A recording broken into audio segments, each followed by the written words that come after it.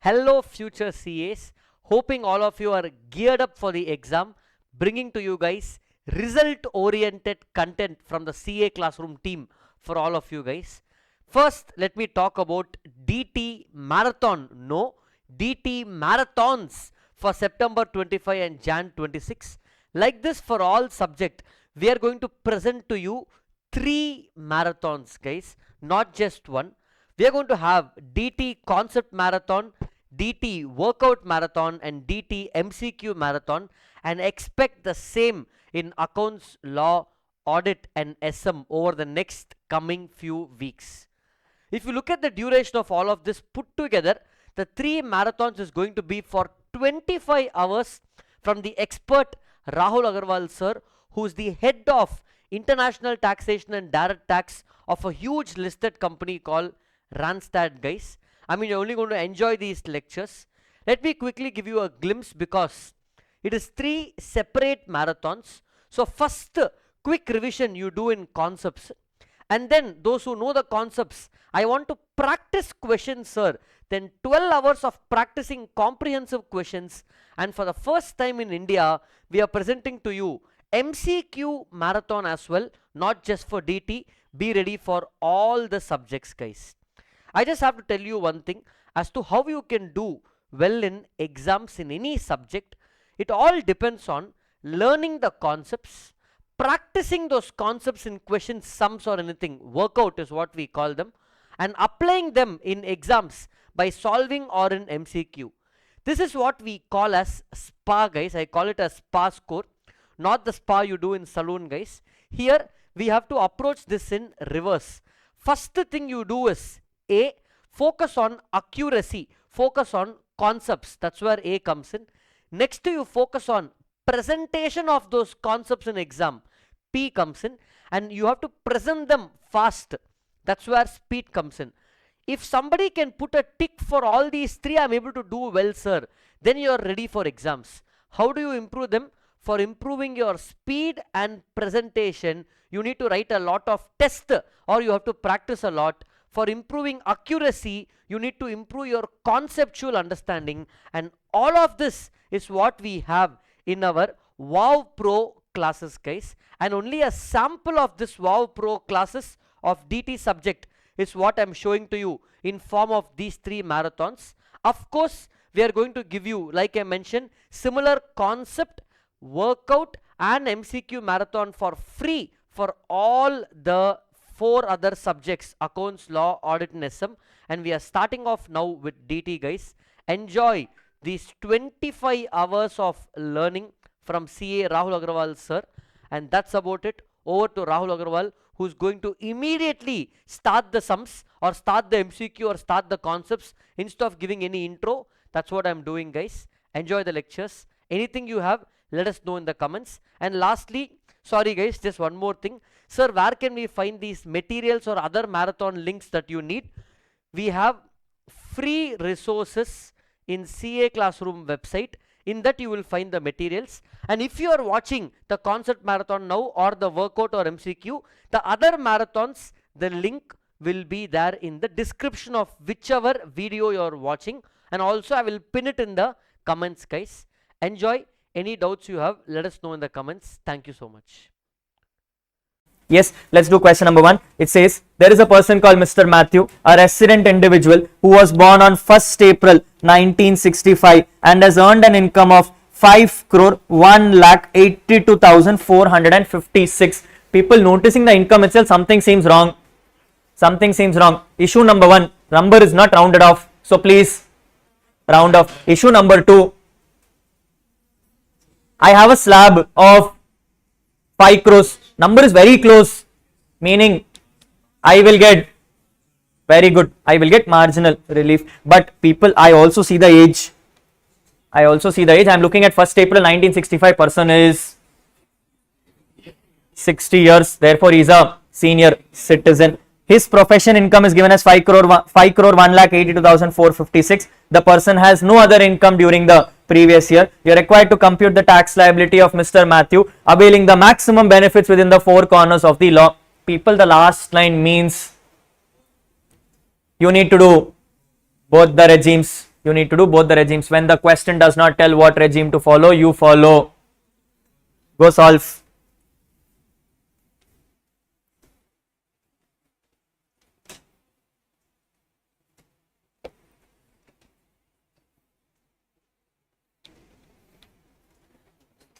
Hey, no crosstalk. Solve, solve, solve.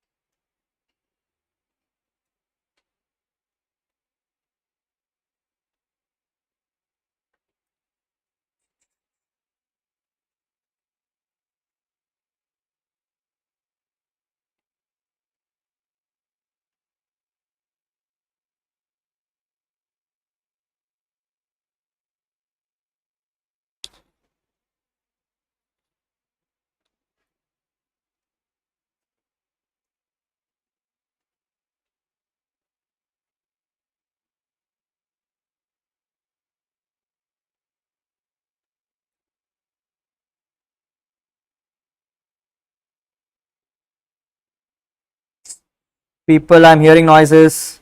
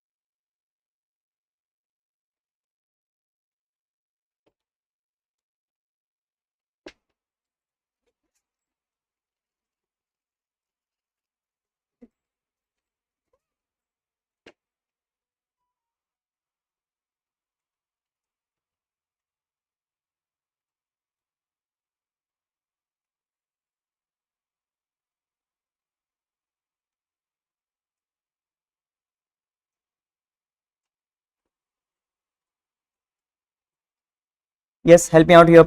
When we are doing default tax regime, people, for the first 15 lakhs, we are doing tax rate of 1,40,000. Straightforward method, people. Yes, yes, you will get 1,40,000 for the first 15 lakhs. Check if it's matching. Yes, you will get 1,40,000 for the first 15 lakhs. For the balance, I'm doing at the rate of 30%. Number becomes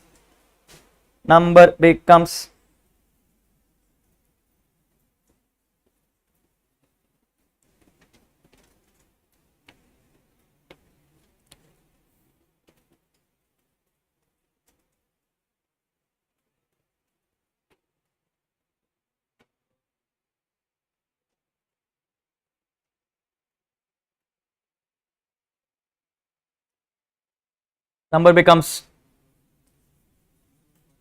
1 crore 46 4,738. Yes, 738 is what you will get the number. Total the number you get 6 crore. 6 crore. They tax ra. 5 கோடியோட income எப்படி 6 கோடி பே பண்ண போறியா நீ?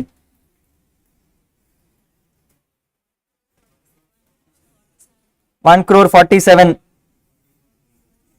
44 738.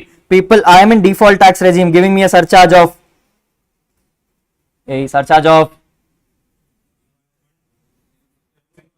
25%. I am in DTR, I get a surcharge of 25%. Number becomes, okay, final total number 1 crore 84 30 30922. No decimals, people, no decimals, round off immediately. Yes, yes. After this, people, will I do marginal relief? Will I do marginal relief? Will I do marginal relief? No, no. People, DTR less slab is 2 crores. I'm at 5 crores. I do marginal relief only when the income is very close to the surcharge slab. My surcharge slab here is 2 crores. I'm in 5 crores. Definitely no marginal relief will come, and therefore you don't need to do marginal relief. Directly apply cess at the rate of 4%. Number becomes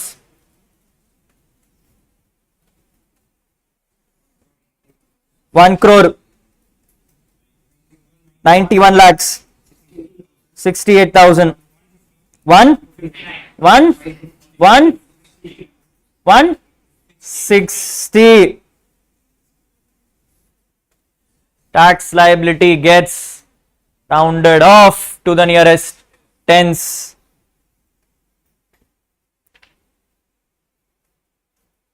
I am on the right side now. I am doing ATR. I am doing ATR again. 5 crore 1 lakh 82,460. People, for the first 10 lakhs,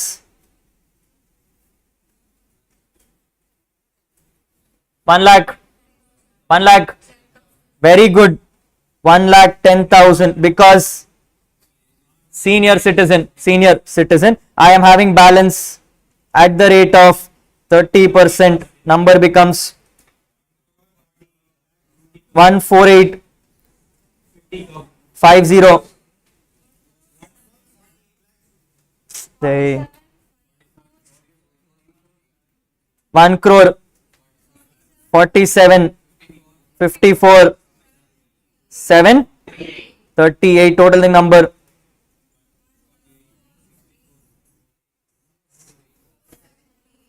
add at the rate of, very good,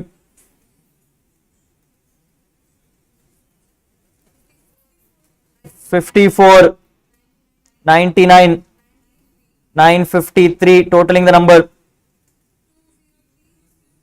203 64691.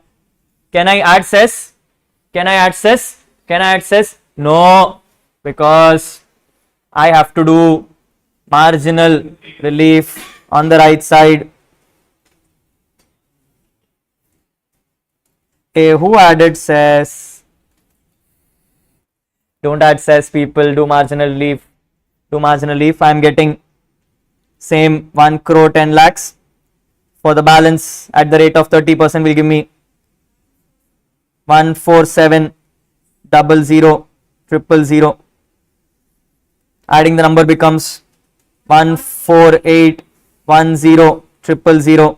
Adding surcharge at the rate of, very good, at the rate of 25 3702 500. Adding number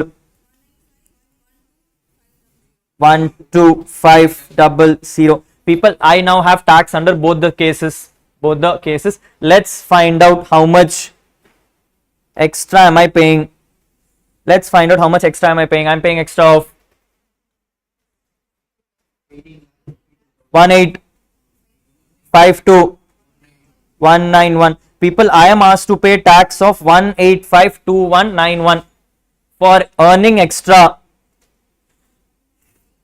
1,82,460. Think no. If I have to pay 18 lakhs for earning 1,82,000, will I pay? What will I say? You surrender 1,82,000. I will not pay the balance, which means extra I am getting is my marginal relief number becomes 16,69,731. I will reduce this from left side or right side? Left side or right side? Left side. Reduce it from the left side. MR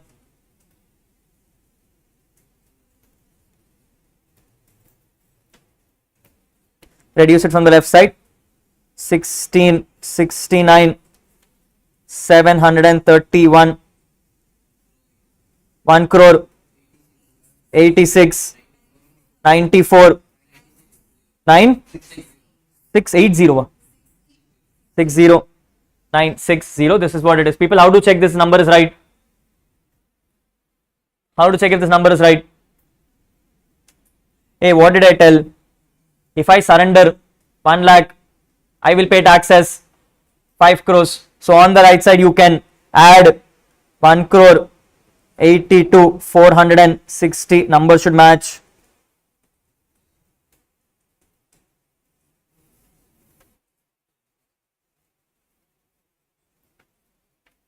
Number should match. If it does not match, stop writing. Add says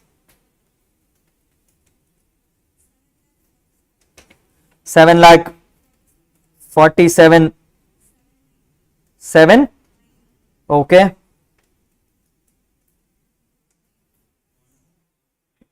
हाँ 40. Okay. 7,760. 19,442,760 becomes your final answer. Checkpoints here with 3 people. 1, you are a senior citizen because your age is 60 as on 1st April 1965. Second, you need to do marginal relief because your income was above 5 crores. But third is that because the question does not mention the regime, you need to do all the regimes. Yes or no? Yes. These are your final answers, people.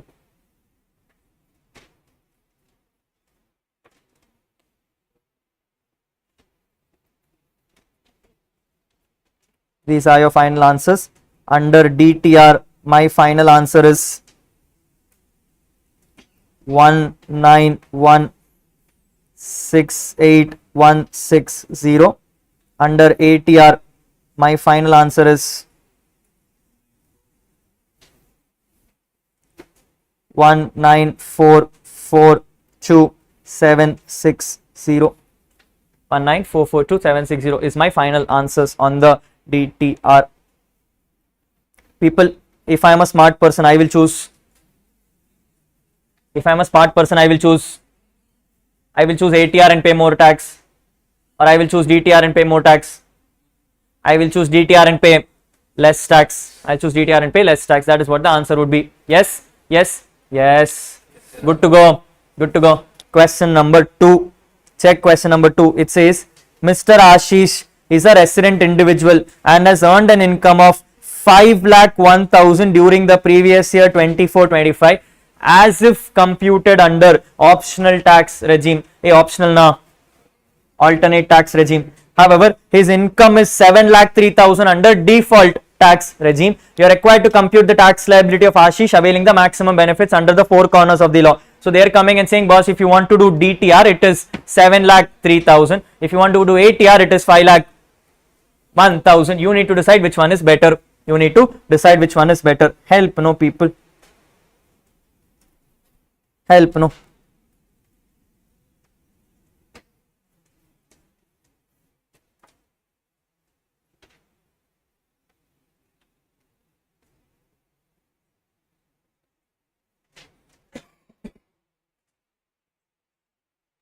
Let's do ATR first. If I'm doing ATR, my income is how much? 5,01,000. Now, question comes and says there is a person called Mr. Ashish, resident individual. No data given about his age.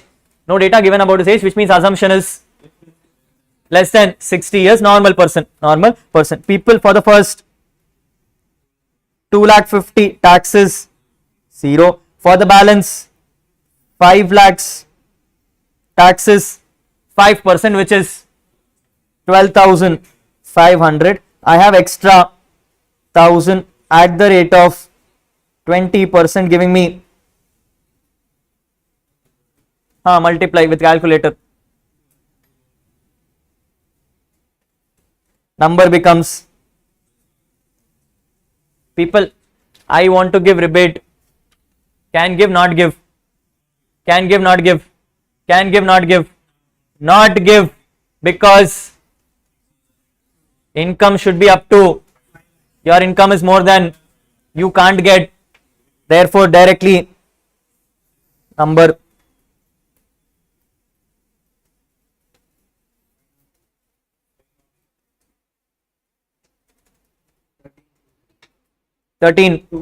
Two.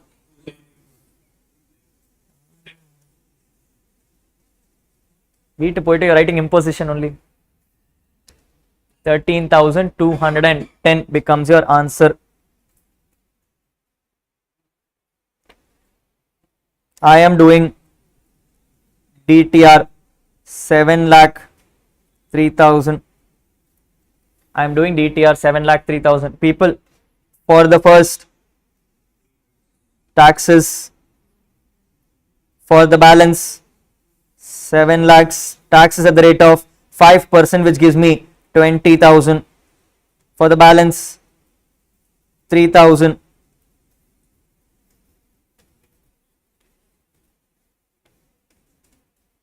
For the balance 3,000 at the rate of 10%, number becomes 300, tax becomes 20,300. People, can I give rebate? Can I give rebate? Can I give rebate? Again, no, because it is more than, but because you are in default tax regime and your income is little bit more than 7 lakhs, you can give marginal rebates. You can give marginal rebates or marginal leave, whatever you call it, yes or no. How does it happen, people? If my income was 7 lakhs, my tax would have been 0. My tax would have been 0 because I get rebate. Difference of tax. A difference of tax is 20,300.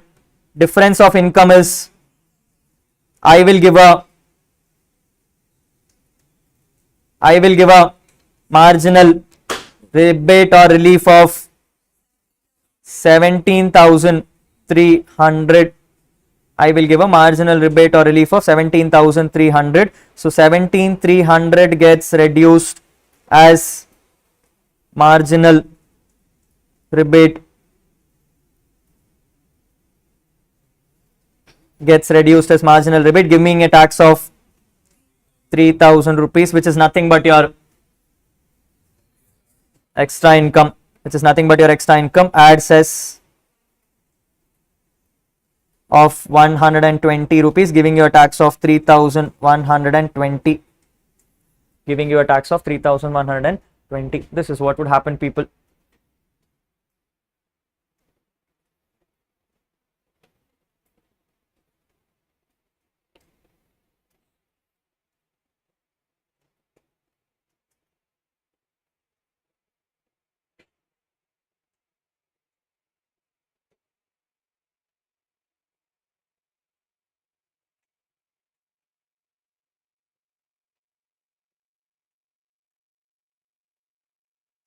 Is this clear?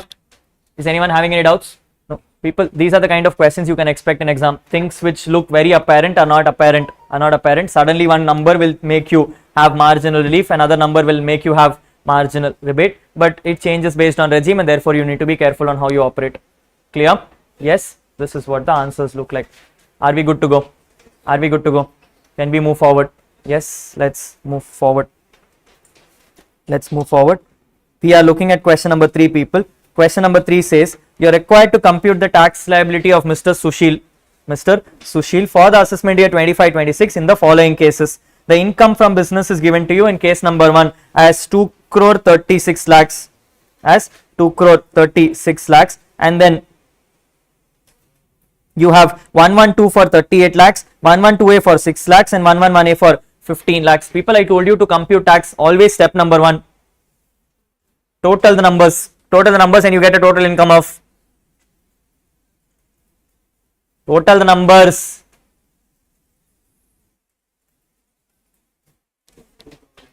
two crore 95 lakhs. People, the moment you got a total income of 2 crore 95 lakhs, income tax will say you now are liable for surcharge.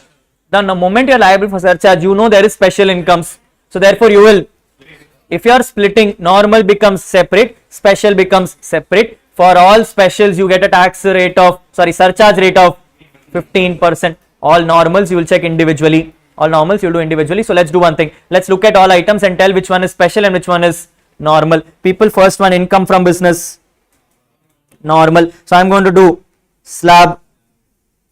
On 112. People, in exam, in the current year, if you don't know what the tax rate is, always assume after 23rd July.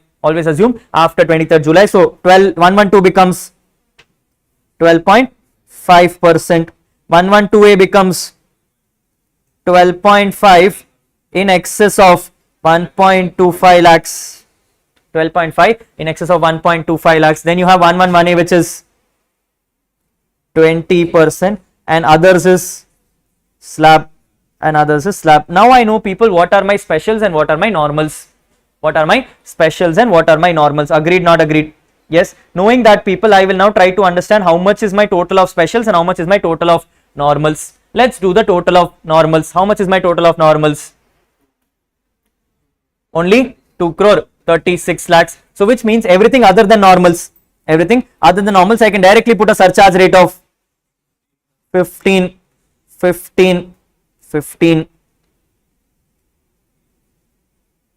Yes sir. Coming to my normal, standalone basis, normal is more than 2 crores, less than 5 crores, number becomes 25%. How do you do these kind of questions in exam, people? First, compute tax on all specials, add the surcharge on that, keep it separate. Then do tax on slabs, add surcharge of 25, put it separate, add both, get total tax, add cess of 4%, number becomes final answer to be rounded off to the nearest. Very good. That is what is happening. Any doubts on this? Good to go. Check case number 2, people. Case number 2, I am coming and saying it's 1 crore 59, 12 lakhs, 6 lakhs, 15 lakhs, 38 lakhs. I will always total the number becomes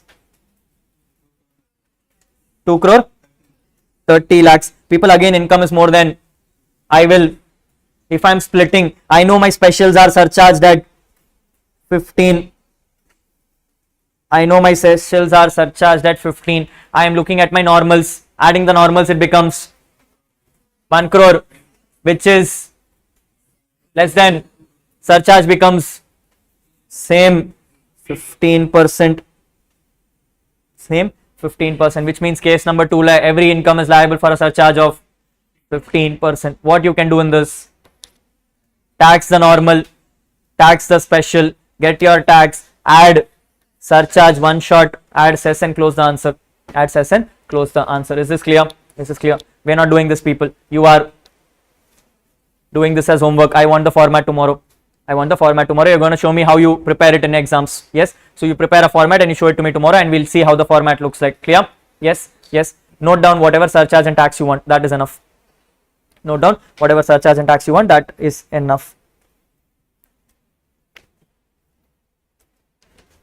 Are we good to go? Anyone has any doubts till here? Comfortable, people? Yes. People, let me clarify. As I keep doing it, you will feel it is easy. So always do first, then let me do it. Yes, don't wait for my answers. If you keep waiting for my answers, everything will look nice and hunky dory. Then you'll come and say, Rahul, solely turn exemption now. No varadu. Yes, unless you practice it yourself, it will not come out. So if I'm reading a question, you are solving the answer and then we are discussing it together. That is how the whole practice is. Clear? Yes. Question number 4. Question number 4. It says, Mr. Prem is a staff boy in a private firm where he receives a salary of 20,000 rupees per month for his services rendered. Apart from this, Mr. Prem is also earning a long-term capital gains of 220 lakhs from the sale of listed shares in RIL Limited in stock market, meaning 1 very good. He is also earned a lottery income of 50,000 rupees. You are required to compute the tax liability assuming Mr. Prem is 42 and is an ROR, or he is 62 and NR. People, questions like these, before you want to know the tax, you need to first know what is his income. Residential status is given to you in the question, so you need to know what his income is. So let's compute the income to understand what is happening. Yes, we are at question number 4.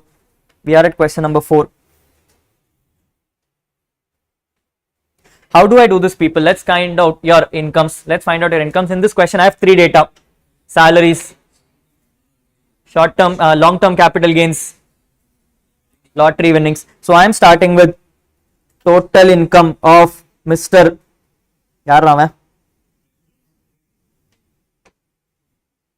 I'm starting with total income of Mr. Prem. Total income of Mr. Prem, people. First item is number is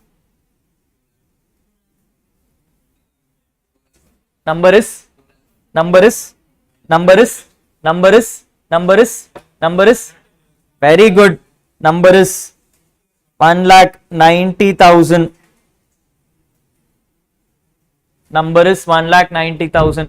Why, people? Question says salary is given in months. The moment salary is given in months, no standard deduction was granted. So you have to grant standard deduction. If you are doing ATR, if you are doing DTR, current year amendment 75,000. Current year amendment 75,000. So 2,40,000 minus 75 will give you 1,65,000. 1,65,000. Yes or no? Yes, people, nowhere in the question have they mentioned that they want which regime. So which means you need to do both the regimes. Balance facts, you should be clear, people. You have LTCG under section 112A. Number is 2,20,000. And then I have winnings of 50,000.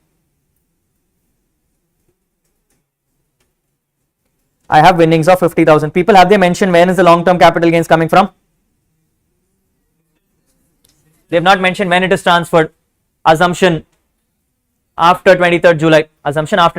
People, give me the total incomes. 4 lakh. 4,35,000. These are my income statements. Now, people, I am in option number A. Person is age 42 and residential status is ROR. Yes, 42 with resident status of ROR. Yes or no? Yes, people, step process for doing taxes. Step number 1, total income, done. Step number 2, decide whether you are rich or poor. People, I am poor. Under which regime? Both the regimes, because alternate ones less than 5 lakhs, default ones less than 7 lakhs. I am poor, meaning I am getting rebate. Step number 3.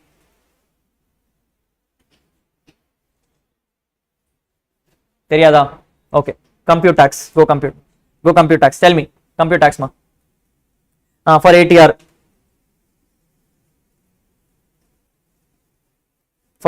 Tax on winnings. How much, people? Sorry? Number. 15,000. 15,000. Agreed. Agreed. Agreed. Tax on 112A. 2,20,000 minus 1,25,000 into wrong. Wrong. Horribly wrong. Very good. People, we spoke about Kaju Katli. When your basic exemption limit is not utilized, use capital gains. Step number 3. Always check for your basic exemption limit. Always check for your basic exemption limit. People, my basic exemption limit is 2,50,000.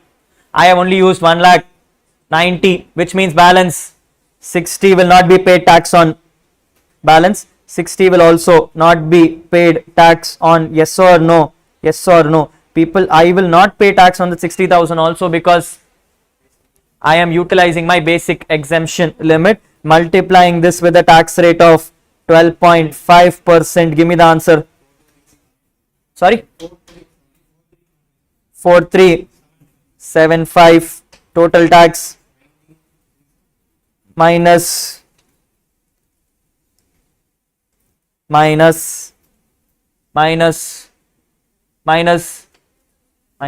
morekringe. People, give rebate of 12,500. Number becomes 6,875. Adding a cess.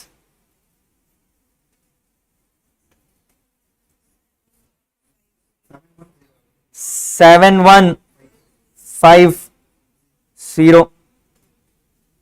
7,150. Correcta. Correcta. Correcta. Yes.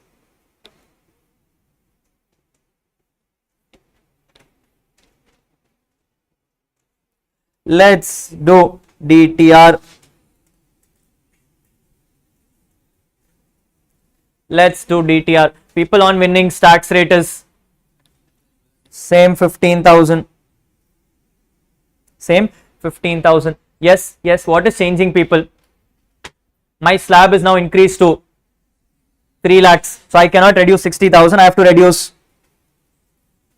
1,10,000. Yes or no? So it is 2,20,000 minus 1,25,000 minus people, how much is my slab? 1,65,000.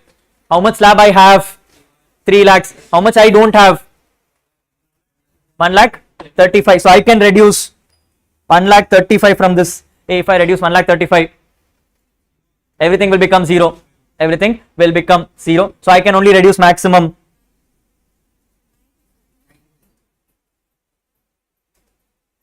I can maximum reduce 95,000. Now here's the question. Here's the question. People, how much have I utilized? 95. How much I could have utilized? 1,30,000. I could have utilized 1,30,000. Up the extra 35,000. Can I adjust against winnings? Can I adjust against winnings? Can I adjust against winnings? No. People, you can only adjust against capital gains. Since capital gains is not utilizing it, no one gets it. No one gets it. I told you, give it to slab. Slab ediklana. Capital gains ediklana. No one gets it. No one gets it, and therefore this number becomes 0. This number becomes 0.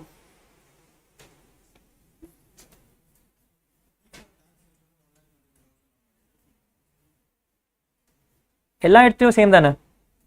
Special tax rates rule ಏನದು? Income tax amendment of current year came and clarified 1,25,000 is applicable both throughout. Doesn't matter. Yes, tax rate here becomes 15,000. People, I am eligible for a rebate of 25. I get 15 fully. Tax becomes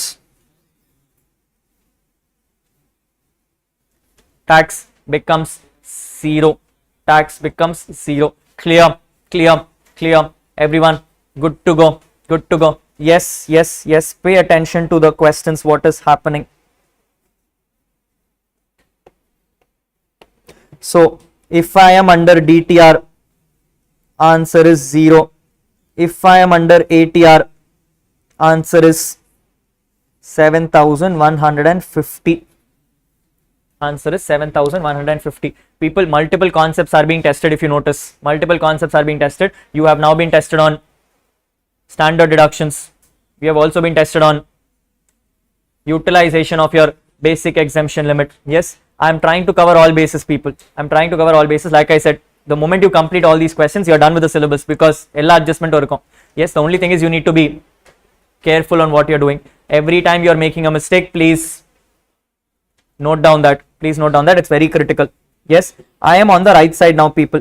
I am on the right side. I am moving to whom, people? I am at a person who is a 62 with NR.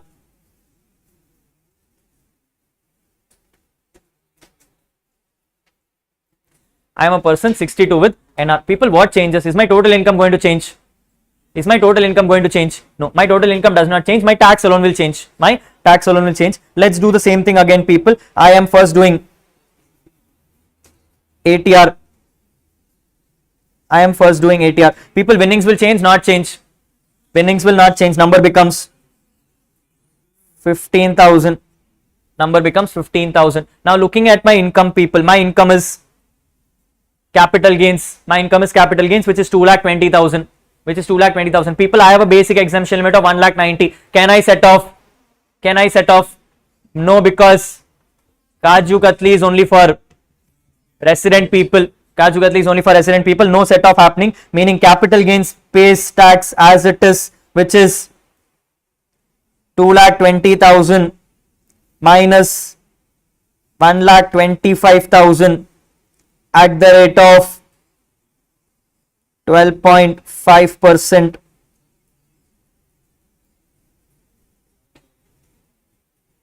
Number becomes 875.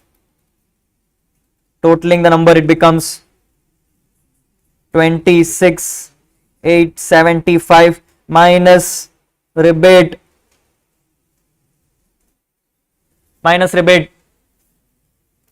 Number is Mannangatti 0.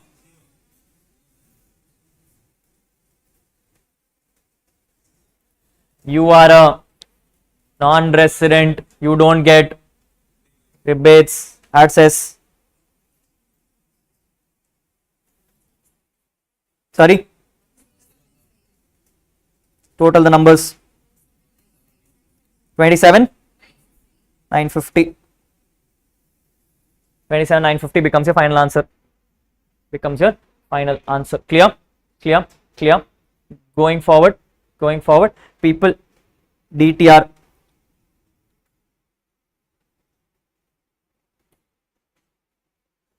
DTR. If you are smart, you will not even do this.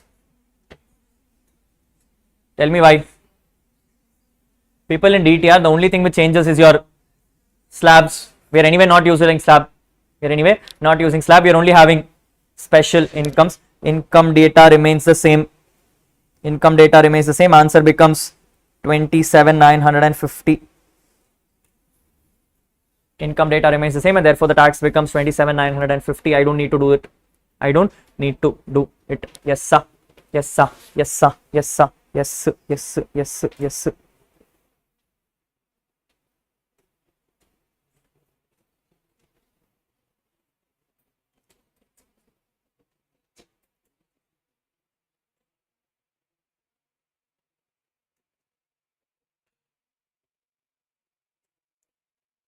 Are we clear? Yes. You understand the level of complexity going on, people? Yes. Tingling brains. Let's see how much you understand the next one. Question number 5 is mock question, people. More for your practice. Let's understand what kind of question is showing. Question number 5 says, Mrs. Subiksha is age 69. There is a woman called Subiksha whose age 69 and has given you the following data. given you the following data. Before even I read the numbers, people, let's read the last line. The last line says compute tax liability of Mrs. Subiksha for 25-26, assuming she opts out of 115 BAC. Person is ATR. Person is in ATR. Keeping the thought in mind, people, because the person is in ATR, age 69 means slab becomes senior citizen slab. Slab becomes a senior citizen slab. Keeping the thought in mind, I'm going to read the data. Always step number 1. Total the incomes. Let's read the incomes. It is 8 lakhs, 2 lakhs 688, 2 lakhs, 5 lakhs, 3 lakhs, 2 lakhs 603, 901 332 and 280. Totaling number becomes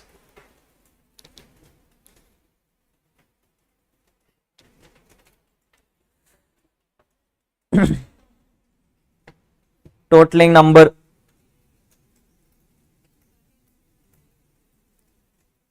total income is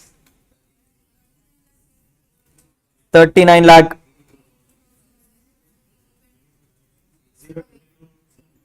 0 0 2 0. Always round off to the nearest tens. People, with my data becoming 39 lakhs, I am in alternate tax regime. One thing is clear, I am neither poor nor rich, meaning I am at slabs. With no surcharge, no rebates. Yes or no? Yes. Step number 2. Check for rebate and surcharge. We have already done. Step number 3. Check if your basic is getting used. Is your basic getting used? People, I am noticing PGBP itself is 8 lakhs, which means basic is getting used. No problem. Step number 4. Classify incomes into special and normal. Super. So we are going to classify incomes into special and normal, people. I am looking at PGBP. PGBP is sitting at slab, IFOS, slab, HP, horse race. Yarra slab. Horse race is 30%. It's winnings. Yes. Next, STCG under 111 at 20%. Avane kutna. 112 at 12.5. People, one thing to note, even though they have given the tax rate, you need to remove 1 lakh. So it is 12.5 in excess of 1.25 lakhs. Yes or no? Next, people, I have STCG others. This is slab 112 at 12.5 becomes 12.5. Giving me with the last item as unexplained income. People, whenever you have a question with unexplained income, always take it separate. And directly tax at 78%. 60 plus 25% of surcharge plus 4% of cess, which means when I am doing the question itself, I am going to ignore this item off. I'm only going to do the question till the top. When I come to the last, after cess, I will do 78.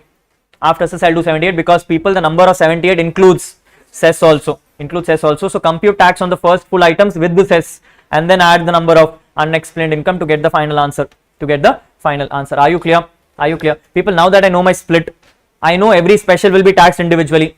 I need to consolidate my slab to find out my slab tax. Tell me the total of slabs.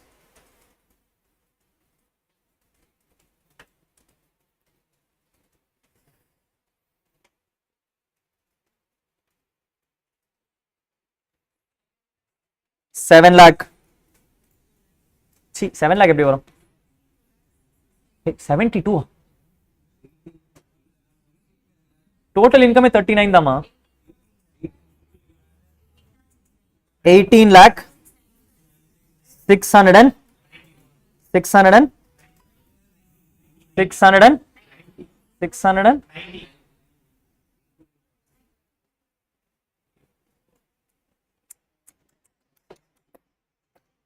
600 Purila. Purila. Tell me, someone can guess why it happened.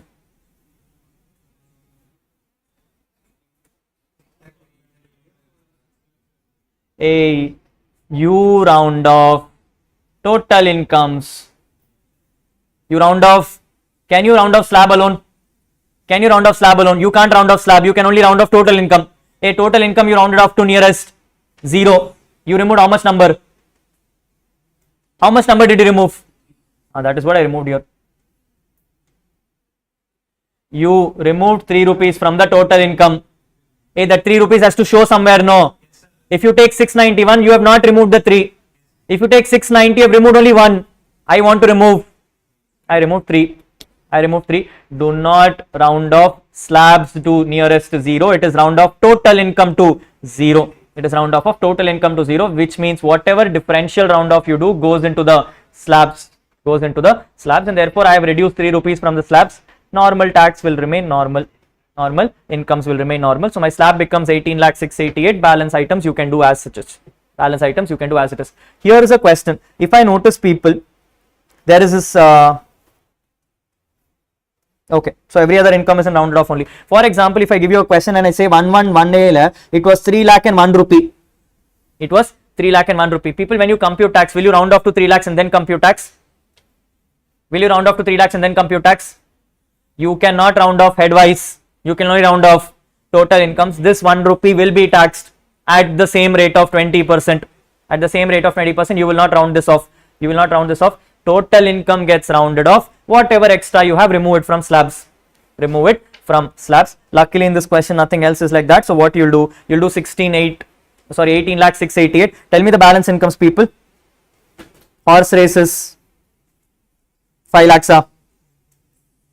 Horse races 5 lakhs. Then 111A is 3 lakhs. 112A is 2 lakhs. 112A is 2 lakhs. Then 112 if you notice is 9,01,332. Can you round off? No, you can't round off. Total and see if it match. Total and see what is the total?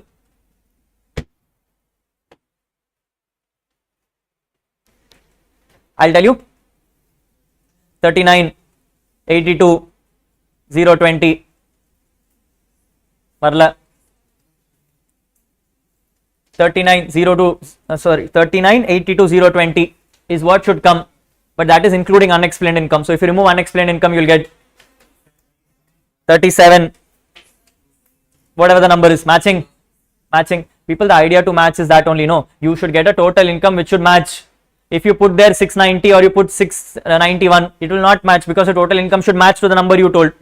What is the point of rounding off if you are not going to round off? Yes or no? So whatever rounding off difference you have, people, I'm taking it to my slabs.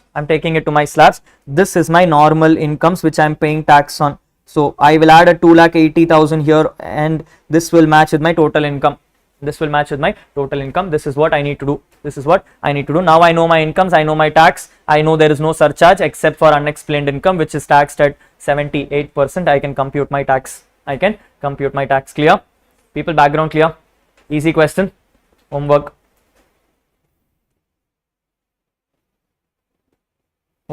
I need answer to this also tomorrow. Question 3 and 5. Question 3 and 5 is being practiced. Yes. Question number 6. Good to go. Question number 6. Mr. Purushottam is aged 20 years and has the following incomes during the previous year 24-25. I have a PGBP income of 1 lakh. I have 112 income of 1 lakh 50, 111A income of 1 lakh 50 and lottery income of 20,000. You are required to compute the tax liability assuming the person is opting for 115 BAC. People, step number 1. Total the numbers. 4 lakh 20,000. I am poor, eligible for rebate. Step number 3. Check for basic exemption limit. My basic exemption limit is used only by PGBP of 1 lakh, I now have left over 2 lakhs. I now have left over 2 lakhs and I have capital gains to use. In my capital gains, people, I have two capital gains, 112 and 111A. I would choose 11 because very good, higher tax will give me higher benefits. Higher tax will give me higher benefits. I am deciding to not pay tax, so I would not like to pay tax on 20 or 12.5. Yeah, 20. So what will I do? 1,50,000 moves inside. 1,50,000 moves inside, and therefore the slab now becomes 2,50,000. I still have, that will come from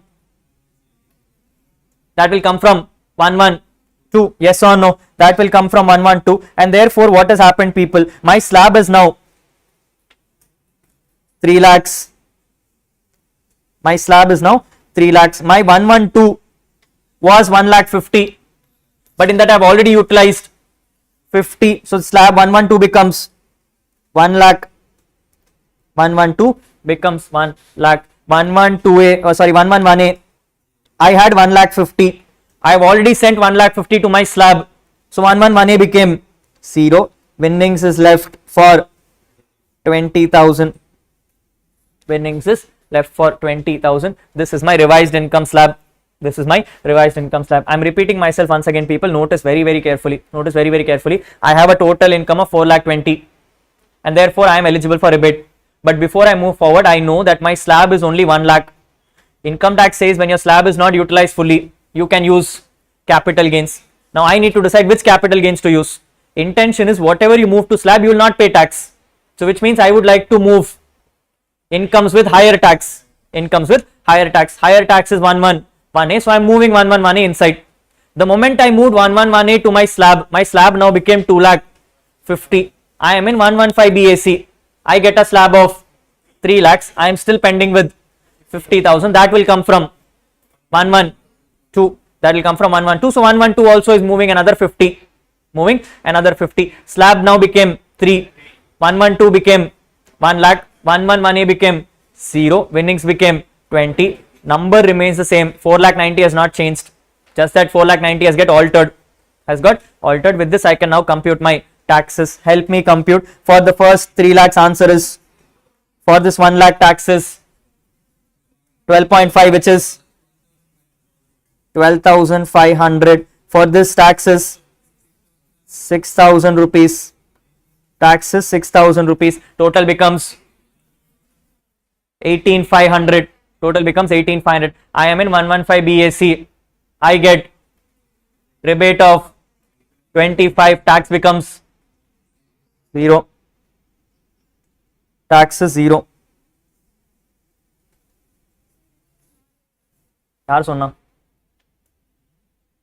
The only thing not eligible for rebate is 11.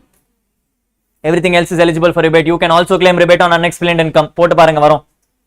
Yes, you can claim rebate on 112 also. You can claim it on winnings also, 111A also, online winnings also, and unexplained income also. The only thing not eligible for rebate is 112A. Tax on this becomes 0.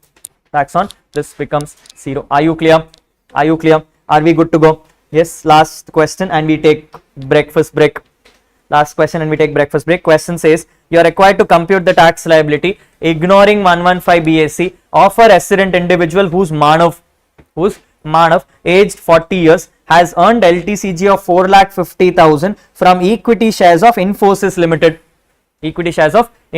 Limited on 29th August 2024, which is after 23rd July, after paying STT. People, STT pay panale 112A comes into picture. Yes, income tax will not tell you that you have to be listed. Income tax says pay STT, you are listed. The moment he paid STT, he became 112A. Income from salaries of 40,000 and eligible deduction of ATC of 1 lakh and ATG of 50,000. This is the facts given to you. They are asking you, tell me tax liability. Let's put out the facts first, people, and then let's understand this better. I am in question number. Let's do question number 7. Whom am I finding total income of? Yeah, right, Manav. I'm finding total income of Manav. Yes, look at the facts. What and all is given to me. They are saying I have an income from salaries, and the wording used is meaning after deductions. So therefore, my salary income is as such same 40,000. My salary income is as such same 40,000. Then I have 112A. How much is my 112A, people? 4,50,000. 4,50,000. Anything in my income slab? Anything else in my income slab? Nothing else is given in my income slab. Therefore, my income becomes 4,90,000 on GTI level. On GTI. Why am I putting GTI, people? Because the question has given me facts. The question has given me facts. I am looking at minus chapter 6A deduction. I am looking at minus chapter 6A deductions. Item number A, they have given me 80C. How much? 1 lakh? 1 lakh. 1 lakh. They have given me 80G, 50,000. My total is 1,50,000. My total is 1,50,000. This is what I want to set off against my gross total income. People, amount to set off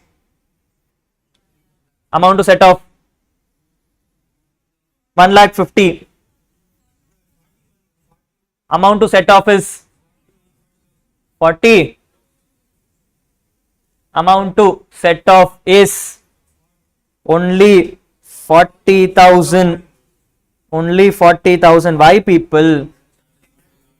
You cannot claim chapter 6A on capital gains. I am ignoring my capital gains. My normal slab is 40,000. Therefore, I am setting off 40,000, giving me an income of 4,50,000 as my total income.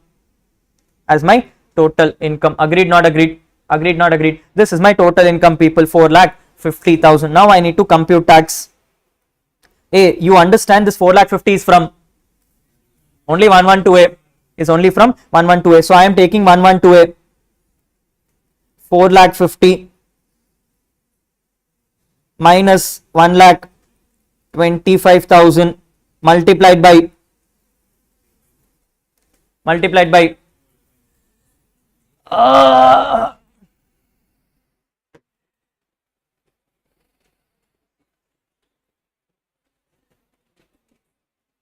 I have to reduce basic exemption limit.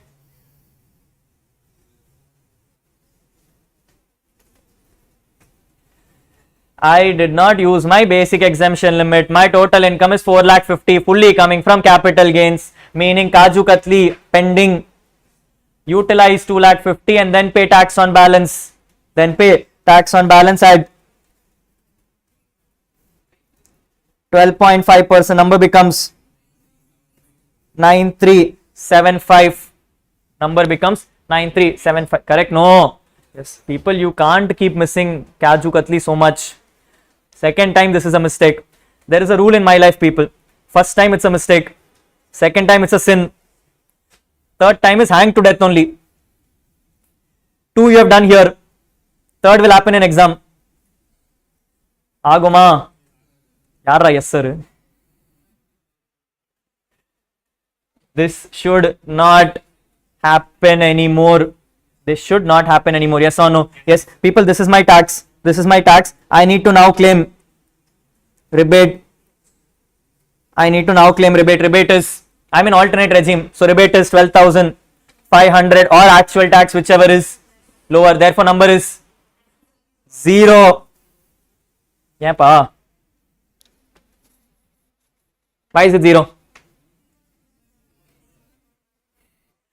This is tax under 112A.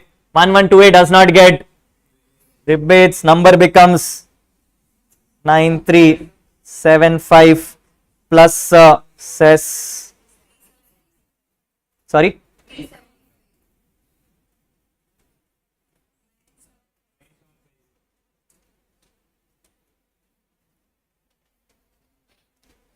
One question, testing you on Kaju Katli, testing you on basic exemption limit, testing you on rebate also.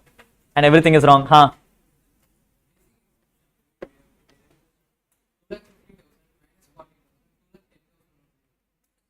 What is 40,000? I have already exhausted salary with chapter 6 itself.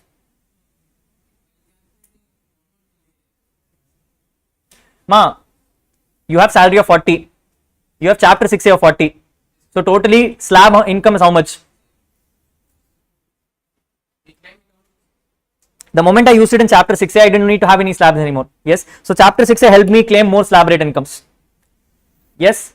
Yes. Yes. People, careful with these kind of questions. Careful with these kind of questions. This is not my question. This is ICI's MCQ question for 2 marks in May 2024. This is ICI's MCQ question in May 2024. Plus some modifications I've done. Just to make it a little more complicated. Yes. But these are your MCQ questions, people. And every answer you thought is there in the options. If you don't do basic exemption also, there is an option. If you do rebate also, there is an option. If you don't do anything also, there is an option. Yes, all options are given, but the answer is option D, which is none of what you thought. Yes, these kind of questions play a little bit of a toll on your life, people. This is very, very critical kind of questions. Please be careful.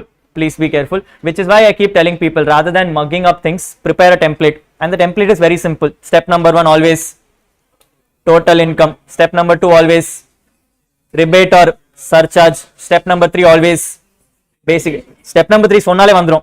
The moment you keep telling step number 3 basic exemption limit, it will happen automatically. Yes. So step number 3 is basic exemption limit. Step number 4 is splitting incomes into special and normal. Then start computing taxes. Answer will come out proper. You follow the format religiously, the answer will make sense. Are you clear? Yes. If you notice, people, with this, how many questions we did? 7 questions. We are technically done with the whole tax rates, and I have completed all combinations. Yes, so all combinations possible in tax rates is done here, which means if you know this much questions, there is no question which can come in exam other than this. Yes, just that it will be easier than this. I have already put you on Mount Everest. Yes, you have to only look down now. Okay, but these questions is where you will go wrong with. So first get these clear first. Get these clear and then go for your exams. Are you clear? Yes, we are good on time, people. We are stopping for breakfast. We will then come back and we'll do residential status, and that is what the plan of agenda is. Clear enough, people? Yes, let's take a break. What is your normal time slot for Karthik's break? Yes, chapter 2, residential status questions. I am telling you question number 1. It says, Mr. Anand is an Indian citizen and a member of a crew of a Singapore going ship. I am an Indian citizen leaving on a ship, engaged in the carriage of passengers of international traffic, which is departing from Chennai on 6th June 2024. From the following details, you are required to determine Anand's residential status, assuming that his last 4 years data is given as 400 days. People, always to start with RS, first primary condition to check is for 182 days. So let's check my 182. People, if you notice, the person has entered into the ship on 6th June and the person has left the ship on 9th December. Hey, these 2 days to be taken, not taken, which means from 6th June to 9th December, this person was outside India. I want to know how many days he was in India. People, how many days he was in India? I am starting from April. Hey, April he was there for all 30 days. May he was there for, June he was there for, exclude 6th, therefore 5. July he was not there. August not there. September not there. October, November not there. December he was not there for 9 days, meaning he was there for 22 days. January 31, February 28, March 31, totally becomes 178 days. He is totally in India for 178 days, which means current year he was there for 178 days. People, basic condition not satisfied. The moment basic condition is not satisfied, I am moving to the left side. Left side I told you if you are an Indian citizen leaving India in a crew, you are automatically non-resident. Answer becomes non-resident. Answer becomes non-resident. Hey, do I bother about the 400 days? Am I bothered about 400 days? No, because second condition not to be checked itself. Second condition not to be checked itself. Agreed, not agreed? Yes or no? Yes. Simple, straightforward things, people. Follow the chart, you will get the answer. You will get the answer. Good enough. Good enough. Question number 2. It says, Mr. Bretley is an Australian cricket player and is visiting India for 100 days in every year. 100 days in every year. This has been his practice for the last 10 financial years. They want you to know his residential status. People, who am I? Hey. Who am I? I am a... How do you know you are a non-resident? That is what you are finding out right now. I am a foreign citizen. I am a foreign citizen. People, first basic condition 182. I am India for 100. Therefore, not on the right side. I am moving to the left side. Hey, left side, first one says Indian citizen, not applicable. Second one says Indian citizen, person of Indian origin, not applicable. Third one says others. Others say stay in India for 60 days. Correct? Satisfied. Stay in India for 365 in last 4. Hey, last 4 he was there for 100 days. So which means 400 days. Which means he stayed in India for 100 here and 400 there. Totally satisfied condition. Person becomes R. Person becomes R. The moment the person is R, I now need to check whether he is RNOR or NR. To check for RNOR, you need to satisfy less than 730 in last 7. People, every year is there for 100. 7 years is there for 700. I want less than 730. Condition satisfied. Person becomes RNOR. Person becomes RNOR. Clear, not clear? Clear, not clear? Yes. So that is what the days would look like, people. That is how it would operate. Don't jump to conclusions on anything. Start using the chart. You will get the answer. You will get the answer. Are we clear? Are we clear? Yes. Second one, people. Would your answer change if the above facts relate to Mr. Srinath, who is an Indian citizen who is residing in Australia and represents Australian cricket team? People, now I am an Indian citizen outside India, visiting India. Income tax says, tell me what your Indian income is. People, facts not given. Facts not given. We'll do both. Assuming Indian income is less than 15 lakhs, then you are automatically non-resident because second condition is not there. So I would say RS is NR. RS is NR. If your Indian income is more than 15 lakhs, income tax says you need to stay for 120 days. Current year was there for 100 days. Still not satisfied. Answer becomes non-resident. Answer becomes non-resident. Whether you are less than 15 or more than 15, answer is non-resident. Answer is non-resident. Agreed. Agreed. Agreed. Yes. Case 3. It says, what would be your answer if Srinath is visiting India for 120 days every year, including current year? People, now I am Indian citizen outside India, visiting India, having 120 days ka stay. Now I will have to check Indian income. If the Indian income is less than 15 lakhs, I am still a NR. If my Indian income is more than or equal to 15 lakhs, then 120 days current year satisfied. Last 4 years 120 into 4 becomes 480. I only want 365. That condition is also satisfied. When both conditions satisfied, I will deem you as a RN. That is what the answer is. I will deem you as RNOR. Agreed. Agreed. Everyone, is this clear? Is this clear? Like I said, people, the chart will help you do the answer. You don't need to do anything. Just follow the chart. The answer will come automatically. Yes. Yes. If you are done with residential status, people, let me show you some questions where you will tell me whether it is taxable or non-taxable. We are looking at scope of total income. Yes. Yes. You have boxes given there, people. You can write down your answers there and there along with me. Along with me. Question number 1. Focus carefully. Question says, Mrs. Vivita is paying a sum of 5,000 USD to Kulasekara, a management consultant practicing in Colombo. Colombo is outside India. Colombo is outside India. So there is a person to whom I am making a payment who is situated outside India. I am Mrs. Vivita. I am Mrs. Vivita making payment to making payment to non-resident, making payment to a non-resident for project financing. Upon this payment is fees for technical service, fees for technical service. The payment was made in Colombo, which means the payment is happening outside India. Forget it off. Kula Sekra is a non-resident, clarified for you. Consultancy is related to a project in India with a possible Ceylonese collaboration.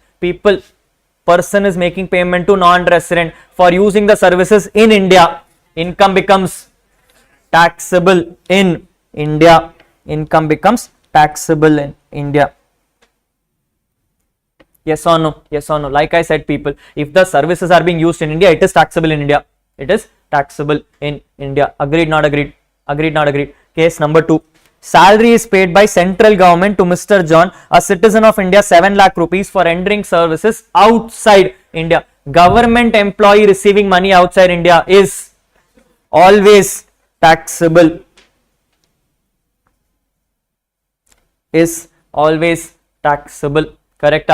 Yes, sir. Yes. Case number 3. Interest on money borrowed from outside India, 5 lakh rupees by a non-resident for the purpose of business within India, say at Mumbai. I have taken loan from outside India for using it in India. This is taxable because it is used for business reasons.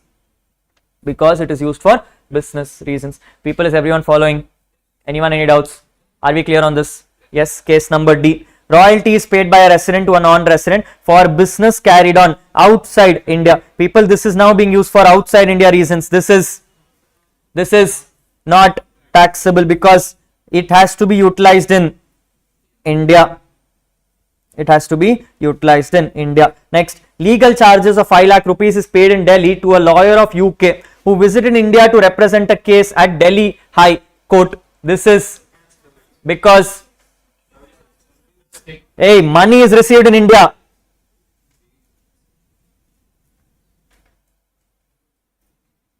People, you need to start checking for deeming conditions only when basics are not satisfied. When the person itself is receiving money in India, you don't need to check for other conditions. That is automatically taxable. Next, 15 lakhs by an NR from a non-resident Indian for use of know-how for a business in Sri Lanka, and this amount was received in Korea. NR paying to NR for services outside India, payment also outside India. This is not taxable.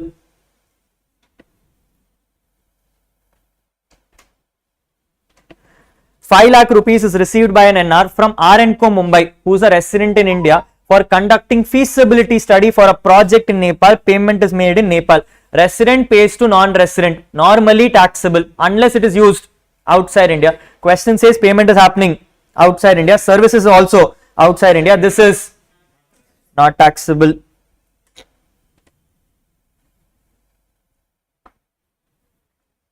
Yes, sir. Yes, sir. Next, interest received by an NR from Mr. Marshall, a non-resident outside India. The borrowed fund is used by Marshall for investing in India company's debt fund for earning interest. NR has paid to NR. Services are used in India. This is not taxable. Why? This is not a business activity.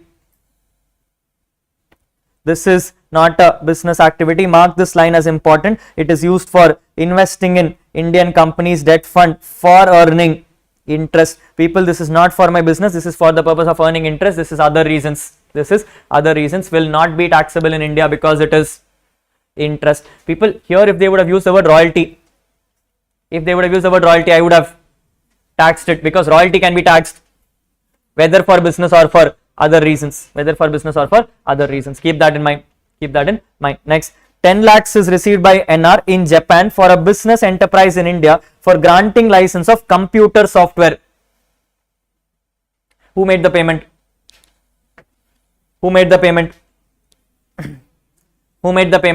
Business enterprise in India. Payment is made by a resident and nothing is given where utilize happened. People, when a resident is making a payment, normal assumption always made for India reasons, and therefore this is fully taxable.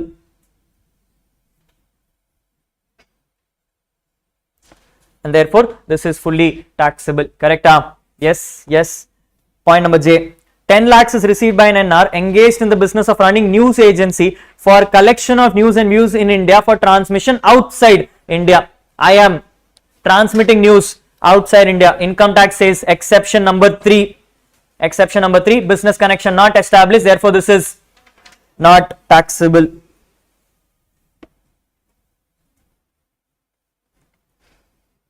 Therefore this is not taxable. Correct? Yes. Next, Mr. Pratham is a non-resident in India, received a sum of 1,14,000 from Rakesh, a resident and ordinary resident in India. Non-resident has received payment from ROR. The amount was paid to Pratham on account of transfer of right to use the manufacturing process developed by Pratham. This is nothing but royalty. This is nothing but royalty. Manufacturing process was developed by Pratham in Singapore and Rakesh uses this process for carrying on business in Dubai. People, I am using the services in Dubai, which is outside India. Services utilized outside India, income becomes not taxable.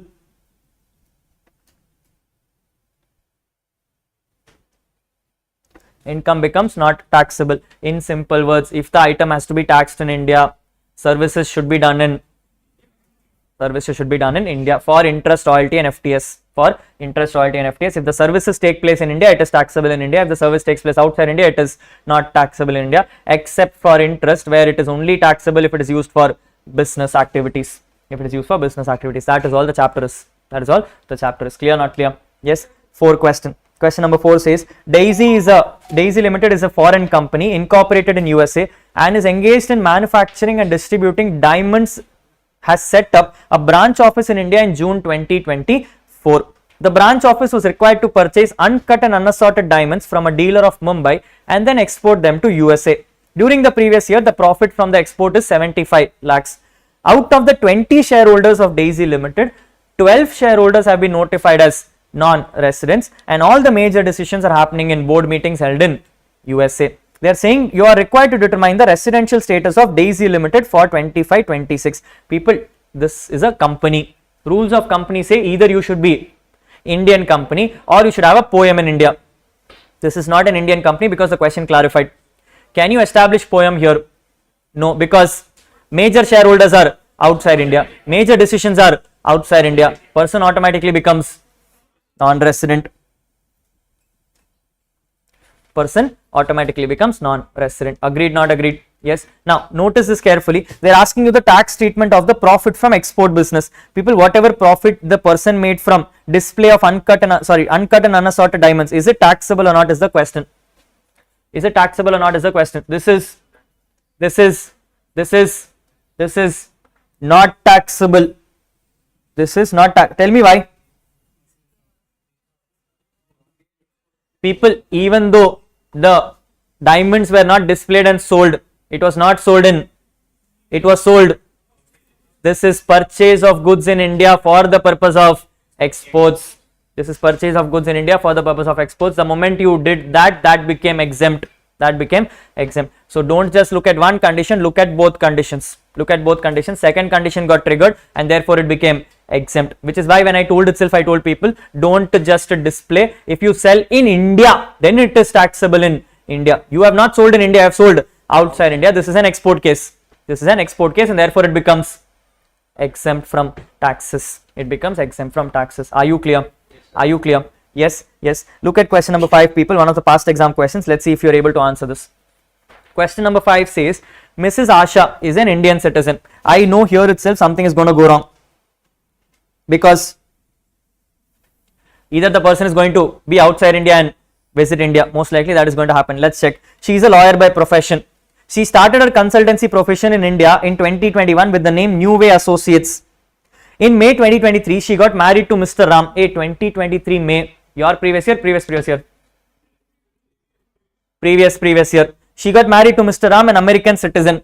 Okay. Mr. Ram came to India for the first time on 1st May 2022 when he joined an MNC in India. So Ram has come to India in 2022. He got a promotion and was transferred to Dubai. He left to Dubai on 1st October 2023, meaning previous year. Previous year. Mrs. Asha also accompanied him to Dubai. In simple words, Asha left India on 1st October 2020. She started providing consultancy services there. She started providing consultancy services there. Both of them then came back to India for 3 months from June to August 2024 to spend time with Asha's family. People, meaning current year, they came to India for 3 months. Current year, they came to India for 3 months to spend time, meaning they are outside India, visiting India. They are outside India, visiting India. The following incomes are given to you for Ram and for Asha. For Ram and for Asha. Determine the residential status of both Ram and Asha and their total income for 25-26, ignoring the provisions of 115 BAC. Ignoring the provisions of 115 BAC. People, let's look at two different parties. Let's first look at Ram. Let's first look at Ram. Ram is an Indian citizen or a foreign citizen? Ram is a foreign citizen. Check current year. Current year was there for 3 months. Current year was there for 3 months, which means he is not satisfied 182. He did not satisfy 182. He is not an Indian citizen. You automatically go to others. Others says you need to be in India for 60 days and 365 in the last 4. People, for Ram, what is current year stay? Current year stay approximately is 90 days. Current year stay is approximately 90 days plus. Check last 4 years, people. In the last 4 years, the question comes and says the person has first time come to India on 1st May 2022. 1st May 2022 and has left to Dubai on 1st October 2023. Meaning from 1st May 22 to October 23, he was in India. He was in India. From 1st May to 1st May itself, people, automatically becomes 365, which means he is satisfied both the conditions. So he has been in India for 90 plus 365 also satisfied. Plus 365 also satisfied, meaning the person is a R. The person is an R. The moment the person is an R, I need to check for last 7 years. Notice he was there only for that 1 year plus some 6 months, which means he is not there for more than 730 days. Person becomes RN OR. The person becomes RN OR. Yes or no? Yes or no? People, do I bother about his Indian income? Do I bother about his Indian income? No, because I am not even looking at it. He is not an Indian citizen. People, now I know his RN OR. I need to find out which incomes are taxable. Which incomes are taxable for an RN OR? 5 incomes are taxable. Let's check the incomes and let's see which one is taxable. Salary from a company received in Dubai, not liable to tax in Dubai. Taxable, not taxable. Taxable, not taxable. Taxable, not taxable. I am an RNOR. RNOR is only taxable for income in India. This is salary received. Therefore, not taxable. Therefore, not taxable. Agreed, not agreed? Yes or no? Second, people, long-term capital gains on sale of shares of Indian company. I am selling India assets. Taxable, not taxable? Taxable. This is taxable. This is taxable. Agreed, agreed, agreed, agreed. Next, income from house property in Delhi. People, house is situated in Delhi. Therefore, this number is also taxable. Last one, dividend from shares of an Indian company, 65,000. Shares are from India company. Dividend is coming from India. Therefore, this income is also. Finally, number becomes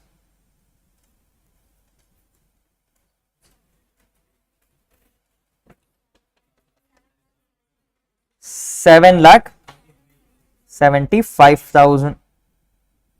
7,75,000. People, does this make sense? Does this make sense? Are we clear on this? Are we clear on this? Let's look at Miss Asha. Let's look at Miss Asha. Now, Miss Asha is an Indian citizen. She also came to India current year for only 3 months, which means she does not satisfy 182. I come to the left side. On the left side, she is now an Indian citizen outside India, visiting India. The moment she is an Indian citizen outside India, visiting India, I need to check for her Indian income. I need to check for an Indian income. People, Indian income means income as if you are RNOR. Income as if you are RNOR. So I need to check as if she is RNOR what her income statement is. What her income statement is. Let's look at her income, and if she is RNOR, what happens? If she is RNOR, what happens? People, if she is RNOR, profit from consultancy profession in Dubai, which is set up in India. RNOR, taxable, not taxable? RNOR, taxable, not taxable? Taxable, because profession is set up in India. So this becomes taxable. This becomes taxable, correct? No. Yes. Second, profit from consultancy profession in India, 15 lakhs. This is also taxable. Long-term capital gains on sale of shares of British company credited to her Dubai account, not taxable because it is outside India. Because it is outside India. Short-term capital gains, short-term capital loss on sale of listed shares of an Indian company, 42,000. People, this is STCL. Rules of losses. STCL can be set off against any capital gains. Do I have any capital gains? Do I have any capital gains? No. Therefore, this gets very good. This gets carried forward. People, with this getting carried forward, this is all my incomes. This is all my incomes. Meaning, if she was an RNOR, her income was 15 lakhs. Income tax says if your Indian income is up to 15 lakhs, condition 2 need not be checked. Condition need not be checked. Since I am not checking condition number 2, she is now a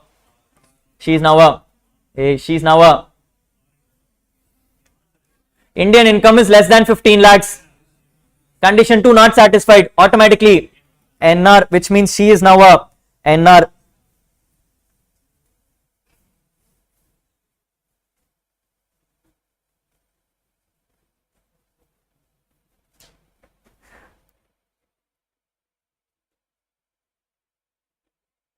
No condition 2, as Indian income is less than or equal to 15 lakhs, thus she is NR. People, with her being NR, let's now try to understand whatever we tax, should we tax or not tax? First item was profit from consultancy profession in Dubai, which is set up in India. People, this was a specific rule given only for RNOR. Because she is now an NR, this is not taxable. Then profit from consultancy profession in India, 3 lakh rupees. People, this is because it is from India. This is income accruing in India. So therefore, this becomes taxable. Balance 2 we anyway said not taxable. Therefore, our income is 3 lakhs. Therefore, her income is 3 lakhs. Yes or no? Yes. People, sometimes you may not be given the numbers directly. You need to find the numbers also. That is the cases where you need to be smart to first find the income, then find the status, and then change the income. This was a very good question which came in May 24 or November 23 exams. Yes, a very, very beautiful question for you to pay attention to. Yes. Any doubts on the question? You understood how I approached it? Yes. Always check for Indian citizen first. Check whether you are in outside India, visiting India. The moment that happens, stop. Check for your income first. Try to find out what is your Indian income, as if you are RNOR. As if you are an RNOR, what is your income? Because as if I am an RNOR, my income was 15 lakhs. That is making me non-resident. And because I was a non-resident, I converted my income from RNOR to NR by deleting all my extra income, which is business controlled from India or profession set up in India. That income, if you exclude, you will get your NR income. That is what the answer is. Are we clear? Any doubts on this? Are we good? Yes. Good question for you to practice. Practice this once again for yourself. Yes. Question number 6, the last question, so as to understand what is happening. I am assuming this is your September 24 question. Let's see how this question looks like. It says, Mr. Madan, a citizen of India and a Karta of the HUF, is employed in PCS Private Limited. I am now a Indian citizen but also Karta of the HUF, and I am working in a company. He is drawing monthly salary of 65,500 in India. People, monthly salary of 65,500 means this has to be multiplied by 12 and always give a standard deduction. On 1st June 2024, he has purchased one residential house property in Mumbai for 18 lakhs in his individual capacity. I have now bought a house. People, relevant, not relevant? Not relevant. What am I going to do with buying a house? I need to know what my income is. I don't want to know what my purchases are. I want to know what my income is. So this information is not relevant. The market value of the property is given as 32 lakhs and the value for the purpose of charging stamp duty is 23 lakhs. Hey, now is it relevant? Why? People, I have received this property at inadequate consideration. Chapter of chapter of people. Am I selling or am I getting? Am I selling or am I getting? I am getting, which means I am making the money. I am making the money. This is a gift. This is a gift. I have received a gift of a house property at a lower value. At a lower value. How much price did I pay? 18 I paid. How much I should have paid? 32 or 23? Yeah. I should have paid 23. Gift provisions apply using stamp duty value.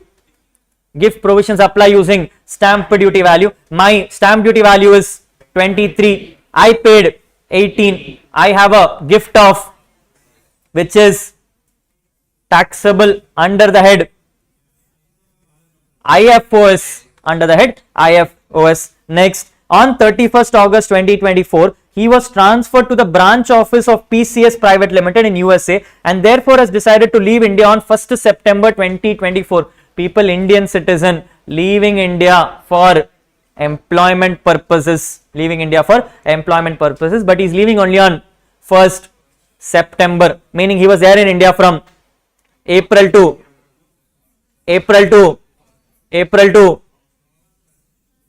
1st September. My date of departure is assumed as part in India. Where am I? The overseas branch has paid him a salary of 2,500 per month in USA during that period. He has managed the business of HUF from USA when he was not in India. So when he was in USA, he was managing HUF business in India. People notice in this year, 6 months he was in India. That time he was managing HUF from India. 6 months he is outside India. That time he is managing from outside India, which means HUF has been controlled from India also, outside India also. Part control from India, part control outside India. HUF becomes resident. HUF becomes a correct? No. Yes. Next, he has also gone out of India for 99 days and 201 days in previous year 23-24 and 22-23 respectively. People read the English very carefully. He has gone out of India, meaning balance days he was in India. So it is not this days are what is there in India. These are ulta. He had never gone out of India prior to that, meaning past those years and all he was always ROR. He has then visited India on 1st January 25 to 15 January 25 for training in a project and has received 15-day salary in India as per Indian monthly salary before being transferred. So that 15 days he came back to India once again and he has received salary from India. Mr. Raji, one of his friends, has gifted him a sculpture in India on August 10, 2024. The market value is 45,100 rupees. I have now also received a gift of a sculpture. Section same IFOS chapter section 56. IFOS chapter 56 comes and says when I receive movable properties exceeding 50,000, this is taxable. This is not taxable. This is not taxable because less than 50,000.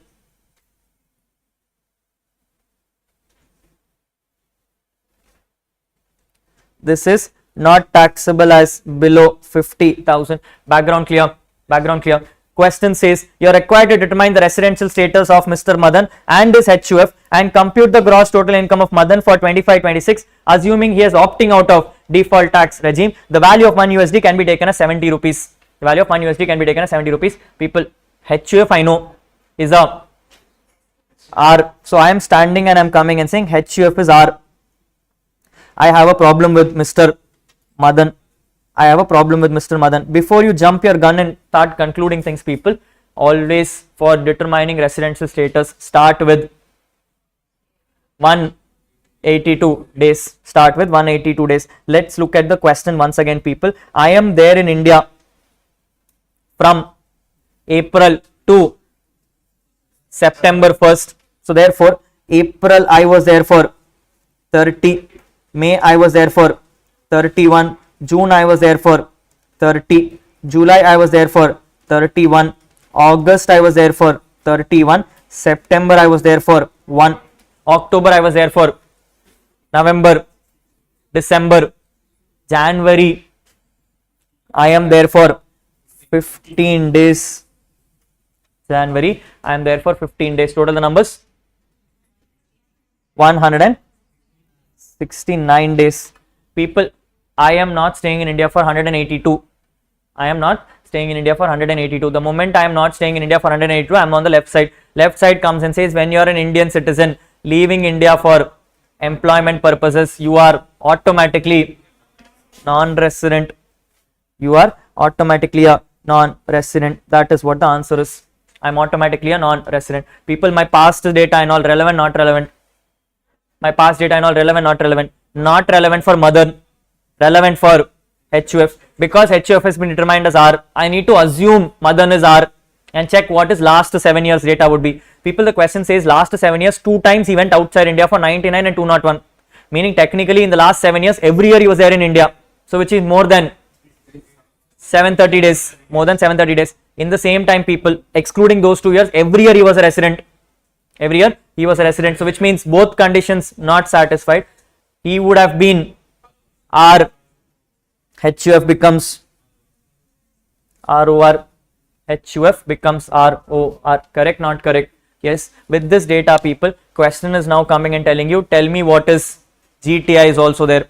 Tell me what is GTI is also there. Let's look at what and all he has received, people. If I have to do his GTI, tell me what and all is he receiving. First, he is receiving salary of 65,500 for how many months? Hey, April, May, June, July, August, September varoma varadu. So it is April, May, June, July, August, 5 months. So it is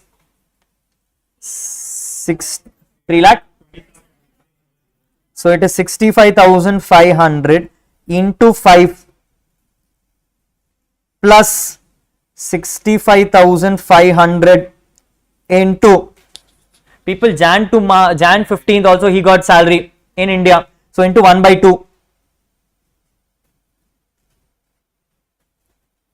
Into 1 by 2. Yes. Now people, he has also received salary from US. Taxable, not taxable. Salary from US, taxable, not taxable. Salary from US, taxable, not taxable. Not taxable. Person is a NR. Person is an NR. Foreign income is not going to be taxed for me. So I am ignoring foreign salary. I am ignoring foreign salary. So I am ignoring what is foreign salaries. He has a house property in India which he purchased for 18. Should have purchased for 23 extra. This is also taxable because received in India.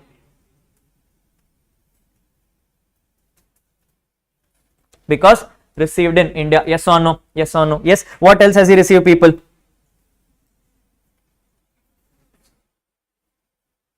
What else has he received?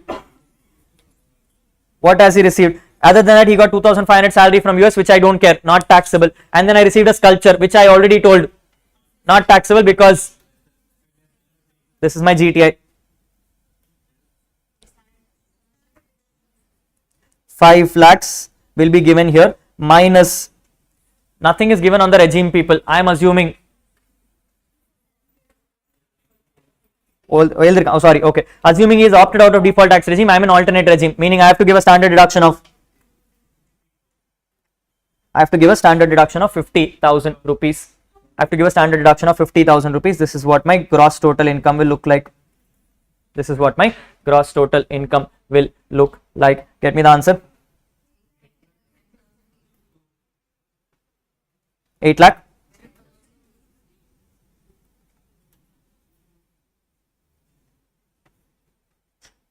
Eight lakh 10,250 is my final answer. My final answer. Clear enough? Clear enough? Clear enough? Clear enough? Yes. Yes. People. Just because you see a lengthy question, don't get hyper about it. Yes. Sometimes when you go step by step, you will get the answers. You will get the answers. You just have to be patiently looking at it. Yes. A very, very easy question, but just that because the length went too much and they started asking income and all, everyone got fraught about. Yes. These are the kind of questions you can easily answer. You can easily answer. And for those who don't know the exam pattern, people, residential status and scope of total income is part of question number 2. Part number A is part of question number 2. Part number A carries 6 marks. It carries 6 marks, where part number B carries 4 marks, which is relating to TDS. Which is why I tell in class, people, you have 2 options. Either you do so well in other chapters that you can ignore 2 chapters of for exam, which is TDS and residential status. Yes, in which case you will have to know every other chapter properly. Or if you don't know any other chapters, Focus on residential status. TDS anyway you're not going to read. So 4 marks is gone there. But it's okay. 6 marks come from the top because you know some other question you don't even know. Yes or no? Yes, because question number 2 talks about RS with TDS. Question number 3 talks about heads of income with capital gains. Heads of income with capital gains. Question number 4 talks about clubbing set off with theory question. Clubbing set off a theory question. People, everyone is going to answer the last question. Clubbing set off a theory is the mandatory question to be answered. If you're missing that question, don't write the exam. Yes, that is a question to be answered. Which means it's a choice. It's a choice between either writing the head of income with capital gains or RS with TDS. Your choice. If you come to a point where you come and say, Rahul, capital gains ho terila, TDS ho terila, then it's a choice between RS or head of income. In which case 99% you'll answer RS only. 99% you'll answer RS only. It's a very easy chapter, people. It hardly takes 30 minutes to prepare itself. Nothing complicated about this chapter. Yes, so a good learning on this chapter can really make sense. And these are the 2 questions ICA has maximum thought about. Yes, ICA has lost imagination after this. If you have this much in your hand and you can understand these 2 questions, you can answer any question in this chapter. Yes, so the 5 questions which I have given is the maximum length of which ICA can go. Focus on these questions and you will get your answers properly. RS is not a chapter to let go for exams. Focus on the chapter properly. 6 marks, people. Golden duck only it is. Yes, get easy 6 marks in this chapters. Clear? Are we good to go? Yes, this is your chapter number 2, which is talking about your residential status and scope of total income. Yes, salaries. Question number 1. It says Mr. Mohit is employed with XY Limited on a basic salary of rupees 10,000 per month. He has also been given a DNS allowance at 100% of basic salary, 50% of which is included in salary in terms of employment. Read once again carefully. I have basic salary. DA is given to me for 100%, but in that 50% is forming part. The company gives him an HRA of 6,000 per month, which was later on increased to 7,000 per month, from 1st January 2025. He also got an increment of 1,000 per month in his basic salary with effect from 1st February 2025. The rent paid by him is as under. April and May he paid no rent because he is living with his parents. From June to October he paid 6,000 rupees in Faridabad, which is not part of first for Chennai, Mumbai, Delhi, Kolkata, which means this is 40% of salary. And then he says November and March I paid 8,000 as accommodation in Delhi. The question is asking for computing the gross salary, assuming he shifts out of default tax regime. Yes, a simple straightforward question, people, but the problem in this question is you have multiple data coming inside. So let's create a chart first. We will try to understand what is happening in the topic. Yes, let's do together, people. We are doing question number 1. Yes, this question is basically coming and asking me to compute the HRA, people. But the problem with the HRA is that if you notice, I told you HRA earlier is computed on a monthly basis. So let's try to figure out where the months are the same and where the data is changing. Looking at the months, people, the first month is April. After April, do you see any other month which is changing? I immediately see May coming in because April and May I have not paid rent. After May I have started to pay rent. So data is changing after May. So I am going to put first thing as April to May. Agreed, not agreed? Yes. After May, people, what happened? June I started paying rent in Faridabad. So June I started paying rent in Faridabad. Till June, people, any changes? No changes. Everything is the same till October. Agreed, not agreed? Yes. Then what happened, people? From November to January from November to March I paid rent in Delhi. But from November one change happened. In the month of January, salary changed, and therefore from October I will have to stop till December. Because January la salary is changing. But after January, people, there is another problem. In February my basic was changed. In January my HRA changed. In February my basic changed. So January is standalone. Feb and March is together. Yes or no? Yes. This is the data facts, people. Where something is changing between respective months. changing between respective months. So I'm going to find out data is respectively. People, what am I finding? What am I finding? I'm finding HRA. For me to find HRA, I need some data. Data number 1, how much HRA I received. Data number 2, how much salary I received. Data number 3, how much rent I paid. So let's put out the facts. Data number 1, I want HRA I received. People, for first one, I received how much HRA? How much HRA did I receive? How much HRA I received? People, what does the question say? A question says company was giving him HRA was 6,000, which was increased to 7,000. So how much I was receiving? 6,000 I was receiving. So for April, May I received 6,000. For June to October, I received 6,000 per month. We'll change the data later. Then November to December, we received 6,000. January, we received 7,000. Feb and March, we received. Feb and March, we received 7,000. Yes or no? This is my data number 1. Data number 2, I want how much salary I got. People, for the definition of salary, I need to take basic and DA. Which one? Forming part or not forming part? Forming part. People, tell me basic I received. For April and May, I received 10,000. June to October, I received 10,000. November to December, I received 10,000. January, I received 10,000. Feb, I received 11,000. People, now DA is 100% of basic, but 50% is only forming part. So technically it is 50% of basic. Number becomes 5,000, 5,000, 5,000, 5,000, 5,500, 5,500. Total my salaries 15,000, 15,000, 15,000, 15,000, 16,500, 16,500. Third data which I need, people, is my rent paid. People, for April and May, I paid 0. June to October, I paid 6,000. November and December, I paid 7,000. 8,000 or 7,000?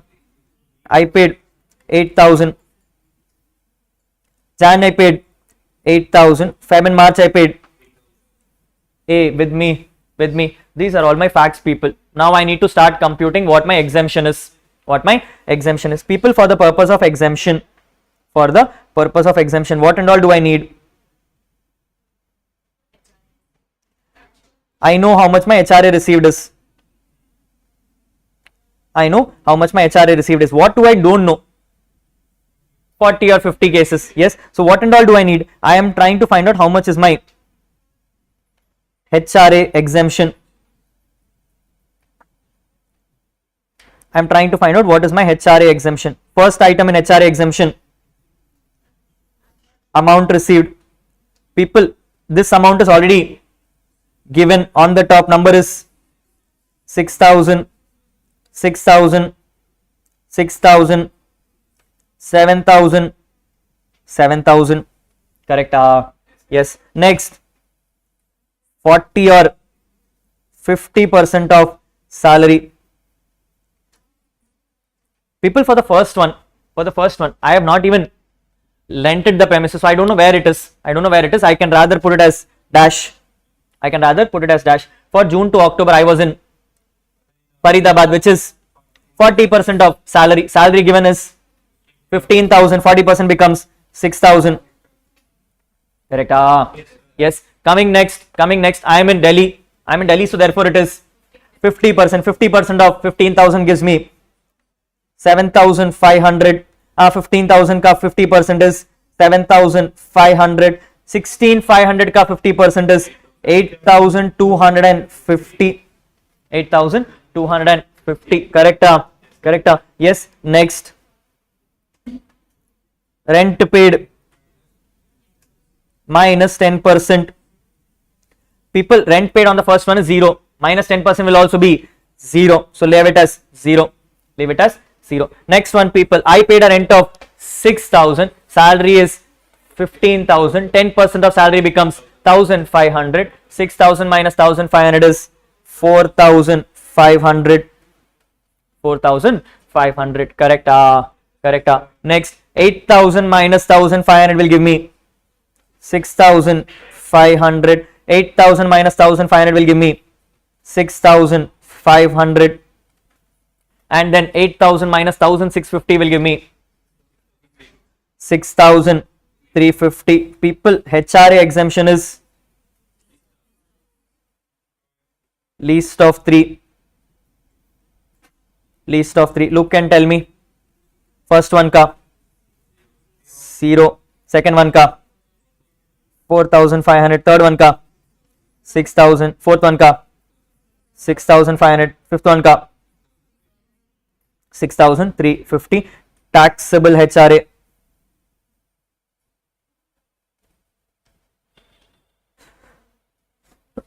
How do you do taxable HRA, people? Actual received minus exemption. Actual on the top I received 6,000. Exempt is 0. Therefore taxable becomes 6,000. Actual I received 6,000. Exemption is 4,500. Therefore I tax 1,500. Actual I received is 6,000. Exempted amount is 6,000. Therefore taxable amount is 0. Actual I received 7,000. Exempted amount 6,500. Therefore taxable amount 500. Actual I received 7,000. Exempted amount 6,350. Therefore taxable amount 650. Taxable amount 650. Clear till here? Clear till here? Can we go forward? Yes. Now people, this is HRA per month. I want to know total HRA, for which I need to know HRA for the period. HRA for the period. People, in the first column, how many months are there? 2 months. How much is my taxable? 6,000. So therefore it becomes 12,000. It becomes 12,000. Second column, how many months are there? June, July, October, August, September, October, 5 months. Taxable amount is 1,500. Therefore it becomes 7,500.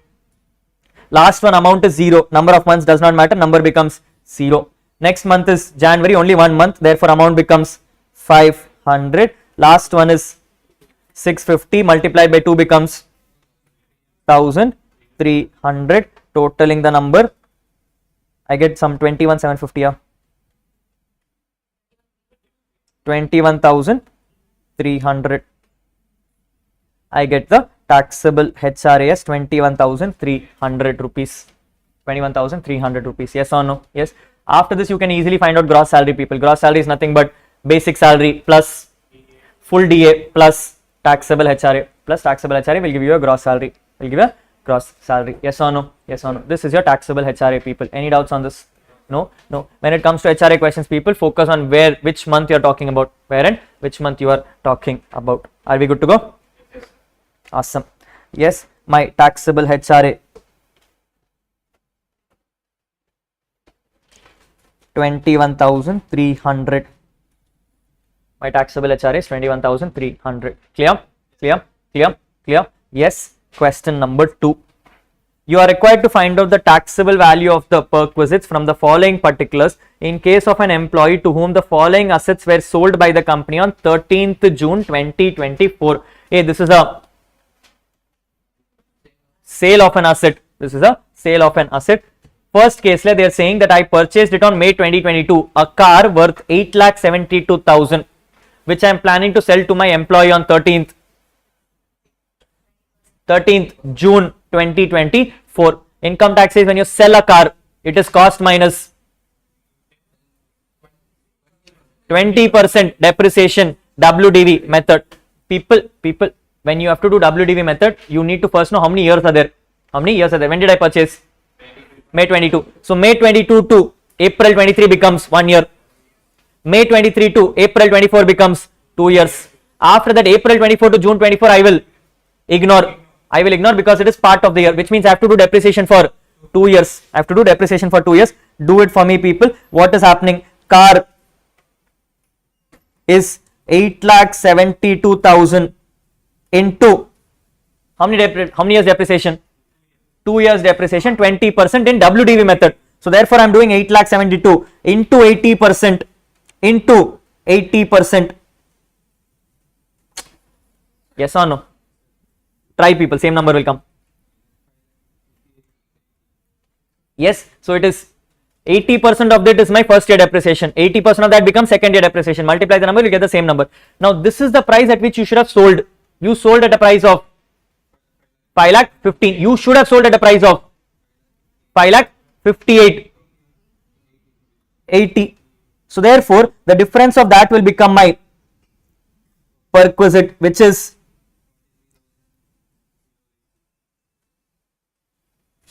43,80, which is 43,80. You understand? You understand? You understand? Try the second one. Try the second one. I am saying I have a laptop. I have a laptop which I have purchased at a price of 1,22,500. How many years ago? 2 years ago. So again 1,22,500 into 50% for 1 year. Again 50% for second year minus 25,000. People, how much I should have sold for? I should have sold for 30,625. I sold for, therefore I am taxable for 5,625. I am taxable for 5,625. Agreed, not agreed? Agreed, not agreed? Yes, I am looking at the last case. I am in furniture. People, I bought the furniture for 35,000. Now notice people, this is furniture, therefore I have a 10% SLM method. So therefore it is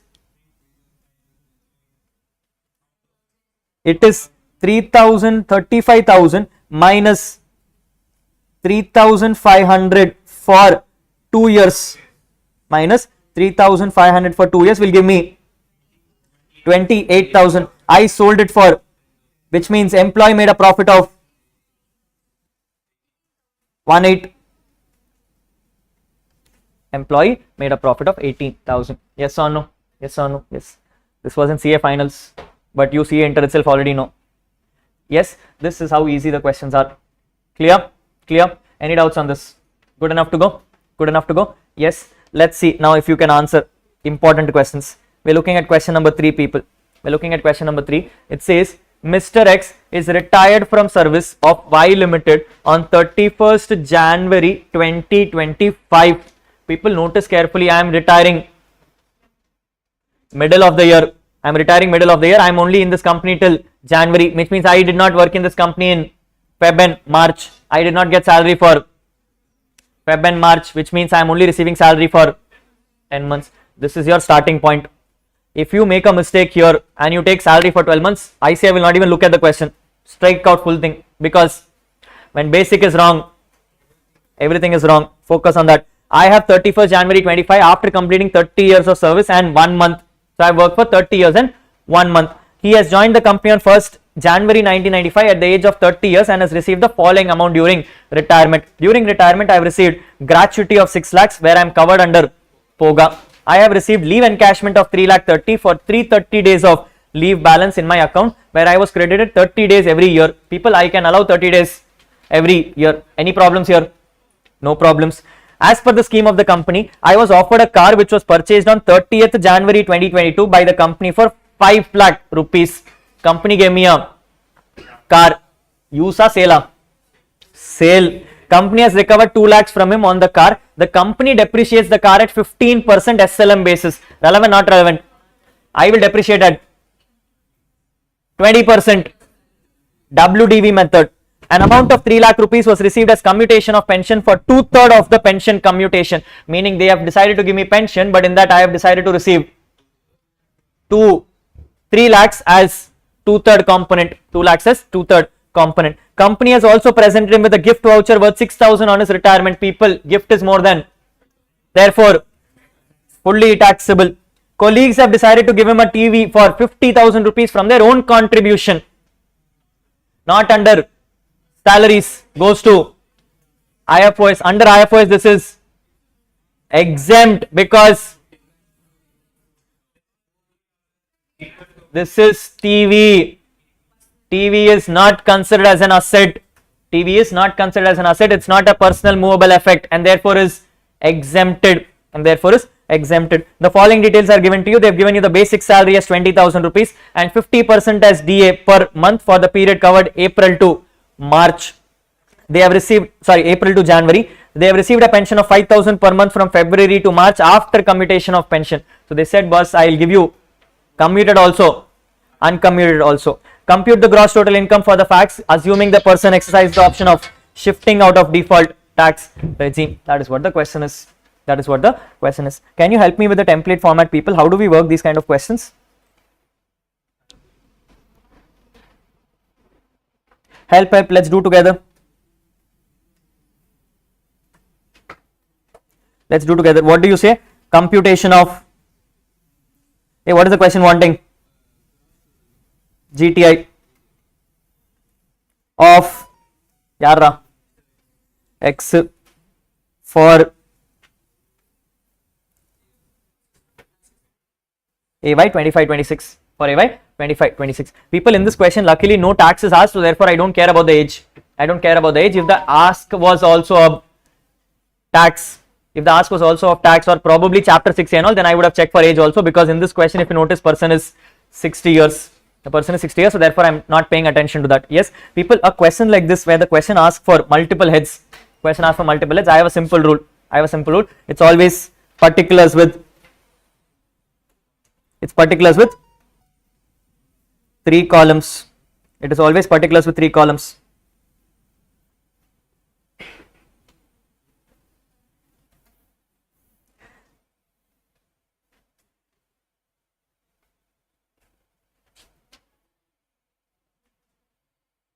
Particulars with 3 columns. Yes, what is this 3 columns, people?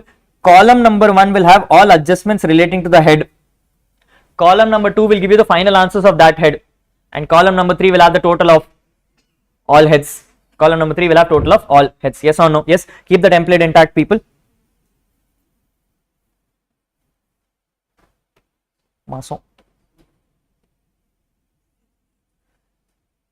Help. We are starting with income from salary.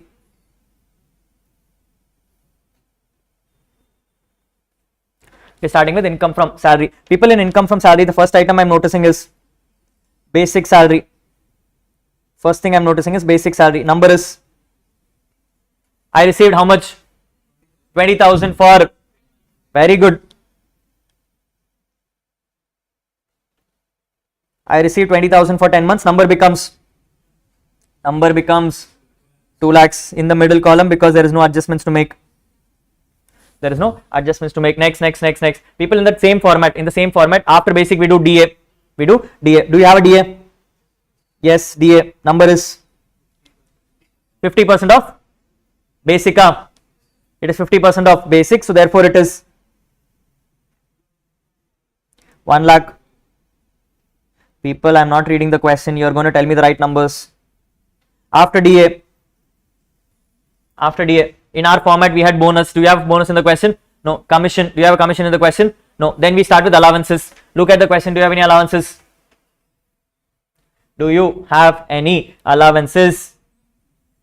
No, I don't see any allowances. People, the person is retiring. Why allowance you will give? Yes, after allowances you have retirement benefits. Under retirement benefits, the first item I have is gratuity. Now under gratuity, people, I have first received a gratuity of 6 lakhs. I have received a gratuity of 6 lakhs. So 6 lakhs gratuity is as such taxable. But then I am allowed least of 3. Actual, which is 6 lakhs. Then limit of 20 lakhs. Then 15 by 26 into, people, number of completed years. This is Poga, so you can round off, but here it says 30 years and 1 month, therefore 30 years into last drawn salary, where salary means basic plus all DA, where basic here is 20,000, all DA is 10,000, therefore it becomes 30,000. Therefore it becomes 30,000. Give me the number.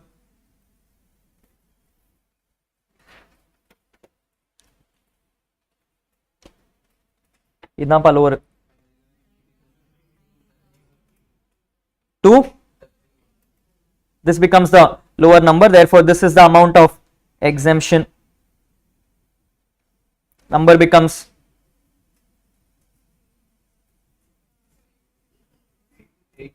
80,769. 80,769. After gratuity, people, I have leave encashment.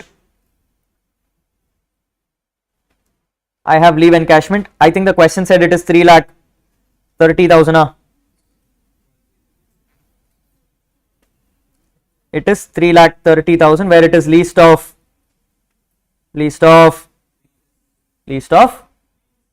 4. It is least of 4. First one is actual, which is 3,30,000. You have a limit. You have a limit of 25 lakhs. You have salary for the last 10 months.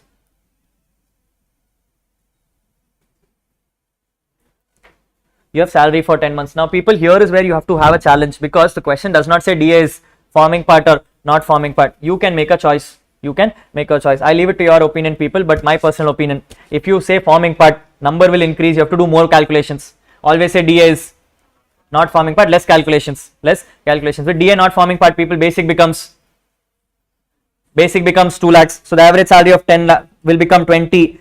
So 2 lakhs will become 2 lakhs. Agreed, not agreed? Yes, yes. Point number 4 says leave balance into average salary. People, I have been given leave balance as 330, but this is in days, so I am dividing by 30. I am dividing by 30 multiplied by, I have average salary for 10 months, which is 2 lakhs, but I need per month, therefore I am dividing by 10. 2 lakh 20, yeah.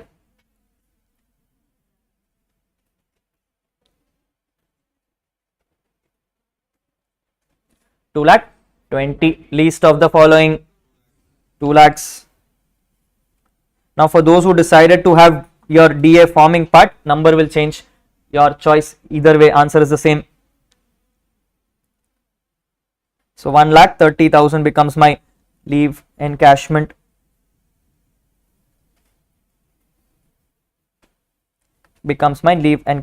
Next, people, I have pension. Now here is 2 items of pension, people. I have first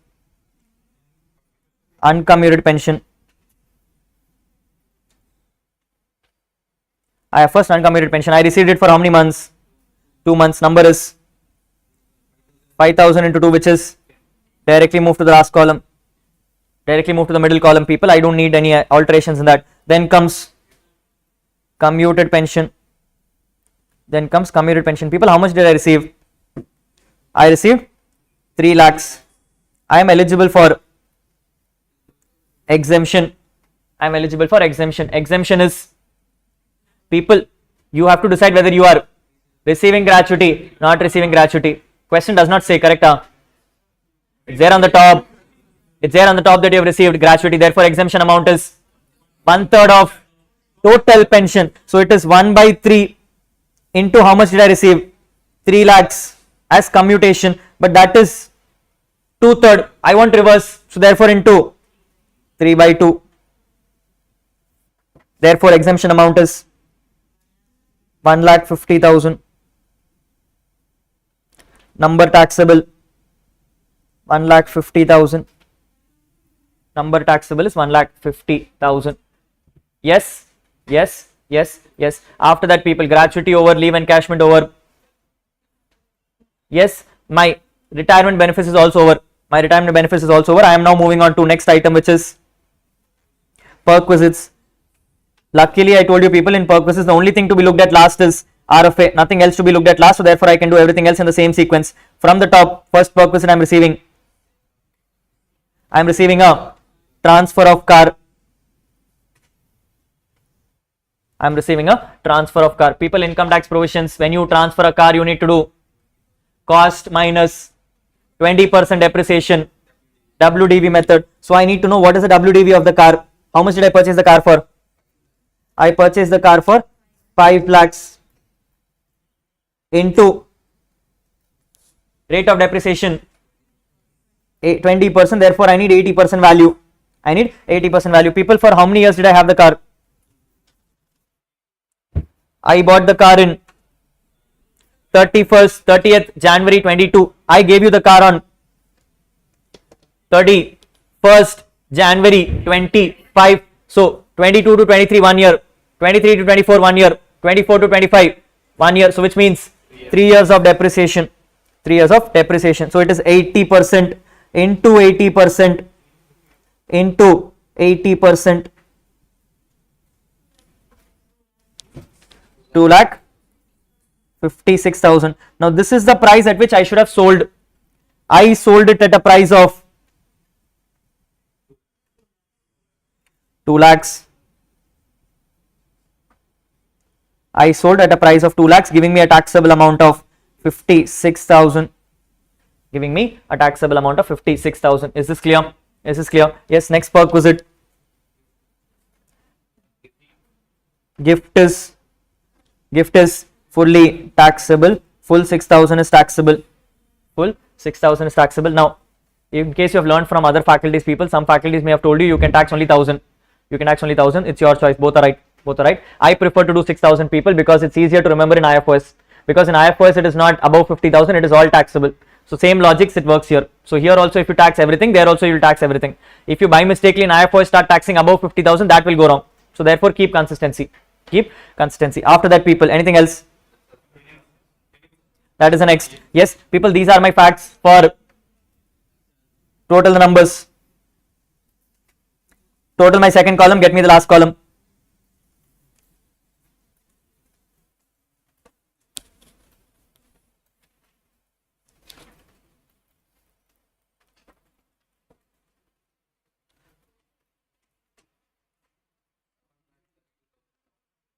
Seven. Okay. This is my income from salaries, people. This is my income from salaries. I am then moving on to point number 2, which is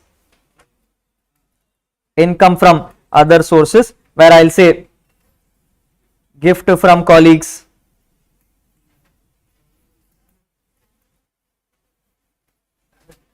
very good. For those who are not doing this, you are at gross salary here, people. You are at gross salary here. You need to allow standard deduction of 50,000, because the question says he is opting out of default tax regime. Therefore, taxable number becomes 6,82,769. This is your income from salaries. This is your income from salaries. Yes, yes. Then we come to row number 2, which is IFOS, where we'll say gift from colleagues. We'll say gift from colleagues, amount is 0.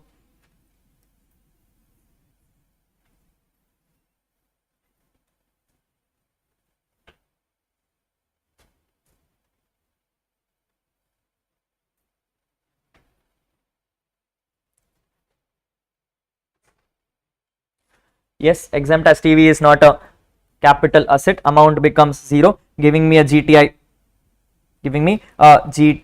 of 682,769. 769. People, am I rounding off? Am I rounding off? No, because I only round off total incomes. Everyone, good to go? Yes, this is your final answer. So my answer is 682 769. 769. Are we clear? Yes. Great. Let's try question number 5, people, and then we'll do question number 4 tomorrow. Question number 5 says Mr. Kunal is aged 27 years and is an employee working in a private company posted in Delhi. He was appointed on 1st February 2023 at the scale of 60,000, 1,000 and 70,000. Notice the dates very carefully. I was employed on 1st February 2023. So which means in the current year, I am in 24. From 1st Feb 23 to 1st Feb 24, salary was 60,000. That is still not my previous year. My previous starts from April 24. So which means April 24 his salary was 61,000. So from April he was getting 61 until January. Until January he was getting 61, and then from February he was getting 62,000. He was getting 62,000. So let's keep that in mind. He furnishes you the following information for the previous year 24-25. They say that the DA is 25% of basic salary, where 60% is forming part. Bonus is given as 1 month equal salary, which is paid in November 24 based on November's salary. People, November I was getting a salary of 61,000. So that is what is to be taken. Leave encashment is given as 10,000 rupees for 24-25. Now here is an issue. People, I am saying leave encashment. Leave encashment during employment, after employment. Taxable, not taxable? Fully taxable. People, heading says the person is working, which means this is during employment and therefore this is fully taxable. He has also received a motor car on 1st December 2024 exceeding cubic capacity of 1.6 liters along with chauffeur for both office and personal reasons. Motor car is owned by employer, all expenses maintained by employer. Employer is taking care of everything, which means 2,400 per month plus 900 per month for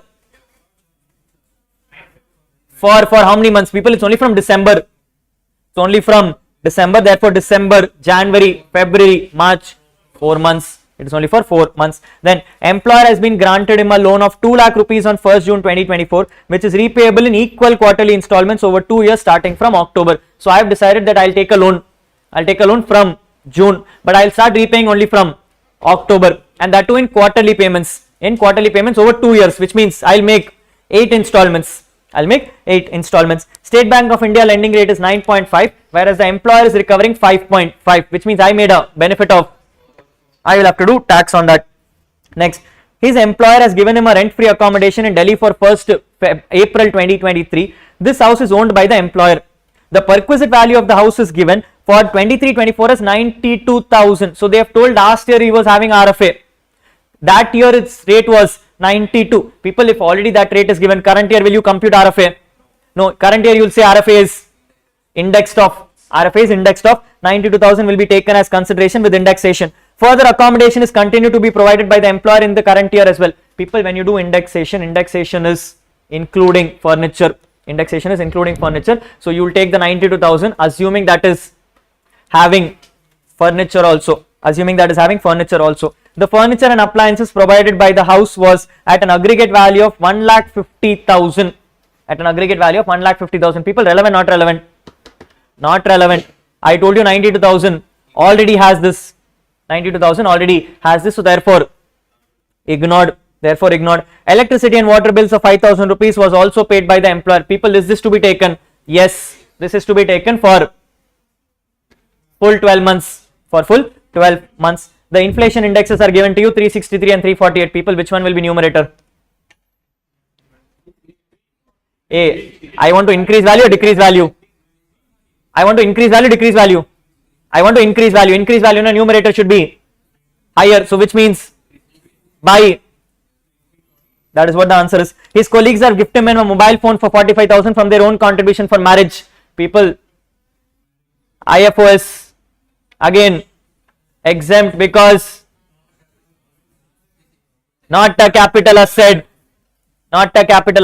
This is not a capital asset, again exempted. Mobile phones are not covered. So therefore this again becomes exempted. They are asking you to compute the total income under the head salaries, which means I don't care about the mobile phones. I don't care about the mobile phones. Assuming the person wants to pay tax under default tax regime. Let's look at the items one by one and tell me once again any problem in DTR. DL problem? No. Bonus problem? No. Leave encashment problem? No. Motor car? No. Concessional loan? No. Rent free accommodation? No. Any kind of furnitures? No. Nothing is relevant to DTR except for the fact that standard deduction will become 75,000. Standard deduction will become 75,000. You have 2 minutes quickly. Question number?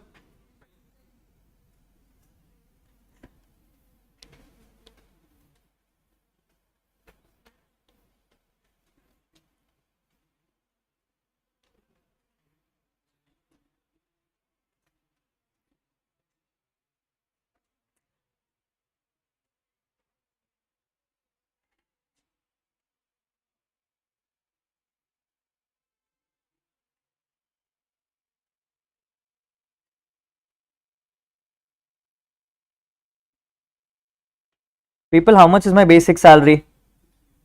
I am taking it as 61,000 into plus,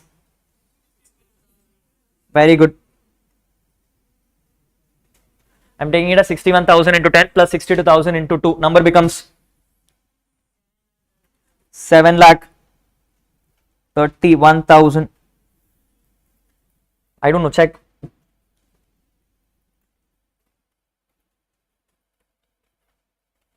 People, I'm assuming everyone knows how to M plus and all.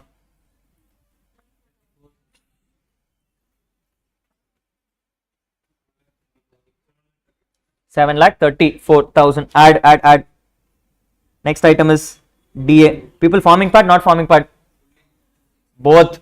Take the DA fully. Number is 25%. A number 183,500. 183,500. Done. After DA, do you have any bonus? Do you have a bonus? Yes, the question says there is a bonus. There is a bonus for 1 month of salary of November. Now the question is 1 month of salary na basic plus DA only basic. Where is it given? It says on basic. Very good. Number is 61,000. Point number D. Do I have a commission in question? Do I have a commission in the question? No. Then I'm moving to allowances. Do I have HRA? No HRA. After that, any special allowances?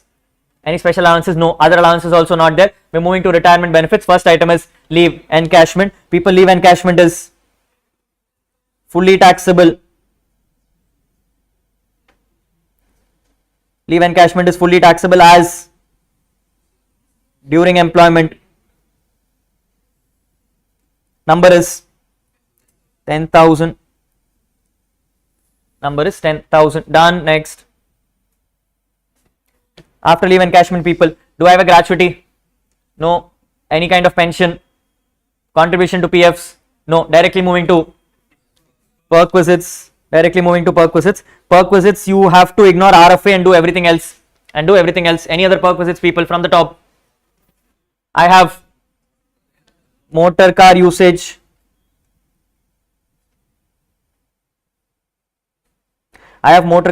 Number is 2,400 plus 900 into 4 months. Number becomes 13200. 13200. F. I have concessional loan.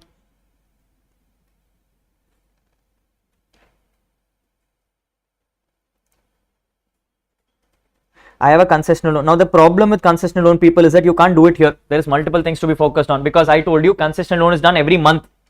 So I need to start from the months and do it properly. Yes, let's understand this carefully from a concessional loan perspective. How much is my concessional loan? When did I start?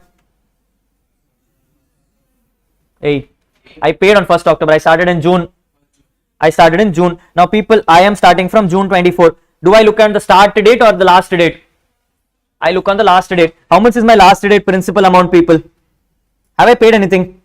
Which means number is 2 lakhs. People, in the month of July, have I paid anything? Therefore, 2 lakhs. For the month of August, have I paid anything? No, therefore, 2 lakhs. For the month of September, have I paid anything? No, therefore, 2 lakhs. For the month of October, did I pay something? Yes, I paid on 1st October. I don't want anything on 1st October. I want on 31st October. 1st October I paid, which means 31st I need the balance. Now notice, people, I am doing it over 2 years in quarters, meaning I am making 8 payments. Total payment to make 2 lakhs. 8 payments becomes 25,000. So which means quarter 1 I would have paid 25. After paying 25, my closing balance is 1 lakh 75. 1 lakh 75. Think about this once again, people. Question says I have to pay in 8 quarters, which means 2 lakhs has to be paid over 8 quarters, which means every quarter I have to pay 25,000. I have to pay 25,000. I had 2 lakhs in my hand. I paid off 25,000. I am left with 1 lakh 75,000 to pay. That is pending in October. That is pending in October. Correct. Move to November. People, have I paid anything? 1 lakh 75,000.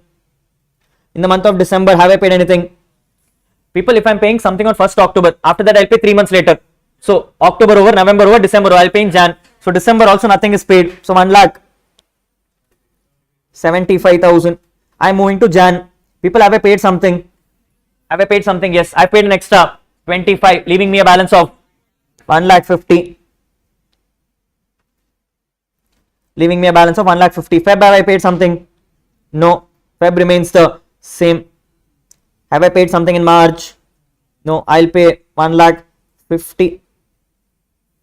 I have 1 lakh 50. Yes or no? Yes or no? These are my principal amounts, people. Now every amount needs to be multiplied by my savings of interest. My savings was 4%, and this is per annum. So I need by 12.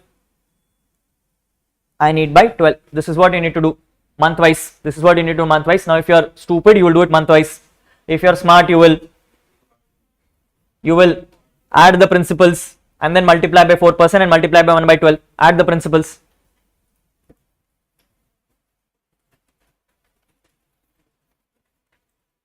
Add the principal, people. 2 lakhs into 4m plus, 1 lakh 75 into 3m plus, and 1 lakh 50 into 3m plus. Foundation maths. 17 lakh 75,000 into 4% into 1 by 12.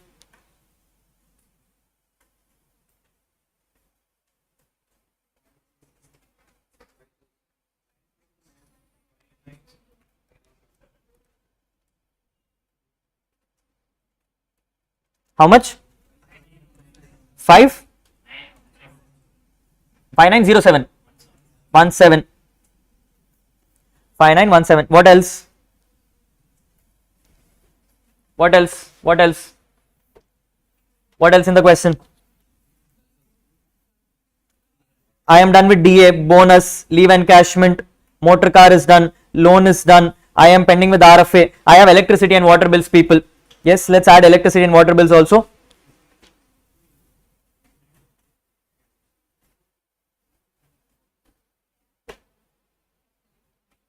How much is this? Into, notice carefully, people, electricity and water is given from 1st February of 23. I am right now in 24. Therefore, for me it is there for full 12 months. It is there for full 12 months. Therefore, number becomes 60,000. Number becomes 60,000. Point number H is RFA plus furniture. RFA plus furniture, where I am saying the number is 92,000 into 363 divided by 348.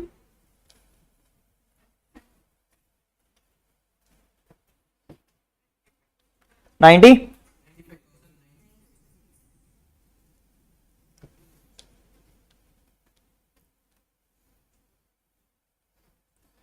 No computation of RFA since already there from PY 23-24. Yes, yes. Anything else in the question? Good enough to go? Total the numbers.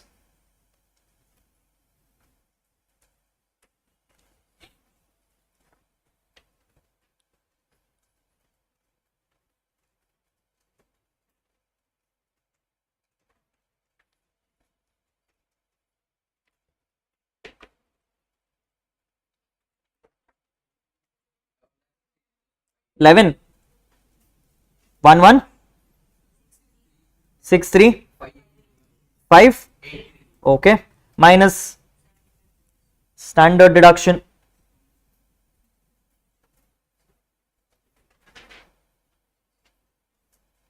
of 75,000,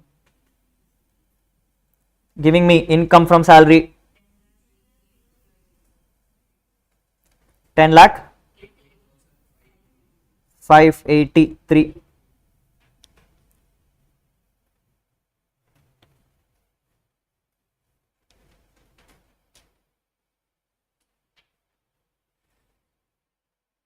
Yes, assuming this question comes for 6 marks, you get 5 till now. You get 5 till now. You are losing 1 mark here for எங்க கேட்டிருக்காங்களா? You're losing 1 mark for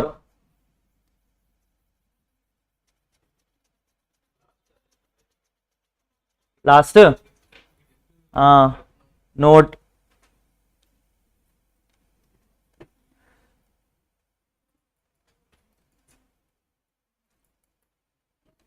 Gift by colleagues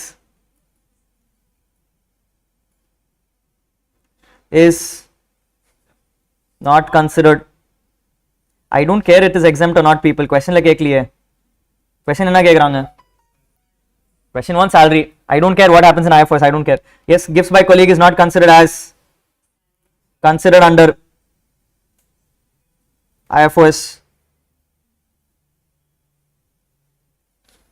as considered under IFRS. You just simply have to write that it's considered under IFRS. If the question would have asked for total income, then I would have moved it and I would have taken there. Yes, because the question wants salary, don't break your head. You don't need to clarify whether it is taxable, exempt, what and all is happening, because then you'll have to start explaining IFRS provisions. I don't want you to do that.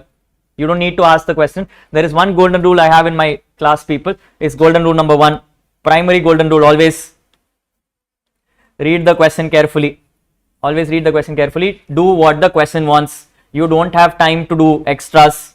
Yes, neither are you in the opportunity, nor it is required. No one is giving you extra marks for it. Just because you put IFRS here and put some English, they will not put star mark there. You will still get the same mark, and therefore do what is asked. Yes sir, yes, don't pay too much attention to it, but this line itself carries 1 mark, people, because to show that why they have taken a data and ignored it off, you need to mention that. You need to mention that. Are you clear? Are you clear? Yes. Now I'm not forcing you, people, but just in case you get time, if you can try the previous question. What question is this? 4. If you can try your previous question, this is your study material question, people. It's a study material question. If you can try this previous question, we can discuss it tomorrow. Yes, if not, we'll anyway do it in class tomorrow, so that's not a problem. But yes, before you come for the class, 3 questions I've asked for homework. 3, 5, 7. Yes, I think 7 also. Check whatever is asked for question, you will prepare it. Answers are already with you. I just want formats. I want formats. I want to see how you prepare your templates. Yes, so you'll prepare that and come for next class. Yes, yes, yes. Sweet. Before I leave, people, நாளைக்கு வருவீங்களா? Thank you, people. Have a good day. Yes, 5 questions from income from house property, people, for us to discuss. Question number 1. It says Srimati Rajalakshmi owns a house property at Adyar in Chennai. The municipal value of the property is given as 5 lakh rupees. The fair rent is given as 4 lakh 20 rupees. Standard rent is given as 4 lakh 80,000. Your property was let out for a period of 50,000 up to December 2024. Thereafter, the tenant vacated the property and Srimati Rajalakshmi used the property for self-occupation. People, now there is a difference. Notice, this is not a case where I am using the same property for half of SOP and half of LOP. There they are saying the full property was first LOP and then it became SOP. Income tax in these rules come and say that if your property was first an LOP and then an SOP, or vice versa, the property will be assumed as LOP for the whole year, where the actual rent will remain the same. It will not convert itself to 12 months. Meaning you will take it for the respective period alone. Keep that in mind. The tenant vacated the property and Srimati Rajalakshmi used the property for self-occupation. Rent for November and December could not be realized in respect of owner's efforts. This is your unrealized rent. All conditions prescribed under Rule 4 were satisfied. She paid municipal taxes at 12% during the year. She has paid an interest of 3,25,000 during the year for amounts borrowed for repairs of the property. Compute the income from house property. This is what the question says. Yes, help me out. We'll do it together quickly. What is happening on the books? We are having municipal value or fair rent, whichever is. Therefore, 5 lakhs versus standard rent of 4,80,000, whichever is. Therefore, 4,80,000. This becomes my expected rent. With my expected rent as 4,80,000, I will now allow what is actual rent. People, actual rent in the question is 50,000 up to December, which means 9 months, which is 4,50,000. But I have not received rent for November and December, so remove 1 lakh, which is 3,50,000. Yes, sir. So my actual rent minus unrealized rent is 3,50,000. My expected rent is 4,80,000, whichever is. Therefore, I get your GAV as 4,80,000. My GAV has become 4,80,000.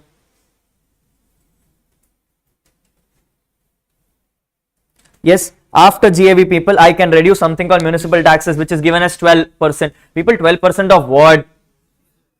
Municipal value. 12% of municipal value becomes 5 lakh into 12% is 60,000. 4,80,000 minus 60 will give you 4,20,000. So NAV becomes 4,20,000. With NAV becoming 4,20,000, you will reduce 30% number. Reduce the number and give me the final answer. 2,84,000. 94,000. People, I have received after 30% 2,94,000. I have interest on loan of 3,25,000. I can claim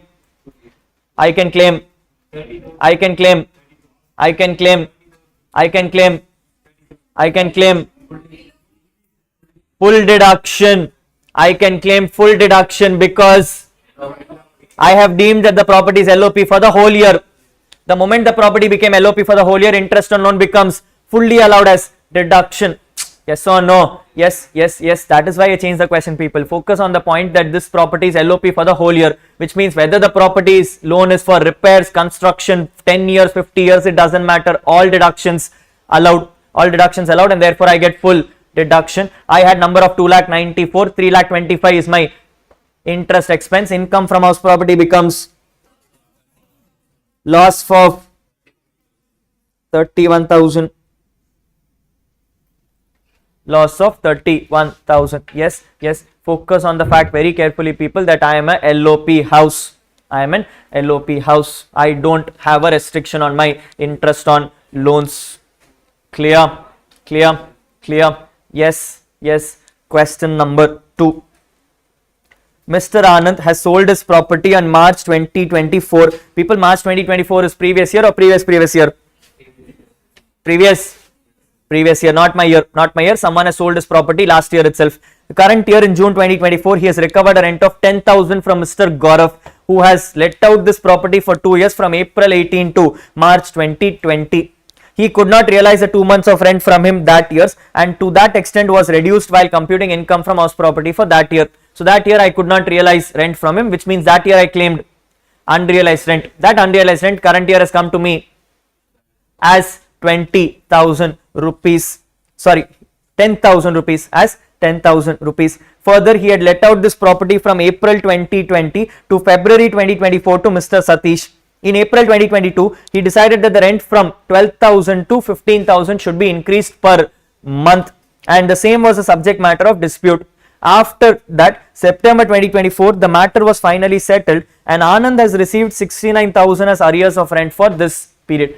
Current year, I have received 2 numbers.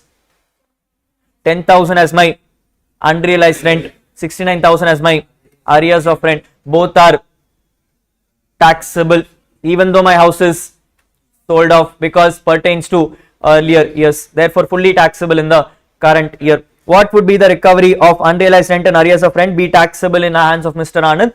Yes. If so, what amount is taxable, people? Taxable amount is 69 plus 10, 79,000 minus, very good, number becomes 55,300. 55,300. Don't lose the fact that you have to do 30%, people, which is why I tell you put it in the format. In the format, what would happen? There is no initial data. So NAV Variko enters 0. After NAV, I am adding unrealized rent and arrears of rent. That gets added. Total NAV becomes 79,000. Automatically, when you say total NAV is 79,000, you will grant 30% reduction, giving your income from house property. Yes, stick to the formats, people. You will get the answer correct. You don't need to use your head carefully on those things. Yes, yes, yes, yes, yes. Question number 3. It says Mr. X is owning one residential house in Mumbai. The house is having 2 identical units. First unit of the house is self-occupied by X and another unit is rented for a price of 8,000 per month. People, now this property is split into 2. I have SOP, LOP.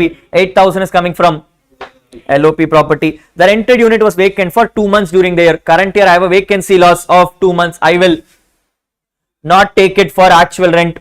Check my actual rent, then reduce if actual rent is more than expected rent. Let's check. Particulars of the data is given to you. People are going to look at each data and tell me which items are common, which items are not common. Because items which are common I am going to split. Items which are not common I am going to ignore. I am going to ignore and take it directly to LOP. Take it directly to LOP. Standard rent 1,62,000. Split common. Municipal value 1,90,000. Split and common. Fair rent is 1,85,000. Common. Municipal tax paid by X 5% is common. Light and water charges ignore, doesn't matter. Interest on borrowed capital, common item to be split between both. Then lease money, ignore. Insurance charges, repairs. Hey, repairs, we allowed no 3,25,000 there. We didn't allow repairs there. We just now allowed no 3,25,000 something we allowed. That is interest on loan for repairs. That is not repairs. Interest on loan for repairs is allowed. Repairs as such is not allowed as deduction. You are required to compute the income from house property if exercises the option of shifting out of default tax regime. People, let's do LOP first. SOP is easy. Let's do LOP first. What will you do in LOP, people? Municipal value, fair rent, whichever is, number becomes 1,90,000 compared with standard rent, whichever is lower, which is 1,62,000. Therefore 162 becomes your expected rent, correct? No, 162 is expected rent for the whole house.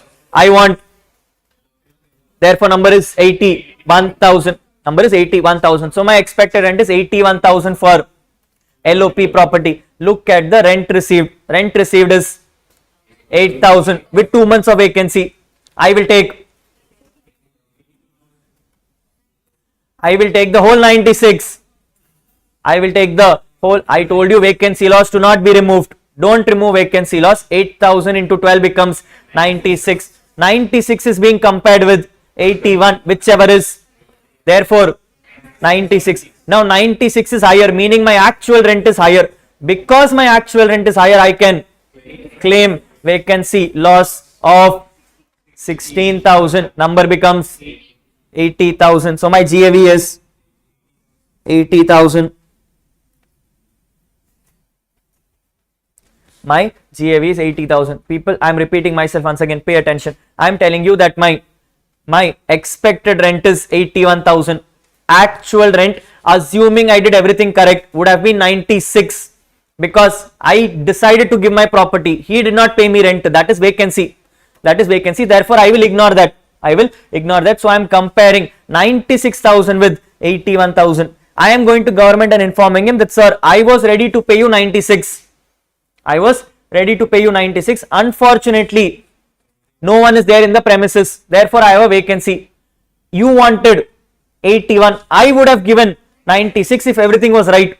Therefore, I am a good person. I am a good person. Because I am a good person, please allow vacancy loss of, therefore number becomes 80,000. Therefore number becomes 80,000. Yes or no? Yes or no? On the contrary, people, if at all I would have gone to him and told him, sir, I would like to give you 96, but government says I was expecting 1 lakh.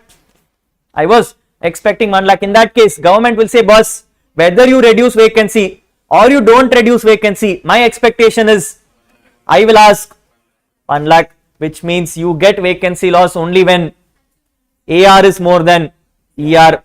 If your AR is less than ER, don't get vacancy benefits. Don't get vacancy benefits. Agreed? Agreed. Yes, this is my GAV, people. From my GAV, I will reduce municipal tax 5% of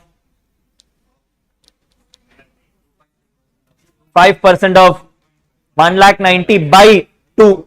1,90,000 by 2. 1,90,000 is for the whole house. I want 5% of the LOP property. So it is 1,90,000 by 2 into 5%. Number becomes 4,750. 4,750. My GAV is 80,000. 4,750 reduced panna, I get 75,250, from which I will reduce 30% number, I get 52,675. This is my after 30% number, in which I am allowed interest on loan. People, interest on loan is 1,500 for both the houses. I want LOP split half, 750 into 12 will become 9,000. My number in my hand, 52 minus 9,000 becomes 43,675. Number becomes 43,675 from LOP property. Coming to SOP, people, everything is zero. Only amount allowed, interest on loan, which is 750 into 12, 9,000. So therefore SOP will be minus 9,000. My total HP is,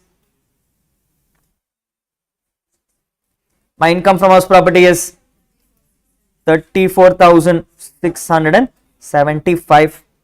34,675. Yes or no? Yes. People, IFHP and all you can do on the top of your head itself. You don't need paper and pen for it. Yes. But exam portarico to show it for 4 marks. Yes. You can do it on the top of your head, but you just need to show it on the paper. Any doubts on this, people? Yes. You're able to connect when I'm talking on the face? Everyone? Yes. We are moving on forward. Question number 4. Inada. Search Google. Two brothers, Arun and Bimal, are co-owners of a house property with equal share. Property was constructed in 98-99. People, what is the relevance? If a loan is taken for this, you will allow only, provided you are in SOP house. Provided you are in SOP house. LOP, you don't care. You don't care. The property consists of 8 identical units and is situated at Cochin.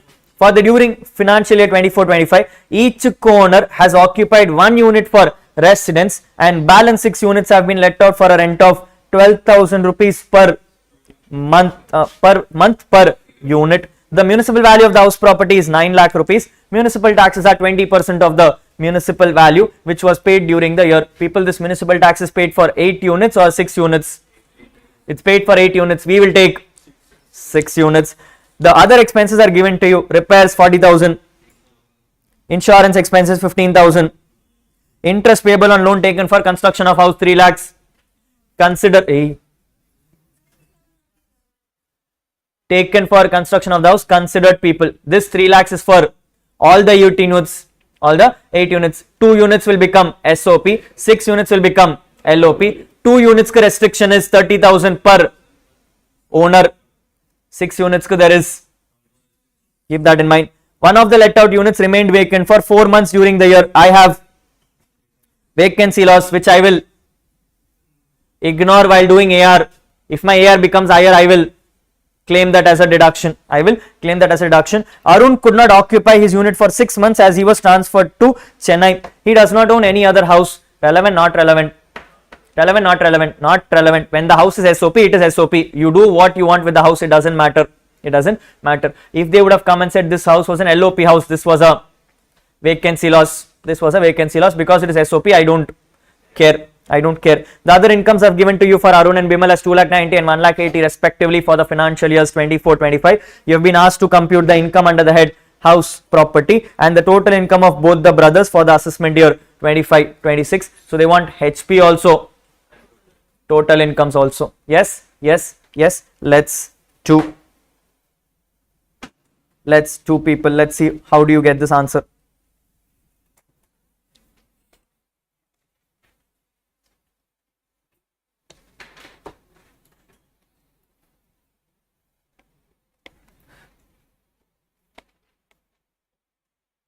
We are doing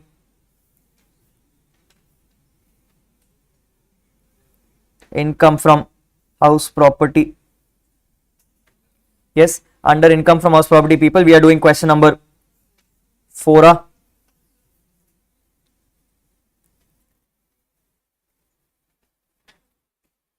We are doing question number 4.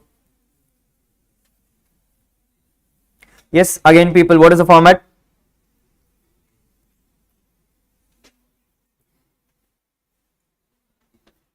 I have particulars. Now you have two options, people. Either you can create two columns, one for SOP and one for LOP, or you can first do fully LOP and then directly reduce the loss from SOP. Your choice, what you want to do. But we will not touch the owners yet.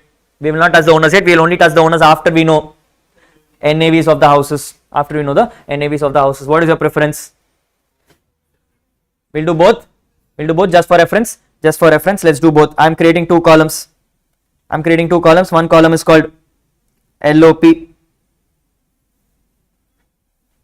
One column is called SOP. People, in these kind of questions, when you have split like this, it's always better to mention so that you know tomorrow. Tomorrow LOP la how many units? 6 units. This one small tape box, people, can really help you do wonders, because the mistake which happens is when you start allocating wrong.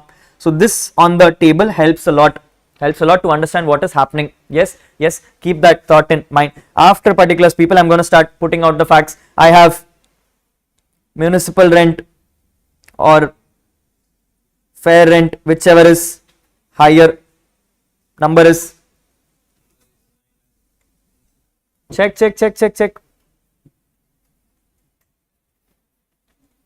Have I been given the facts?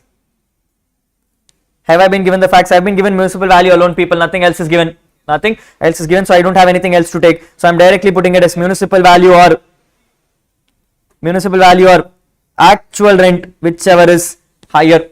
I don't have fair rent, I don't have standard rent. So I'm doing municipal value or actual rent, whichever is higher, where municipal value is 9 lakhs. 9 lakhs into 6 by 8. 6,75,000. Actual rent is, how much have I received, people? I have received for 12 months for 6 units.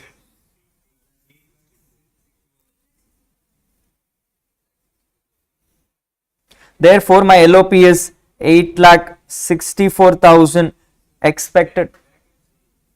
What did I tell you? We don't take vacancy loss unless we know whether what is my actual rent. So I'm taking my actual rent right now. What is my actual rent? 8,64,000, which means now if you compare, people, my expectation was 6,75,000. I am ready to pay 8,74,000. I will go and approach government and tell, sir, I am a good person. The moment I tell I am a good person, government will give me.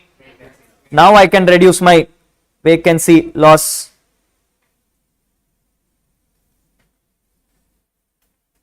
My vacancy loss is 12,000 into 4 months. 8,16,000. 8,16,000. People, is this clear?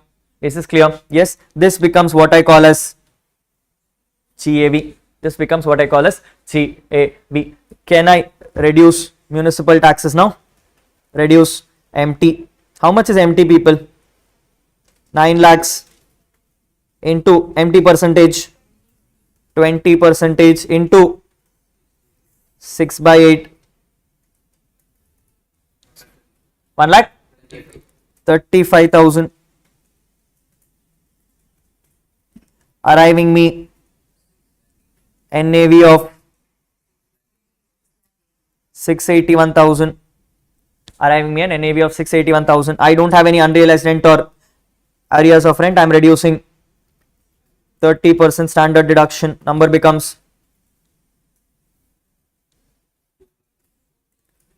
2,04,300. I can also reduce interest on loan. Now people, here is the interest on loan issue. You can't give 6/8 alone because you also have a column for SOP. So let's put the number out. What is interest on loan? Total interest is 3 lakhs. Total interest is 3 lakhs. Split in the ratio of 6:2. Split in the ratio of 6:2. Number becomes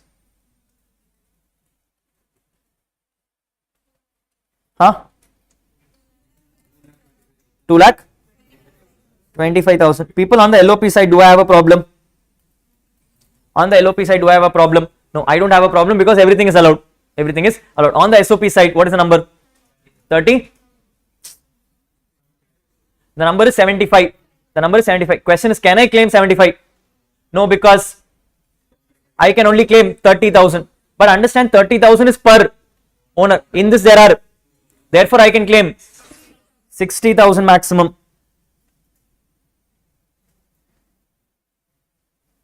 Therefore, I can claim 60,000 maximum. Think about this once again carefully, people. I told you when it comes to LOP, there is no restriction. So I claim the whole interest. But when it comes to SOP, I am allowed a deduction of 30,000 because loan was taken before 99. But 30,000 is per owner. This case has, therefore, every owner gets 30,000. Overall becomes 60,000. Overall becomes 60,000. Yes or no? Yes, yes. Please note down this carefully in your books, people. For SOP, since loan is taken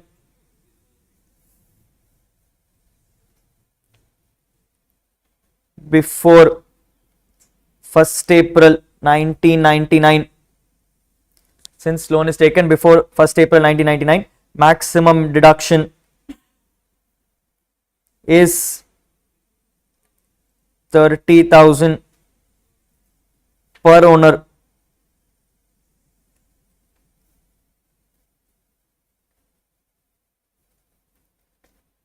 As there are 2 owners,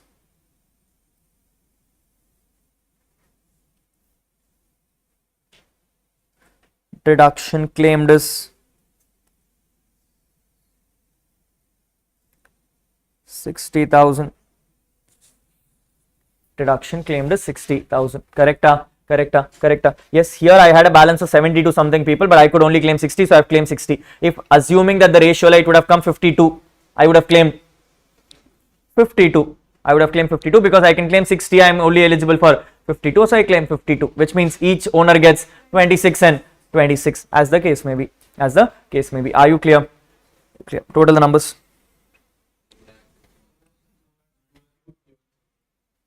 2,51,000. Right side is minus 60,000. Right side is minus 60,000. But the question is asking for income from house property, which is, people, can you set off income from house property loss can be set off against house property income. Set off a number is 191,700. This will get split between Arun, Bimal, 95, 850, 95, 850. So this becomes his income from house property. Question has given their other income for Arun. Question has given their other income for Arun 2 lakh. Bimal gets 1,90,000.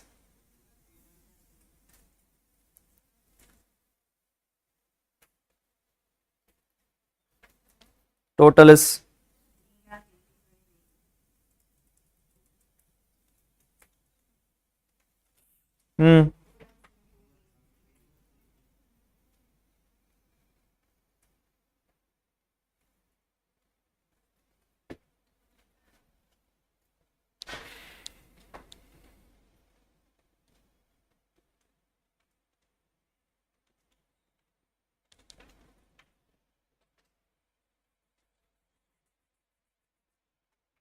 yes.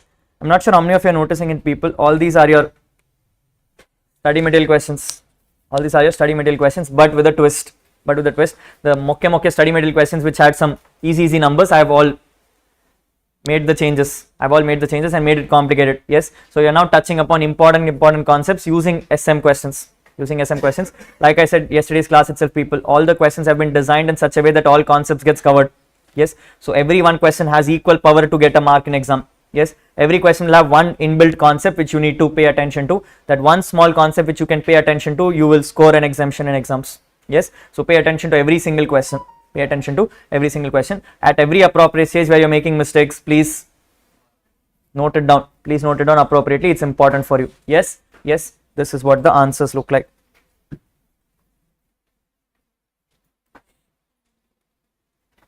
So I get an income from house property of 191,700. Arun's income is 385,850. Bimal's income is 275,850. Are we clear? Can we go forward? Yes. We're going on forward to question number 5, people. Question number 5 is your past exam question. Let's see if you're able to understand this question carefully. It says, Ravi is a resident and an ordinary resident in India and is owning a house property having different flats in Kanpur, which has a municipal value of 27 lakhs and a standard rent of 29 lakh 80,000. The market rent of the similar property is given as 30 lakh rupees. People, this is my fair rent. So I have my municipal rent, my fair rent and my standard rent. The annual rent is given as 40 lakh rupees, out of which 10 lakhs pertains to different amenities provided in the building. Meaning I am now giving a house along with amenities in which 30 lakhs is for house, 10 lakhs is for amenities. People, the moment 30 lakhs is for house, that goes under HP, 10 lakhs goes under, keep that in mind. One of the flat in the property where the annual rent is 2,40,000 remains vacant for 4 months. Now here is a question, people. This property's annual rent is given as 2,40,000. This 2,40,000 of annual rent is including amenities, excluding amenities. Is including amenities, excluding amenities. It is obviously, people, if I'm giving the rent, I'm giving it for everything. So which means 2,40,000 is vacant for 4 months, including amenities. So in IFOS also, people, for this house, did I get the rent? No. For 4 months, I did not get the rent. For 4 months, I did not get the correct. No. Yes. Keep that thought in mind. He has incurred the following expenses in respect of the aforesaid properties. I have incurred something called municipal taxes of 4 lakh rupees during financial year 24-25. People, this municipal tax which I am paying, am I paying for the house? Am I paying for amenities? Am I paying for both? I am paying for only house. I can't pay municipal tax for amenities and all. Yes, it is municipal tax paid only for the house. Where they are saying that municipal tax was 4 lakhs of the financial year 24-25, but 10% rebate is obtained for payment before the due date. Meaning I am not going to pay 4 lakhs. I am now going to pay 4 lakhs. I am going to pay only 3,60,000. I am going to pay 3,60,000 because I am paying on time. People, can I go to department and come and say, sir, because I paid on time, give me 4 lakh deduction? Can I give 4 lakh deduction? I can only give deduction which I pay. I paid only. Therefore, I will get only. Very good. Keep that thought in mind. Arrears of municipal tax of 23-24 was also paid during the year for 1,40,000, out of which interest on arrears is 25,000. Last year I did not pay municipal tax. I am deciding to pay it current year. Can I claim current year? But in that payment I have 25,000 of arrears. Can I claim arrears? No. People, I can only claim tax. I cannot claim interest. Interest is only for loan, not for tax. Lift maintenance expenses are 2,40,000, which includes a payment of 30,000 made in cash. People, this lift maintenance expenses incurred for house, for amenities, for both. House amenities both. House amenities both. This is incurred for amenities. This is incurred for amenities. Lift maintenance is a part of my amenity facility. It's not part of my house. This will go under salary of 88,000 paid to staff for collecting house rent and other charges. 88,000 का salary I paid for house, for amenities, for both. For both. It says no house rent and other charges, so it is paid for both. It's paid for both. You are required to compute the total income of Ravi, assuming Ravi has shifted out of default tax regime. People, questions like these, looking at every item, you need to first know which item goes where, which item goes where. That's where the critical component is. Yes, let's do it once again, people. Let's put out here itself which item goes where. Which item goes where? First item, municipal rent, goes in HP. So what and all goes in HP? Municipal rent goes in HP, SR goes in HP, FR goes in HP, then 30 lakhs goes to HP, 30 lakhs goes to HP. What else? What else? What else? What else? I have municipal tax which goes to HP, then lift maintenance goes to OFOS,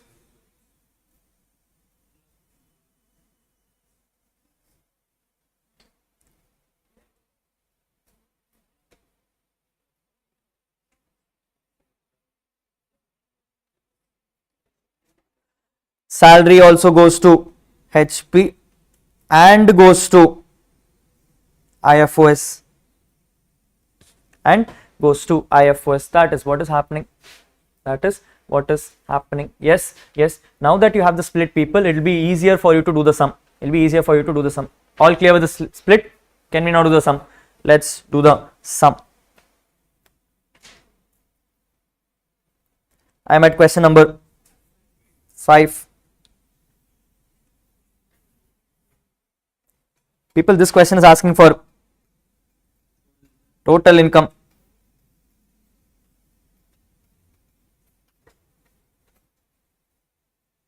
Yaar, people, the template remains the same.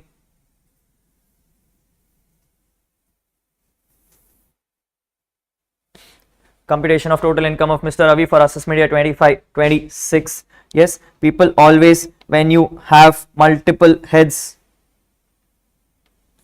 always when you have multiple heads, it is 3 columns.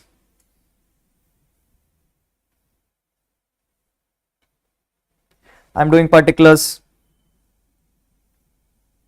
Now, whether you use the 3 column or not is not the conversation, people. You may not use the 3 columns itself, but it's always a good practice to have the 3 columns so that you know what you're doing.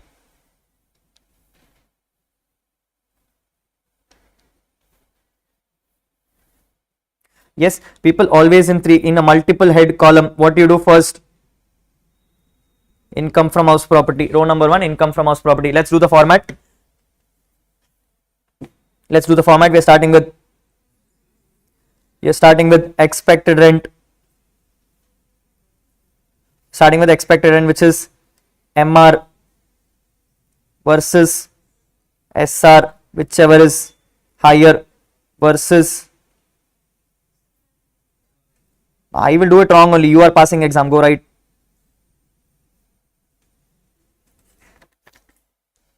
It's not my job to do everything right, people.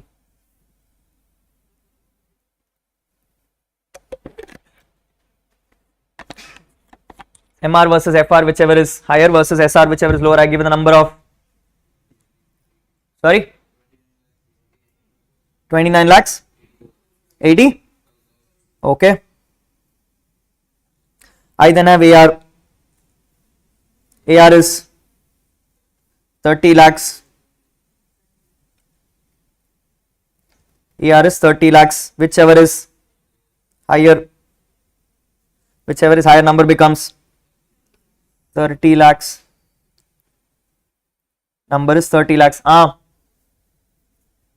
Next, Next, reduce, reduce, very good.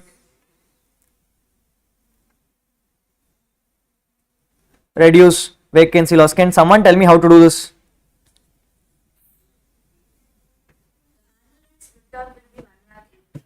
So first what you'll do, you'll take your 2,40,000. First tell me how many months ka vacancy. So it is 4 by 12. This will give me the vacancy loss, but this vacancy loss is for entire thing, therefore I will do into 3 by 4. Very good.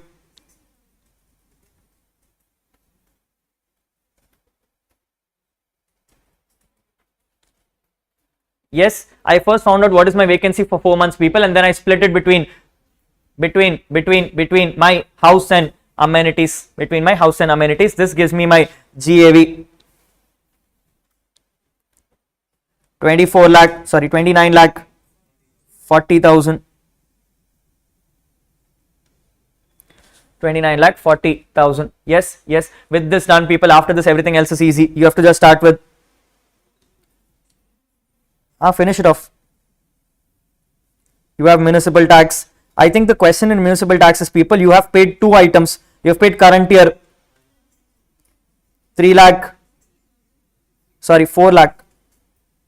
4 lakh minus 10%, which is 3,60,000. For past years you have paid 1,40,000 minus 25,000, you get 1 lakh. How much ma? Total deduction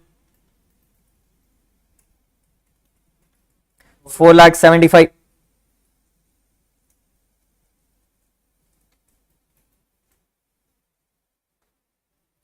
Total deduction is 4,75,000, giving me an NAV of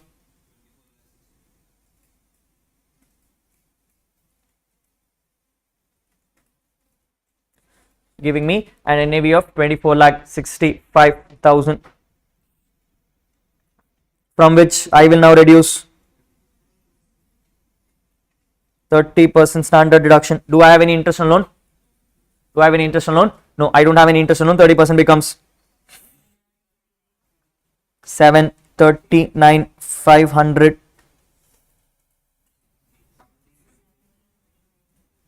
I get 1,725,500. This is my income from house property.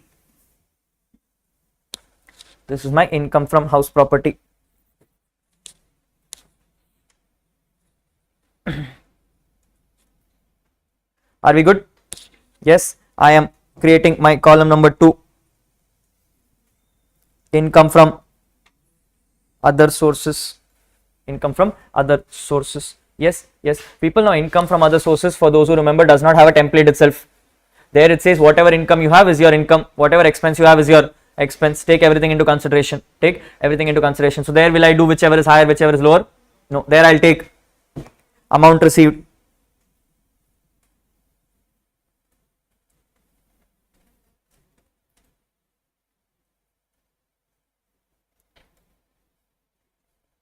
I'll directly take amount received. Help me out, people. I was supposed to receive 10 lakhs, but I have a vacancy. Which is 2,40,000 into 4 by 12 into 1 by 4. Very good. Therefore number becomes 9,80,000. Now there is no template, people, no empty, no this and all that things. Whatever is your actual expenses you can claim. We have already put out a list, people. What is my actual expenses? I have lift maintenance, I have salary. So I can reduce both. Before that, let me just check this thing. What is pending here? I have vacancy loss.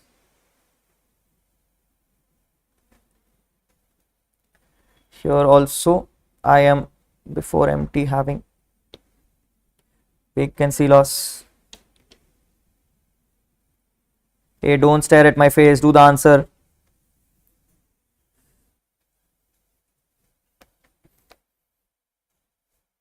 Yes, I have amounts received, people. My expenses is lift maintenance. No. Is 2,40,000 minus by people. So get then. Very good. 48.3 greater than 10,000 paid in cash, not allowed as deduction. IFOS chapter comes and says PGBP rules will apply to IFOS also. PGBP rules will apply to IFOS also, and therefore because you have paid cash more than 10,000 to one person in one day, you cannot claim that as a deduction. You cannot claim that as a deduction. So therefore number is 2,10,000. Number is 2,10,000. What else have we paid? We have paid salary to staff. We have paid salary to staff. People, how much salary have I paid?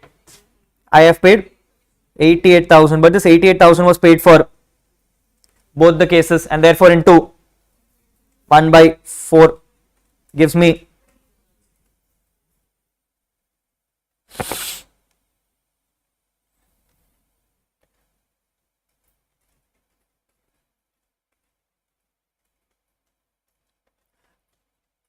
my total deduction is 2,32,000.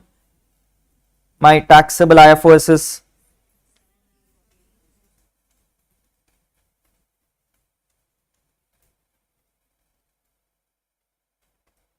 sorry,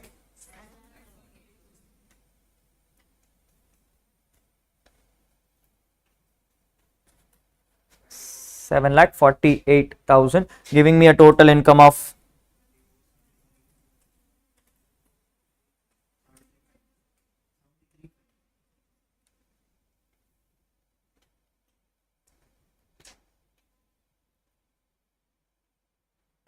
24,73,500 is my final answer. Fairly an easy question, people, but the problem is in this question there are multiple elements which you may go wrong based on your allocation methodology.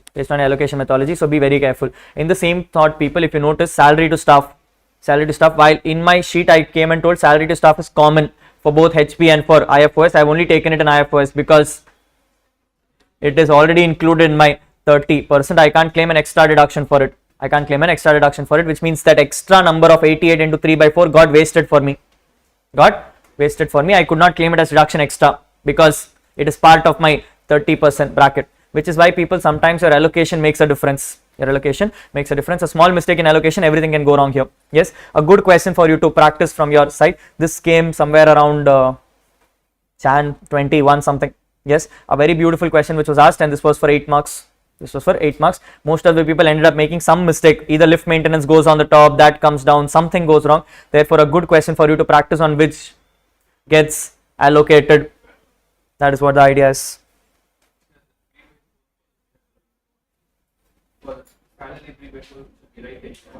So,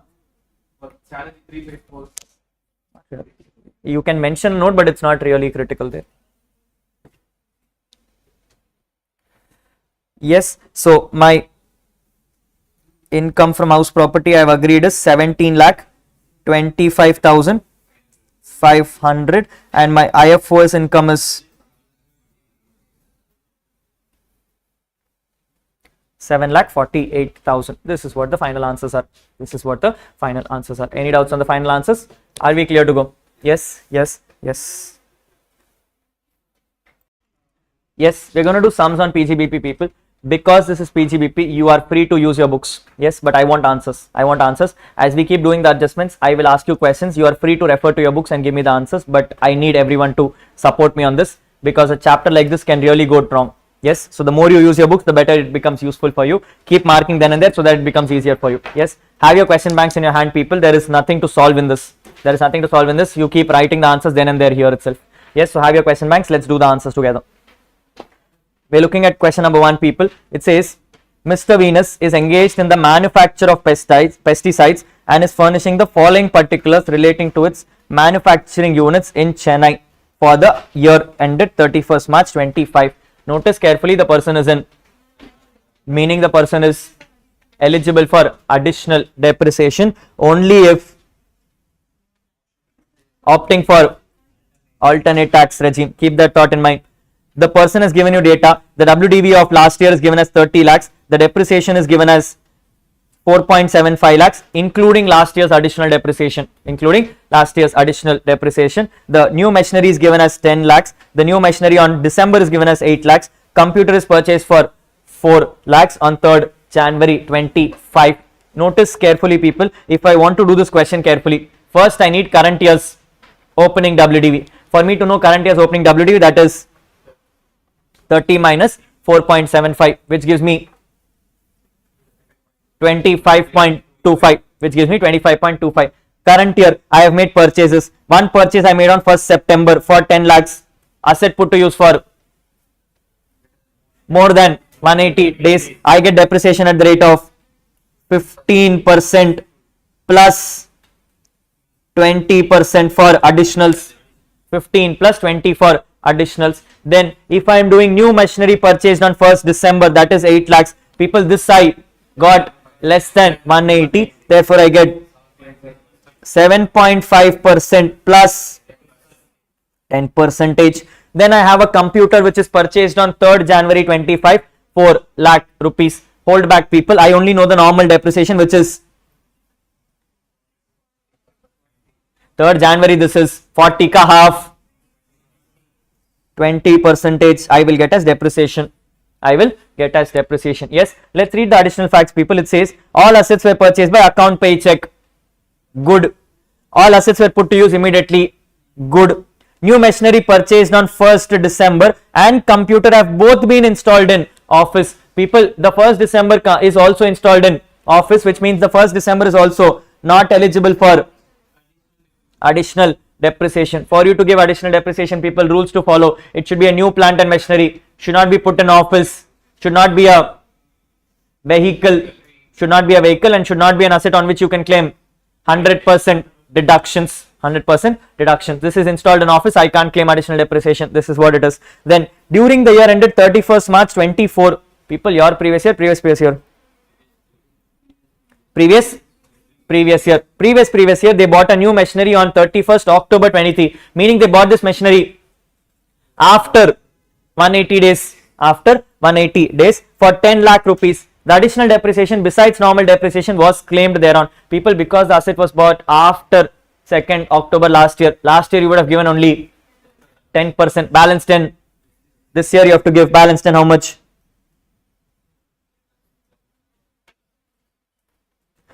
1 lakh you have to give this year. 1 lakh you have to give this year. Yes or no? Yes. Then you are required to say, the assessee has no brought forward business loss on unabsorbed depreciation. They are asking you to compute the depreciation available to the assessee if, as per the provisions of Income Tax Act, assuming exercises the option of shifting out of default regime or decides to go for default tax regime. Two cases given to you, people. If I am going out of default regime, what will happen? For these two, I will depreciate at the rate of opening WDV, people, depreciate at the rate of 15%. So it will be under ATR. Under ATR, it is 25.25 into 15%. Correct. Yes. For the 10 lakhs, people, I'll do 10 lakhs into 35% because additional depreciation. For that 8 lakhs, I will do only 7.5 because the install is in office. And for the computer, I'll do 4 lakhs into 20% because this is also installed in office. This will give you depreciations of current year. But question also says that I have depreciation pending of last year, which is 1 lakh rupees. So this will also get added. Add all these numbers, you will get the depreciation number. Check the question once again. See if you understand this carefully. Yes, on opening I have done full rate depreciation. On the more than 180 I have done normal plus additional. Less than 180 I have done only normal. Computers have done only normal, and the asset of last year on which I claimed only half depreciation, I am claiming the balance. I am claiming the balance. Can someone give me the final answer? మొత్తం అవయా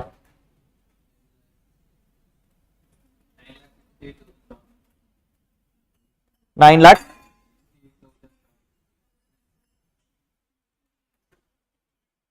968 750. Yes, yes. Now people, if I'm going for DTR, any changes in opening? Any change in opening? No, opening remains the same, so which means 25.25 into 15%. When it comes to 10 lakhs, any change in DTR? I can only claim normal depreciation, which means 10 into 15%. 10 into, yeah, but you don't know how much is the number, no? And anyway, you opted for DTR this year only. Last year you were in which? Why will you remove that? When are you opting for DTR, this year or last year? Which means last year you were in. So last year, can you claim, not claim? You can claim. Yes, what happens is only changes in current year. Yes, next 8 lakhs into 7.5, 4 lakhs into 20. People, the question on the bottom says that you have last year ka asset 10 lakh rupees which you have claimed only depreciation at 10%. Can you claim it in the current year? No, because you have gone for DTR and additional cannot be claimed. This is the final answer.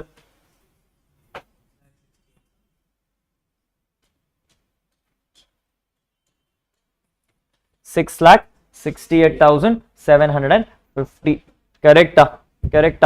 Yes or no? Yes or no? Yes, yes, yes, yes, yes. Mindful attentions. Mindful attentions. For the last 2 attempts at least, people, ICI is very interested about asking you questions relating to DTR and ATR. So they keep asking this modification questions. Or a question could do DTR also, do ATR also, all that nonsense will happen. So please pay attention to what you're doing. Yes? Are we good to go? Are we good to go? Yes, yes, good to go. Question number 2 says, Mr. A is commencing the operations of business of setting up a warehousing facility for storage of food grains, sugar and edible oil on 1st April 24. People, 3 businesses I am planning. One is sugar, one is food grains, one is edible oil. People, which ones are eligible? Food grains eligible, sugar, edible oil. He has incurred capital expenditure of 80 lakhs, 60 lakhs and 50 lakhs respectively on purchase of land and building on Jan to March 24, and then has capitalized the same in the books of accounts. The land cost is given in this as 50 lakhs, 40 lakhs and 30 lakhs. Big English, people. So much maths you have to do. Tell me how to do maths. You take 80 lakhs minus 50 lakhs, 60 lakhs minus 40 lakhs and 50 lakhs minus 30 lakhs. This will give you the cost of buildings. This will give you the cost of buildings. During the financial year 24-25, the person has incurred capital expenditures of 20 lakhs, 15 lakhs and 10 lakhs for extension of the building, which means this is capital expenditure and therefore eligible. You are required to compute the income under the head PGBP for 25-26 and also determine the loss to be carried forward. Assuming that Mr. A is exercising the option of shifting out of default regime. People, alternate regime 35AD. Allowed, not allowed? Allowed. Normal regime 35AD allowed. The profits of the business are given to you for food grain, sugar and edible oil. Before claiming these items are 16 lakhs, 14 lakhs and 31 lakhs. You are required to assume that the expenditures are incurred and paid by account, paycheck and other electronic modes, meaning payment lab. No issues. Payment lab, no issues. Simple, straightforward question, people. Let's do it off.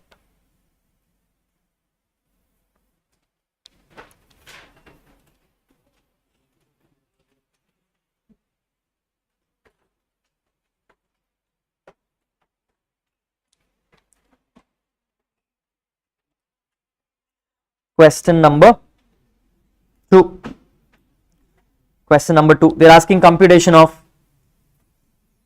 PGBP for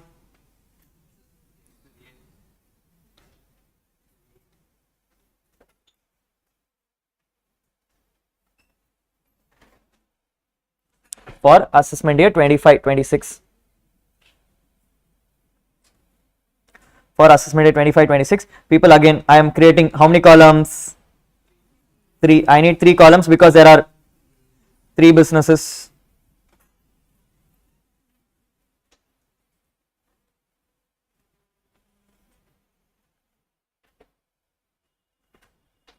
There are 3 businesses, therefore it is particulars. A, first one was food grains. I have sugar. I have edible oil. People, I've always told you, as you create tables, it's always better that you write down the proper information here itself so that you don't get confused. For food grains, eligible, not eligible. So food grains become 35 AD. Sugar becomes 35 AD. Edible oil is normal. Edible oil is normal. For those who are thinking, Rahul, section number and all, how do I remember in exam? It's given in the question. Question padi irukku.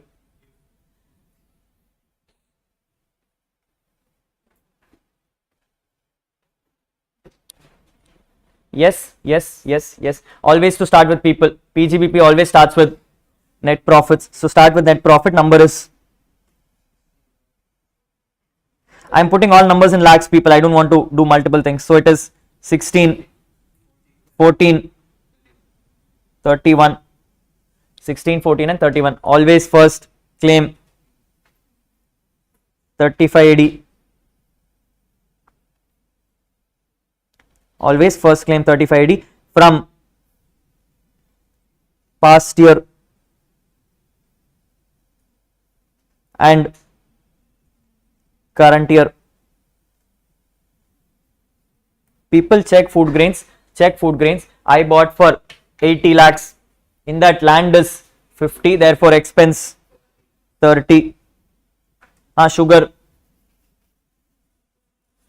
is 60 minus 40, therefore edible oil is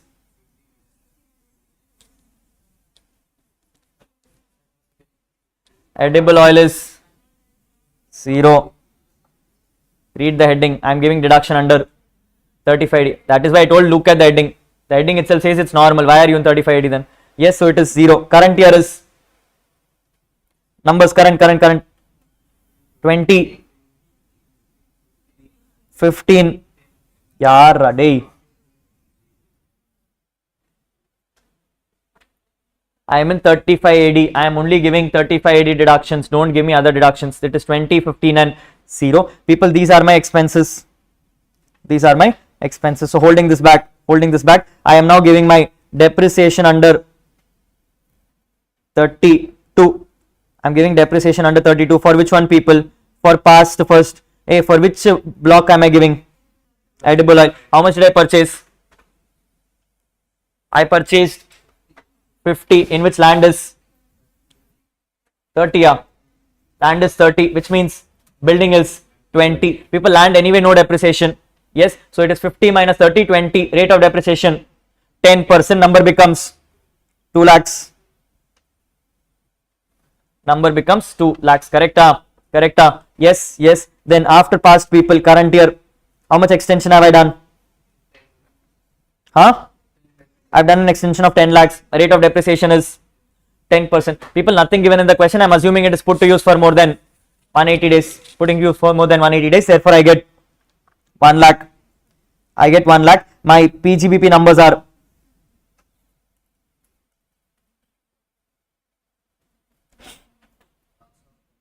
loss of 34, 21.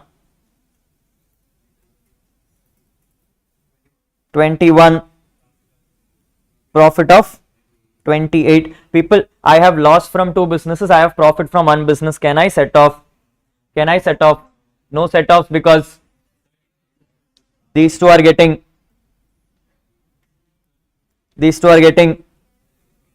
carry forward. And therefore your income from PGBP is 28 lakhs. Your income from PGBP is 28 lakhs. The balance losses gets carried forward. The balance losses gets carried forward. Clear with me? Clear with me? Everyone, are we good to go? Yes, yes. So what is my answers? My PGBP is 21. My carry forward losses 55. My PGBP is 21 and my carry forward loss is 55. For someone who wants to note down quickly.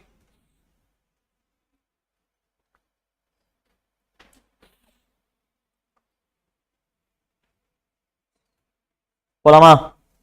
Yes. Polam. Question number 3. Question number 3. It says AB Light LLP is consisting of two working partners, Mr. Anand and Mr. Beam, who are getting 40 and 60 ka share. As per the partnership deed, they are eligible for interest on capital at 15% per annum on their capital contributions of 15 lakh rupees. People, I am allowing 15% as per deed. Income tax says allow. I will restrict to 12% and also a remuneration of 50,000 per month to Anand and 40,000 per month to Beam. The firm is engaged in manufacturing businesses. During the year ended 31st March 25, the net profit is given as 25,86,000 before considering interest on capital and remuneration. Meaning on the 12% is also there, not there, not there. 15 there, not there, not there. People, these items are not there in P&L. Income tax is saying you can claim 12. Therefore, you will reduce. You will reduce minus. You will minus. It is allowed basically. It is basically allowed. Yes.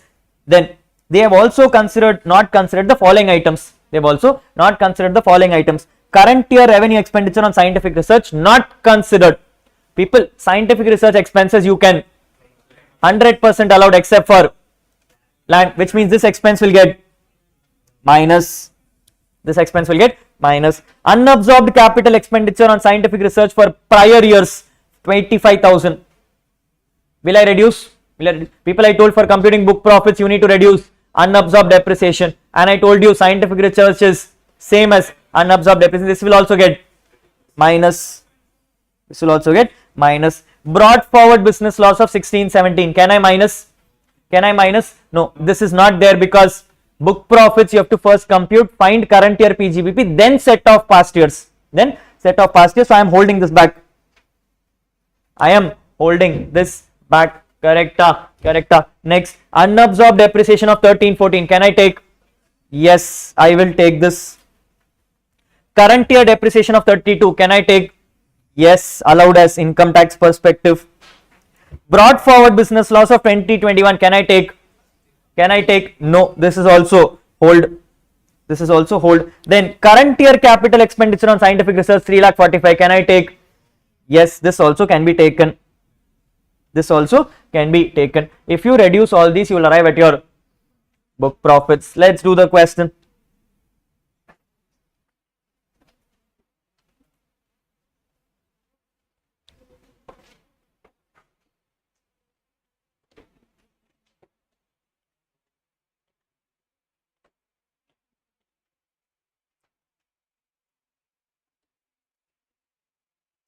Question number 3.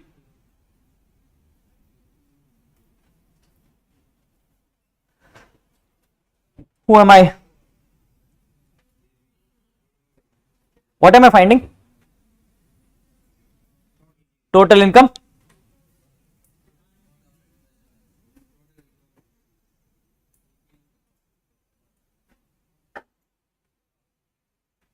Yes, computation of total income. Now people, because this is a partnership related question, you will have to first find out what we call as book profits. You have to first find out what we call as book profits. So let's first find out what is book profits. Yes, for me I need particulars, two amounts column.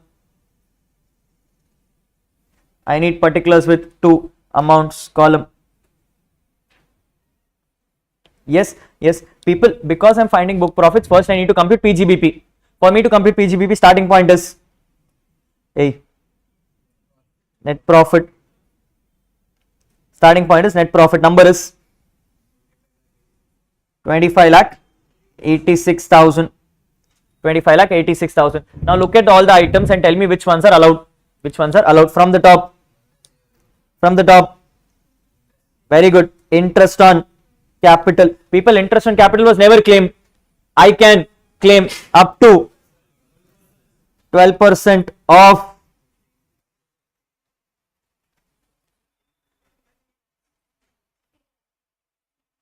it is 15 lakhs each.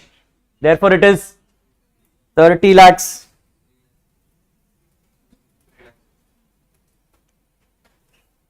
Three lakh 60,000. 3,60,000. What other items, people, we already discussed? Note down. First item was scientific research expense. 2 lakh. Okay.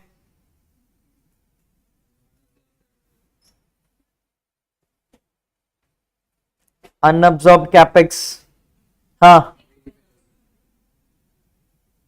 Then unabsorbed depreciation 52. Yes.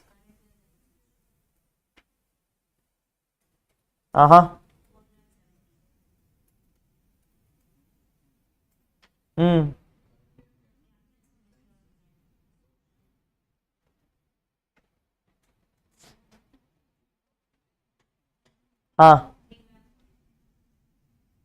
Anything else?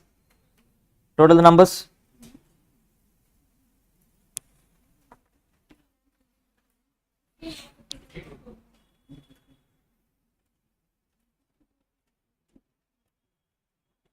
$15,52,000. If I do this, I arrive at something called as, very good.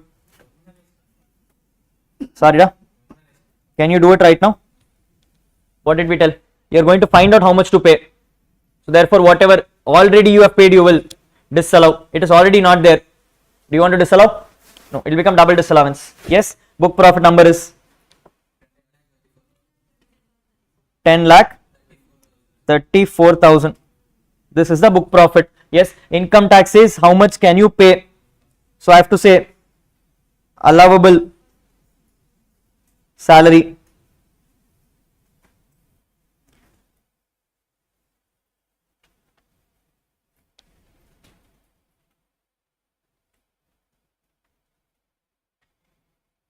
Allowable salary for the first 6 lakhs.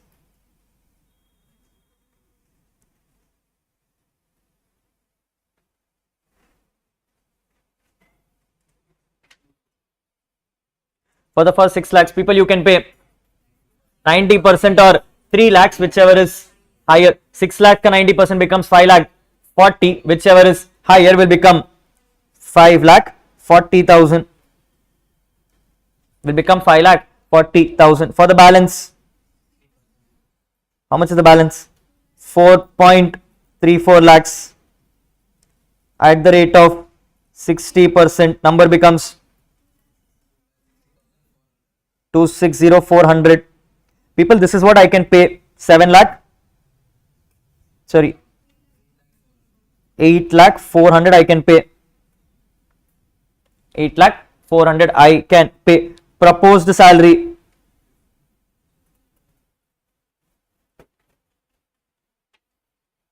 How much have I proposed? I have proposed 50,000 plus 40,000 into 12.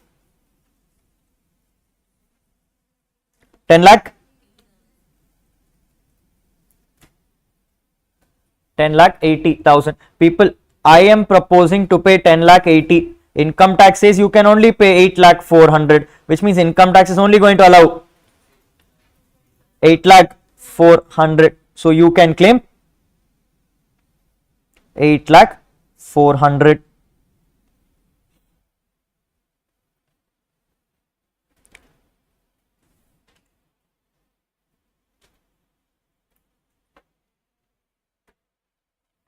You can claim 8,400,000. Number becomes 2,33,600. People, is the question over?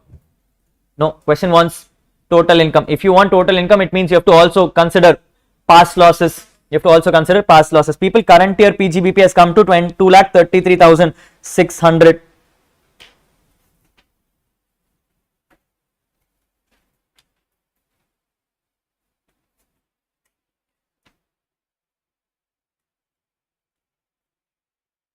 You are now eligible to set off losses. People, two losses which we have ignored for now. What and all did we ignore? We ignored brought forward business loss of 16-17 and 2021. So we have set offs of AY 16-17 and AY 2021. 2021. People, 16-17 amount is 40,000. Amount is 0. Amount is 0. Why, ma? Lapsed 8 years.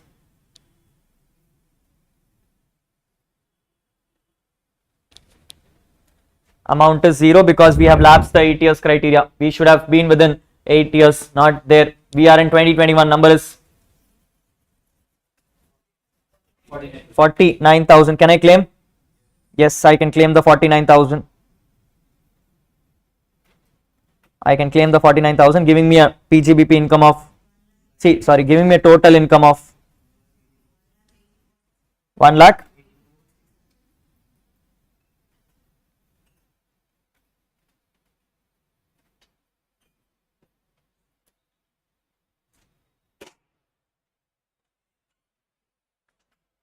Giving me a total income of 1,84,600. Yes, small things, people, which can go horribly wrong. Be very careful about what you're doing on this.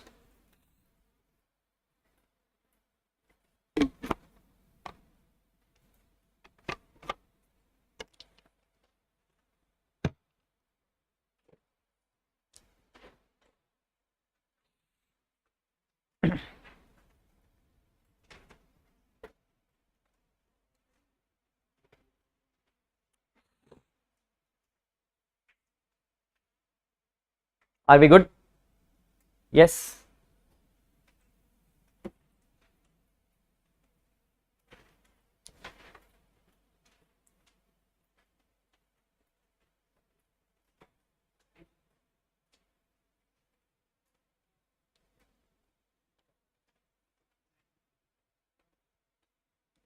So my total income is 1,84,600. But people, if you notice, this question is not just asking for total income. They also want how much salary you can pay to each partner. How much salary you can pay to each partner. People, now the problem is there are two partners.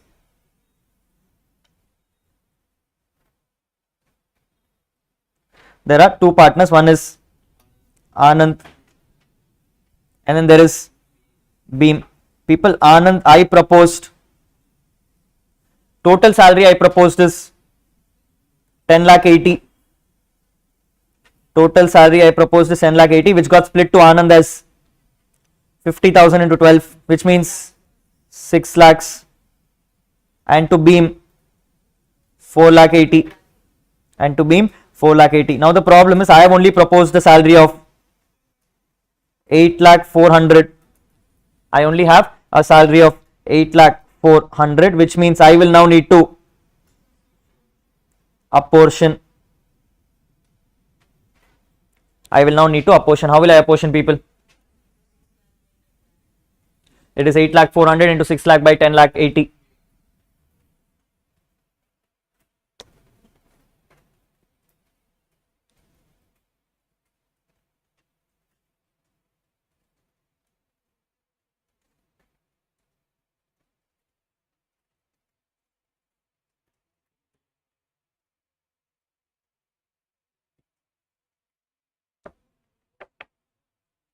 Too much big number on calculator, huh? 4 lakh.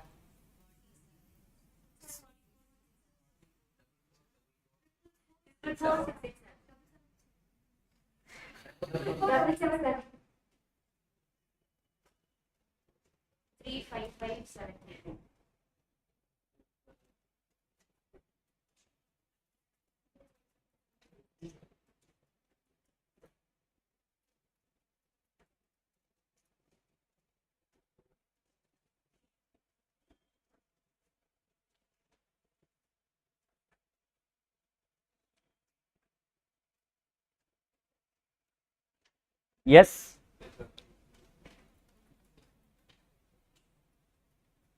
So my total income is 184,600. Anand gets 444,667. Beam gets 3,733. 355,733 is what Beam gets.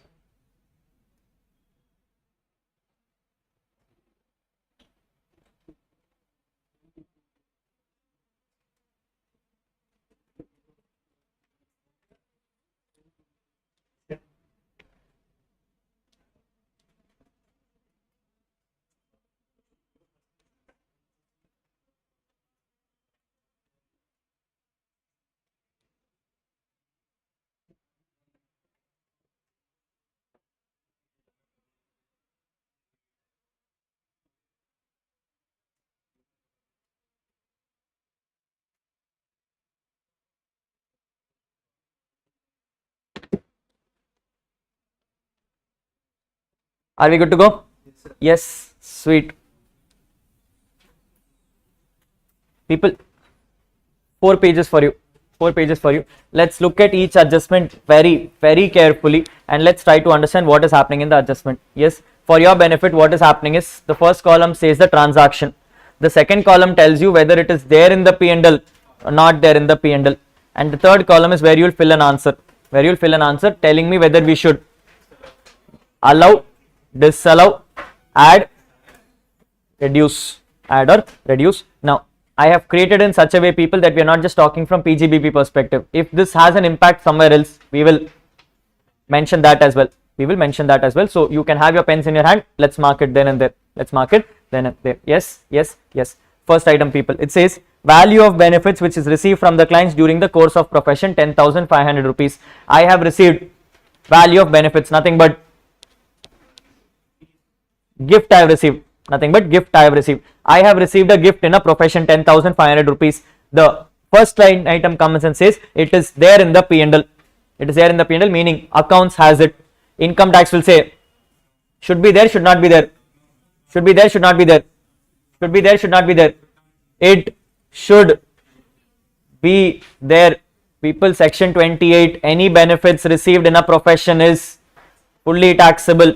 Is fully taxable. It is to be taken, already there, to be taken. Therefore, ignore adjustment. Therefore, ignore adjustment. Yes or no? Yes or no? Yes or no? Yes, yes, yes. Mindful, mindful. Value of business is nothing but gifts given to you, and gifts are taxable under PGBP. Therefore, it should be there. Second case comes and says same value of profession, not there in P&L. Not there in P&L. People, not there in P&L meaning accounts does not have it. Income taxes should be there. Therefore, add.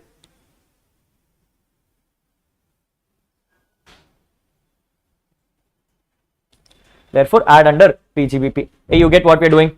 You get what we're doing? Same sequence, people. Let's take the same pace. I am saying 3031. There is a repairs and maintenance incurred of 2,000 rupees for the period 1st October 24 to 30th September 25. People, look at the dates carefully. I am in financial year 24-25. Financial year 24-25 means April 24 to March 25. R&M is saying that it is from October 24 to September 25, meaning it is after my financial year. It is after my financial year. But read the lines carefully. It says assessee is following a cash system of accounting means what I pay is what I claim. What I pay is what I claim. The question comes and says I have accounted it in P&L. Person following cash system accounted in P&L means he has paid. I have paid for the next year also. I have paid for the next year also. Accounts says claimed. Income tax will say proportionate. April to March, correct? No. Nowhere in income tax does it come and say that you have to follow accrual system. Income tax says you can also follow cash system. If I am following cash system, income tax will also say what you pay is what you claim. I have already paid, therefore I can claim. People already there in accounts. Income tax also say claimable. Therefore,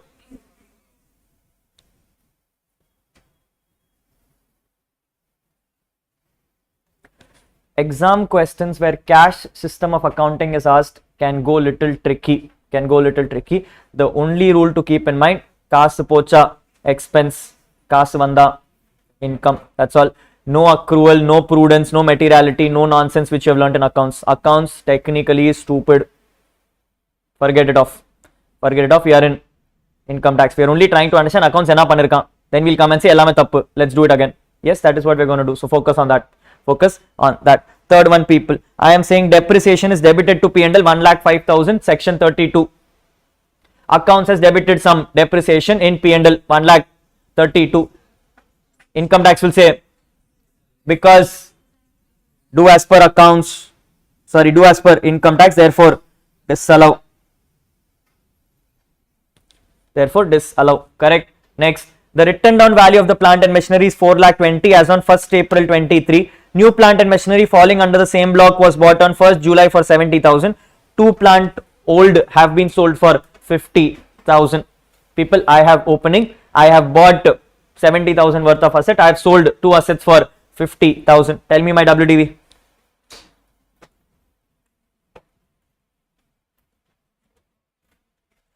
How do you do it? 420 plus 70 minus 50 will give you 440. All assets are more than 180, people. If you check all assets are more than 180, because opening is more than 180. The asset addition also I have is in July, which means I'll do depreciation at 15% rate. Number becomes, therefore I will claim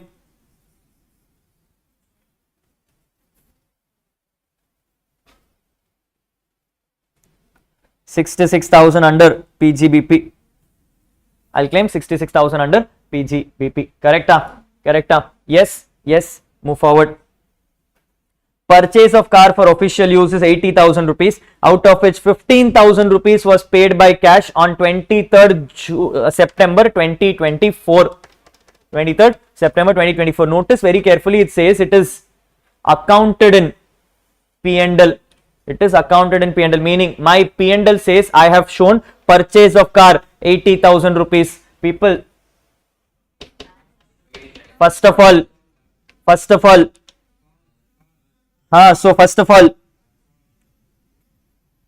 what to do?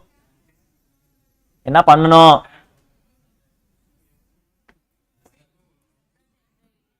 First,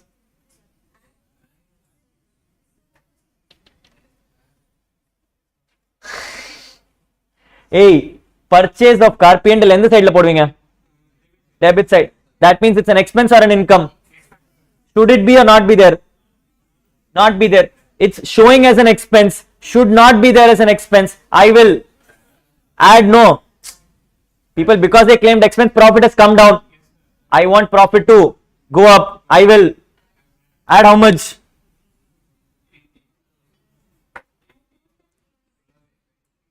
I will add 80,000.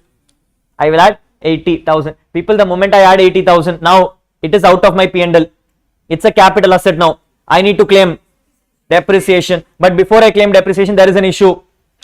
I have paid payments in cash. I will ignore those payments. Net payment I made, I will claim 65. மொத்தமா claim பண்ண போறேன். I'll claim 40% of 65,000. Number becomes, I'm sorry, car இது. Oh, okay. 15%. I'll claim 15% for car, motor vehicles, 15% for car. So 15% of 65,000 gives me 9750. 9750. You can note it down here, people. Plus 80,000 is because it is capex.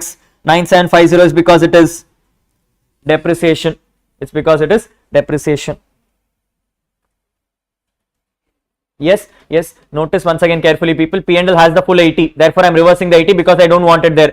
Then I am going and taking my capital asset. In my capital asset, I can't have payments made in cash more than 10,000. So whatever I did not pay in cash is what I am taking, and I am doing depreciation on that. Because the asset is put to use on 23rd September. I am getting full 15% ka depreciation on this. full 15% ka depreciation on this. Clear enough? Are we good to go? Yes. Next one. It says, I have repairs of 1 lakh rupees incurred for a building a new room in which debited to P&L. I have incurred a repairs 1 lakh rupees for making a new room. People, this is capital expenditure. It says P&L, it is accounted, meaning it is there in the P&L, should not be there. Therefore, add 1 lakh rupees as capex.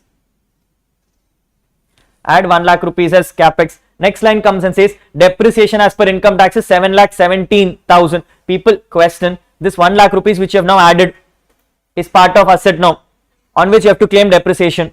Question is that depreciation already there in 7,17,000 or you have to claim extra?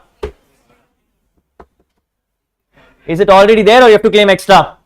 It is already there. Heading says depreciation as per income tax. What does as per income tax mean? Whatever is the right answer is the number, which means this number is already there. Therefore, directly minus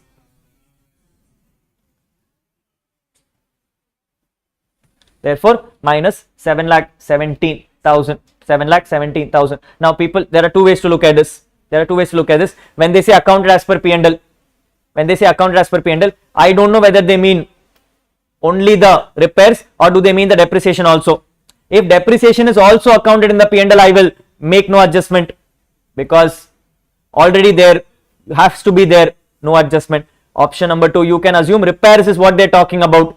Depreciation is not there, in which you are claiming depreciation. Whatever makes sense to you people. It depends in your exam as to where the placement is.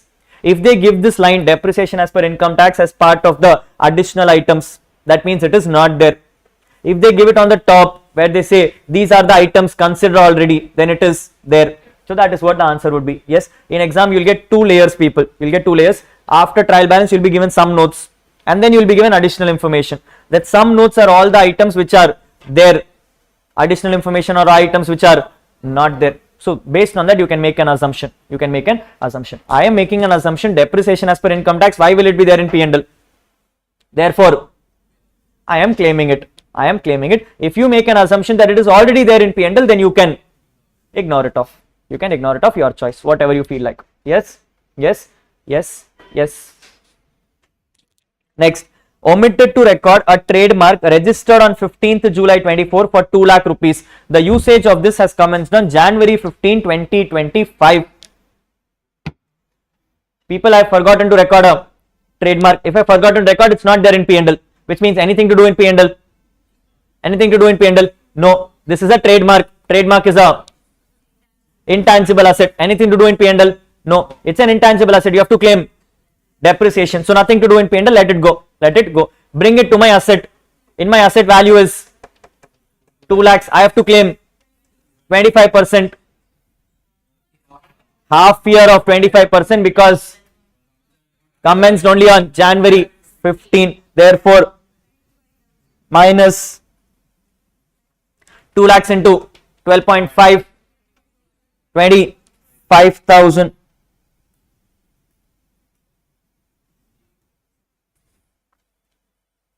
Minus 25,000 as depreciation. People getting the hang of this?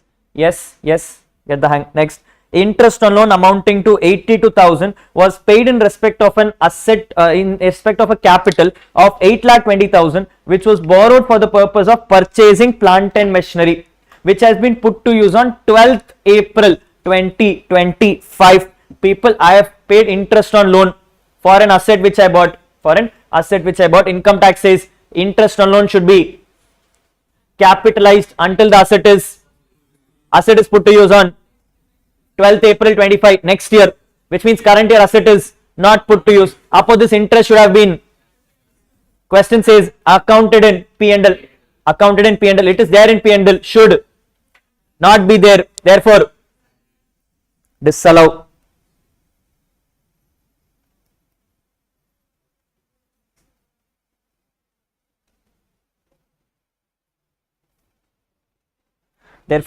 Now question is, people, since you have disallowed it, I should be claiming depreciation on this. No, I should be claiming depreciation on this. Why? because very good, it is put to use in the next year. Depreciation will start from, leave it here, you don't care about current year, because it is put to use next year. Depreciation will start from next year. No adjustments to make in current year. Yes. Next, I have bought a car for personal use on 12th April 21 for 5,40,000. The car was subsequently being used for business purposes from 1st April 24. As on that date, the market value is 2,10,000. I bought a car in 2021. I am this year deciding to bring it into business when the market value is 2,10,000. But I bought it for question. Now I bought it business. It is not there in P&L, so no adjustment. But this is my capital asset. I need to claim on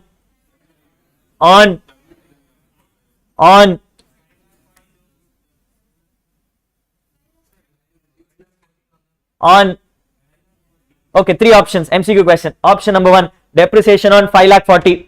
Option number 2, depreciation on 2,10,000. Option number 3, depreciation on 5,40,000 minus depreciations of past years.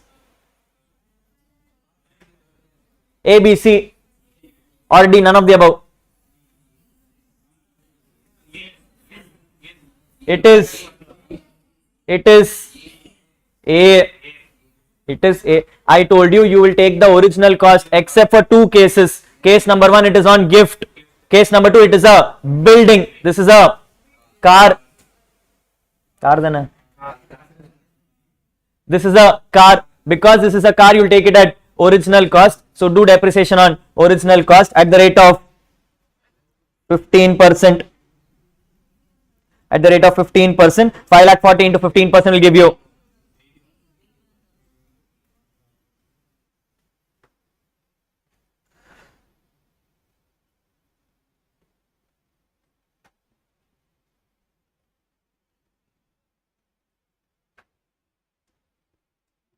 cost of the asset is 5,40,000.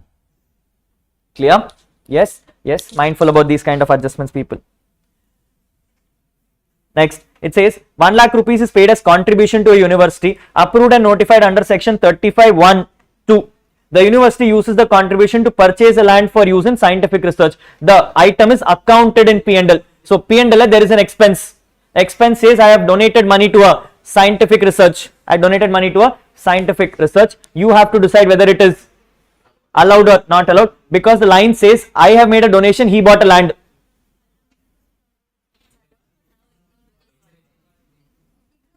Why? Very good. This has two answers.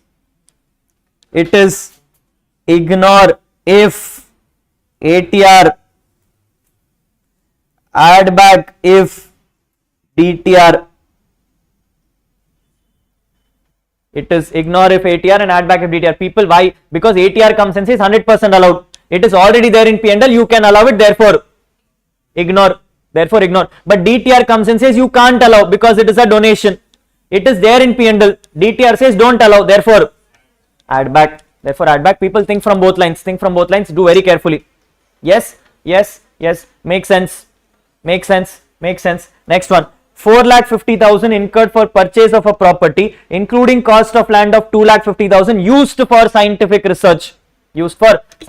People, now is this donation or is this in-house?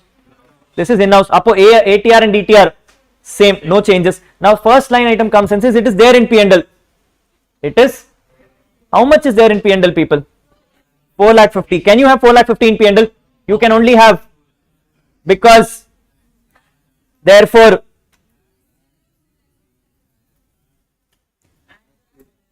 add back 2.5 lakhs for the land.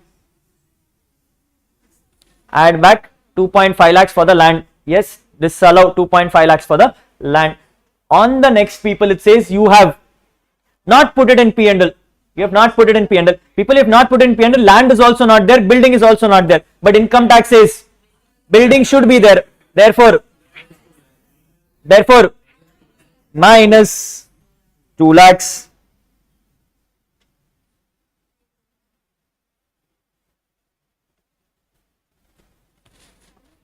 Therefore minus 2 lakhs. Yes or no? Idana PGBP customer.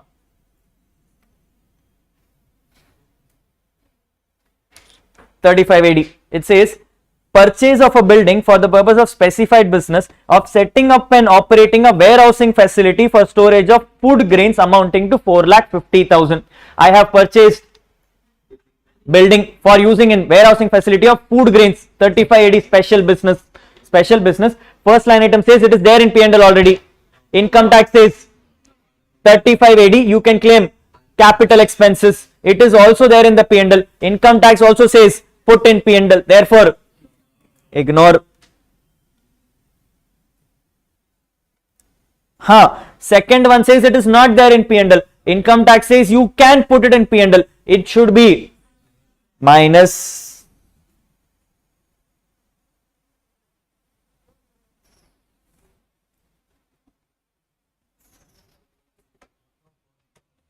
It should be minus. Clear? Yes. Next. A unit has commenced operations on 1st April 23 and has claimed a deduction of 100 lakh rupees on the purchase of two buildings of 50 lakh rupees each for the assessment year 24-25. Hey, relevant, not relevant? Relevant, not relevant? Not relevant. It is previous year. However, in February 25, the unit A decided that it wanted to transfer one of its buildings to non-specified business. People, relevant, not relevant? I should not touch the asset for 8 years. I have touched the asset in next year itself. Income tax will say whatever depreciation you could have claimed, let it go. Everything else will get reversed. People, last year I bought it. Had I used it for normal business, I would have claimed depreciation for 1 year.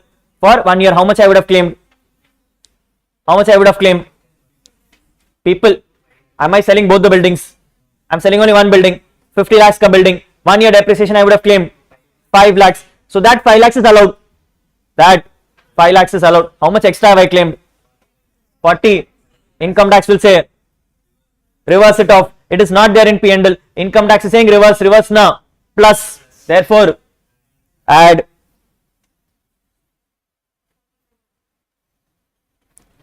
45 lakhs.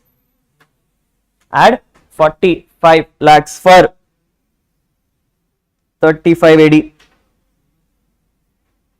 Add 45 lakhs for 35 AD. Yes or no? Yes. But also notice, people, because I have reversed, this asset has now gone to my normal business, and normal business now has an asset worth 45 lakhs, which means the asset can now claim at the rate of 10%. At the rate of 10%, correct? No, people, it is put to use only from Feb, therefore it is 5%. Number becomes 2.25.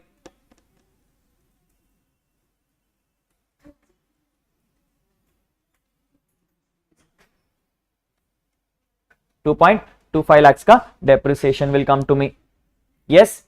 So whatever I claimed earlier, people, I've reversed it off because that was wrong claim. But because I reversed it off, it now got added to my asset cost, and therefore I am now claiming depreciation on this. Yes. Next. I have incurred expenditure of VRS scheme. Some number is there which is accounted in P&L. People, allowed, not allowed? Not allowed. You have to allow it over. You have allowed it everything in 1 year. Therefore, I will disallow 4/5.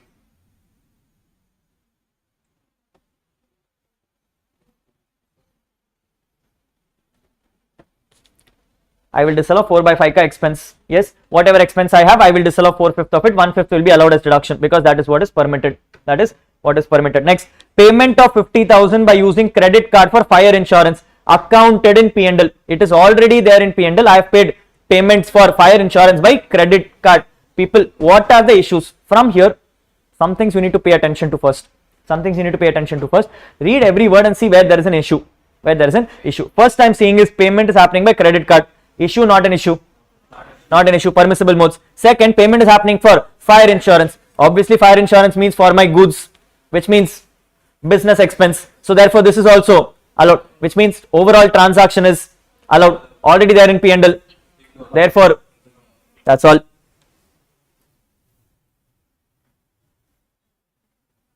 Yes, the thumb rule of PGBP is that people, every word has to be read and interpreted. Every word may have a difference of opinion and every word has to change. Any point of time, any word causes a problem, disallow. Only if all the words are true, you will give allow. Only if all words are true, you will give allow. Yes or no? Yes, keep that thought in mind. Next, commodities transaction tax is paid for 20,000 on sale of bullions. I have paid some CTT. I have paid some CTT for sale of bullions. Assuming that this is stock in trade. Assuming that this is stock in trade, I have paid some tax on my stock. On my stock. Allowed, not allowed? Allowed. There in P&L. Already there. Should be allowed. Therefore,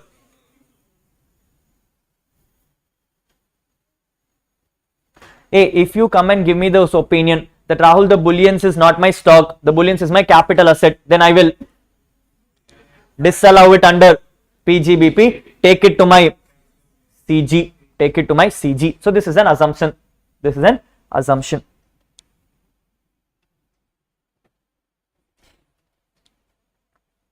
Good to go. Next, securities transaction tax is paid in the case of a recognized stock exchange by a dealer in shares and securities. People, I am a dealer. Shares and securities is my stock. On that I have paid STT. On that I have paid STT. Normal business expense. Normal business expense. Already there in P&L. Tax says allowed. Therefore,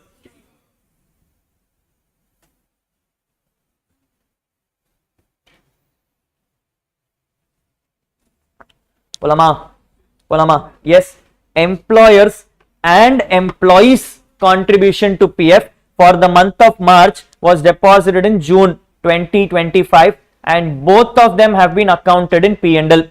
Both of them have been accounted in P&L. People, first pay attention. Employers contribution is for the company expense, so it is there in left side. Employees contribution for the company is a income, so it is on the right side of the P&L.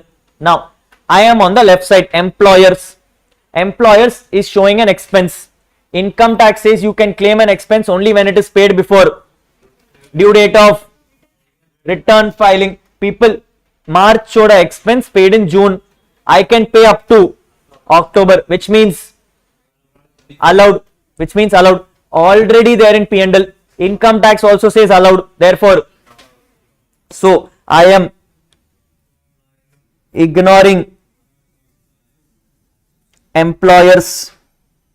I am ignoring employers. Come to employee. Employee income tax says is there as income. You can claim as deduction provided you pay before PF due date. March ka PF due date will be next month May.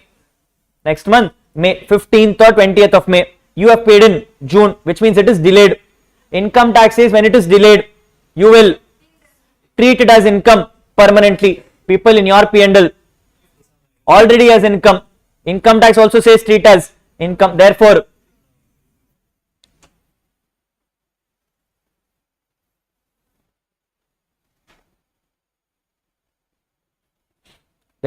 ignore. Clear. If this was ulta, people, unfortunately, if by mistakenly question would have come and told you employee showing as an expense. Employees showing as an expense. First you will come and say why is it showing as expense? So disallow that. Then you will come and say it is not showing as income, therefore it will become double. Therefore it will be a double case. Here is me making an assumption that employee ka they have done proper accounting. And if they have done proper accounting, they would have put it in income side. If you see it as an expense side, first reverse the expense, then book an income. That is what I told people. For you to understand tax, you need to first know what is happening in accounts. Yes or no? Yes. Next, mediclaim premium is paid to GIC by Mr. Lomesh for his employees by a draft on 27th December 2023. Notice, this is insurance, business expense, no problem. Paid for employees, business expense, no problem. Paid by draft, business expense, no problem. But paid for 27th December 23, it should be expense of that year. It is showing in this year's P&L. It says accounted in P&L. It says accounted in P&L, which means this is prior period expense. Prior period expense. Section 37 says you can only allow expenses which are incurred during the previous year. Should be there, not be there, not be there, already there. Therefore, disallow.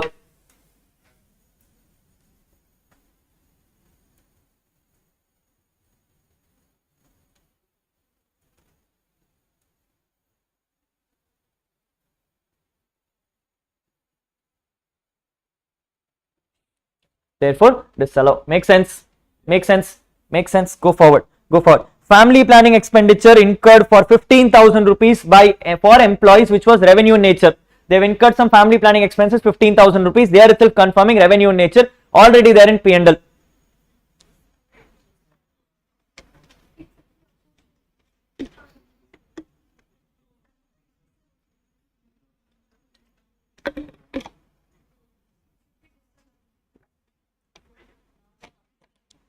சும்மா பார்த்தா நல்லா இருக்கு. Bye.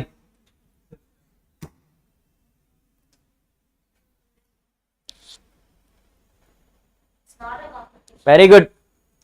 People, we are doing CA Inter, and I just told you family planning expenses for CA Inter is disallowed because it can only be claimed by companies. We are doing individuals.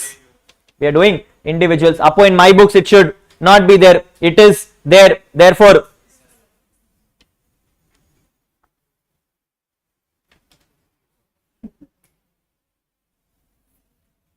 Therefore, disallow.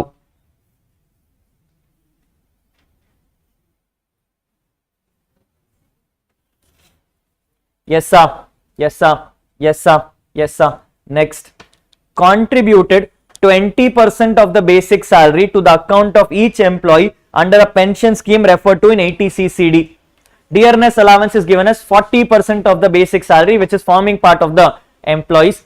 Basic salary of the employee is given as 10 lakh rupees. 10 lakh rupees. People, I can contribute 14% of the salary. 14% of the salary. Understand how much have I contributed? I have contributed 20% of basic, which is 2 lakhs. I have contributed 20% of basic, which is 2 lakhs. Allowed is how much? Allowed is 14% of basic plus DA. Basic plus DA. Basic is 10 lakhs. DA is 40%, which is 4 lakhs. So 14 lakhs. 14% of 14 lakhs is 1.96.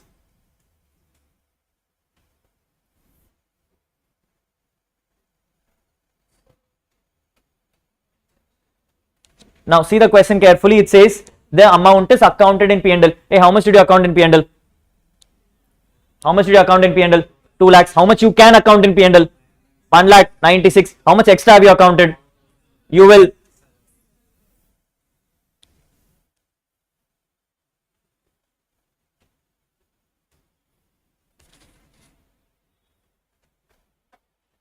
yes, this is what I was telling people. This is an amendment of current year. Pay attention to this. This is expected. Clear? Yes. Any doubts on this one? Should I repeat for someone? Are we clear? No? Yes? Loan. Received 3 lakhs from a debtor which was written off as bad debt in 2021. Amount due from the debtor in that year was 5 lakh rupees, out of which tax officer only allowed 3 lakh rupees in that year. In that year, people notice carefully, that year I claimed 5, officer allowed. I already offered to tax 2 lakhs. Current year I received, I will tell officer, I have already offered, therefore I will offer this year. In my P&L there is 3 lakhs. In my P&L there should be, in my P&L there is 3 lakhs. I have already offered 2 lakhs. I only want to offer 1 lakh. Apo there is extra 2 lakhs in my income side, expense side. 2 lakhs is extra in my, it's bad debts recovered. 2 lakhs extra is in my, therefore I will plus or minus a minus.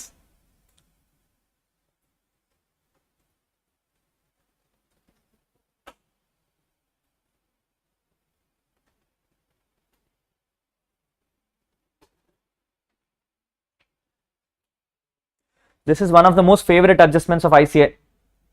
Yes, please focus on this, where I am again telling you the same thing, people. Understand, 5 lakhs I wanted, 3 lakhs officer gave, which means I already paid tax on 2 lakhs. Current year I received 3 lakhs. I will tell the officer, sir, I am not going to give you 3 lakhs because I've already paid tax on, I only want to give 1 lakh, therefore I will pay tax only on 1 lakh. Let's check my P&L. My P&L says 3 lakhs, but I want to pay tax only on 1 lakh, therefore I will say, why should I pay extra? So that extra 2 lakhs which I offer, I will reverse. It is showing in the right side, therefore I will reverse it by reducing 2 lakhs. Clear? Yes. Section 37. 2000 is paid as donation to public charitable trust and it is booked in P&L. People, income tax says, section 37 says donations are not incurred for, therefore under allow. Very good. You will disallow under PGBP and allow ATG depending on which category it falls into. This is charitable trust, therefore it is category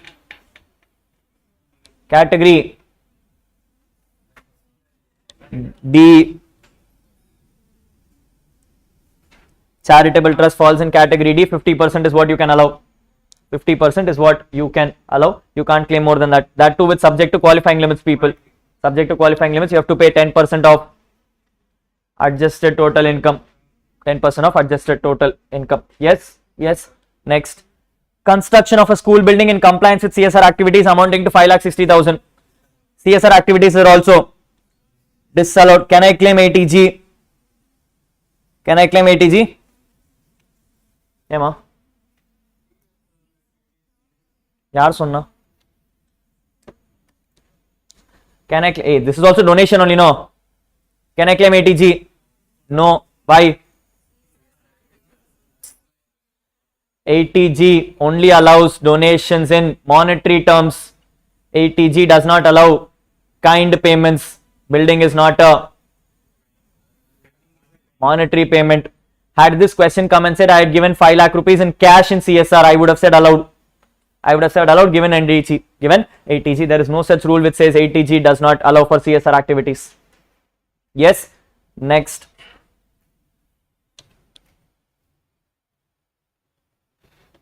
Housing loan principal repayment during the year is 50,000 rupees and it relates to residential property acquired in 24-25 for self-occupation.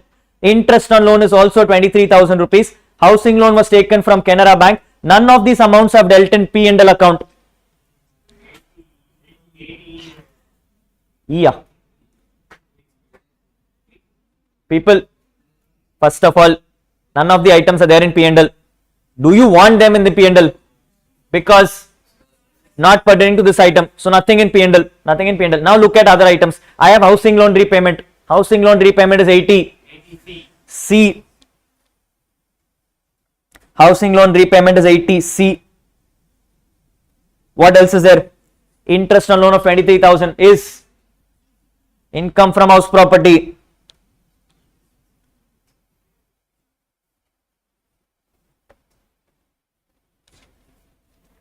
Is income from house property.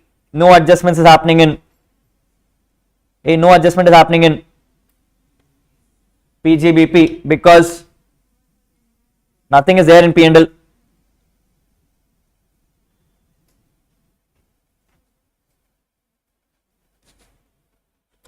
Nothing is there in P&L. Clear? Yes. Move forward. Late filing fees of 5,000 rupees is paid under section 234F for delay in filing income tax return for 24-25. Amount has been debited to P&L. Income tax says any income tax payment is disallowed. Showing in P&L should not show in P&L. Therefore, disallow under PGBP.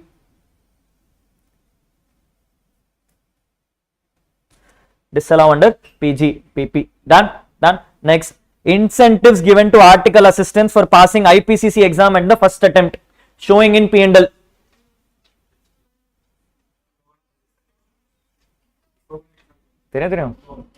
Why? Very good. It's a professional expense. Yes, payments made to a profession. incurred for the purpose of profession should be an allowable expense, already there in P&L, should be there in P&L. Therefore,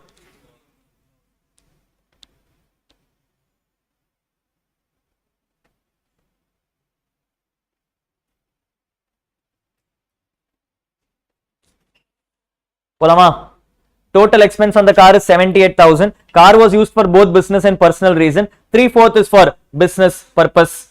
Full item is there in the P&L. I've booked the whole 78,000 in P&L, but they're saying only 3/4 is for business reason. So I will disallow 1/4, 19,500 will be disallowed under PGBP.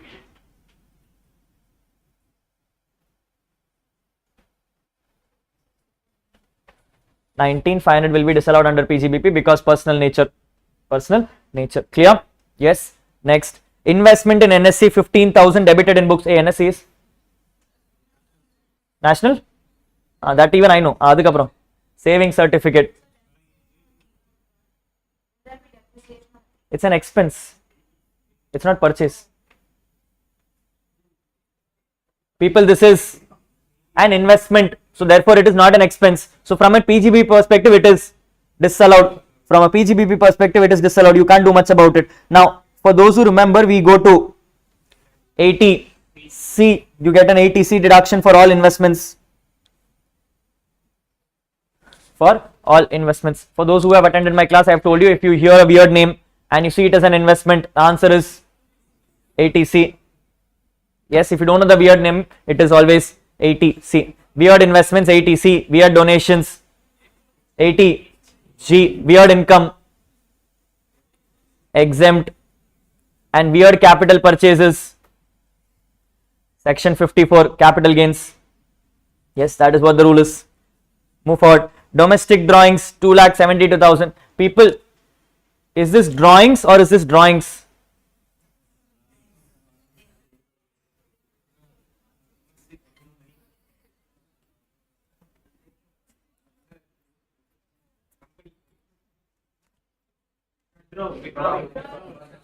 This is a withdrawal. This is a withdrawal. People withdrawing money from your business should happen from capital account, should not happen from P&L. Showing in P&L, which means error in accounting. Error in accounting, I will add back.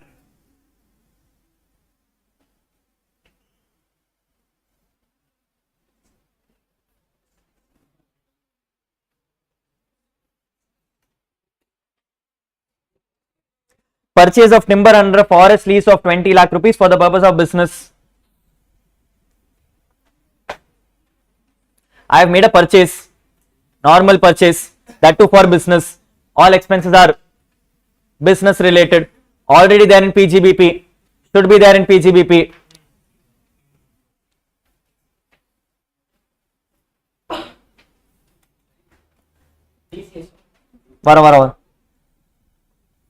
Ignore as business. I will claim a TCS credit. I'll claim a TCS credit because it is purchase of forest timber. I would have paid extra money. I would have paid extra money under TCS at the rate of 5%. At the rate of 5% for my purchase of timber. For my purchase of timber. This came once in exam, has never been tested after that. Not expected to be tested after that also, don't worry about it. Next, traveling expenses includes 2,40,000 being expenditure which is incurred on a foreign tour to Taiwan for attending a business exhibition and meeting with vendors, out of which 40,000 is incurred in Indian currency and 2 lakhs is incurred in foreign currency. Mr. Raman has spent 10 days in Taiwan, out of which 4 days were utilized by him for attending marriage ceremony of a vendor's son. People, when data is so big, it is always fully allowed. Ignore.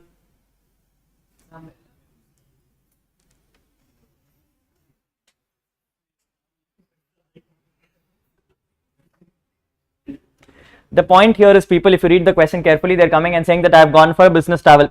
I have gone for a business travel in which 10 days less, 6 days I am doing business reasons and 4 days I am doing a vendor's son marriage attending. 4 days I'm doing a vendor's son marriage attending. Yes. Now the question is, for the 6 days definitely allowed, no doubts about it. The 4 days is the question. Now two thoughts here. Thought number one, you can come and say the vendor's son may be your family relative and therefore personal reason to be disallowed. Option number two, he is your vendor, which means he is my business person. He calling me for his son's wedding is more of a business relationship, which means I am not going in my personal capacity, I am going in business capacity, therefore technically allowed also, which means both are fully allowed. Option 2, you can say 6 days allowed, 4 days not allowed. Take 2,40,000 into 6 by 10 is already there, 4 by 10 will get disallowed. 4 by 10 will get disallowed. In the Nadula Rahul and the 2,40,000 Indian currency, foreign currency, ennathu time pass, waste of information. Yes, nothing relevant here. They Suma wanted to waste time. This will probably be more relevant, people, if the number was a little more significant. Because then we'll have TCS credit. If it goes beyond 7 lakhs, you would have paid TCS at the rate of 20%. Because the number is only 2 lakhs, TCS would have not been applicable. But waste of information. Yes. Point is, people, just because you see too much data, don't start coming and asking everything is disallowed. Yes. Think about it logically. Is there any personal intention for me to go? Why would I go for my vendor's son wedding? Only for business reasons. And therefore it is a business expense allowed as deduction. Ignore the expense of. The point what I'm trying to make is, people, sometimes in ICA exams they'll give you adjustments like this. You have two options. Either you do anything and you proceed forward. 99% of the cases ICI would have given two alternatives. One of the two is your answer. So which means no matter what you do is correct. Or option number 2, you sit in the exam hall, you look at the world, everyone is crying along with you and you are dispiriting. Rahul, May agadu, September paapom, edukku CA edthom, BCom poirikalam. What do you want to do? The rule is very simple, people. Every adjustment in exam has 1 minute to answer. What you get in the 1 minute is the answer. If you don't get the answer in 1 minute, write what you want. You just need to. And most of the times what you have written is correct only. Yes, because there is only one rule in my class. If you don't know something, it is either exempt or it is out of syllabus. Both the answers are exempt only, which means no matter what you do, everything is right. People, at best, even if your answer is wrong, I'm not doubting it, it can be wrong, you will maximum lose 1 mark for that one adjustment. For every 1 mark you're losing, you can only waste 1 minute. For every 1 mark you're spending 10 minutes, you're losing 9 more marks somewhere else. Yes or no? Yes. Then you come and start cribbing about the fact that Rahul exam la paper mudikla, paper lengthy ah indadu, edho purila, avedho mulberry leaves kudukran, ivu kudukran, adu kudukran. Hey, you only had 1 minute. Write something and go. I don't know how many of you have seen the suggestion answers this time, people. It came in last week. You know what suggestion answer says? Mulberry leaves, none of the options are correct. Basically, நீ என்ன போட்டாலும் correct தான். அதுக்கு நீ உட்கார்ந்து எக்ஸாம்ல யோசிச்சுட்டு இருக்க.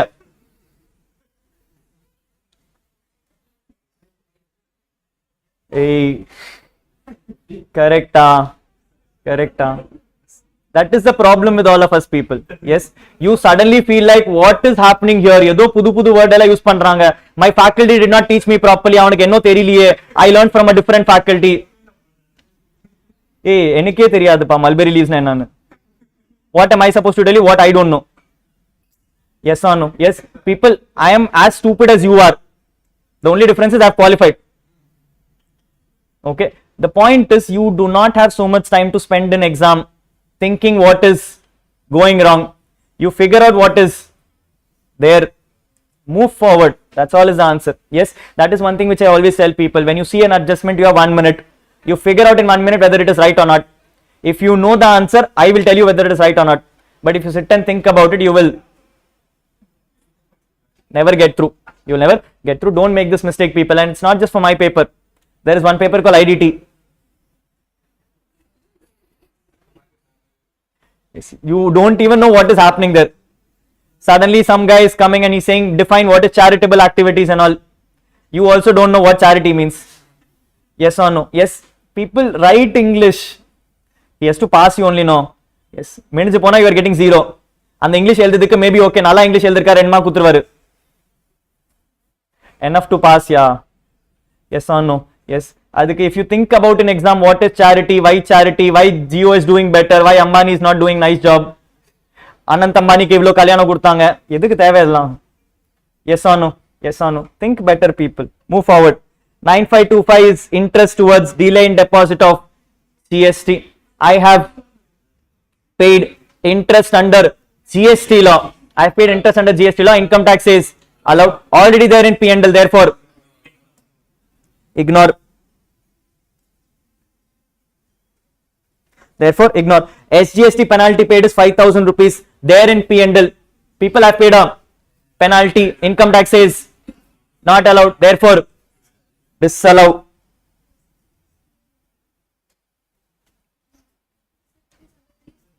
Enama?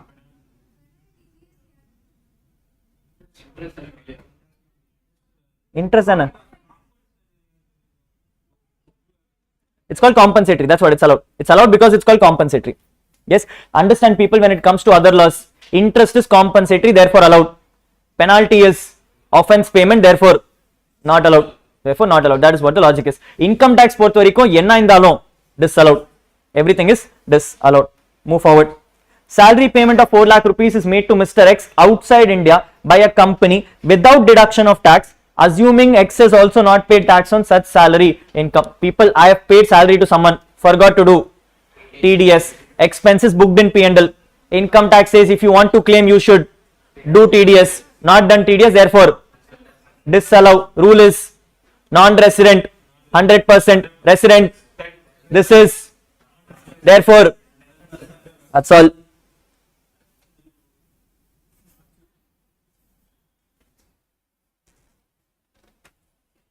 Disallow 4 lakhs under PGBP. Only Englishes are big, people. Answers are small only. Interest on loan paid to Mr. X, a resident, 50,000 rupees, for which tax has not been deducted. The sales of the last year has been given as 202 lakhs. Mr. X has not paid the tax, if any, on such interest. People, I have been given sales. Sales should be more than 1 crore for TDS to apply. It's already 202 lakhs, which means TDS is applicable. I did not do TDS. Should do TDS. Therefore, disallow. Number becomes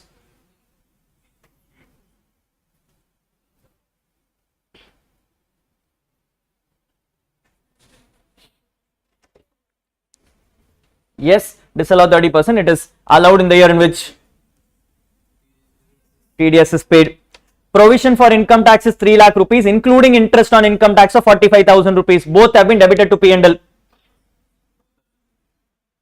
Both na amount to, I will, because any income tax related payments, disallow amount is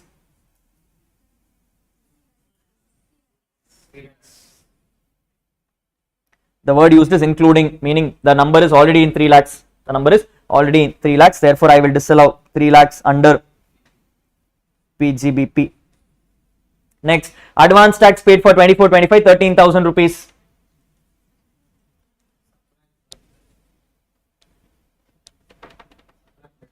Read the line. It says it is accounted in P&L. It is accounted in P&L. Can I account it in P&L? No. First, disallow under, then claim as AT credit. You can claim it as advance tax credit. You can claim it as advance tax credit while computing your tax liability while computing a tax liability. Next, it says tax on non-monetary perquisites provided to employee 20,000. People, we said when it comes to non-monetary perquisites, if tax is paid by employer, it is exempt for employee and therefore disallowed for employer. Showing in P&L, should not show in P&L.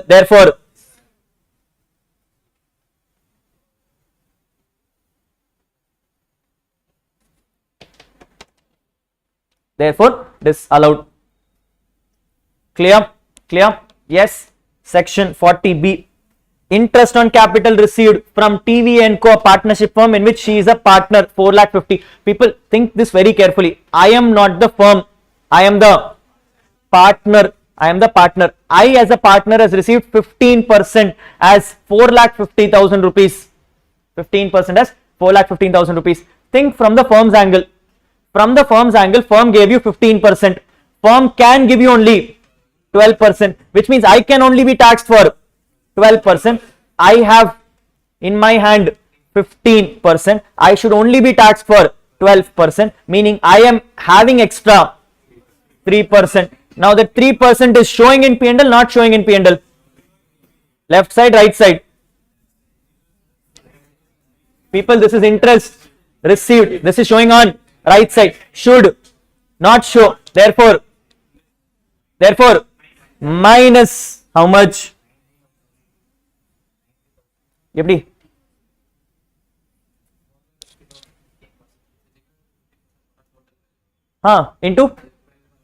Into 3 போடு அவ்வளவுதான் டைரக்டா 4,50,000 by 15 into 3 90.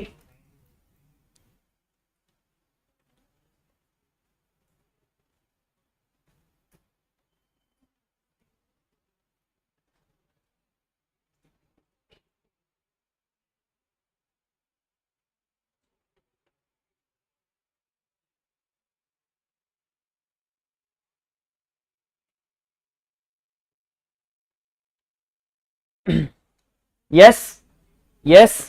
Shall we? Yes. Next, share of profits received from TV and Co, partnership firm is accounted in P&L. Income tax says this is showing in P&L but should not show in P&L. Therefore minus.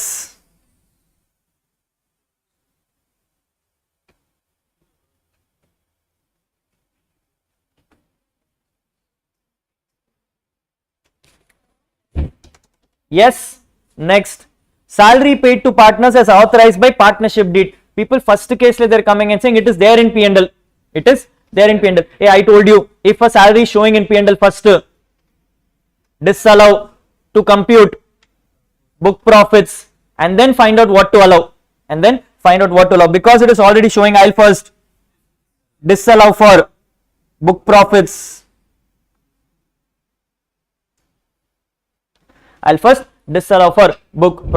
People, if it is not even showing in P&L, nothing to do in book profits, I will directly ignore it off.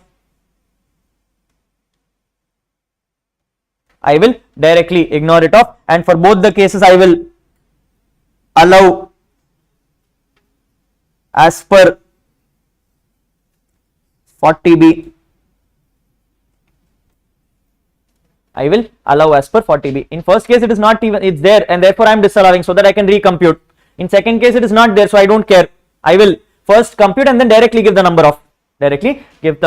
For those who have doubts, you can check question number 3. Yes.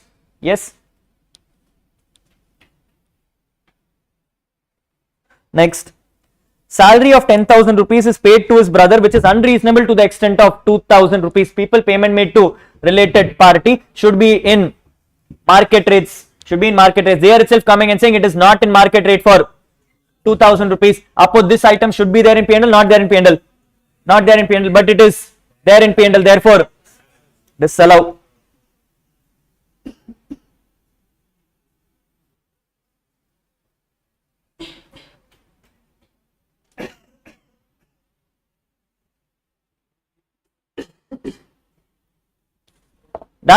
Done. Next, payment of 12,000 rupees to his brother-in-law who is in charge of marketing department. However, in comparison to similar businesses, the reasonable salary of a marketing supervisor is only 10,000 per month.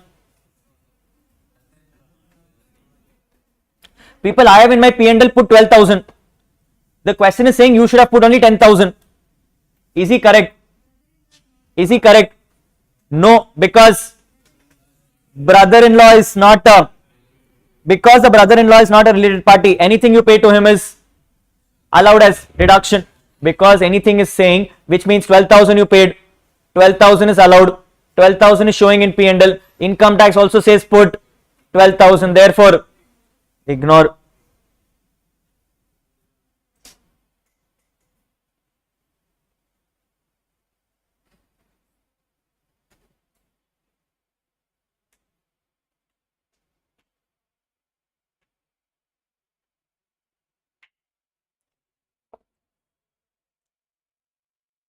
Yes, yes, yes.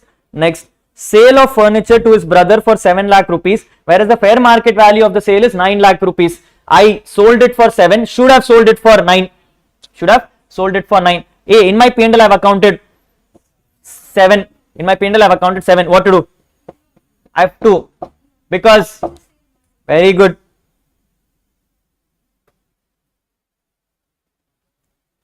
People, I told you 48.2 only applies for expenses, does not apply for sales. Therefore, whatever is there is fine. Whatever is there is fine, does not matter.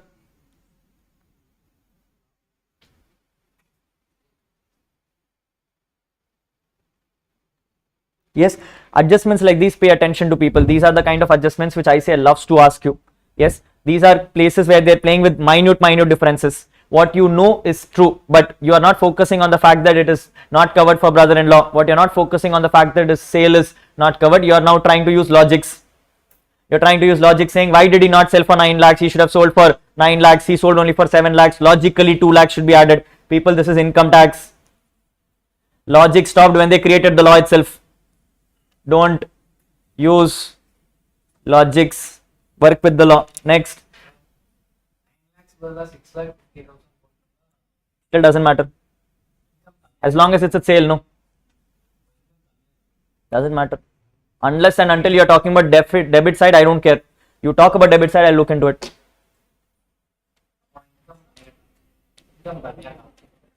How is it low? What have you reported? திருப்பி சொல்லு. 7 lakh 9 lakh வாங்கிக்கிறதுக்கு பதிலா 5 lakh 4 lakh. You're selling it at a lower price. அதானே அவனும் பண்றான்.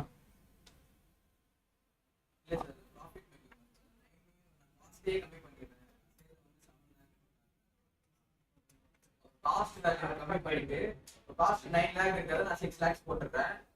So இப்போ எனக்கு 7 sales காட்டும்போது எனக்கு 1 lakh profit மாதிரி காட்டுங்க. You're trying to reduce your cost by doing what? He actually confused himself. No, he confused. அவனு புரிஞ்சிச்சு. அவன் ஏதோ தப்பா பேசினார், அவனுக்கே தெரிஞ்சது.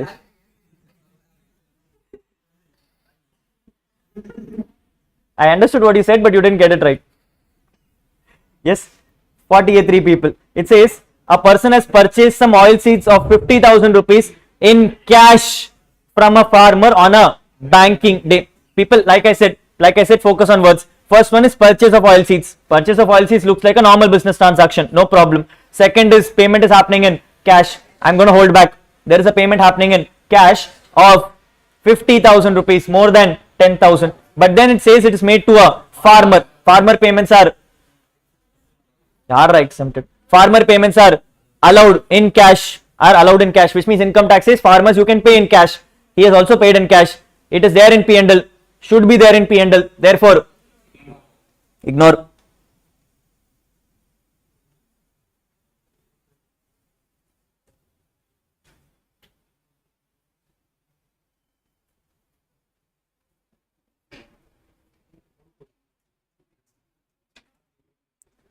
Next, payment made in cash 30,000 to a transporter in a day for a carriage of goods. I have again made payment in cash 30,000 this time, but it is to a transport operator, and transport operators I can pay.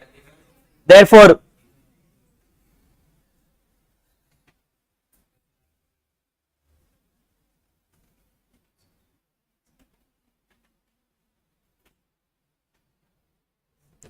Can we go? Yes. Printing and stationery of 23,000 paid as one-time payment in cash, and this is also accounted in P&L. People, P&L, there is an expense which I paid in cash more than 10,000. Allowed, not allowed? Not allowed. Therefore, add.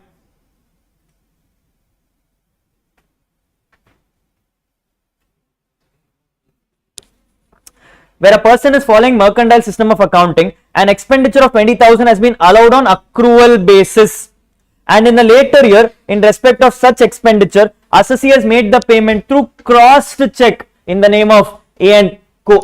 Read this once again, people. Last year, mercantile accounting, I allowed accrual. Current year, I am making a payment by cross check. People, cross check, not an payment, but it is not showing in P&L current year. It is showing in P&L last year. Income tax says if last year you booked an expense, current year you make by wrong payments, current year it is deemed as an income, not showing in P&L, should show in P&L. Therefore add.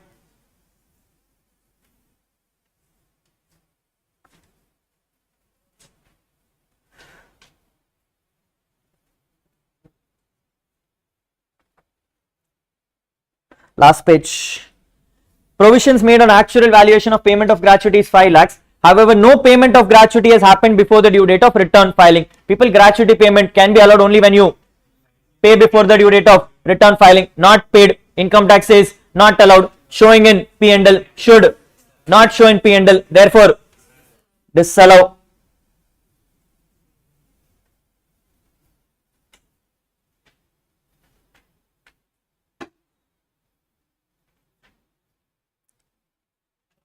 Last set of questions.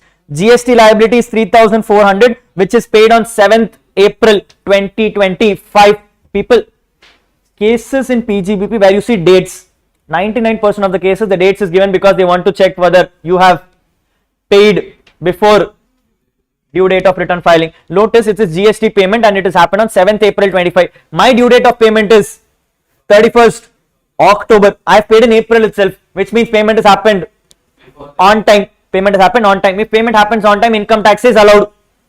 Income tax says allowed. People, first case it is showing in P&L. Income tax also says show in P&L. Therefore, ignore.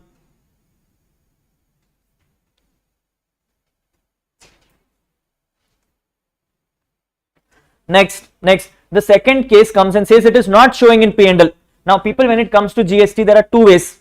One, either you are eligible for ITC, not eligible for ITC. If you are eligible for ITC, will you show it in P&L? No, and it is not showing in P&L, therefore ignore. But if it is not eligible for ITC, then it's an expense which you should have put in P&L, but you did not put in P&L, therefore allow. So which means here is the case where you need to decide whether it is ITC or no ITC, ITC or no ITC. If it is no ITC, then allow. If it is ITC, then correct, not correct? Yes. So here is a case to check.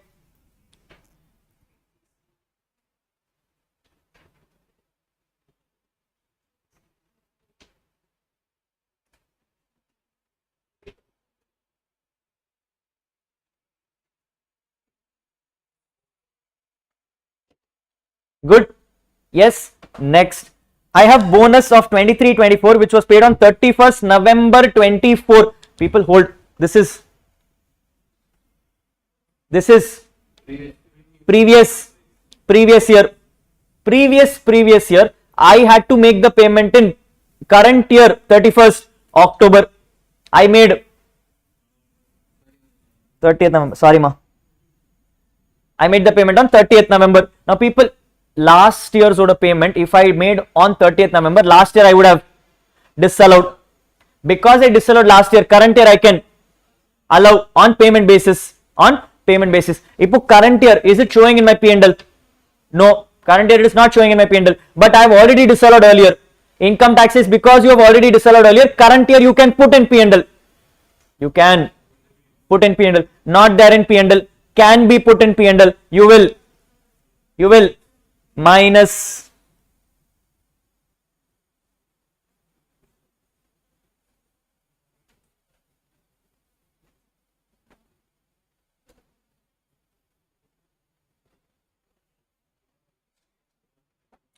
Check this very, very carefully, people. Check this very, very carefully. I am telling you that the payment is not of current year. Payment is of past year. And therefore, past year you would have wanted to claim had you paid it on due date of return filing. Since you did not pay last year, you would have disallowed last year. Since you disallowed it last year, you can claim it in the year in which you make the payment. And you made the payment this year. So you can claim it this year. Since it is not there in P&L, I am claiming it this year. I am claiming it this year. Yes or no? Yes or no? So it's not just always about disallowance, people. Sometimes I say can ask you claims also. Claims also. Focus. Next, purchased raw material from Paul Industries, a micro enterprise, for 49,000 on 10th March 2025. So I purchased some raw materials on 10th March 2025. However, the payment to Paul Industries was made on 5th April 25 by check. No return agreement for the payment existed with Paul Industries. I have made a payment to micro enterprise. Oral agreement can make payment only in 15 days. Because of that, March 10 ka 15 becomes March. I should have made by March 25. I did not make by March 25. Income tax will say disallow. Allow in the year in which payment is happening, which is next year. So current year I will disallow how much? 49,000 under for late payment. Look at the next one, people. It says there is another supplier called Carl Industries, a small enterprise, with whom also return agreement is not there, but payment happened for 1,34,000 in cash on April 5, 2025 for purchase of raw materials on 31st March. People, 31st March purchase I can make within 15 days. I made the payment on 5th April. Therefore, payment is within time and therefore allowed in the current year. Yes or no? Yes. But what you are missing? Is payment happened in cash. It does not matter. Tell me why. People, payment happened in cash next year. Payment happened in cash next year. Current year it's an accrual. So current year it is allowed. Next year it will be deemed as an income. Current year I don't care. Yes or no? Yes. So here it is.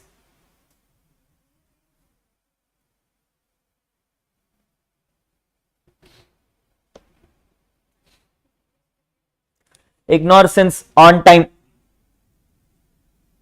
Cash to be taken as income in PY 25, 26. People, current year is an accrual. Current year I don't care. Next year I will deem it as income when I account the books. Current year it's on accrual, therefore I can't disturb it. You cannot come and say I know today itself. No, that next year you'll pay in cash. Therefore I'll today itself disallow. Not allowed. Because current year it's an accrual. Current year will remain accrual. Next year alone you can have an impact. Clear?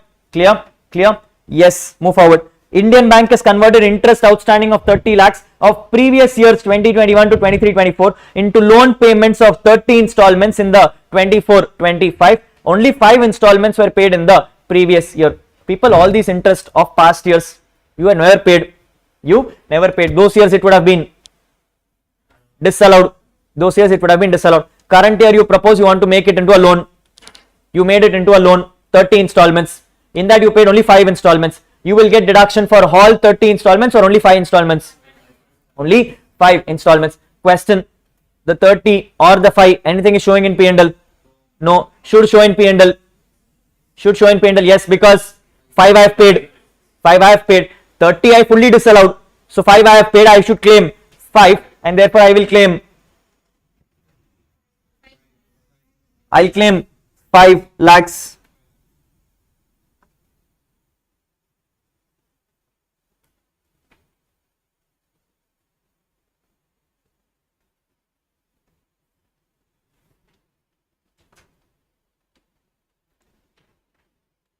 Good enough?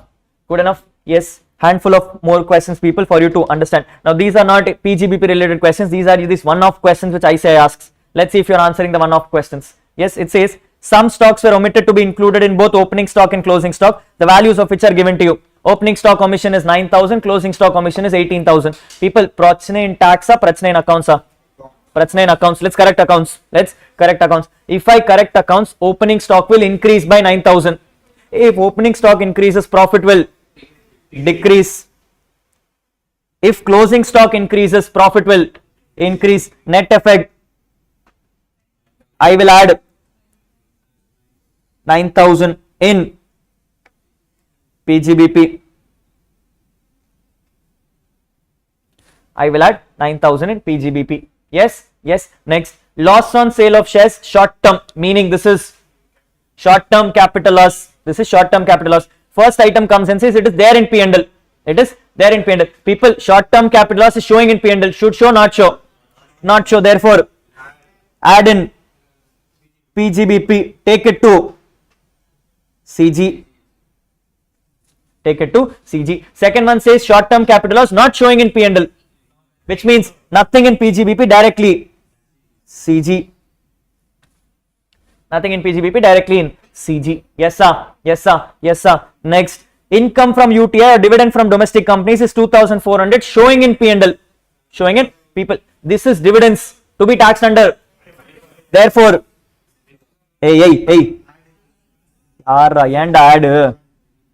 This is dividends received. This is an income. Income is increasing profits. I want to decrease profit. Therefore, minus in PGBP. Add in IFOS. Add in IFOS. Yes, yes. People, this plus and minus can cause problems. Very simple. If it's an income and you don't want it, minus. If it's an expense and you don't want it, plus. That is what the idea is. Keep with that. Income from agriculture 1,80,000 showing in P&L. People, income from agriculture is exempt. Therefore, minus from and do nothing. And do nothing because it is exempt. Next, 4,000 rupees per month was paid as salary to a staff throughout the year and has not been recorded in books of accounts. I paid someone salary but forgot to record. People, there in P&L. No, but it's salary paid, incurred for business purpose. Therefore, allowed as deduction. Amount allowed minus 48,000. Hey people, 48,000 I'm paying, 50,000 standard deduction, nothing to be taken.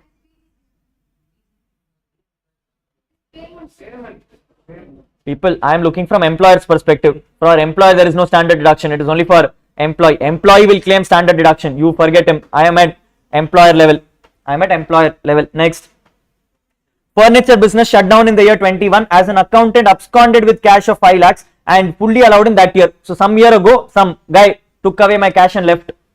Unabsorbed business loss of furniture business is 3 lakh rupees. So I have 3 lakh rupees of loss pertaining. 4 lakh rupees was received as insurance compensation for the cash theft in current year. So current year I received 4 lakh rupees as insurance compensation. In case 1 it is saying it is yes, meaning it is accounted in P&L. Upper 4 lakhs is showing in P&L, not showing in P&L. Showing in P&L. Should show, not show. Should show. This is insurance. Therefore, ignore.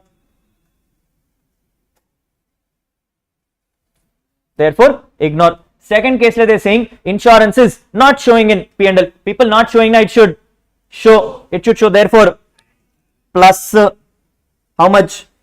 4 lakhs, but minus 3 lakhs. I have losses of past year. No, that is also not showing. Yes, that can also be claimed as a deduction. Therefore, both will be taken.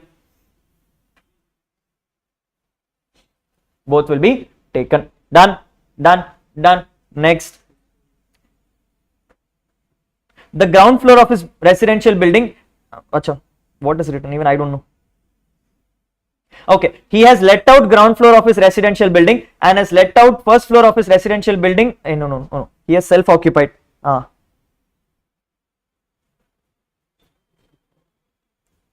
some English.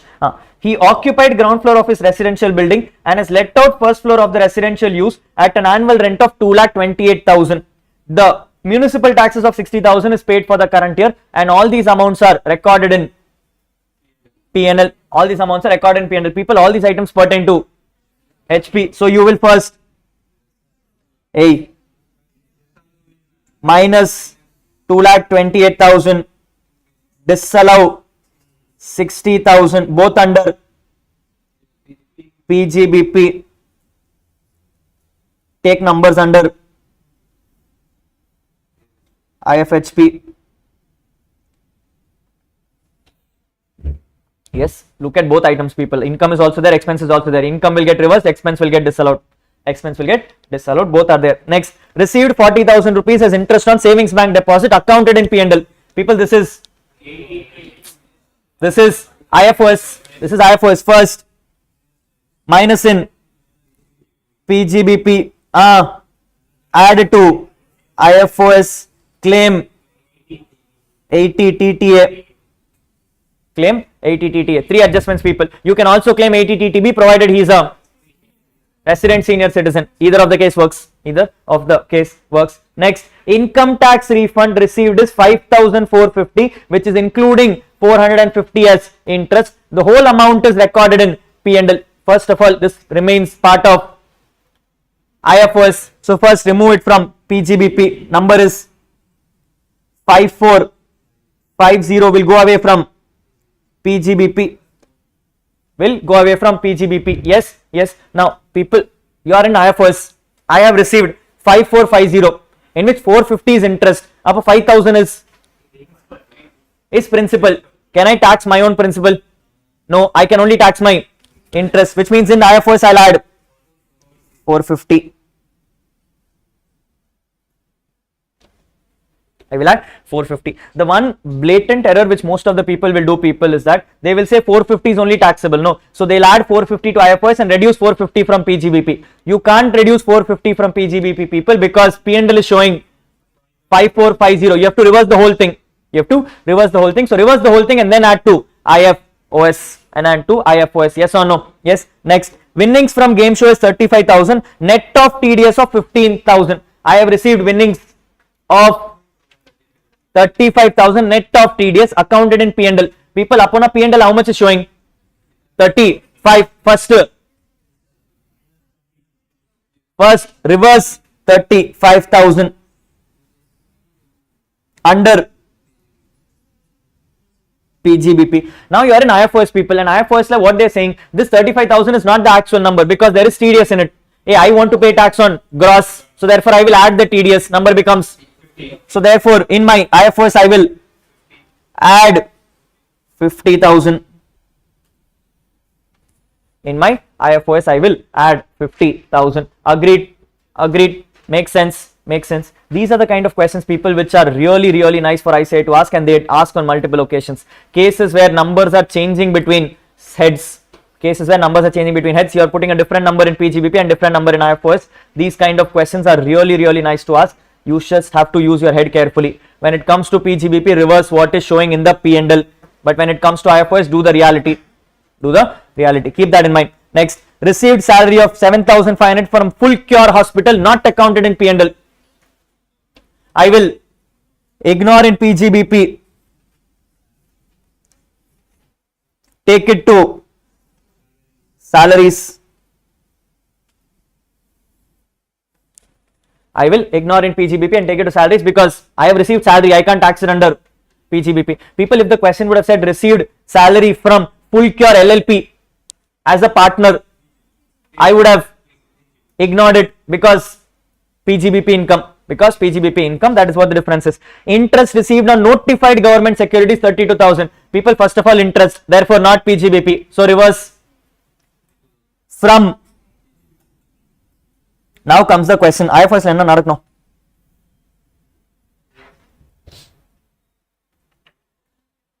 What to do? What to do? What to do? That's all. A reverse from PGBP over. Huh? Why? gift இது என்ன securities சரி you're creating a law then gift பத்தி பேசுறியா அதான் gift தான் அதான் gift தான் people this is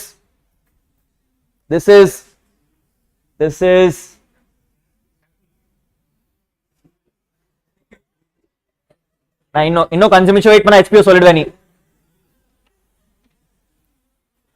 அவன் ஐஎஃப்எஸ் ஆரம்பிச்சா நீ கேபிட்டல் கெயின்ஸ் போயிடு நான் கேபிட்டல் கெயின் salary சொல்லிடுறேன் நான் people this is exempt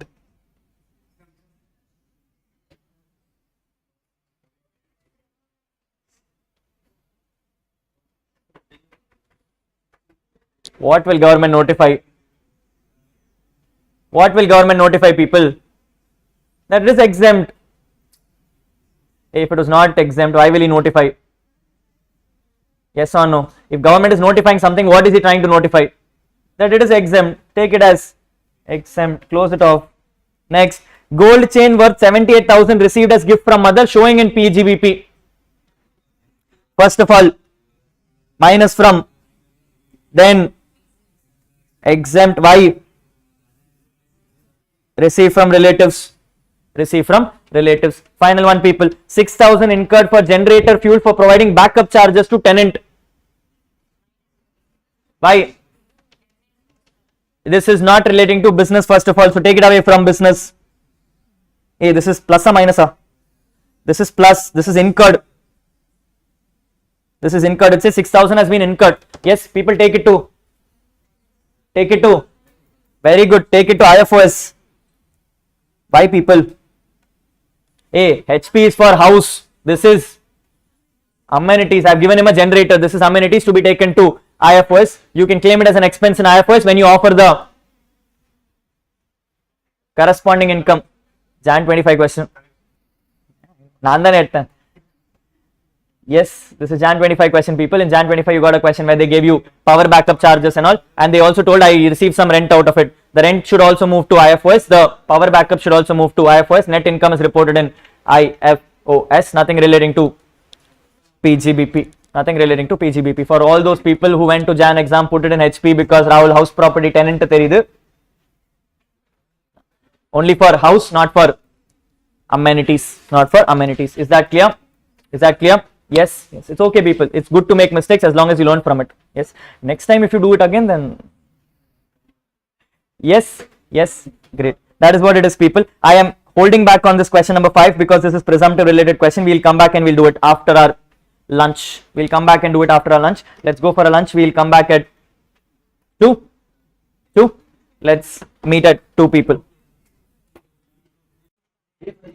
all right people we're doing the last question let's try to complete this last question let's see whether we understand presumptive taxation properly or not yes a very good question which was given by ICA in the past in your case study module let's try to understand whether we understand what is your presumptive taxation yes look at this MCQ question people it says the following are the details which are given for 4 residents AB and Co LM and Co PQ and Co and XY and Co so 4 people are given to you yes the facts are as under people it says AB and Co is a firm LM and Co is a firm PQ and Co is LLP and XY and Co is a firm for those who understand this people we discuss when it comes to presumptive taxation is only for individuals HUFs firms but does not include LLPs which means one thing is very clear this one is only normal this cannot go for presumptive taxation yes this is one thing which is very clear keeping that in mind I'm looking at the balance data people the first one is into retail trading which means he's not into profession he's into business second was in the business of plying and hiring leasing good carriages person is in transport operations third one is an interior decorator this is profession so if I have to categorize this people this is 44 AD this is 44 AE and this one is 44 ADA This is 44 ADA. Keep the limits in mind, people, and tell me whether it is true or not. Yes. First one says the person is following mercantile cash, some systems of accounting given to you. They're saying that the turnover is 200 lakhs. People, if you are under presumptive for business, you need to satisfy a limit of 2 crores or 3 crores. Person is in 200 lakhs, which means person is eligible for presumptive. Second, person is 44 AE. They have given you a turnover. People, relevant, not relevant. Not relevant. When it comes to transporters, I want to know what is his number of vehicles. Therefore, I don't care about this. I'm going to hold this back. Yes. Third, they're coming and saying the person is an LLP, 100 lakhs. Do I care? No. Even if his turnover is only 1 crore, people, he has to go for normal because he cannot opt for presumptives.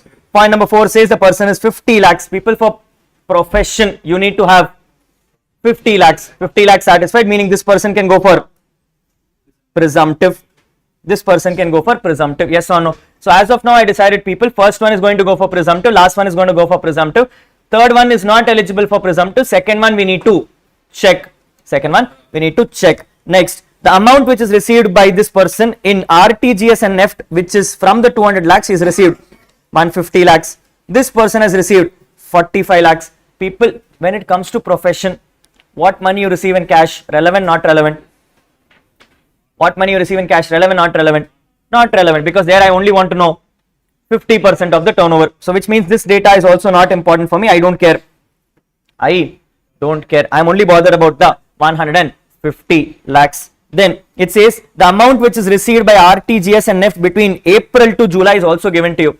Meaning, people, if you remember, I told you it is 6% of all the money received in permissible modes up to 31st July. I have already data till March. Next one says data till July, which means, people, everything other than this was not received or received by cash, no matter what it is, that will be 8%, meaning I will only be taking these two as, not these two, I'll be taking 150 lakhs and 20 lakhs as balance will become, that is what the idea is. Yes. Next, moving forward, people, it says working partner salary is given is to have 5 lakhs, 1.5 lakhs, 3 lakhs and 5 lakhs. People, working partner salary, I told you when it comes to presumptive, only one person can claim. Transport operators can claim, which means for the other people, relevant, not relevant? Not relevant. For 3 lakhs can also claim. Yes, for the other two people, not relevant. Then they say interest on capital is 12%. Again, same logics, people, can only be claimed by transport operators, meaning not relevant for 1 lakh and 2 lakhs. Then profit is given as per books of account as 5.6 lakhs after deducting the working partner salary and interest on capital. After deducting all data, they have given you what is his PGBP incomes under normal computations.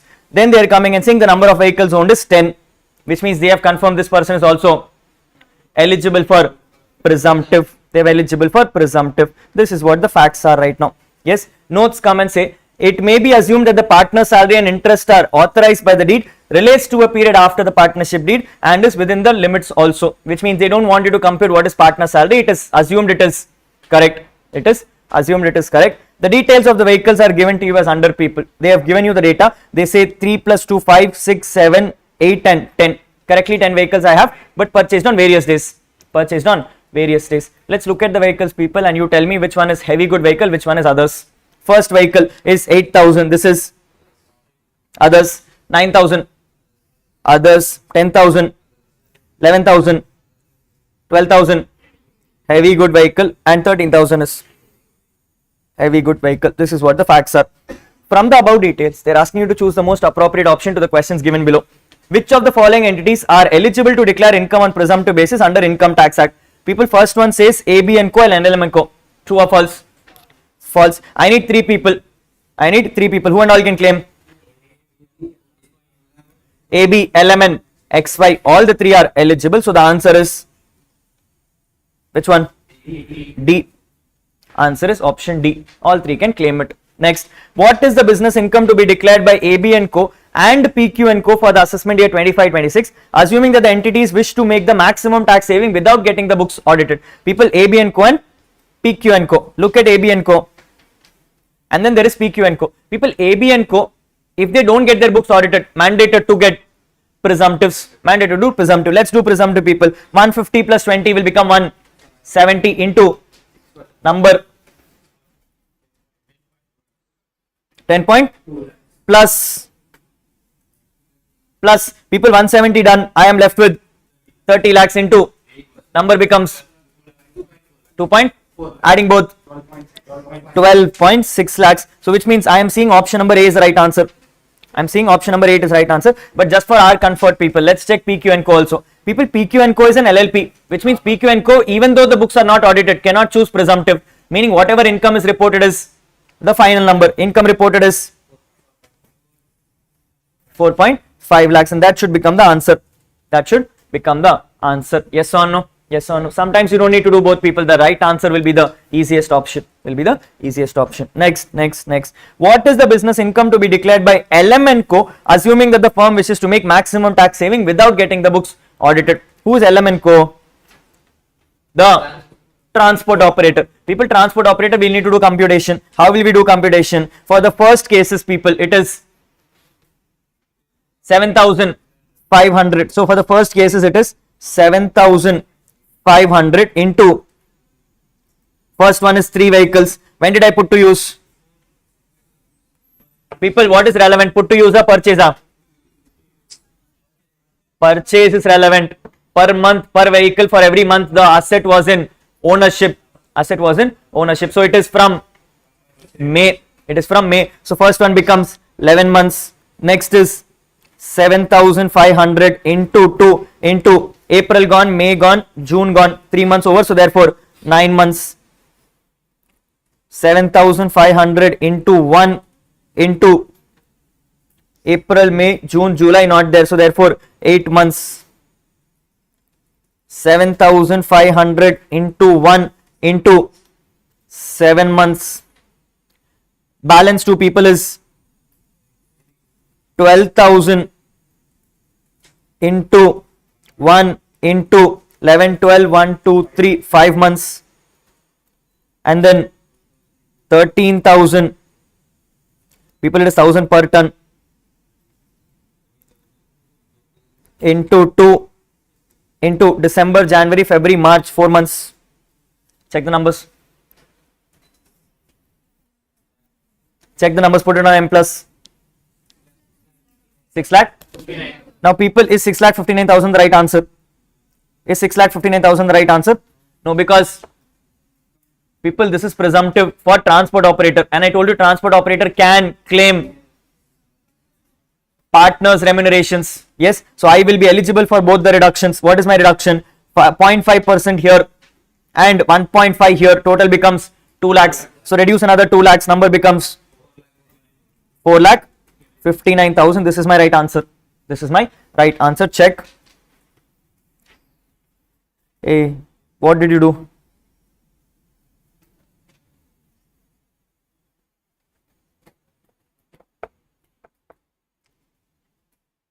People, check this total again. Is it 659 for everyone? What is not matching?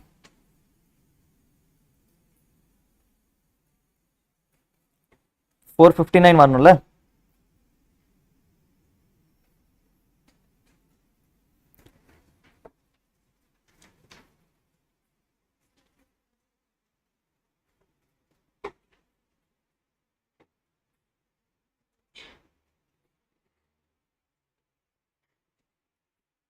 People, do 3,09,000 into 60%. How much is the number?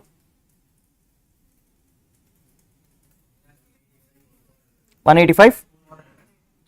Add that number to 1,50,000. 335.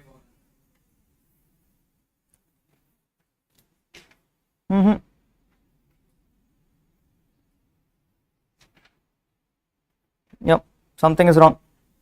Okay, I'm as of now assuming that is the right answer. People, you got how much? 4,59,000. I'm assuming option A is 4,59,000.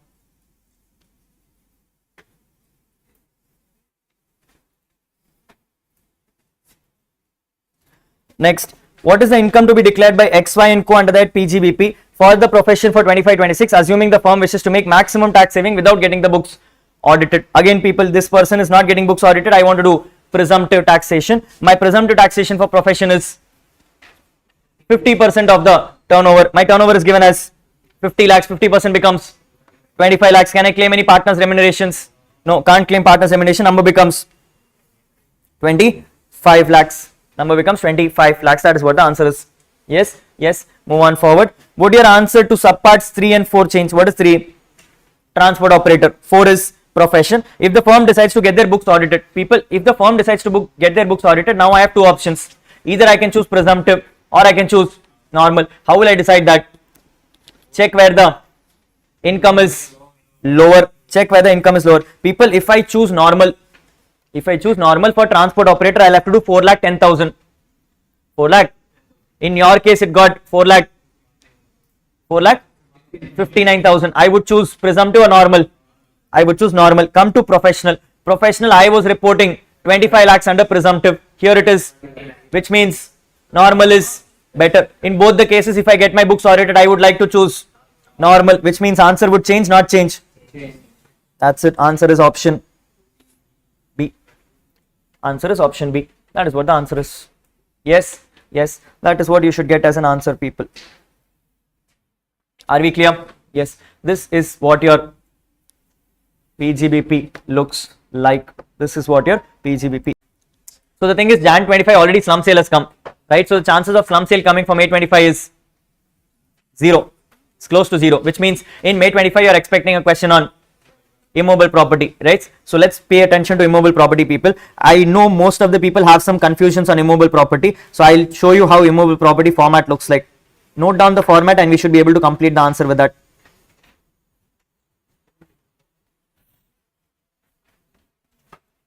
Shall we?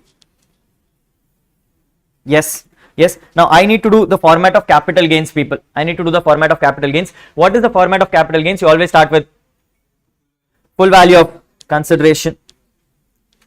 You always start with full value of consideration. Now if you notice, people, when it comes to immobile property, I told you that when you sell an immobile property, you need to at least sell it for stamp duty value. You need to at least sell it for stamp duty value. If you sell it for less than stamp duty value, it becomes stamp duty value. Yes or no? Yes. But at the same time, I told you, if you're not happy, you can go and approach valuation officer. If you approach a valuation officer, whichever is lower can be taken. In simple words, people, full value of consideration is nothing but FMV as per valuation officer, FMV as per valuation officer, or SDV on the date of transfer, on the date of transfer, or on the date of agreement, whichever is lower, whichever is lower. Yes, yes. This will be compared with your actual sale value,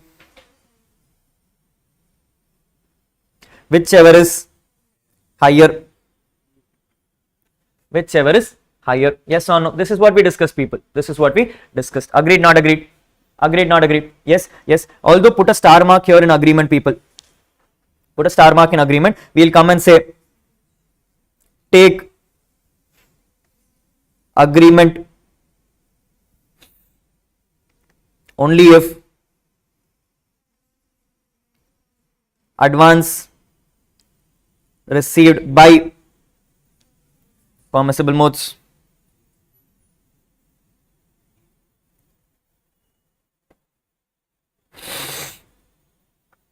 Advance received by permissible modes. Yes or no? Yes or no? This is what is happening, people. But we also discussed about the fact that this whole provision will not apply if STV is less than or equal to 110% of consideration.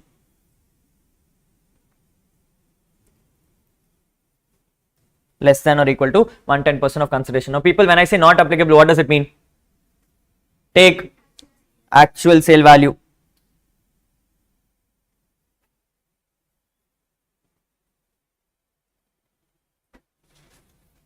Take actual sale value. Yes or no? Yes or no? This will give you what is your full value of consideration. This will give you what is your full value of consideration. Any doubts till here? Can we go forward? Yes. After full value of consideration, people, what do you remove? You remove cost of transfer. You remove cost of transfer. Yes or no? Now what can be a cost of transfers, people? What and all can you have in cost of transfer? You can have legal charges, brokerage, any what? Stamp duty charges. People, when it comes to stamp duty, two people can pay it. Two people can pay it. One is the buyer, one is the seller. If the seller pays it, then it is cost of transfer. If the buyer pays it, it will be added to the cost of acquisition. It will be added to the cost of acquisition. Yes or no? Yes. Once you do this, people, you will arrive at net consideration.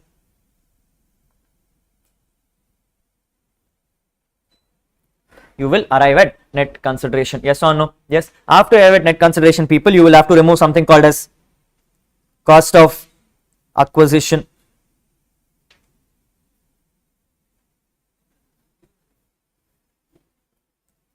You will have to arrive at cost of acquisition. Yes or no? Yes. Now, people, when it comes to cost of acquisition, we discussed cost of acquisition can be of two types. Either you would have purchased it before 2001, after 2001. If you purchase it after 2001, I don't have a problem. Cost of acquisition is actual cost. But if you're purchasing before 2001, I have a problem. In that case, I have to take FMB or SDV as on 2001 or actual cost, whichever is FMB or SDV, whichever is lower, compared with actual cost, whichever is. That is what will happen. So when it comes to cost of acquisition, people, I will split my book into two. I'll split my book into two. If before 1st April 2001, if before 1st April 2001, then what is happening? It is FMV or SDV as on 2001, as on 2001, whichever is lower, compared with actual cost of acquisition, whichever is higher, compared with actual cost of acquisition, whichever is higher. I'm not sure if you people have noticed the formula in cost and in sale is the same. The only thing changing is dates. The only thing changing is dates. So which means if you know one formula, the second formula will come automatically. The second formula will come automatically. Then if you are telling me it is after 2001, I will take it as actual cost.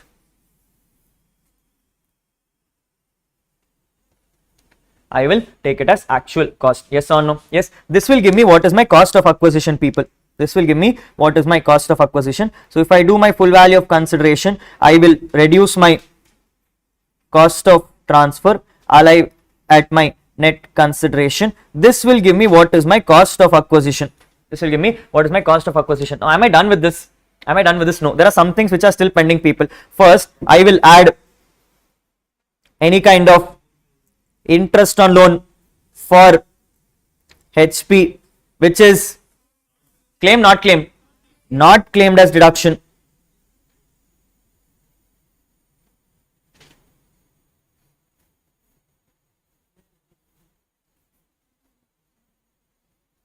Which is not claimed as deduction. Yes or no? That is what the provision says. The moment you have an interest on loan, if it is claimed as deduction, ignore it off. But I have not claimed, therefore I am taking it into consideration. But then I will also remove something called as very good, something called as advance forfeiture before 2014. Before 2014, this is what I will remove. This is what I will remove. People, the moment I do this, I will arrive at something called as my cost of acquisition. I will arrive at my cost of acquisition. Agreed? Yes. After my cost of acquisition, people, what is left in the format? I will do cost of improvement.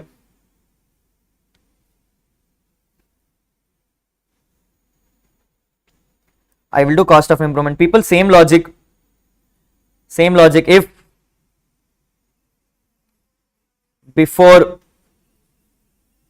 1st April 2001 my cost of improvement will become nil.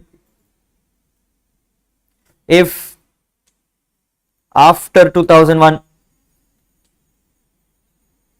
I will take actual cost of improvement,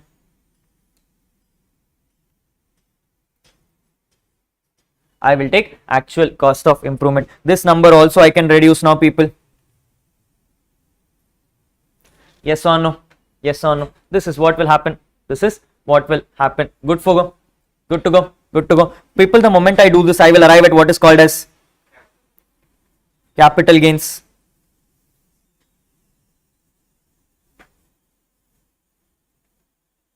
I will arrive at what is called as capital gains. But is my answer over? No, my answer is still not over. Why is my answer not getting over? I have to apply my exemptions. I have to apply my exemptions. Now notice carefully, people, what am I transferring? I am transferring an immovable property. What kind of exemptions can I get? I can get an exemption under section 54 or 54 EC. I can only get these two, people. 54F is when you are selling anything other than immovable property and getting an immovable property. I am transferring immovable property, so the maximum I can get is 54 and 54 EC. People, in 54 maximum exemption, capital gains up to 10 crores. Here it is, maximum capital gains up to rupees 50 lakhs. Up to rupees 50 lakhs. This is what my exemption sheet will be. And the moment I do it, I'll arrive at my taxable CG. I'll arrive at my taxable CG. Yes, sir. Yes, sir. This is what will happen, people. This is what will happen. Now, why am I asking you to remember 54F? Not for questions, but for MCQs. There is a lot of 54F questions which has come in MCQ format, people, because they love to test you on the proportionate change. On the proportionate change. So please pay attention to it. But is this question still over? Is this question still over? No. We have only completed what is called as my income statement. I want to know what is my tax. I want to know what is my tax. People, if I am selling this asset as a short-term capital gains, if I am selling this asset as a short-term capital gains, income tax will say, hey, income tax will say, before 23rd July, it is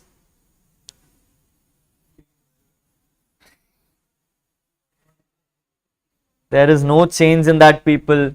The 111A has changed. 111A is equity shares. This is immovable property. If it is STCG, it is always others, taxable for slab rates.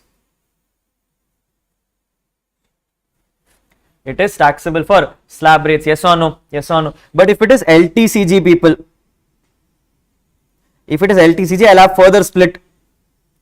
I'll have further split. Tell me, did the transfer take place before 23rd July? Did the transfer take place before 23rd July? If you tell me transfer took place before 23rd July, this asset is taxable for 20%, and because it is taxable for 20%, you need to do indexation. So it is tax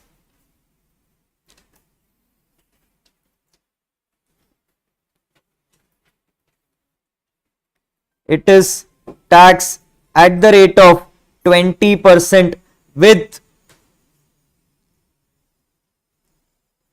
indexation.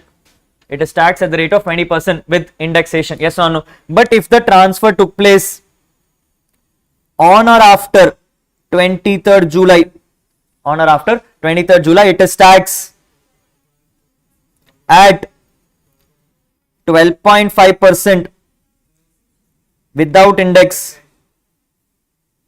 or tax at 20% with indexation, whichever is lower. Yes or no? Yes or no? This is what will happen, people. This is what will happen. Now, in case you want to note down, indexation means cost into CII in the year of transfer divided by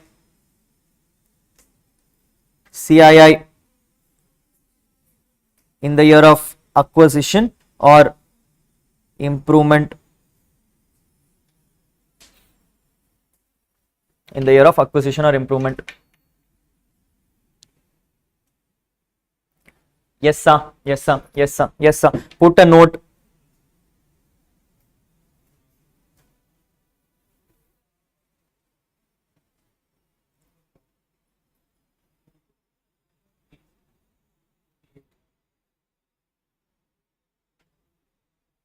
Put a note. Income on transfers post 23rd July will always be without index.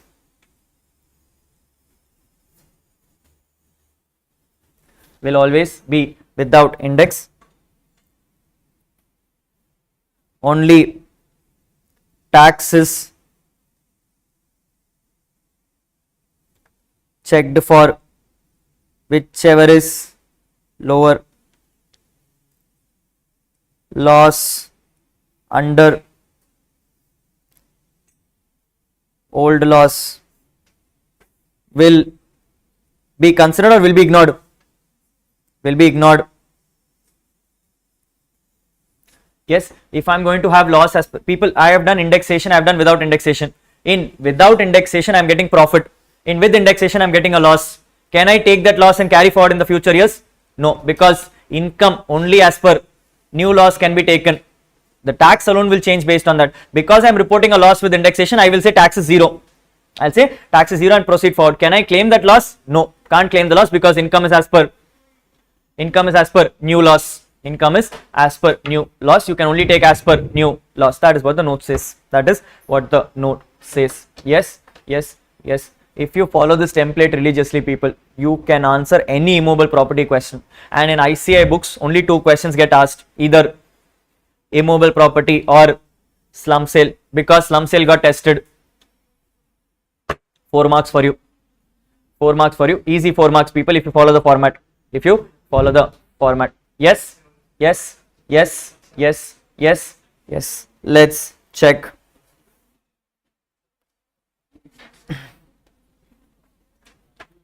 Let's check.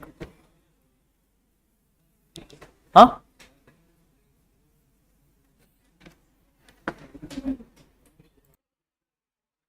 Shall we do, people? Yes. I think we have 1, 2, 3, 4, 5, 6 questions, people. We finish the 6 questions, we close for the day. Yes, it is 6 questions or 5 o'clock, whichever is later. Let's finish it off. Let's finish it off, people. Yes. Looking at question number 1, people, it says Mr. A is converting his capital assets acquired for an amount of 50,000 rupees in June 2004 into a stock in trade in the month of November 2023. The fair market value of the assets are given on the conversion date as 4,50,000 and the stock in trade was sold for an amount of 6,50,000 in the month of September 24. What will be the tax treatment? Now notice this question once again very carefully, people. Question says initially there was a capital asset which was then converted into stock in trade, but if you notice the stock in trade conversion happened on November 23, sale happened on September 24, which means the sale took place after 23rd July, but transfer took place before 23rd July in the month of November 23 itself. The question then comes is the capital gains which you are computing will be done as per old loss or as per new loss. This will be done as per old loss because people, like I said, when it comes to these kind of transactions, the transfer took place before 23rd July. It is only the tax which is being paid on September and therefore computation will happen as per old loss. Let's keeping that thought in mind, people. Let's do the computation. We are looking at question number 1. We're looking at question number 1. Now this question number 1 is asking you for computation of, what is it asking for? Computation of, what is the question asking for, people? Question is asking for tax treatments. Question is asking for tax treatment, which means they'll have to give computation of total income. We'll have to give computation of total income. Now people, understand this carefully. It was initially a capital asset converted into stock in trade, which means first it happened capital gains, second happened PGBP. So I'm going to split my book into two, and I'm going to say first side is CG, second side is PGBP. Yes, for CG, people, the format is full value of consideration. People, CG, have you sold or have you converted? You have converted. If you are converting, income tax told the sale value will be the FMV on the date of conversion. Question says I have converted at a fair market price of 4,50,000. So my FVOC will become 4.50 lakhs. 4.50 lakhs. Agreed, not agreed? Yes. Then people, I need to take my cost of acquisition. But question is, because this is a transfer happening before 23rd July, will I take cost of acquisition or will I take indexed cost of acquisition? I'll take indexed cost of acquisition. People, what was my cost of acquisition? I took it for 50,000. So I bought it for 50,000. I need to do inflation benefits. People, you will get inflation up to September 24 or up to November 23. You will get it up to September 24 or November 23. You will get it up to November 23, the date on which the transfer took place. Which is 348 divided by 11. Get me the index cost of acquisition. 153,982, giving me a capital gains of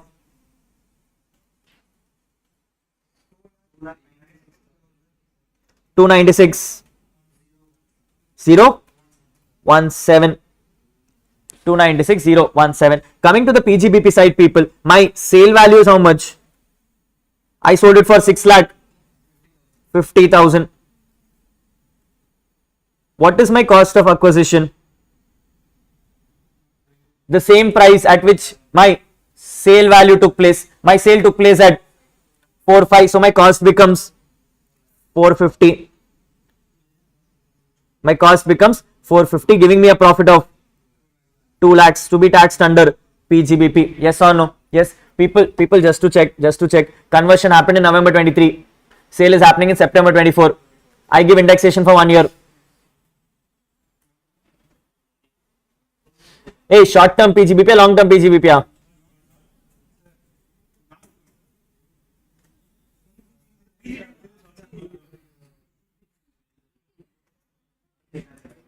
நான் பாட்டுக்கு ஏதோ கேக்குறேன்,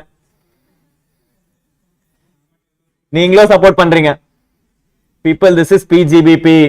There is no short term, there is no long term, there is nothing called indexation here. Everything I tell is not correct. Okay, this is PGBP, people. This is PGBP. Number is 2 lakhs. Now here is the question. The 2,96,017 was transferred on 23rd November 24.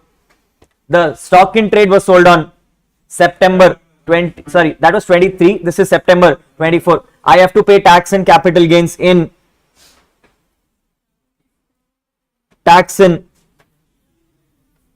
which year will I tax? I will tax in September 24. People, stock in trade I will tax in. Tax I will same. Hey, that is the day I sold the stock. No, that is the day when I sold the stock. And I told you, when it comes to conversion of capital asset into stock in trade, they both will be taxed in the same year in which stock in trade is sold. Stock in trade is sold on September 24, so capital gains also is getting taxed on September 24, but that does not change the fact that you will do computation as per old laws. You will do computation as per old laws. So this is one good question for you to figure out as to what is happening even in case when you are transferring, sorry, even in case when you are taxing it after 23rd July, you may have provisions relating to before 23rd July. So this is what the answer would be, people. Yes. So what is my answers? I have LTCG of 298017 and I have PGBP of 2 lakhs. Both are taxed in PY 2425. Both are taxed in PY 2425. Clear? Clear? Yes? Yes?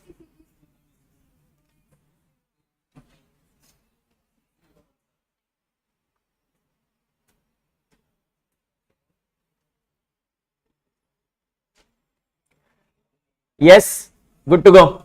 Good to go. Question number 2, people. People, for these kind of questions, we are now going to use the format we prepared. Let's put it in the format and let's see if we get the same answer. Yes, let's do that. It says, Mrs. Yuvika has bought a land for 80 lakhs in May 2005. People, this 80 lakhs is my cost of acquisition. Luckily, asset is purchased after 2001. So this is actual cost. This is actual cost. Registration and other expenses were 10% of the cost of the land. She paid some registration expenses to be added to my cost of acquisition. She constructed a residential building on this land for 100 lakhs during 7-8. This is my cost of improvement. Very good. She entered into an agreement for sale of the above residential house with Mr. Johar, not a relative, in April 2015. People, somewhere in 2015 she decided to sell the property. Hey, what is going to happen? Forfeiture is going to happen. The sale consideration was fixed at 700 lakhs on 23rd April 2015. Yuvika received 20 lakhs as advance in cash by executing the agreement. However, since the failure happened on the part of Johar, the negotiation did not go through and therefore she had forfeited the advance. People, the moment she forfeited the advance, the 700 lakhs, relevant, not relevant? Not relevant. What is relevant? 20 lakhs is relevant. This 20 lakhs was forfeiture after 2014, therefore taxed under the head in the year of 2015, and therefore for me not relevant. For me not relevant. This is also gone, which means this whole para is ignoring. This whole para is ignoring. Mrs. Yuvika again enters into an agreement on 1st May 2024 for the sale of this house at 810 lakhs. She then received 80 lakh rupees as advance by RTGS on the date of agreement. Hey people, I received advance by permissible modes. 810 becomes my sale value. Becomes my sale value. The stamp duty value on the date of agreement is given as 890 lakhs. However, the stamp duty, the sale deed was executed and registered on 14th July 24.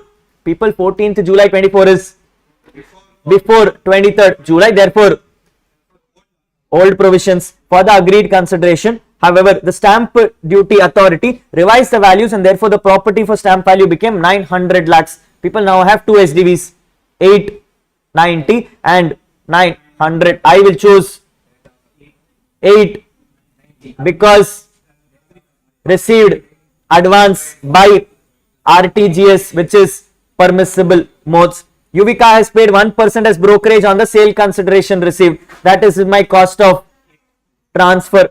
Subsequent to sale, Yuvika has made the following investments. She made investments in 2 residential house properties in Delhi, one for 130 lakhs and one for 50 lakhs on 31st January 25 and 15th May 25. People, section 54. Acquired a residential house property in UK for 180 lakhs on 23rd March 2025. This is again 54 people, but the problem is outside India, therefore not considered.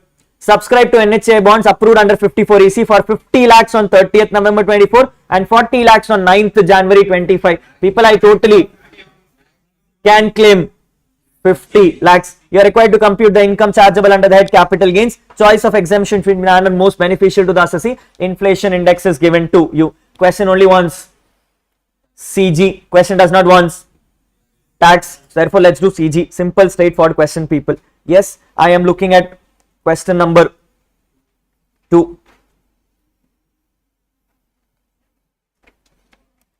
I'm looking at question number 2, computation of CG of Mrs. Yuvika for AY 25-26. People, I am keeping the format intact. Yes, the format which I gave you, keep the format intact. I start with particulars and then amounts column.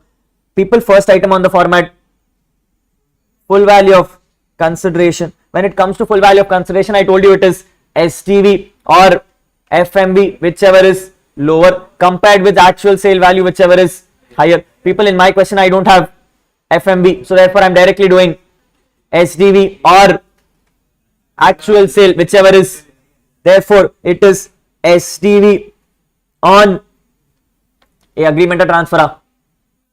Agreement, it is STV on agreement, which is 890 lakhs, or actual sale 810, whichever is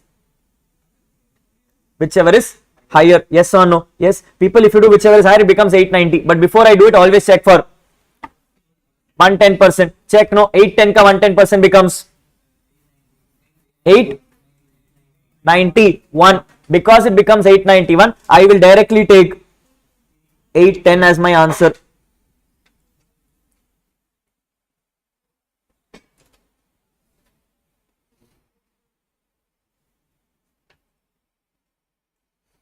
Take actual sale as STV is less than or equal to 110% of consideration.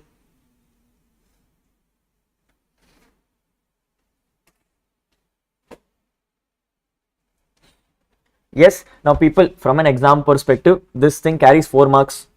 This thing carries 4 marks, in which full value of consideration carries 2 marks. And therefore, for 2 marks, if you write this line, nothing will come for you. You need to write stories.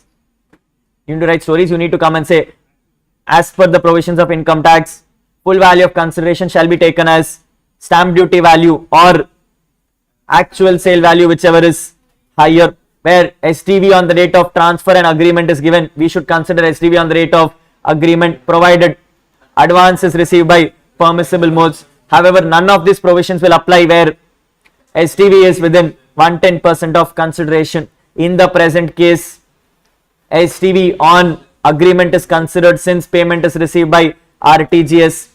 Since STV is 890 lakhs and consideration is 810 lakhs, it falls within 110%, and therefore actual sale value has been taken. 4 paras for 1 mark. These 4 paras carry 1 mark. You cannot lose this. You cannot lose this. Writing numbers carry no marks. You need to write stories. Write stories. Yes, after full value of consideration, people, I get cost of transfer, which in my case is 1% of sale value. Sale value here was 810. Therefore, I get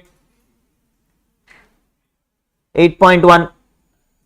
I get 8.1, totally becoming, yaar add panna,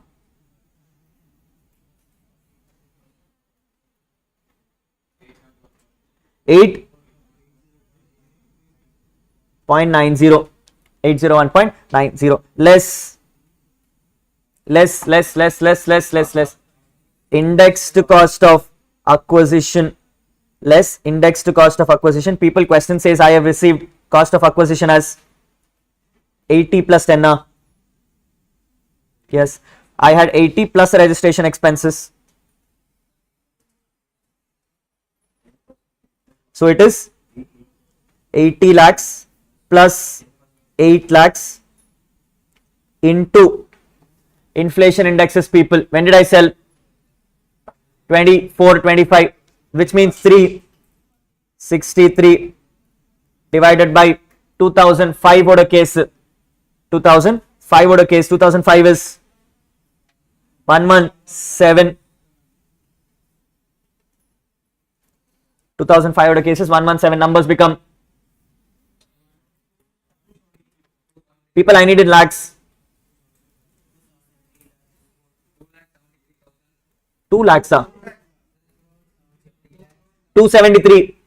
So it is 273.02. 2 decimals, people. That's all. 273.02 is my indexed cost of acquisition. Then comes indexed cost of improvement, which I have received.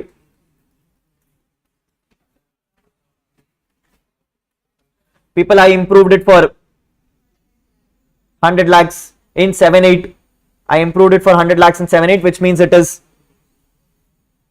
100 lakhs into 363 divided by 129.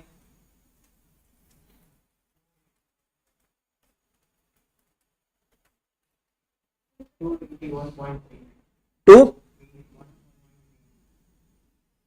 281.39.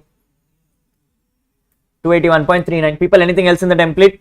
No, you're done with index cost of acquisition, index cost of improvement. This number gives you 247.4. this gives you your capital gains. People, what kind of capital gains? Long term capital gains under section 112. Under section 112 is what the answer is. But is the answer over? No, the answer has exemptions. People, the most easiest exemption always to grant first. Always give 54 EC first.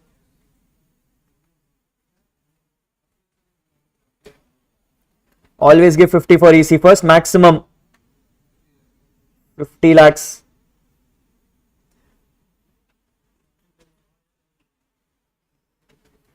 Maximum 50 lakhs. People, after that I have exemption under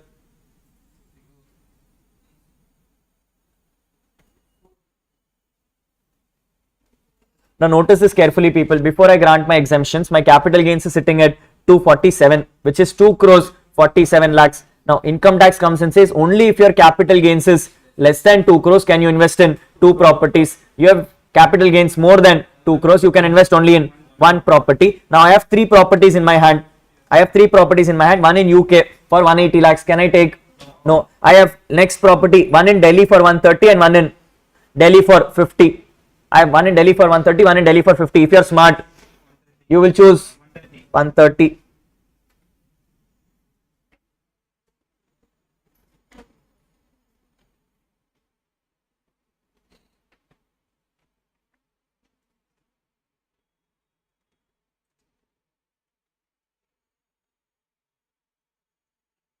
Therefore,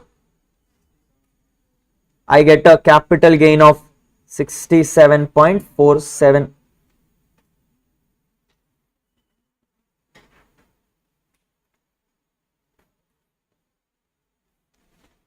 I get a capital gain of 67.47. This is what my final answer is.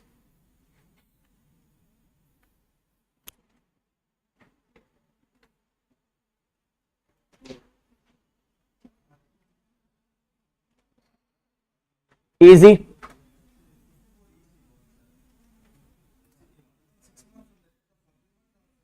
Transfer. It's always transfer. Yes, yes, yes. This is what your final answer looks like, people. We get 67.47.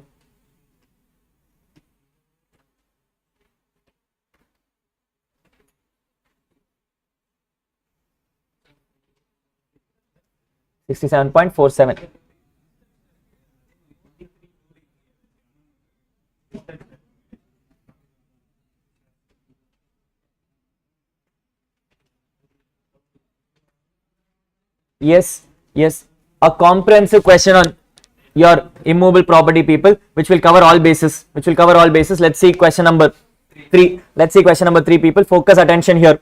Focus attention here. Let's see if you're able to put it in the format and the answer comes out right. Yes. Question number 3 says, Mr. Shiva has purchased the house property on Feb 15th, 1979 for a price of 3,24,000. People, I have purchased the house property before 2001. Before 2001 for 3,24,000. In addition, he also paid 10% of stamp duty value on 3,50,000.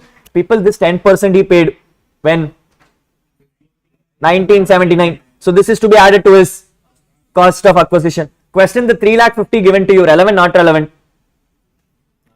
3,50,000 given to you, relevant, not relevant? Not relevant. People, this 3,50,000 is as on 1979. I want as on 2001. I need as on 2001, therefore not relevant. Not relevant. I am keeping this in mind. Next, April 2008, Shiva has entered into an agreement with Mohan for sale of the property for 14,35,000 and received an advance of 1,11,000. Sale did not materialize. Shiva forfeited the advance. People, this 1,11,000 will be reduced from cost of acquisition. In 2015 May, he again entered into an agreement for the sale of said house for 20,25,000 to Mrs. Deepshika and has received 1,51,000 as advance. However, this also did not materialize and therefore Shiva forfeited the advance. This one will get ignored because it is taxable under IFOS in 2015. Don't care. August 2015, Shiva has incurred some additional cost and made 3,90,000. This is my very good cost of improvement. On November 15, 2024, Shiva has entered into an agreement with Mr. Manish for sale of such house for 30,50,000 and has received an amount of 1,50,000 through an account pay check. Now I have made a sale for 30,50,000 for which I received advance 1,50,000 by account pay check. Permissible modes: advance received. Advance received. Mr. Manish paid the balance entire sum. Shiva transferred the house to Mr. Manish on 20th February 2025. This is a transfer taking place after 23rd July. I will have to compute income as per new laws, compute tax as per both and check whichever is lower. Mr. Shiva has paid a brokerage of 1% on the sale consideration to Mr. Broker. On 1st April 2001, fair market value of the property is 11,85,000 and stamp duty value is 10,70,000. People, this is on 2001, whichever is lower. People, it is always FMB or SDV, whichever is compared with actuals, whichever is higher. Keep that in mind. This is whichever is lower. Further, stamp value authority has informed that on 15th November it was 39 lakhs and on 20th February it was 41 lakhs. I will choose 39 because advance received by account pay check. Therefore 39 becomes your answer. People, I sold it for 30,50,000. I should have sold for 39 lakhs. Check 110%. Parad, it will come 3 lakh something. So it is 33 lakh something, which means my SDV is higher. My SDV is higher and therefore full value of consideration becomes 39 lakhs. You are required to compute the capital gains in the hands of Shiva for 25-26. Also compute the tax under 112, assuming that the basic exemption limit is fully exhausted. Basically, Kaju Katli not there. Kaju Katli not there. This is your indexations. This is your indexation. Clear with the question? Know the facts? Yes. We're going to keep the format, people, and you're going to tell me what the answers are. Question number 3.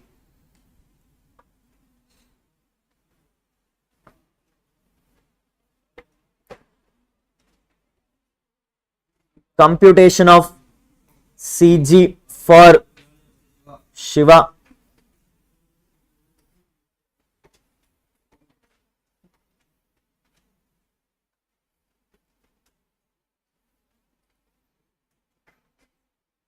Yes, people, as per my format, we start with full value of consideration. The format says it is FMB or STV, whichever is lower, compared with actual, whichever is higher. In my question there is no FMB, therefore it is STV on agreement, which is 39 lakhs or actual sale value 30,50,000, whichever is higher. In this question there is no 110% also, people, because it is not satisfied. My full value of consideration directly becomes 39 lakhs.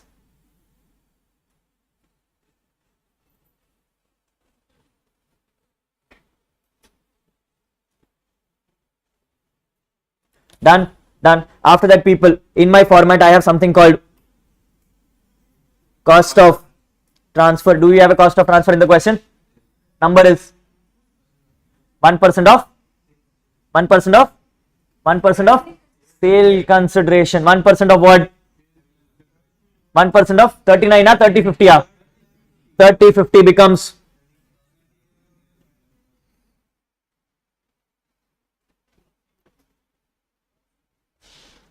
it is giving me net consideration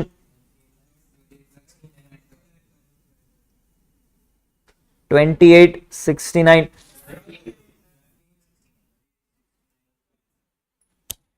3869 500 இருக்குல்ல okay people we are in C after you do net consideration people we arrive at cost of acquisition but this is after 23rd July therefore indexation not there I'm directly taking my cost of acquisition.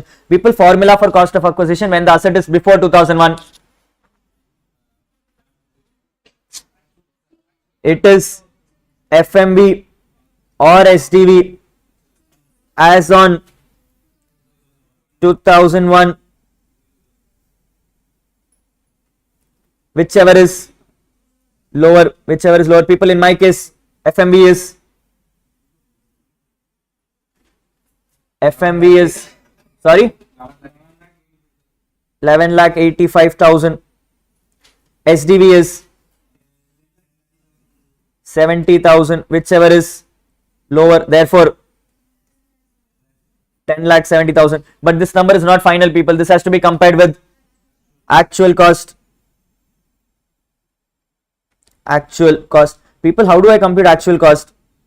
Question says I paid 3,24,000 plus I also paid some stamp duty charges 10% of 3,50,000 which is 35,000 number giving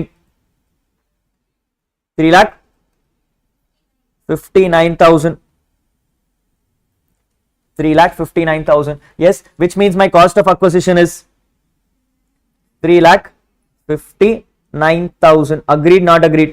Agreed. Now people, is this the final answer? No, because my format of cost of acquisition says we need to add interest on loan, not there. We need to minus advance forfeiture, therefore I will reduce. Oh sorry ma. Hey, we have to do whichever is higher people. So it is minus advance forfeiture. People, now in the question forfeiture is happening on 2 days in 2008 and in 2015. I am taking of 2008 number is 1,11,000. 1,11,000. Yes or no? I'm going to put a note here. Forfeiture of 2015 ignored as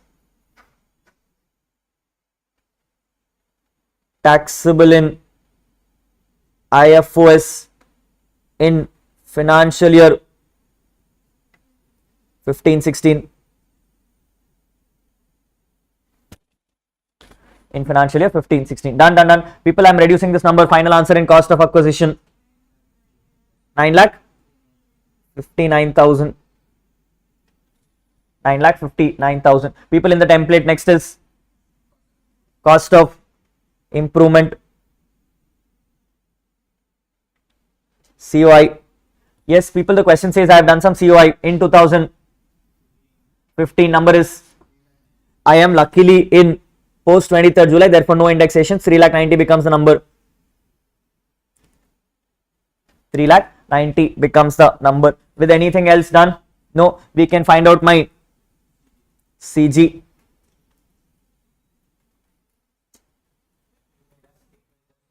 So this is LTCG under section 112. 25,20,500. 25,20,500 is my long term capital gains. People, read the question. Do I see any exemptions? I don't see any exemptions. This becomes my taxable capital gains. This becomes my taxable capital gains.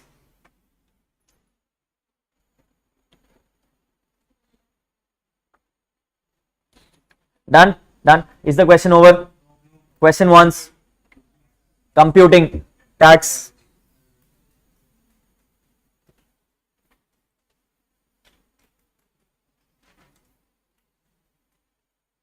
Question 1's computation of tax. Notice carefully. Some says you have transferred in February, which is after 23rd July. Therefore, you need to do as per old, new, whichever is lower. Therefore, computation of tax. I'm going to split my page into two. As per old law. As per new law. People, as per new law, is the income changing? No. So the income remains the same. Income is 25,20,500. Tax at the rate of 12.5%. Number becomes, sorry, 315,063. 315,063. Done. People, I have a problem in old. What is the problem in old? The income is wrong because income has to be indexed. So let's do that, people. How do I do this? I will put the numbers once again. Net consideration is 38,69,500. I already have the cost, people. I just have to index it. So index cost of acquisition becomes how much? 9,59,000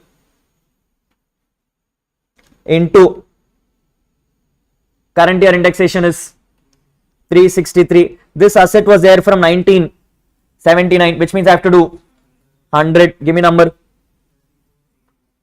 3481 170.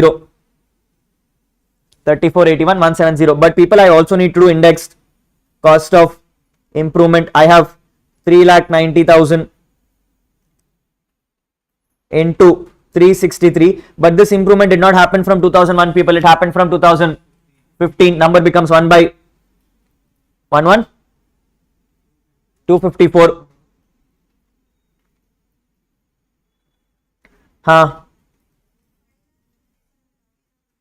5,57,362.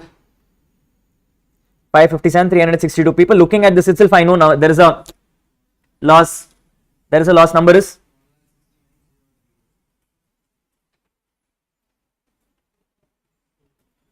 1,69,032. I am getting a long-term capital loss. People, tell me, I have a loss. My taxes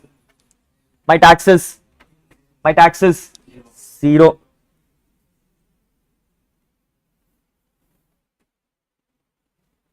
My taxes nil. Now left side says taxes nil. Right side says taxes 3,15,063. I would like to pay final tax of 0.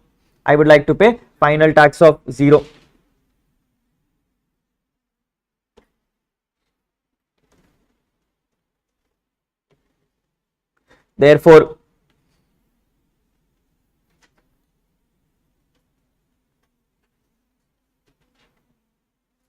tax liability 0. Here is the question. I know my tax is 0, but I have a loss of 169,032. Can I set this off against my other capital gains or carry forward? Can I set this off against my other long-term capital gains or carry forward? Because this loss is as per old. I told you we have to do income as per new. Income as per new is showing profit only, which means that is the number you have to take up. Which means this loss will get ignored. It is not even there. People, if I give you a question and the question says under new law also there is a loss of 6 lakhs. Under new law there is a loss of 6 lakhs, and under old law there is a loss of 20 lakhs. You will carry forward 6 lakhs, because as per new law you can carry forward. As per old law you have a restriction. So which means whatever number you get in old law, summa, ignore it off. You will only take the old law for the purpose of computing tax. For the purpose of computing tax, income will get ignored. Income will get ignored. Income will only be as per new laws. Income will only be as per new laws. Which means the answer to this is that, people, the long term capital gains is 25 lakh 20,500. The tax on this is nil. The tax on this is nil. You cannot carry forward any other incomes. You cannot carry forward any other losses. Yes, yes, this is what the answer will look like, people. Clear? Clear? Now, you can expect questions on the same combinations. Maybe what they'll do is they'll extra add exemptions here. They'll extra add exemptions here, or they can bring in the interest on loan, or they can bring in your the one more item. What is missing in this? Valuation officer. They can bring in valuation officer. Some combination they'll play, people. The only watch out for you in the exam is the moment you see the word compute tax, stop, take a pause, and for sure do old and whichever is lower. Do old and new, whichever is lower. The moment you see the word tax. If you get a question in an exam where they summa come and say compute income, don't worry. Directly do new if it is after 23rd July. Old if it is before 23rd July. Old if it is before 23rd July. That is what you will have to do. That is what you will have to do. So for capital gains question this year, watch out for the word tax. Watch out for the word tax. The moment you see the word tax liability, something should stop. Something should stop. Hold back. Check whether it is post 23rd July and check whichever is lower. And check whichever is lower. Now, if the examiner is a little bit cranky and smart like me, he will purposely give you a question with tax, but the transfer will be before 23rd July. Will be there. If you go and do whichever is lower, that is wrong. Whichever is lower is only for after, it's not for before. Yes, don't jump there and come and say no, before also I'll do whichever is lower. In that question, Kandipa, whichever is lower will be new only, but that will be wrong. That will be wrong. If a person like me writes a paper, that is how it will be, people. Yes, crazy arko, then you can't pass. Yes, but you are smart enough. You are smart enough. You know only after it is lower, before it is old. Before it is old. That is what the rule is. Clear enough, people? Good enough to go. Yes, this is the maximum level of difficulty you can expect in capital gains. Idhukku mela varudhu chance rambo coming. Max to max you can get after this an MCQ question relating to 54F. Relating to 54F. That is what can happen, people. Yes. Let's do some other questions. Let's do some other questions. We are in question number 4. This question number 4 says, Paras is a proprietary business since 1617. He has transferred the business on 1st April 24 by way of a total consideration of 40 lakhs. People, what is happening? Slump sale is happening. The fair market value of the asset is given as 35 lakhs. People, I have sold for 40. Market says sell for 35. Income tax will say sell for 40. Income tax will say sell for 40. Why should I take 35?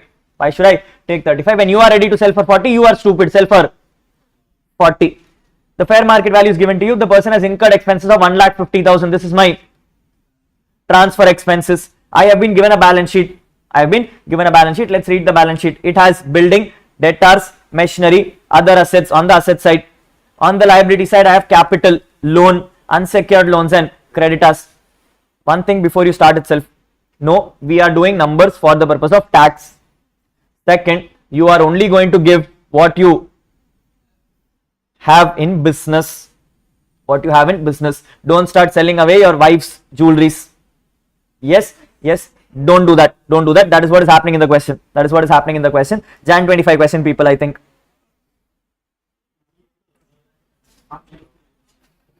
Jan 25 question, people. Yes, one of the most easiest questions which came. But let's look at it. It says, bank loan includes 2 lakhs incurred for personal purpose. People, liability side, there is a loan.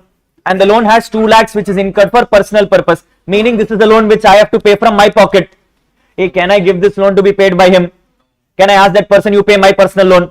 Which means, will I transfer this to him? I will not transfer. I will only transfer net number. I will only transfer net number. People, my bank loan is 5 lakhs. I am going to transfer only 3 lakhs.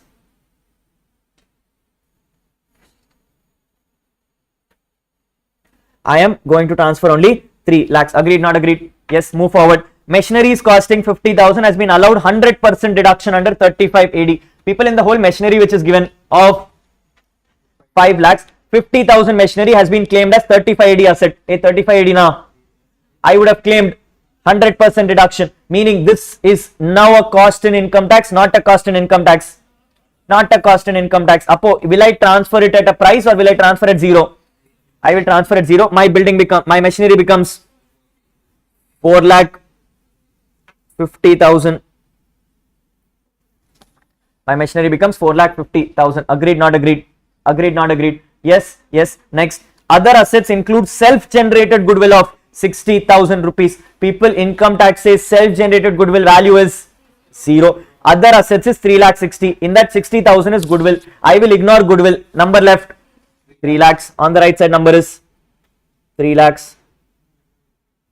On the right side number is 3 lakhs. Last item. Unsecured loans include 1 lakh for amount payable for the purchase of ornaments of his wife. He bought some jewelry for wife for which he took a loan. That loan is in business. He will give this loan to someone else to pay. He will say, you pay my wife loan. Yes sir. No, which means this is also not getting transferred. Number left is 1,50,000. People, do you have data on other items? No data on other items means take whatever it is. Take whatever it is. This becomes your numbers. A question on the top. You have own capital, people. Are you going to sell your own capital to him? Are you going to sell your own capital? People, you can only transfer assets and liabilities. You can't transfer capital, which means my net worth is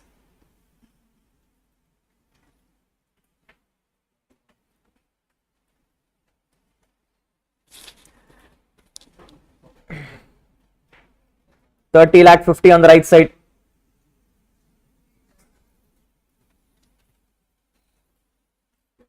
$8,60,000 on the left side. Yes sir. Yes sir. Yes, my net worth is 21,90,000. My net worth is 21,90,000. People, you know my full value of consideration is 40. Transfer expenses is 1,50,000. Matlab my net consideration is 3950. My net consideration is 3850. My net consideration is 3850. My net worth is 2190. So therefore my capital gains is number 3850 is my net consideration. Net worth is 2190. Capital gain becomes 16,60,000. Capital gains become 16,60,000. But I want to know whether it is long term, short term. People, business purchase in 16-17. I need to hold for at least 36 months. Already held for 36. Asset becomes long term capital gains. Asset becomes long term capital gains. People, because it is long term, I should do indexation. No, I should do indexation. No, net worth remains as it is. Net worth remains as it is. This is the final answer. This is the final answer. Long term capital gains under section 11. Long term capital gains under section 112 is the answer. Is the answer. Question. Yes, worthless question. Easy 4 marks. Easy 4 marks if you had tried it out. If you had tried it out, but I think the second question was a little more difficult. I think second question was tedious, Nanegra. Second question was tedious, Nanegra. It was easy question. It was an easy question of tedious, people. Yes, technically this was a question to be answered. This was a question to be answered. The question which was not to be answered was that PGBP question. Compute the cost of asset for all the computations. Question. Yes, that was not to be answered, but unfortunate. Yes, nevertheless, make nala. Yes, slumps in and all not expected, people. Vanda super bonanza da. Yes, but it will not come. You will get immobile property. You know both. You know both. Enna vandalo achirunga. Yes, move forward. Question number 5, people. One more question to practice. Question number 5 says, you are Mr. A proprietor of Akash Enterprises having 2 units.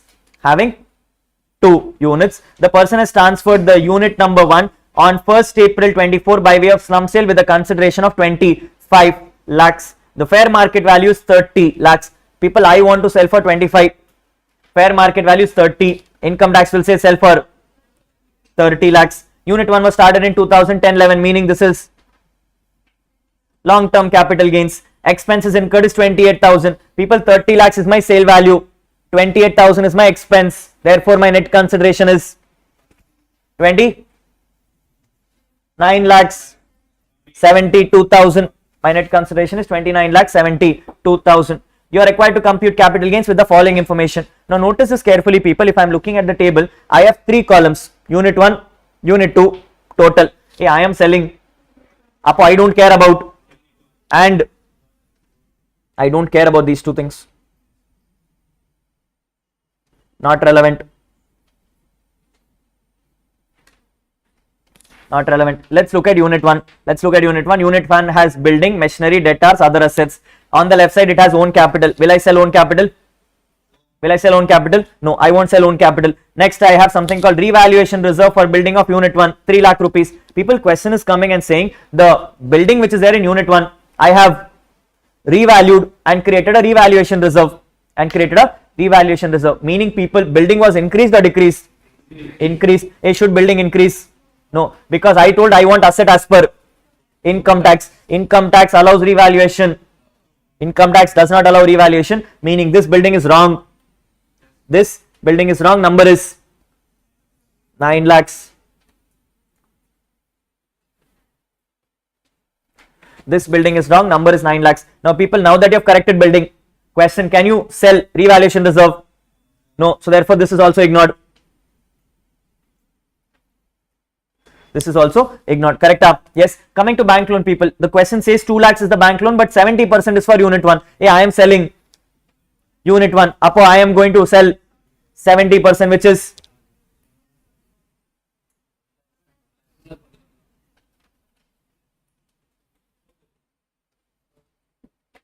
I am going to sell 1,40,000. Then trade creditors is 1,50,000, in which 25% is for Unit 1. I am selling Unit 1, therefore 25% is my case. 37,500.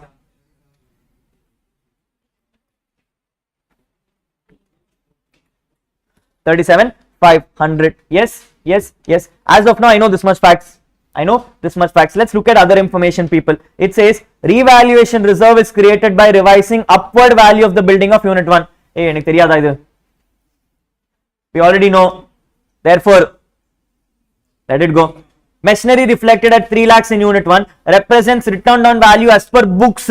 So, machinery given as 3 lakhs is as per books. I want as per income tax. They say the return on value of these assets is 2,90,000. As per income tax, it is 2,90,000. I am selling 2,90,000.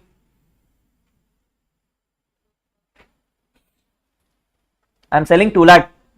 Last item. Other assets include patents acquired for 1 July 2022 for 50,000 rupees on which no depreciation has been charged. People, I bought a patent and I put it in my books. In books, I did not do depreciation, but as per income tax, I would have done depreciation at the rate of 25%. So I need to reduce the number. Before I do that, people, debtors, any change? No change. Keep debtors as it is. Coming to other assets. Now, in that other assets, people, they are saying there are 2 items. One is normal assets for 1 lakh. Other assets is 50,000 of patents, which I need to depreciate from 22.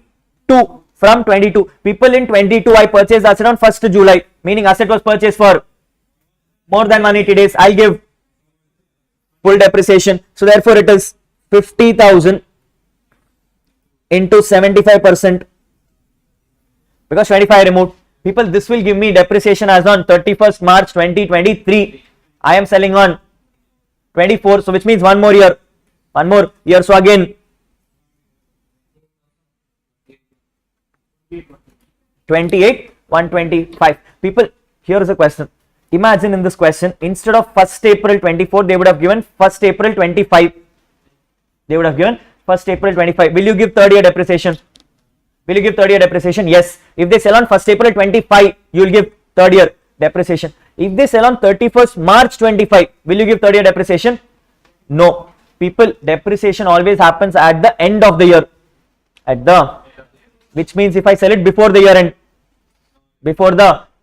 no depreciation. If I sell it after the year only, I'll get depreciation. Meaning if the sale happens after 1st April, then depreciation will be granted for this year. But if they sell it on 31st March, no depreciations.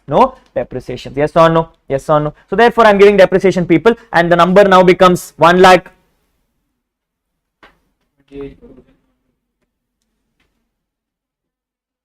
1,28,125. 1,28,125. People, I know my right side. My right side is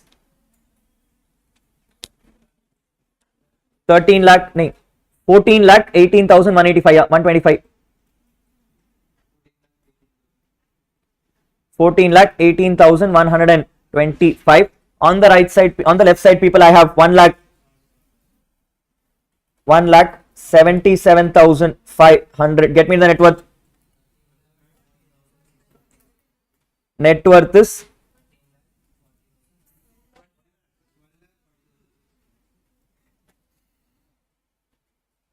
12,40,625. 12,40,625 is my net worth. People, capital gains I need to compute. You told me that my full value of consideration is 30 lakhs, in which you have reduced 28,000. You have reduced 28,000. Now you are going to reduce a net worth of 12,40,625.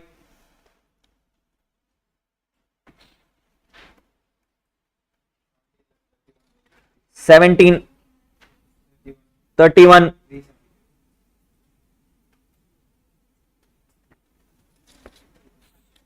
Check. 30 lakhs minus 30,000 minus 1,240,625.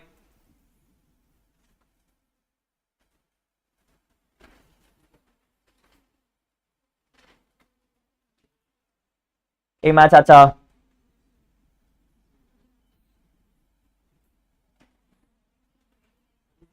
1729. Eda 31 or 29?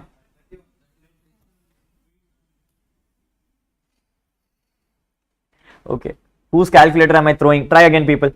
30 lakhs minus 28,000. Number is 29? 70? Chacha. Minus 1,240,625. 1,731,375. 1,731,3. People, at best I can teach you tax. I can't teach you maths. I can maximum tell you throw your calculator off. Question number 6, people. It says Mr. Anand is selling equity shares of different Indian companies on 14th March 2025. People, this is after 23rd July. After 23rd July. The data is given as under. First case is Sam Limited, which I sold for 150 rupees. Purchase price is 120 rupees and STDs paid on this. Which means this is either 112A or 111A, depending on the period of holding. Let's see where the period of holding is. The person acquired it on 2nd Feb 2025. This is hold for only 1 month.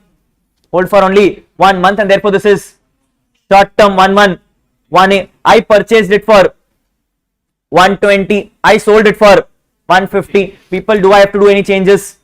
Any computational changes? Any indexation? Nothing. Answer is directly 30 rupees into 2000, which is 60,000. Correct. People, this is STCG under section 111A. Yes or no? Yes. People, the answer may change because there are some additional facts, but I am holding this back. Next, Jam Limited, 100 rupees sale value, 72 rupees he purchased for 16th April 2017. People, this is held for 7 years, more than 12 months, and therefore 2A, but it is also before 2018, and therefore I need to do change in computation. People, the formula is FMB on 2018 or STV say, or sale value, whichever is lower compared with cost, whichever is higher compared with cost, whichever is higher. People, my sale value is 100 versus FMB 50, whichever is lower, therefore 50, compared with 72, whichever is higher, therefore 72. People, I sold for 100.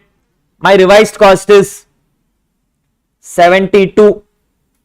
My revised cost is 72. I have sold 1250 shares. Number is 35,000 under section 112A.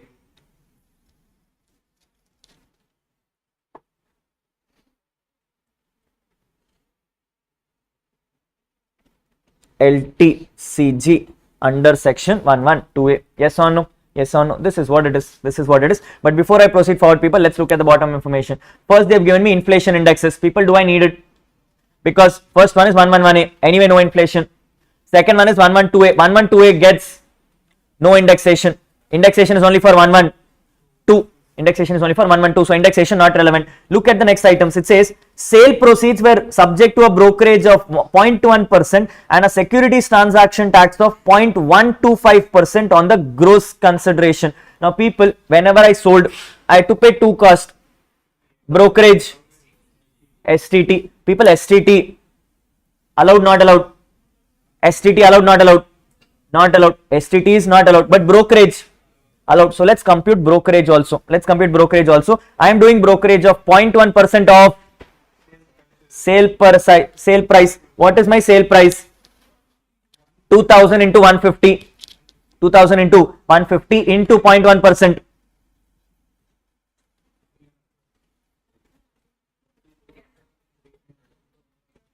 How much? 300. People, my sale price was 60,000 before.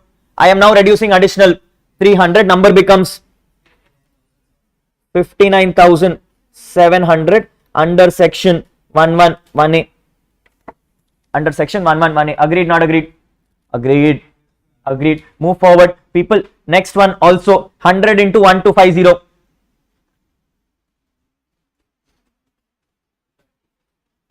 100 into 1250 into 0.1%. 125. People, my sale value, my consideration gain is 35,000. I have a brokerage of 125, therefore 34,875 under section 112A. Under section 112A. This is what would happen. Yes or no? Yes. Sometimes people, it is not good to jump the gun. It is always better to read the full question. After read the full question, you will realize STT is not allowable, but brokerage can be claimed. So therefore, we have claimed the brokerage. Now, question only once. Oh, question does not say what to know. I am assuming question wants capital gains. This is what it is. People, question illa adanale MCQ la number poda mattom is not. Suma baatuku mulberry leaves like question illana question tappana soladinga. Yes. Do what is there. If you don't know, just do whatever you want. Depending on the marks. This was the 2-mark question, people, which means I am assuming they wanted capital gains. If they wanted tax, what will you do?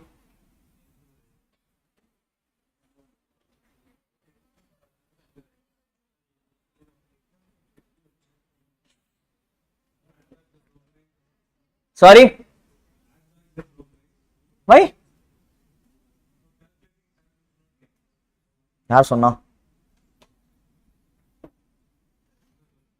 People, I want to do tax. 111A will be taxable for 20%. 112A will be taxable for 12.5, but the number is below 1.25 lakhs. Therefore, taxable is.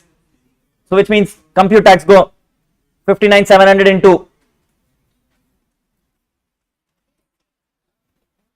For those who are doing calculator, throw it off. Why? Who will use Kaju Katli?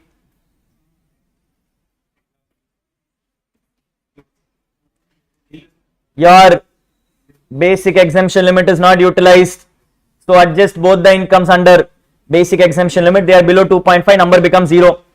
Number becomes 0. Nothing to pay tax on. Yes. Edthone will pay tax. No. Answer is 0. Answer is 0. Clear? Clear? Everyone? Good to go? Peaceful? Yes. We are done with 5 heads of income. Yes. Question number 1 from chapter number 8, income from other sources. This says 10th October 2024, current previous year, Mr. Govind, a bank employee, has received 5 lakh rupees towards interest on enhanced compensation from the state government in respect of the compulsory acquisition of his land, which is effected during 16-17. So in 16-17 his land was acquired, for which he did not receive money on time, and therefore current year he has received 5 lakh rupees. Current year has received 5 lakh rupees as interest on enhanced compensation. It is not enhanced compensation. If it was enhanced compensation, it will go to capital gains. This is interest on enhanced compensation. Out of this interest, 1,50,000 pertains to 17-18, 1,65,000 pertains to 18-19, 1,85,000 pertains to 19-20. People, relevant, not relevant? Relevant, not relevant? Not relevant. Income tax says tax the whole interest in the year in which money is received. So I don't care which it pertains to. He has incurred 50,000 rupees by way of legal expenses to receive the interest on such enhanced compensation. Relevant, not relevant?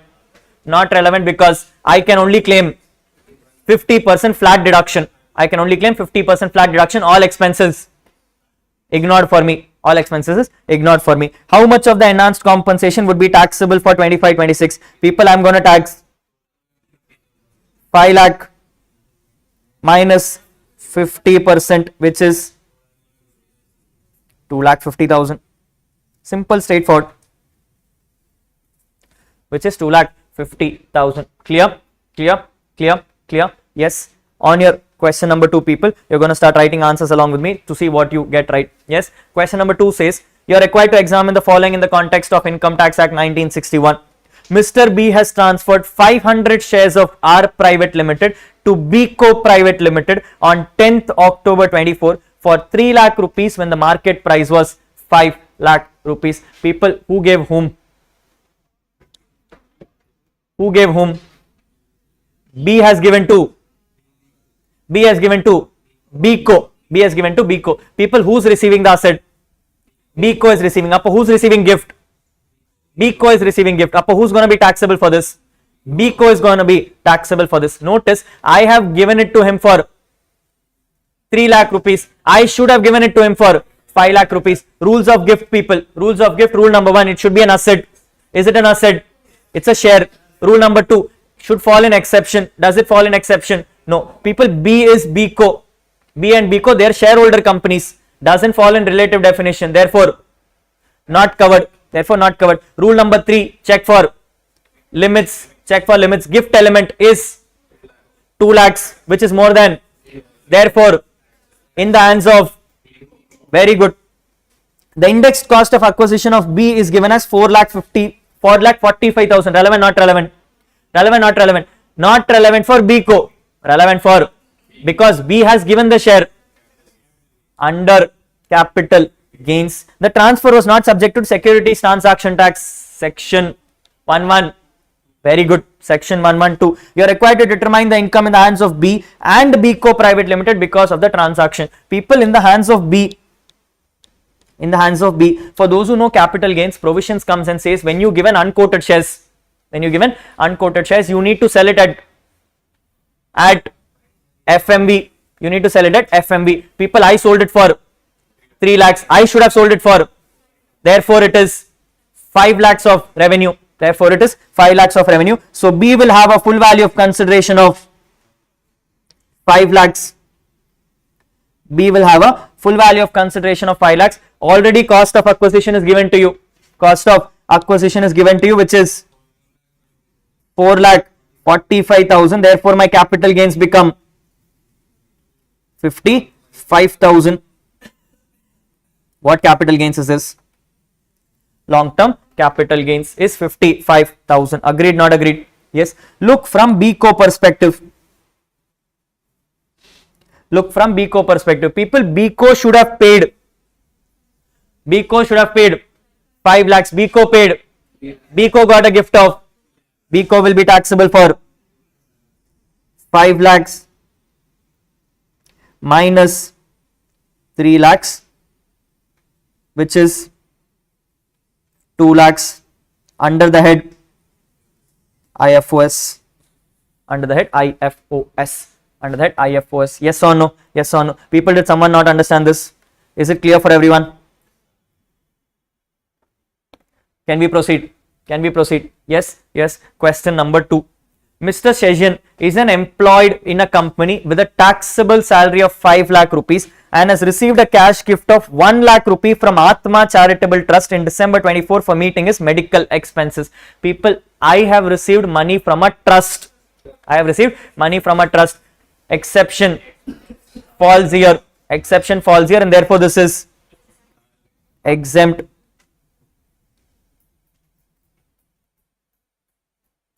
And therefore this is exempt. Agreed, not agreed? Agreed, not agreed? Yes. Question number C. Mr. Akhil HUF has received 75,000 in cash from niece of Akhil, who is daughter of Akhil's sister. Akhil is the karta of the HUF. People, I have an HUF. In my HUF, my sister's daughter is giving money. People, in my HUF, my people can be members. Daughter's sister is not a relative, and therefore she giving money to my HUF is not falling in the exception. When it does not fall into exception, I will look for 3 rules. Rule number 1 is should be an asset. This is cash considered. Rule number 2 should not fall in relative. Not falling in relative. Rule number 3, there should be a limit of 50,000. Here it is. Therefore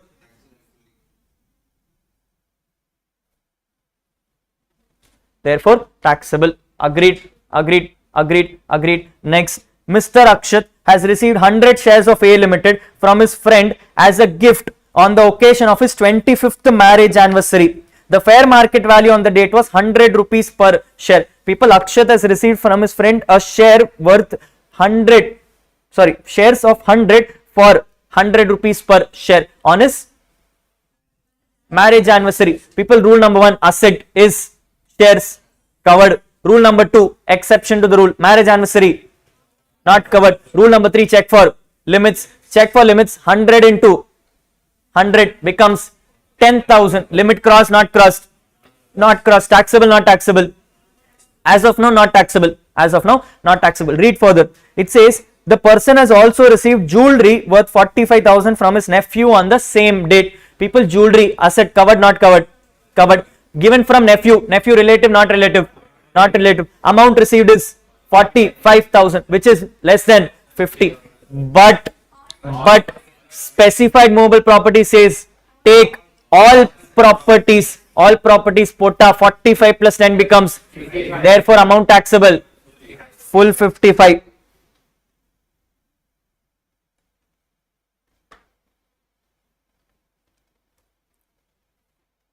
Amount taxable is full 55,000. Clear, people? Yes, people, you are getting an idea on how to approach it in exam. Yes, look step process, people. Look step process. You cannot skip steps. Don't jump to one conclusion. Follow the steps, you will get the answer. That is how the approach is. Other than that, tax is easy, people. Yes, there is nothing complicated about tax as long as you follow the steps properly. Yes, try.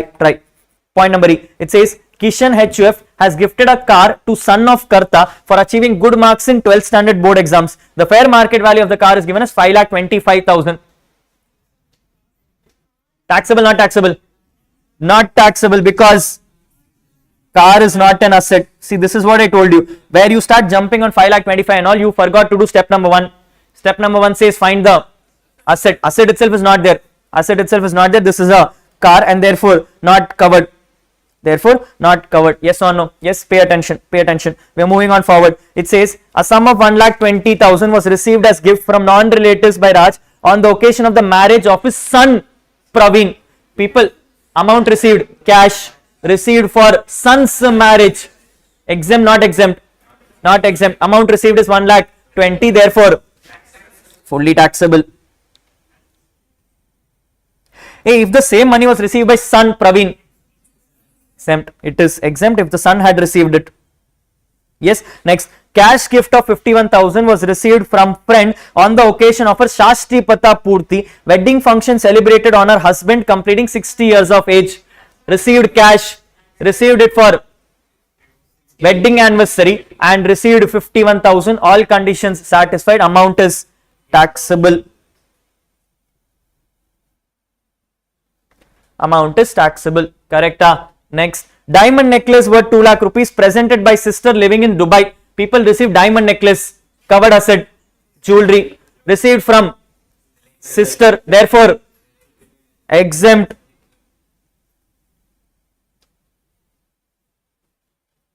Therefore exempt because received from sister.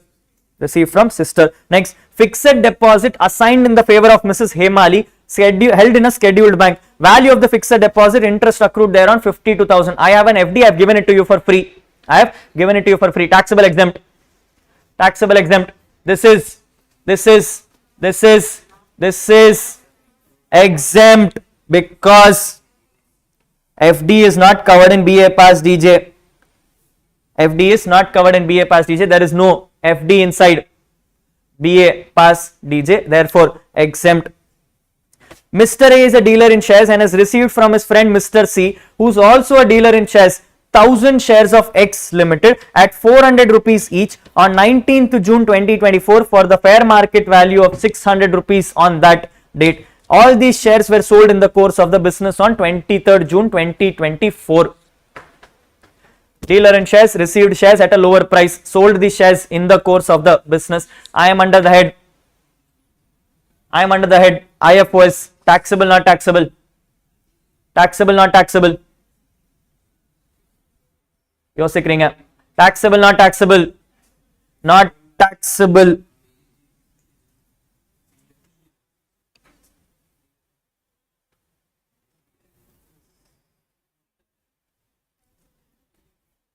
Exempt under IFOS. Taxable under PGBP. Exempt under IFOS, taxable under PGBP. I am in IFOS. I don't care what is happening in PGBP. Move forward. 1st November 24, A has taken a possession of a property booked by him 2 years ago at 20 lakh rupees. 2 years ago, I had booked a property for which today I am paying 20 lakh rupees. Stamp value property on that date was 32 lakh rupees, but on the date of booking was 23. When I booked it for 23. When I paid 20. Today, if I am taking the property, it is 32. People, 2 SDVs are given to you. Date of agreement, date of transfer. You will normally take date of transfer. You can take agreement if it is advanced by permissible modes. Check. It says he has paid 1 lakh rupees by account paycheck as down payment on booking date, which means I paid advance by permissible modes. I will take 23. I'll take 23. Now see people, I have to take 23. I paid 20. Income tax is more than 50,000, therefore taxable. But also check for 110% of consideration. My consideration value is 20 lakhs. 110 becomes 22 lakhs. I should have had less than 22. This is 23. Not satisfied. Both conditions are applicable and therefore this is taxable. Therefore this is taxable. Taxable amount.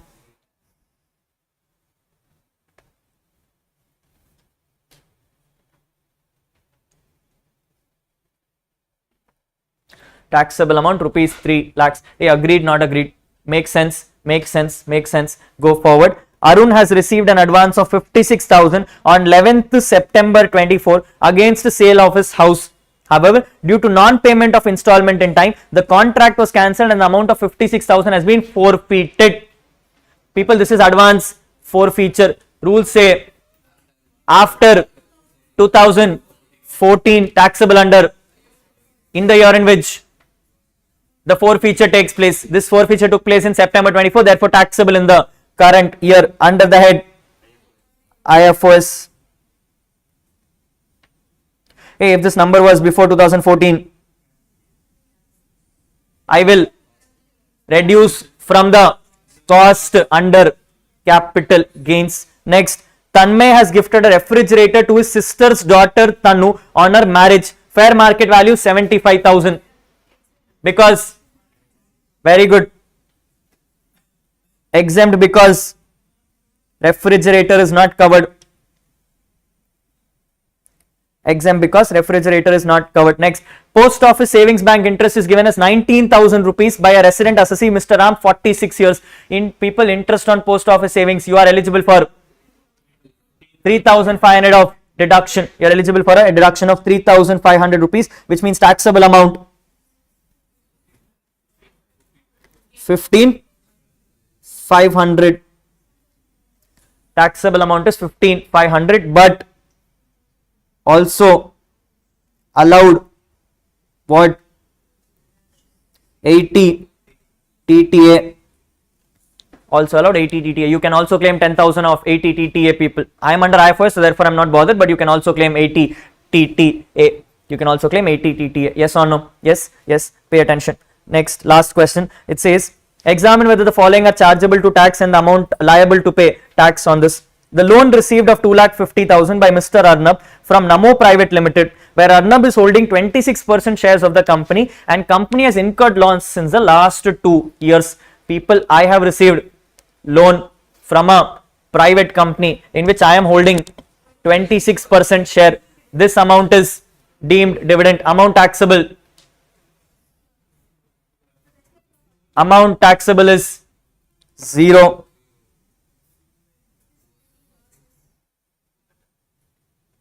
Why, people? Since no accumulated profits.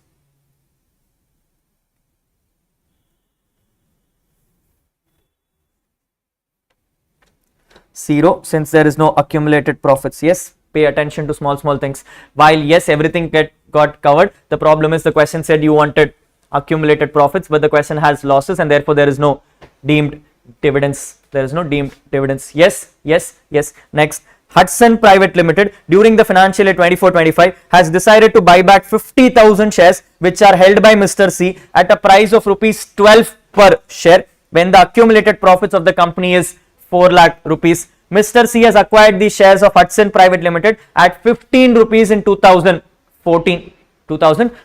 People, let's first understand what is happening. What is my buyback price? What is my buyback price? 12 rupees per share and I have 50,000 shares, meaning 6 lakh rupees. So my buyback price is 6 lakh rupees. Yes. Now, if I see this carefully, my buyback price is 6 lakh rupees. Company has a profit of only 4 lakh rupees. I have to tax buyback under the head dividends. Amount taxable as dividends. Full 6 lakhs because I don't care what the profit is. So this gets fully taxable under by IFRS. Now comes the question. I paid from my pocket 15 rupees for this. Which is cost of acquisition. Number is, people, this number income tax says you can treat as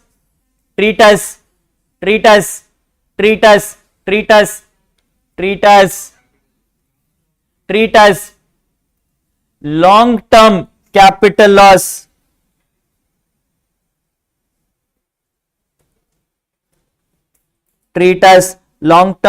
loss. People, year is given to you for a reason.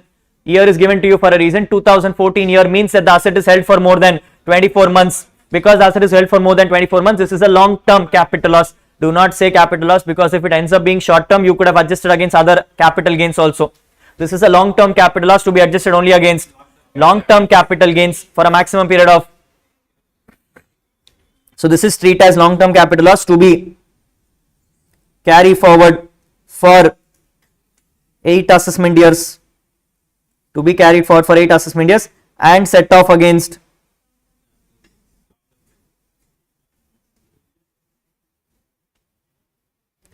long term capital gains. You can't treat it as anything else. If this shares was purchased in 2024, then in that case you would have called it as short term capital loss and you could have set off against any capital gains for a period of 8 years. People, On the same hand, if current year itself you have long-term capital gains, current year also you can adjust. There is no restriction that you have to only carry forward. You can use it whatever you want as long as you treat it as long-term capital loss. If you have current year capital gains, you set off. If not, you can carry forward. If not, you can carry forward. Please pay attention to this one. I am really expecting questions on buyback this year. A very good question can be created on this. Yes, a very important question, because they will give you a question. Suddenly they'll come and say buyback accumulated profit is nil, or they'll say the company is making losses. And if you jump to the gun and you come and say not taxable, this is wrong. You need to tax it whether or not there is accumulated profits. Questions can also be in the sense, people, where they may come and say for getting this buyback done, the shareholder incurred some 10,000 rupees ka expense. Shareholder incurred some 10,000 rupees ka expense. Will you allow? No. If the question says to buy the shares, the shareholder incurred some interest on loan. Will you allow? No, you will not allow any of those things, because no expenses can be claimed as deduction. Any combination can come. The answer is very simple. Take the price, IFOS. Take the cost, capital loss. That is what the answer is. Ignore everything else off. Ignore everything else off. This is what your provisions of buyback looks like. This is what your provisions of buyback looks like. Yes or no? Yes. For all buybacks which happened before 1st October, people, you can ignore it off. You can ignore it off. It was never part of your syllabus. It was part of finals. It was part of finals. We had something called buyback tax. That was anyway not part of your syllabus, so not expected to be tested in exam. Focus only on buybacks after 1st October. Focus only on buybacks after 1st October. Is this clear? Everyone? Good to go? Yes. Let's cut for a breakfast break. We'll come back and we'll start with this exciting topic called as PGBP. Let's do that. Yes, we're doing sums on clubbing, people. 2 questions picked up for you, 2 or 3 questions picked up for you. This is basically your past exam questions, people. I think question number 2 was one of the most difficult questions which came in Jan 21, and question number 1 is from your September 24 attempt. Let's look at the question. Let's see what is coming out of this. Yes, look at the questions very carefully, people. The question says there is a person called Mr. Suraj, age 39 years, and there is a person called Megha, who is 35 years, with the minor son of 12 years, and they've given you the following details of income and losses for the previous year 24-25. Before I start looking at the facts, people, let's look at what does the question want, because I have 3 people. I need to know what I should be doing with them. Yes, question says compute the total income of Suraj. They also want the total income of Megha, and they want the total income of Dev. All the 3 people have been requested. Assuming that Mr. Suraj is going for DTR, whereas Megha and Dev are opting out of DTR and going for ATR. Briefly explain the provisions of treatment of each item. Now, here is something I wanted to pay attention to. Mr. Suraj has gone for DTR, Megha and Dev has gone for ATR. People, if there is an income of Megha, which is going to get clubbed for Suraj, the computation of that income you will do as per DTR or as per ATR? You will do it as per ATR. Like I said, people, income will first be computed in the hands of the original person and then get clubbed. So when you compute the income for Megha, you will do it as per ATR and then club it for Suraj. That is how the provisions will operate. Yes or no? Yes. Pay attention to that. Let's read the facts. I need data for all the three. Looking at the data. First one says there is a person called Mr. Suraj. Let's look at his facts. It says salary is received as a partner from a partnership firm 6,15,000. He is a working partner in the firm and the salary is as per the prescribed limits. People, I am Suraj as a partner of a firm. I have received salary from the firm 6,15,000 and they are saying this is as per 40B, meaning firm would have claimed deduction on this. I will be taxable for this under the head PGBP. Understand, people, when it comes to salary provisions, what did I tell you? If it is share of profit, exempt for the partner. If it is salary, taxable in the hands of partner to the extent firm claims deduction. If it is interest on capital, taxable up to 12% because deductible up to 12%. Case comes and says salary is received by the partner, which is deductible for the firm, therefore taxable for the partner. Head of income PGBP. Head of income is PGBP. Next, the question says income or loss from house property is given to you. You have some brought forward loss of house A 96,000, let out property, and then you have current year loss from house B, which is 2,30,000. People, if I notice, Suraj is doing DTR. The moment Suraj did DTR, people, brought forward loss got lapsed.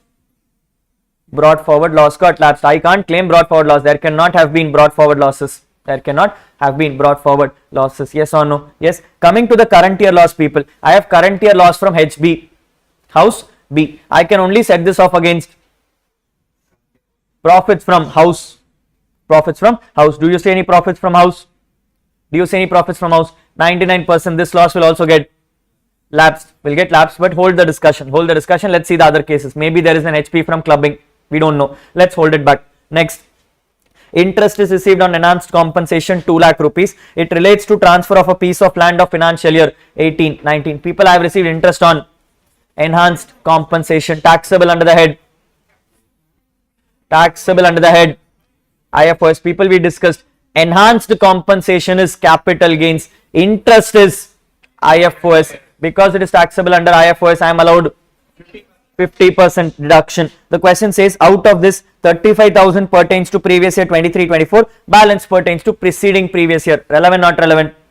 Not relevant. I am only bothered when I am receiving the money. I have received 2 lakh rupees. I am taxable for, I am taxable for 1 lakh rupee. I am taxable for 1 lakh rupee because I get 50% deduction. Next, I have gift from grandfather's younger sister by check. Gift from grandfather's younger sister. People, my grandfather's younger sister, her sister is not my relative. I only have relative as me, my father, my grandfather. Me, my father and my grandfather. My father's sister is my relative. My grandfather's sister is not my relative. This is under the head IFRS. Amount taxable is full 1,25,000 because exceeding 50,000. Then dividends on listed shares of equity of domestic companies 50,000 rupees, taxable under the head IFRS. On 1st December 2024, Suraj has received 75 lakhs as maturity proceeds from his life insurance policy, which was taken on 1st May 2012.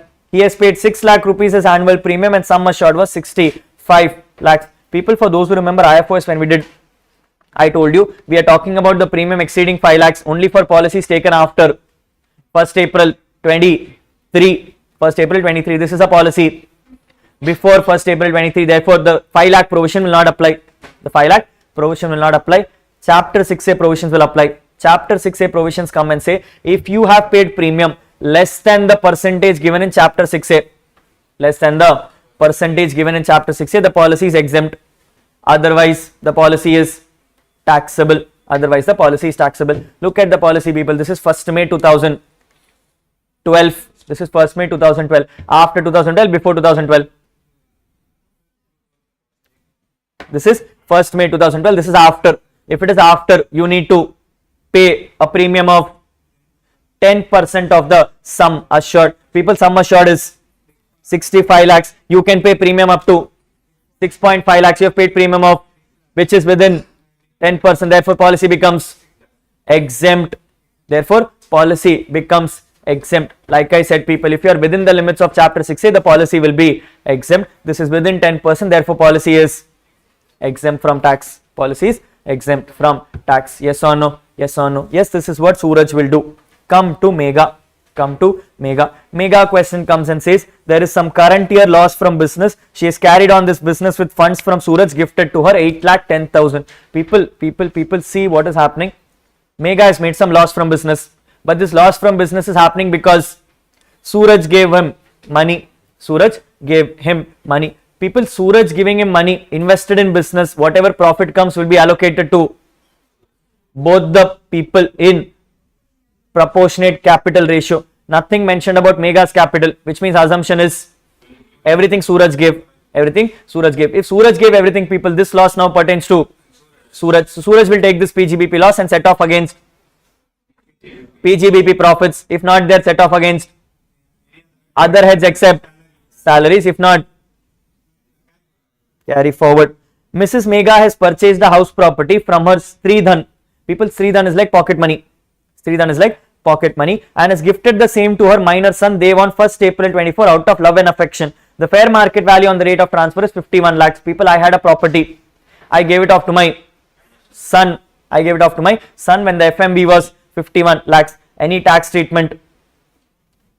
Any tax treatment. People look from Mega's perspective. A Mega is receiving the land or giving the land? Giving the land. If Mega is giving the land, she is under capital gains. And capital gains provision come and say when you give a gift, it is not regarded as transfer, therefore it is exempt, which means this transaction has no relevance. This transaction has no relevance. You will ignore the transaction. Why is it given to you people? This is to clarify that the money which son is going to receive, is coming from the property which Mega gave. Coming to Master Dev. Master Dev has received property rent from the property given by Mega, which is 35,000 per month. Here is the question. This 35,000 is liable for clubbing or liable for deemed ownership? Why are you asking this question, Rahul? People, when it comes to clubbing, you will tax in the hands of parent whose income is higher. In my case, I know Suraj is higher. But if you say deemed ownership, it is taxable in the hands of Mega, the person who transferred the asset. Right answer is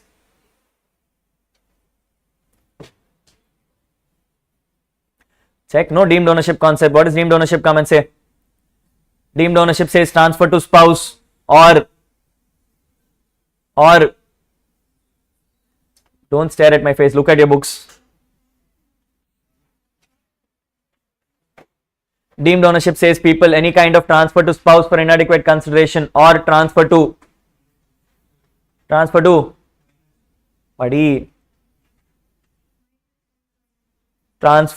minor child for inadequate consideration except for minor married daughter. This is a deemed ownership concept, not clubbing chapter. Because this is deemed ownership concept, people, this income will be taxable in the hands of Mega. Here is question number 2. Because Mega is taking tax on Dev's income. Can Mega claim 1,500 as exemption? Because this is not from clubbing, this is from HP chapter. HP does not have exemption, only clubbing has exemption. Very minute changes, people, which is why September was difficult. Yes, this looks like you will know. When you open the face, you will come and say, okay, Rahul, clubbing, let's do 1,500, put it in Suraj hand. Wrong, fully wrong, because this is deemed ownership concept. Yes, sometimes linking of chapters is very critical. Yes or no? Yes, people, with this understanding, I am now fairly clear. Suraj has no HP income. Because Suraj has no HP income, his gross forward loss is gone. His current loss is also gone. Everything is gone. Nothing to be claimed. Yes or no? Yes, that is what the fact says, people. You are required to compute the total income and find out the answers. Clear enough? Yes. Now, people, one thing is also clear is that losses of business from Mega is going to Suraj, but Suraj has no business profits, in which case Suraj can set off this loss against IFOS income. I have some IFOS income, so I'll set it off against that. So I'm putting out a thought in mind. What I'll do, people, I'll start with Suraj, compute his income, at appropriate stages give losses, and make notes accordingly. You understood what happened in the question? Can we put out the format? Yes, let's put out the format.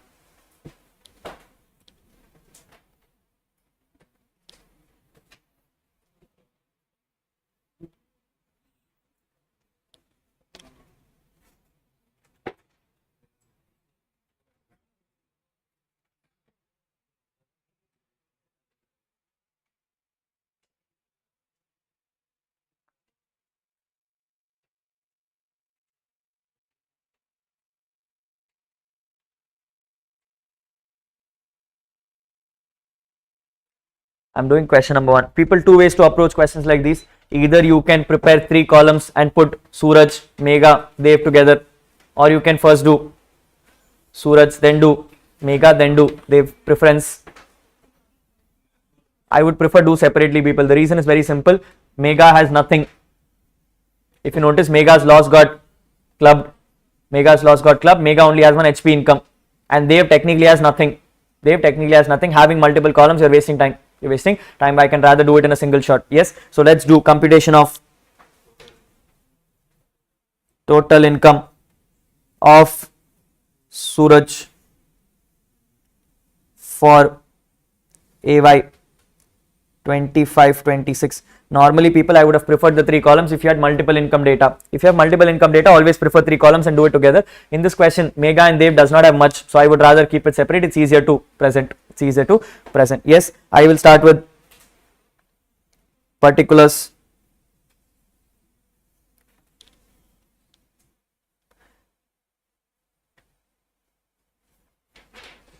Starting with particulars with rupees. People, look at the facts. You cannot change the format. The head of income remains the same. Head of income number 1, salaries. Do you have any salaries? No, you don't have any salaries. Head of income number 2, HP. Do you have any HP? Yes, but they are getting lapsed. So let's put out the heading and let's move it off. Roman numeral number 1, income from house property. What is happening, people, in income from house property? You have current year HP loss. I'm going to say lapsed since opted for DTR.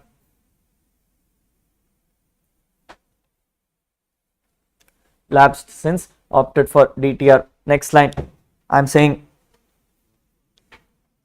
brought forward HP loss lapsed since opted for DTR. It's probably just to make it a little more easier to write, people. I'm going to say lapsed since no other HP income.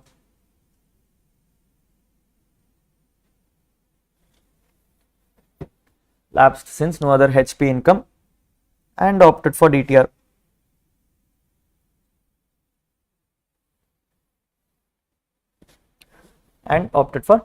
Done.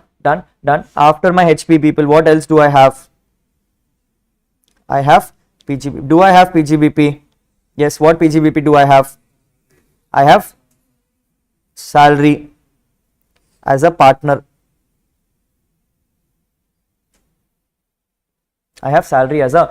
People, how much do I have? 6,15,000. I'm putting it in inner column, people. Tell me why.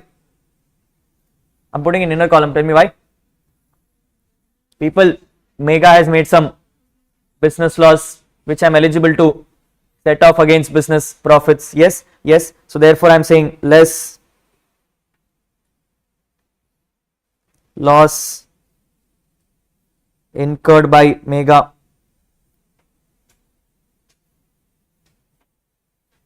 out of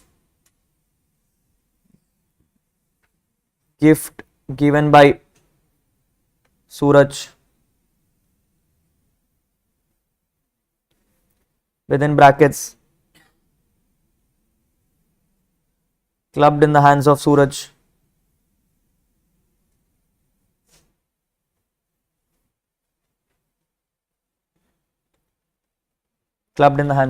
People, how much amount? 8,10,000. Can I set off the whole thing? No, I'm setting off.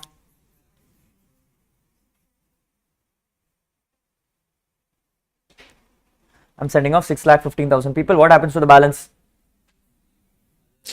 I can set off against other heads. Yes. Anything else in PGBP? No. Move forward. I have CG. What do you have in CG? No CG. I am moving to IFOS. People, in IFOS I have multiple items. I have interest on enhanced compensation,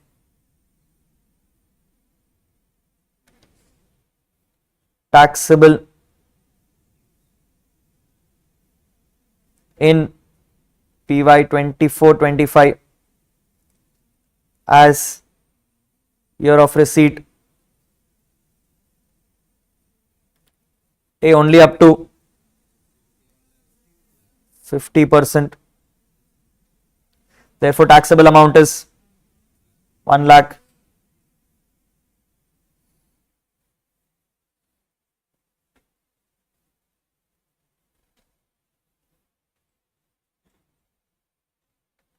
Taxable amount is 1 lakh. What else? I have gift from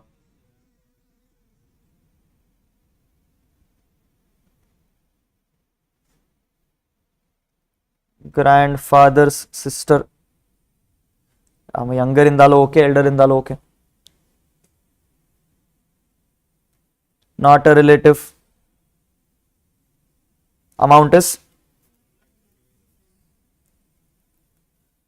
1,25,000. Next, I have dividends. Amount is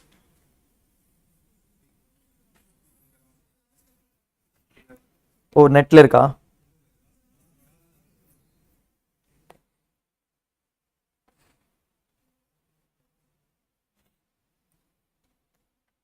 People, what if the number was given in net?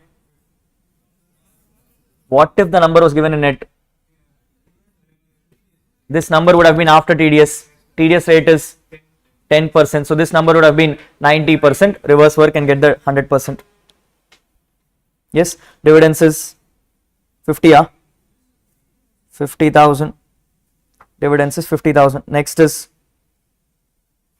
maturity from life insurance. Maturity from life insurance. What is this, people? Exempt as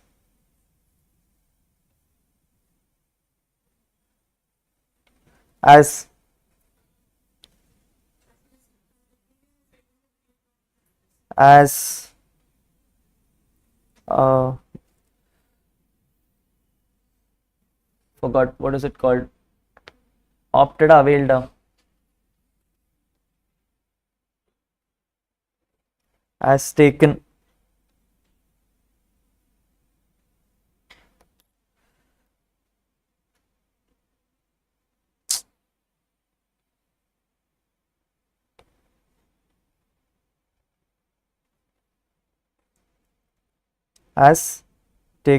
before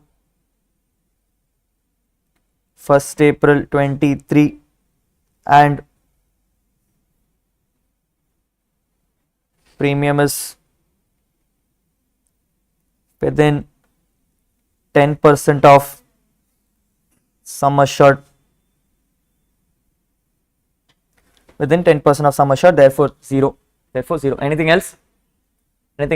No. Total these numbers.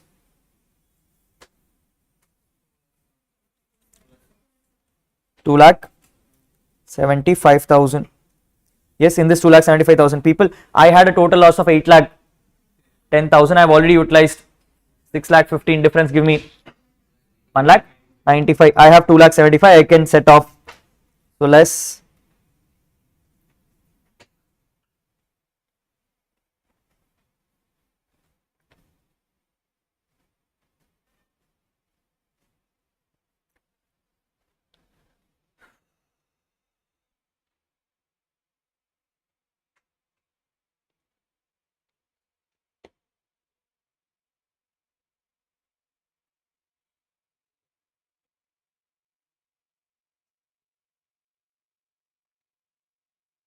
Yes, less loss incurred by Mega out of gift given by Suraj, clubbed in the hands of Suraj. Number is how much left? 1,95,000. 1,95,000, giving me a net PGBP of 80,000. Giving me a net PGBP of 80,000. Any other data for Suraj? Any other data for Suraj?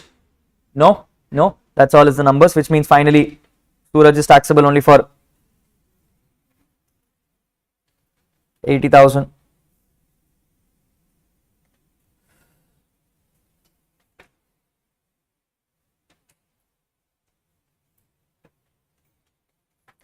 Suraj is taxable only for 80,000. Are we good to go? Yes. Look from Suraj perspective, people. Is there any carry forward of losses? Any losses left for him to carry forward? No losses left for him to carry forward, ignoring Suraj. Moving on. Computation of total income for Yara Mega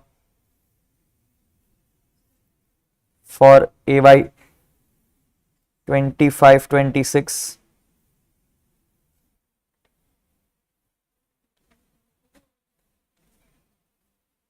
For 25-26 people, what and all is there?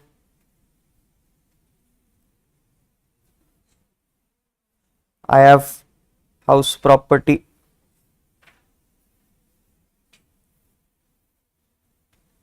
rent received by, who is the Deva? Rent received by Dev from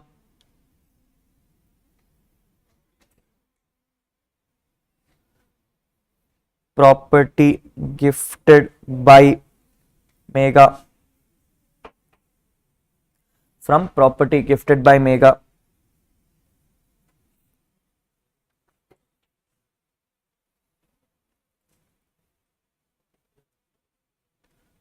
Considered as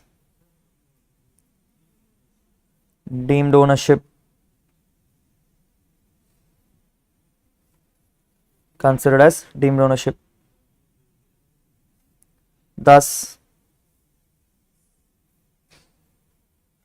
clubbing rules do not apply.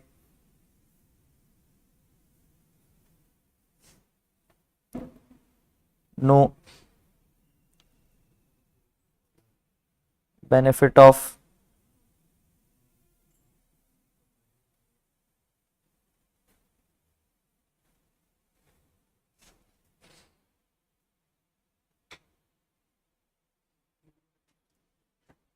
rent received people is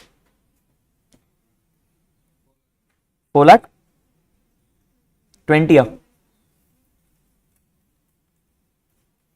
4,20,000. What is the final answer, people? Sorry, ma. Very good. Less standard deduction at 30%. Number is 1,26,000. Number becomes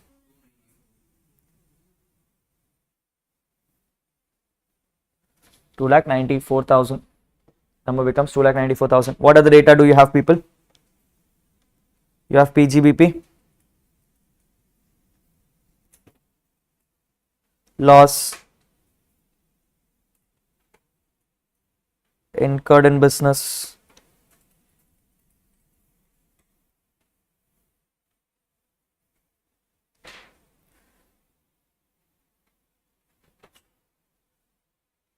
clubbed in the hands of Suraj.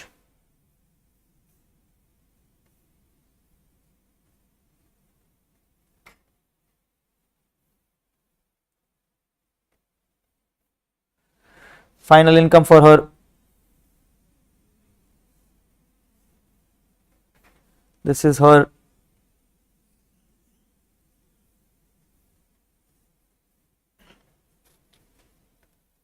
total income.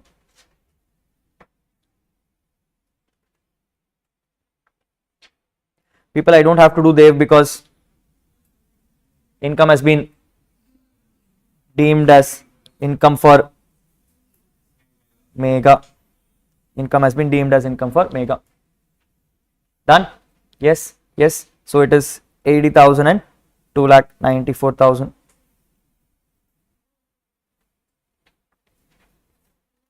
So Suraj is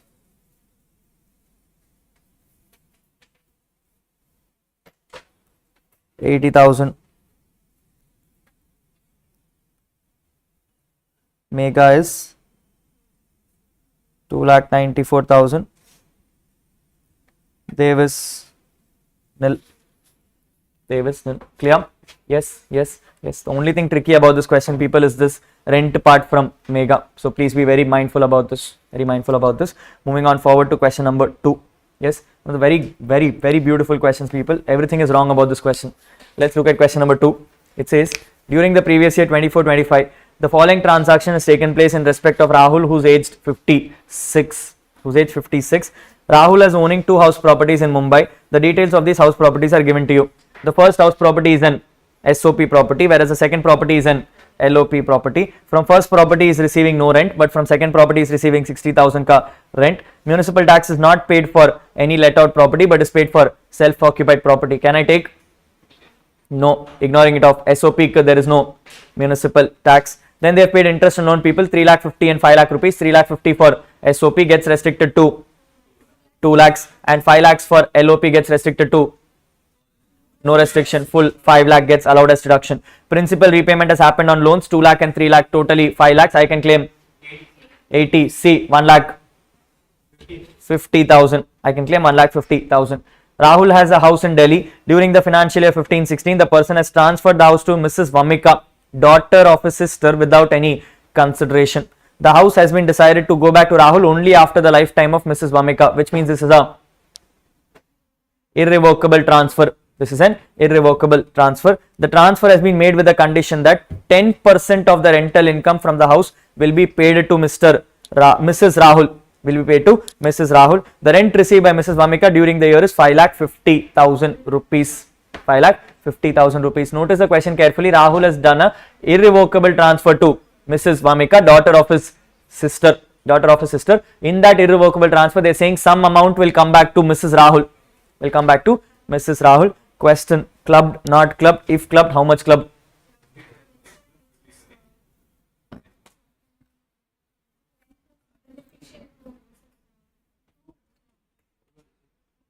Clubba in the hands of Rahul, how much?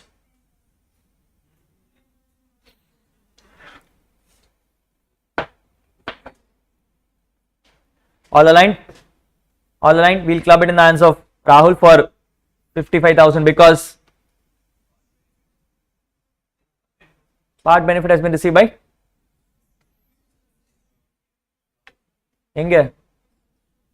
Mrs. Rahul தானே எழுதிருக்கு.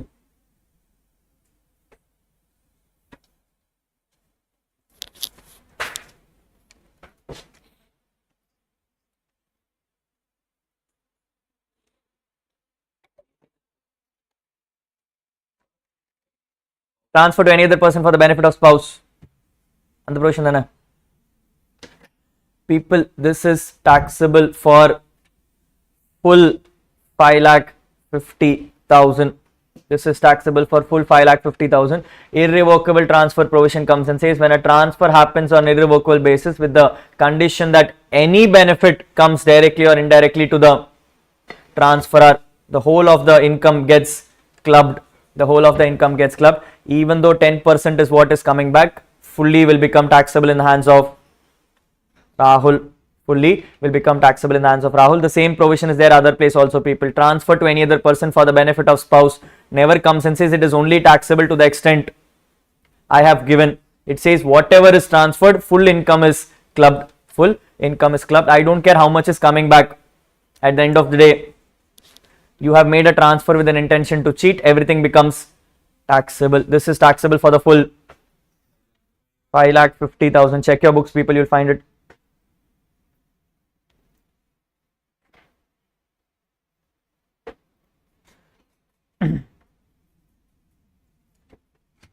No clubbing for transfer can be revoked. No clubbing for transfers which cannot be revoked during the lifetime of the transferee or beneficiary, provided transferor derives no benefit directly or indirectly during such period. Where the transferor derives benefit for even a portion of the income, the entire income from the transferred asset will be clubbed in the hands of transferor. I don't care what is the percentage. Everything is taxable. Point number 3 says Mr. Rahul is receiving the following incomes from a company called M Private Limited. Rahul has received some interest on debentures of 7,50,000, taxable under the head taxable under the head IFOS. Salary of 3,75,000 has also been received by him from this company. The person does not possess any professional qualification commensurate to the salary which is received by him. He has received some salary which he is not qualified for. The data of the company is given to you as under. There is in the company equity shares and preference shares. Rahul is owning nothing. Mrs. Rahul is owning 2% in equity and 25% in preference, and Mr. Jai Kishan, who is the brother of Mrs. Rahul, is owning 98% in equity and 75% in preference. What is going to happen? Yarukku seri club yarukku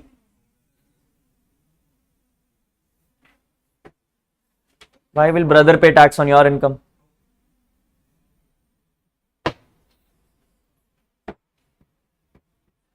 People, what to do?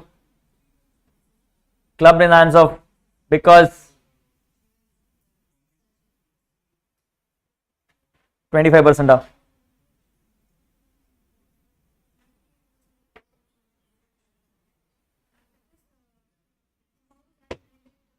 Very good. Clubbed in the hands of Mrs. Rahul, because Mrs. Rahul along with her relative is holding substantial interest.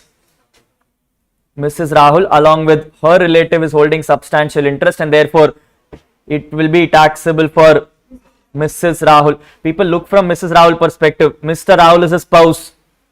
From Mrs. Rahul perspective, Mr. Rahul is a spouse. Mrs. Rahul has a concern along with her relative in which she has substantial interest, and therefore whatever money she pays to her spouse will get clubbed in her hands. Therefore this is taxable for Mrs. Rahul, not taxable for Mr. Rahul, definitely not taxable for Jai Kishan.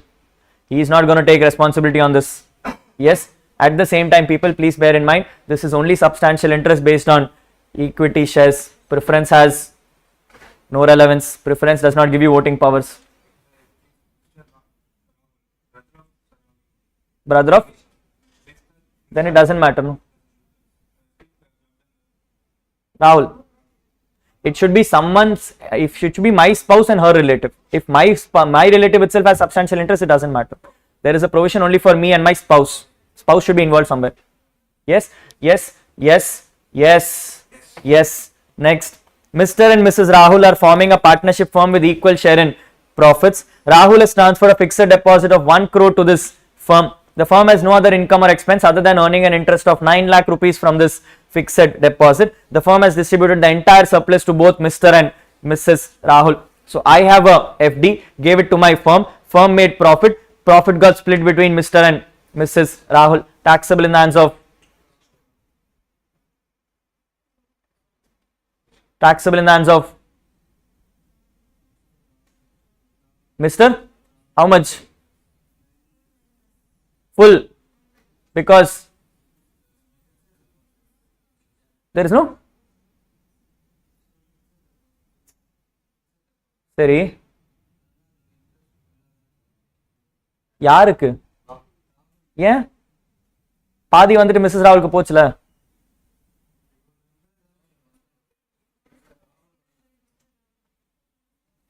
income is taxable for no one. Share of profits from a partnership firm is exempt from tax. Interest is for whom? Interest has been earned by the firm. Firm has given you share of profit. Share of profit for any partner is exempt from tax. Doesn't matter.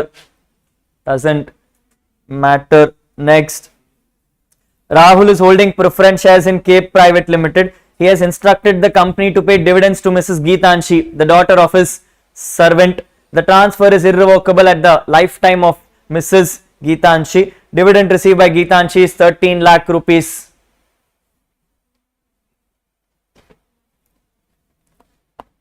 People, irrevocable transfer, taxable in the hands of. Taxable in the hands of.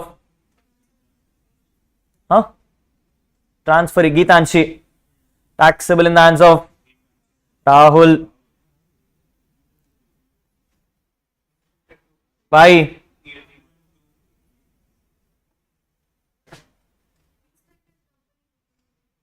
Sorry.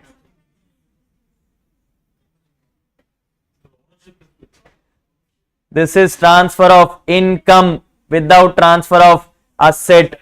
The irrevocable condition is only in transfer of asset. Question says the person is holding the share.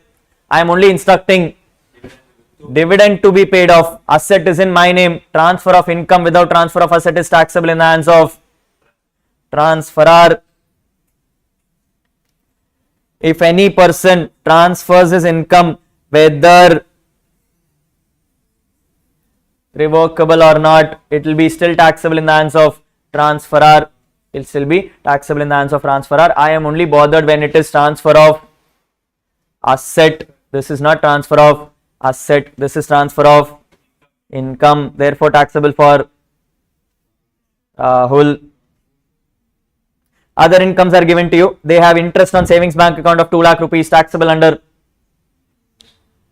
IFOS, taxable under IFOS with a deduction of 10,000 under 80 TTA. Person is 56. 10,000 of 80 TTA. Cash gift of 75,000 received from daughter of his sister on his birthday. Family, not family. Not family. It is sister as family. Sister's daughter is not family. Therefore, this is in the hands of compute the total income of Rahul, assuming he has exercised the option of shifting out of default regime. Anju adjustment and all tapa poche. Beautiful question, people. Jan 21 question. Horribly went wrong. Horribly went wrong. Beautiful set of question. Yes, let's put it out properly so that you have it for reference for next time.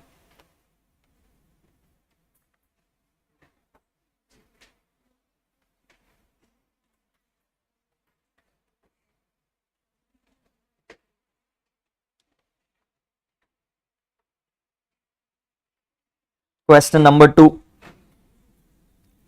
Computation of total income of Rahul for EY 25-26.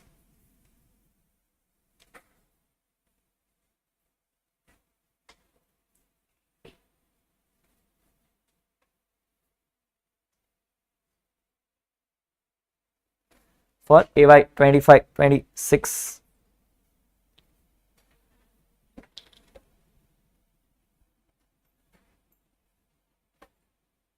Yes, people, starting from the first heading, I have income from salaries. I have income from salaries. Yes, what is it? Salary from Emma, M Private Limited. Salary from M Private Limited. People, taxable for Mrs. Rahul. Taxable for Mrs. Rahul. Look at the question. Question wants Mrs. Rahul. Question wants only Mr. Rahul. Which means I don't need this information. I don't need this information. What am I going to say? Ignored as taxable for Mrs. Rahul.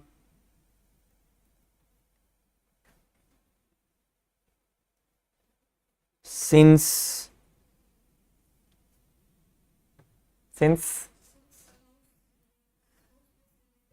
plus since Mrs. Rahul and Jai Kishan have substantial interest in the company, have substantial interest in the company. Done, done, done. Point number 2. Income from house property. Income from house property. People, if I remember the question properly, you have income from house property. One is SOP, one is LOP. So let's take SOP first. Sorry, let's take LOP first. Let's take LOP. People, facts of the case, you have rent received. You have rent received. Rent received is nothing but your GAV number is, sorry,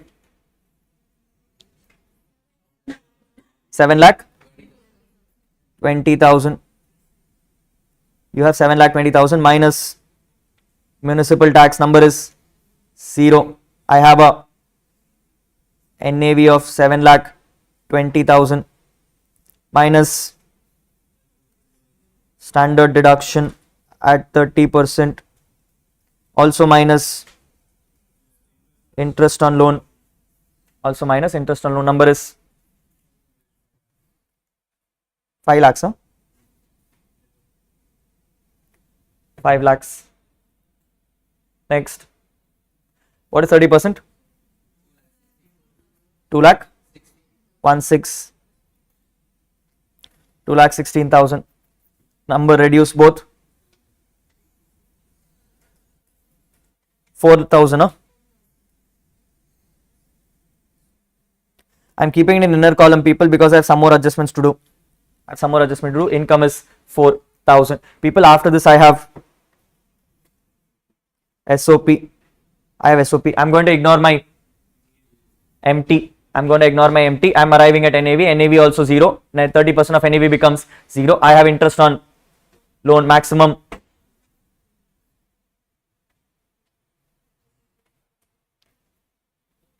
Interest on loan up to maximum of rupees 2 lakhs. Up to maximum of rupees 2 lakhs. I am reducing 2 lakhs as well. I am getting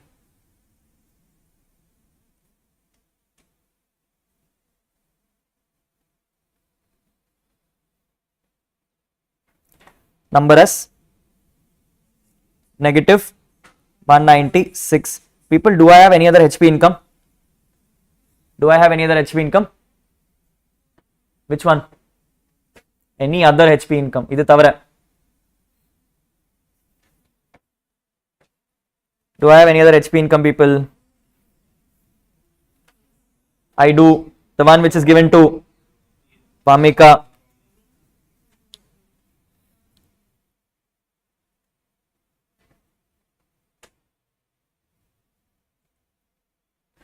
Rent received by Mrs. Vamika.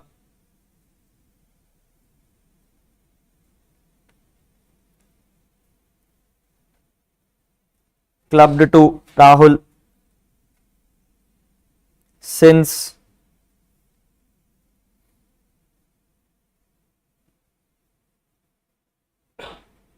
indirect benefit is received by Rahul. Indirect benefit is received by Rahul. Number is 5,50,000 less standard deduction at 30%. Number becomes 1,65,000, giving me an income of 3,85,000. This is my income from house property, people. Now I have no other income from house property. I have a loss of 1,96,000. I have an income of 3,85,000. Can I set off? Yes. Intrahead permissions, no restriction. Therefore number becomes 1,89,000. 1,89,000. Done. Point number 3. Do I have any PGBP question? This is done. I'm done with 1. I'm done with 2. I am done with salary also. Share of profits is there, no?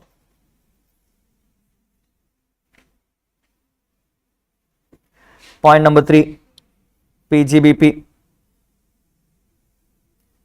What is it? Profit from partnership firm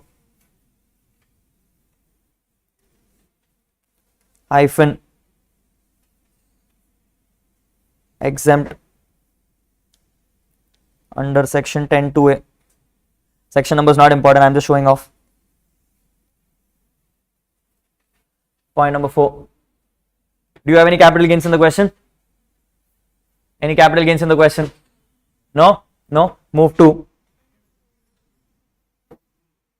IFRS.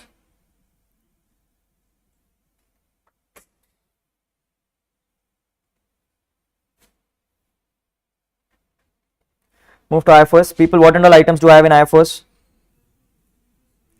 I have interest on debentures. Number is 7 lakhs, huh? 7,50,000. Point number 2. Dividends earned by Geetanshi.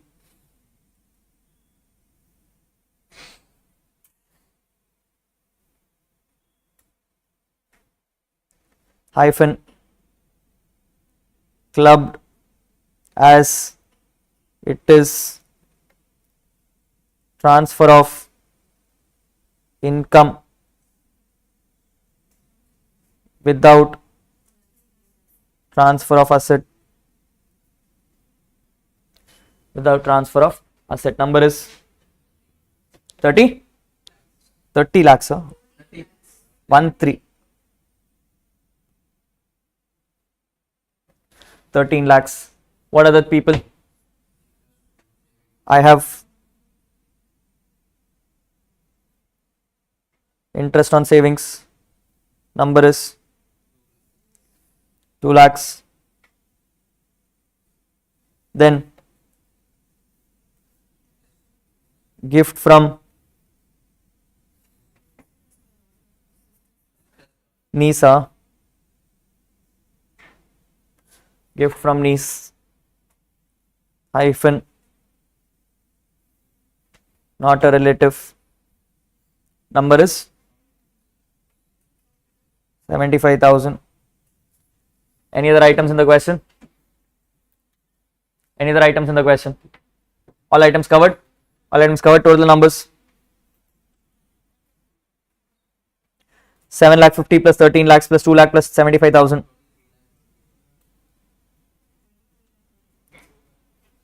2325. Done. People, this number will give me what is called as GTI. This number will give me what is called as GTI. 2325 plus 189 is the answer. 25,14,000. 25,14,000 less chapter 6A. What and all people? 80C first. Maximum 1,50,000.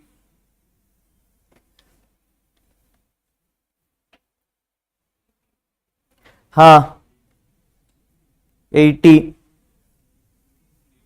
TTA 10,000. Anything else? Anything else? No? Total the numbers 1,60,000 plus or minus minus 2354.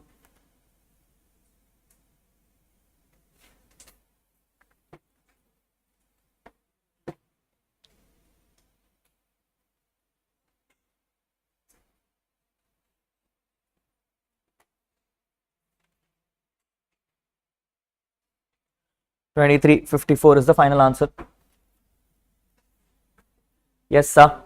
Yes, sir. Yes, sir. Yes.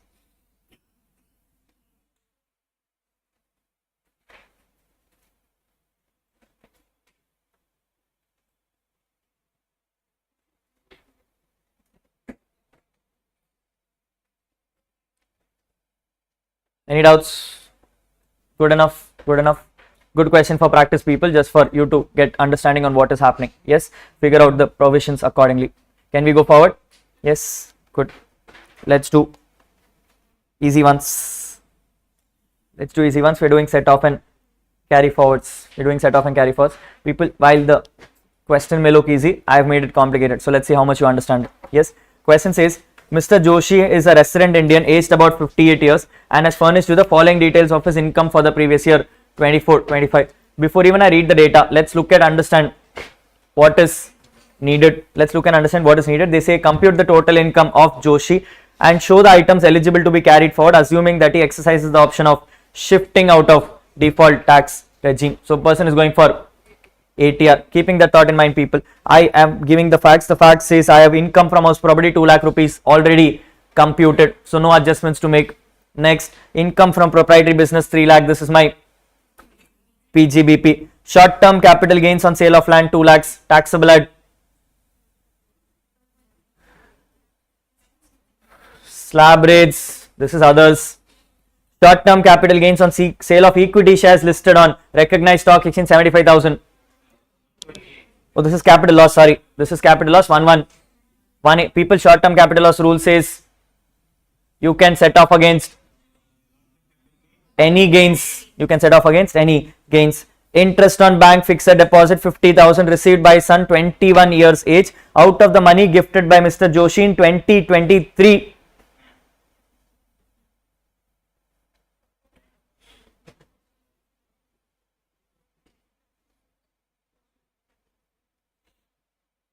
What to do?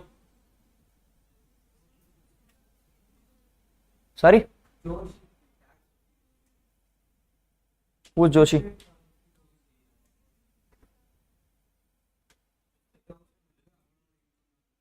Yeah. Out of money gifted by Mr. Joshi. Taxable for Joshi सोल रही है भाई.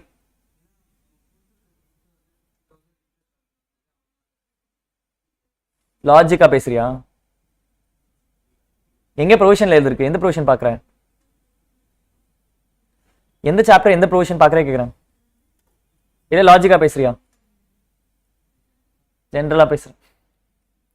People taxable for son because not a minor child. Problem would have been only if the money was given to spouse or son's wife. Spouse or son's wife. There are only clubbing provisions for spouse and son's wife. There is no clubbing provision for major son. There is only clubbing provisions for minor son. This is taxable for son. People, if you notice, the person says that I gave him the gift in 2023. That time child was minor. That time child was minor. Does that change the fact? Does that change the fact? No. People, the moment the child became major, all incomes will be taxable for major only, even if the asset is pertaining to minor child. Even if the asset is pertaining to minor child, it doesn't matter. This is taxable for son. Does not matter for Joshi. Loss from speculation business 40,000 to be set off against. I don't have any speculative profit, leave it off. Loss from owning and maintaining horse races to be set off against. Income from owning and maintaining horse races, this is also not there, therefore carry forward. Following are the brought forward losses given to you, people. You have a brought forward HP loss of 22-23 for 2,50,000. You can set this off against only HP income. Do you have an HP income? Yes, I have an HP income. Next, brought forward business loss of proprietary business from 14-15, 50,000 to be set off against. Not allowed for set off because lapsed 8 years. Then unabsorbed depreciation relating to 15-16 1 lakh rupees can be set off against any head other than salaries. Brought forward long-term capital loss is 90,000. Return for that year was filed on 31st January 2020 after the return filing due date was over. This loss is lapsed. This loss is lapsed because it was not filed on time. That is what the rules are, people. Now, keeping whatever you have, if I understand, I am going to ignore this one.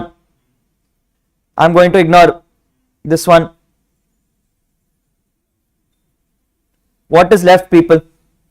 I have HP loss, I have unabsorbed depreciation, but I also have short-term capital loss. People, in order of priority, I will set off first current years. So which means first set of short term against short term. First set off against short term against short term. That leaves me with two items, people, HP and UD. People, which is more specific, HP or UD? HP. So I will first set off HP against HP income. UD is left now. UD is left now. I can set off UD against anything. Against anything. What would you prefer? What would you prefer? In this case, I would prefer anything. It doesn't matter because all incomes are slabs. If there was any special incomes, I would have had to check for my total income and check which one is beneficial. Here everything is slab. Hey Rahul, nadula equity shares irukku 111 no. Appo that is not slab, that is special, no. People, that is a loss, not an income. I am looking at incomes. Incomes are all at slabs and therefore no matter where you set off, the answer remains same. The answer remains the same. Yes or no? So order of priority, people, what will I do? HP will go against HP. Short term will go against short term. UD you want set off against business and close it off. Close it. Yes or no? Yes or no? That is what the answer is, people. Yes, let's do.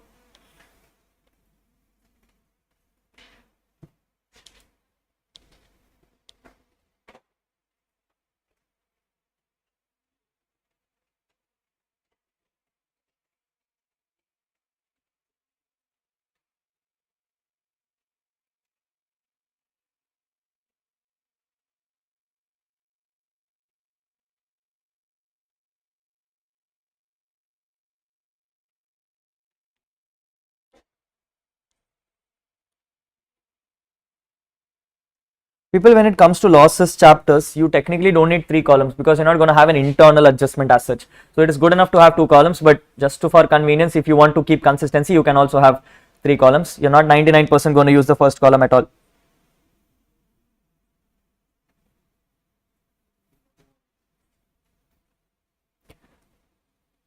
Yes, people, do have salaries in the question? No, directly starting with income from house property. Income reported is 2 lakhs, huh?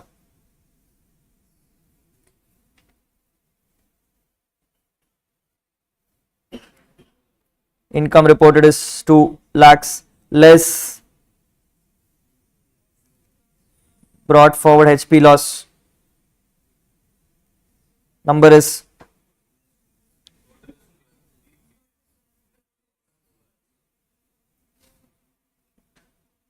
you have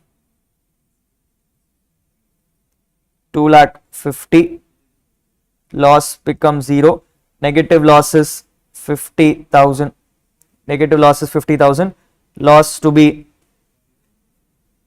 carried forward for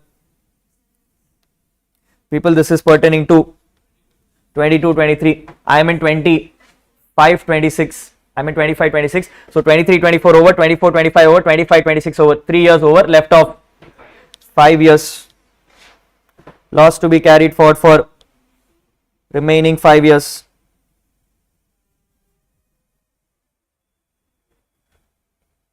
Remaining 5 years. I am putting a double underline so that I confirm myself that I don't use it anymore. I don't use it anymore. Next, PGBP. What and all I have in PGBP, people? I have proprietary business.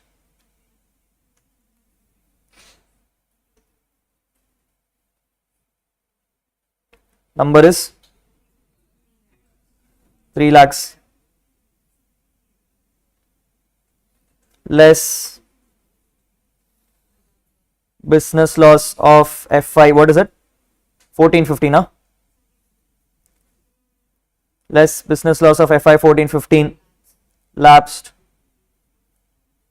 as crossed 8 years.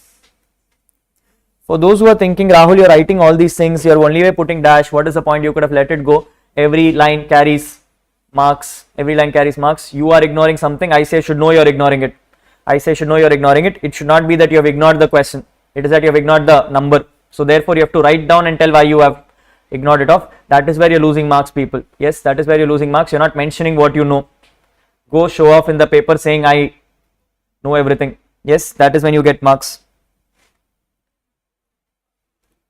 Less unabsorbed depreciation. Number is 1 lakh.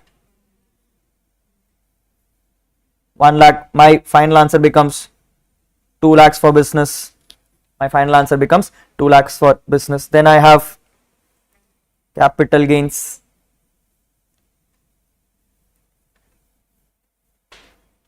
I have capital gains, which is short term capital gains on land. Land number is 2 lakhs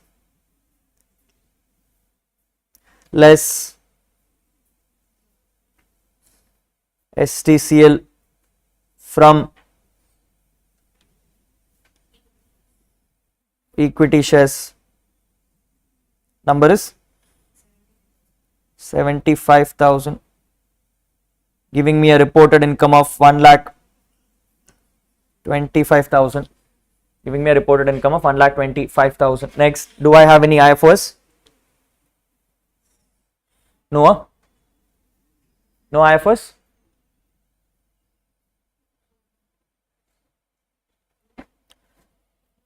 Yes, no IFOs.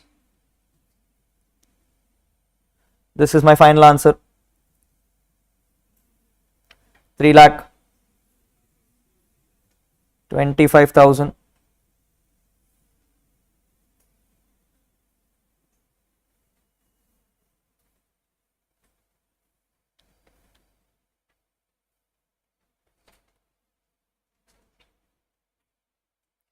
$3,25,000. People, is the answer over? What is asked?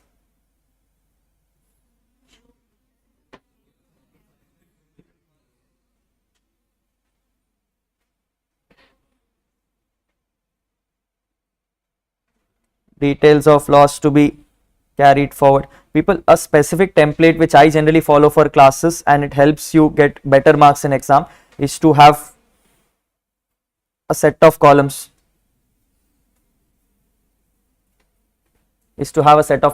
One is particulars, rupees, carry forward years, and then ROI filing.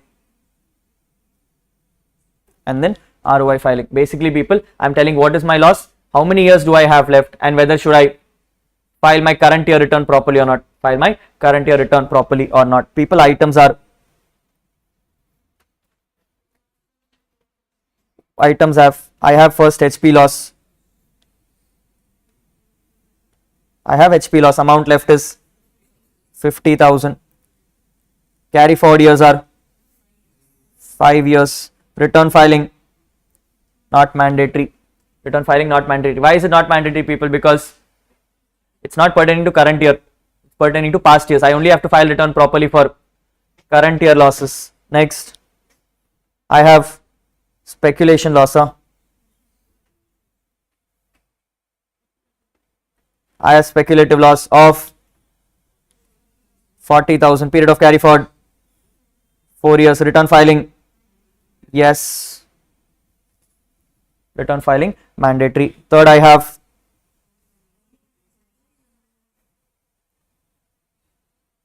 loss from owning and maintaining horse race. Is it horse race or race horses? Race horse then. Nanu ado horse race potru. Who is running whose horse?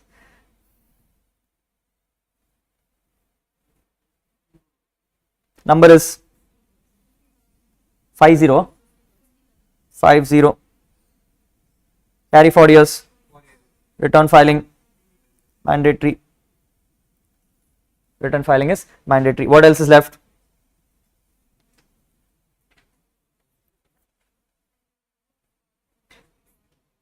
I have PGBP from FI 1415 hyphen lapsed. Then long term capital loss of 1920. AY 1920 again lapsed as ROI not filed on time. as ROI not filed on time.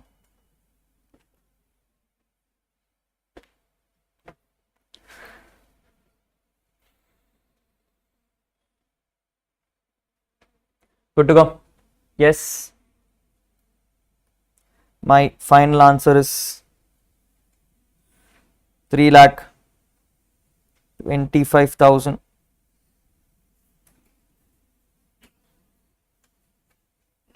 My final answer is 3,25,000. People, is this clear?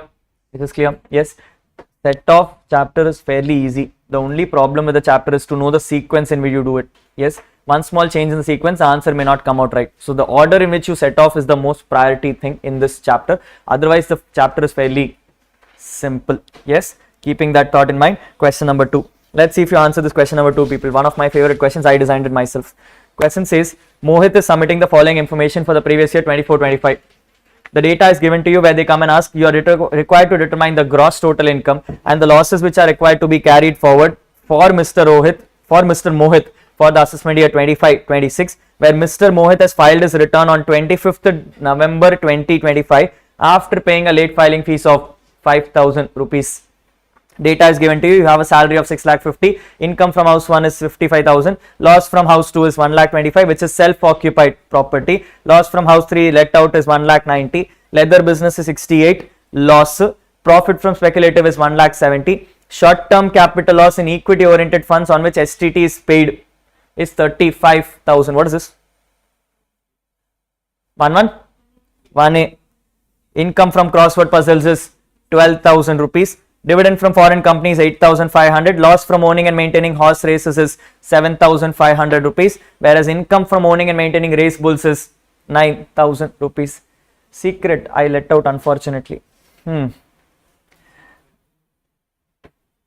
Yes, this is what your question is, people. This is what your question is. Now you need to start adjusting things. You need to start adjusting things in order to find out which one will come where, which one will come where. Yes or no? Yes. Let's start adjusting, people. If you want to start adjusting, always look from loss perspective. Always look from loss perspective. First loss I'm seeing is loss from SOP 1,25,000 to be set off against income from not allowed.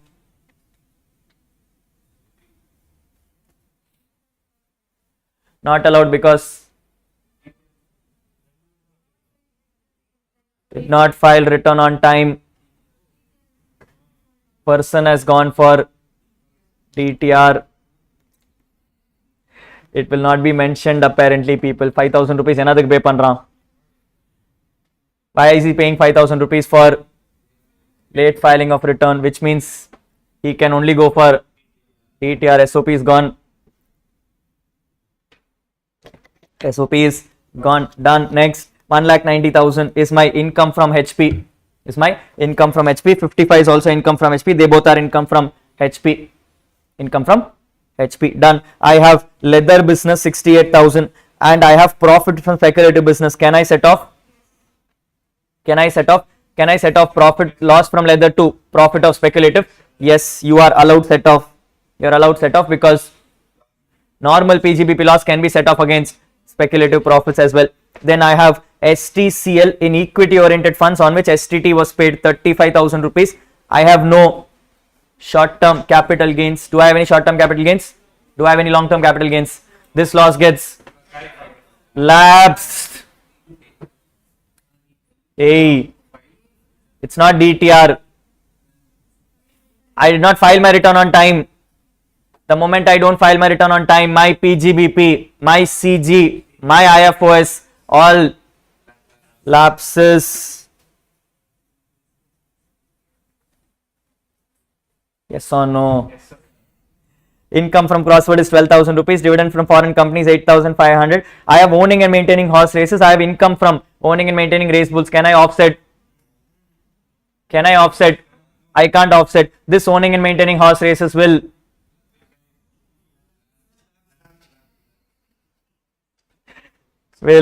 lapse. Yes or no? Yes or no? Yes. People, this is a hint to you. This is a hint to you that the moment the return is filed late, technically no loss can be carried forward because Anyway, PGBP, CG and IFOS got lapsed. HP got lapsed because you went to default, which means technically all losses will lapse the moment your return is filed late. All losses will lapse the moment you file your return late. Normally people will come and say when a return is filed late, you can claim two losses, HP and unabsorbed. But HP also is getting lapsed now because you are going for DTR. Which means technically you can only carry forward unabsorbed depreciation. You can only carry forward unabsorbed. It's a silent hint, people. It's not there in the chapter. It's something which is understood. Yes or no? Yes or no? This is what will happen, people. Which means what you need to do.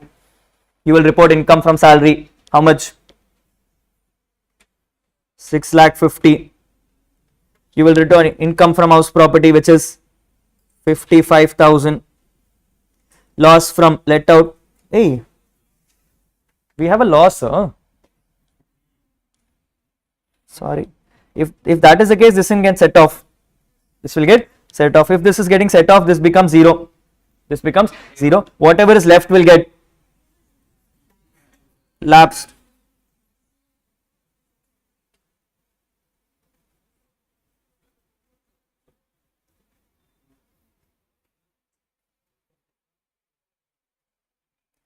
Will get lapsed because you are in DTR. Will get lapsed because in DTR. This will get lapsed because you are in DTR. They both got lapsed. Left off is 68,000, 1,70,000. People offset IH. Balance left off is 1,02,000.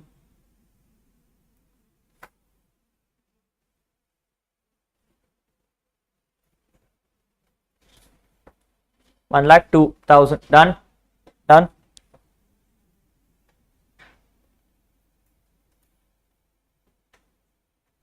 What else is left? This is lapsed as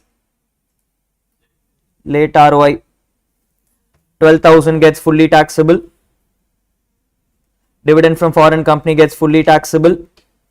This is lapsed as late ROI. 9,000 becomes taxable. 9,000 becomes taxable. The number becomes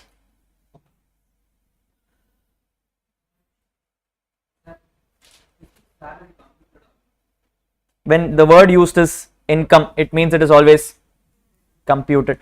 Two cases where you don't do any standard deductions, people. One, either they use the word computed or they use the word income. If both of them are given, it means it is always final answers. It's always final answers. Cases where it is not given for standard deduction, one, where they use the word received, or the number is given in months term. If they use the word received, salary received, it means this is revenue. You need to reduce standard deduction. Or if they use the word salary given is 50,000 per month, that means it is no standard deduction. Cases where you don't have to do standard deduction is income computed. These are the two cases. Good question. Thank you. My final answer is 7,500,000. 7,81,500. The easiest of the questions can go difficultly wrong, people. Yes, pay attention to what is happening. Are we clear? Last question.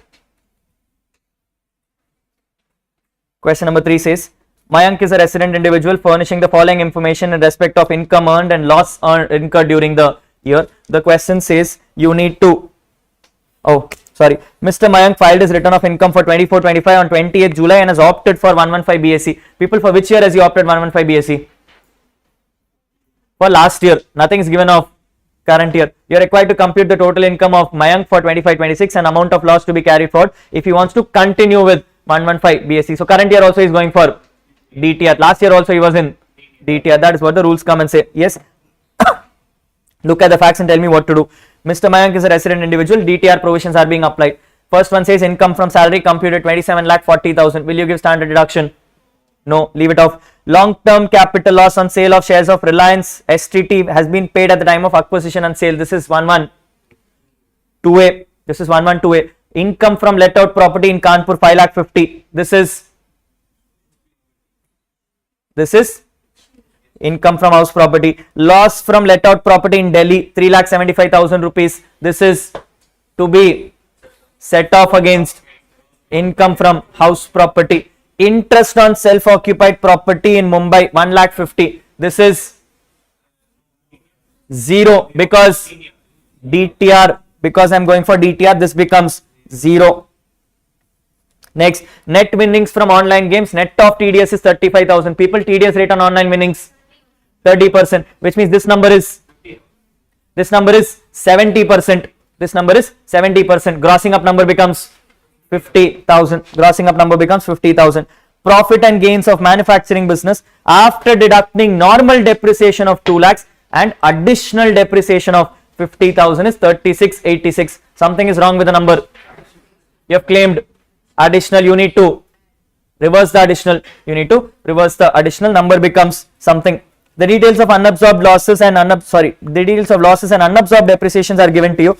You have a business loss from manufacturing business 5 lakh 35 can be set off against business income.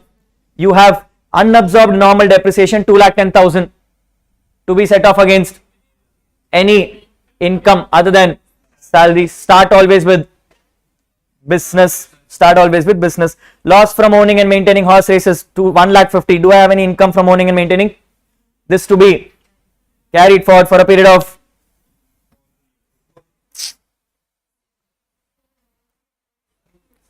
it is for 3 years. This is of last year, current year not used, balance left of 3 years. Loss from let out property in Delhi 2 lakh 10,000. This is lapsed. He already opted for DTR last year itself. When he opted for DTR last year itself it was lapsed. This data is irrelevant. Yes or no? Put out the numbers.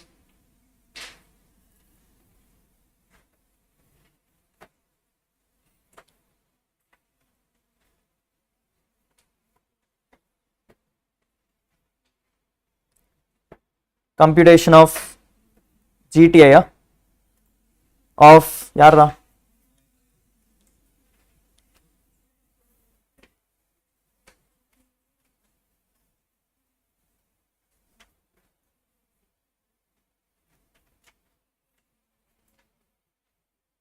Mayank for AY 25-26.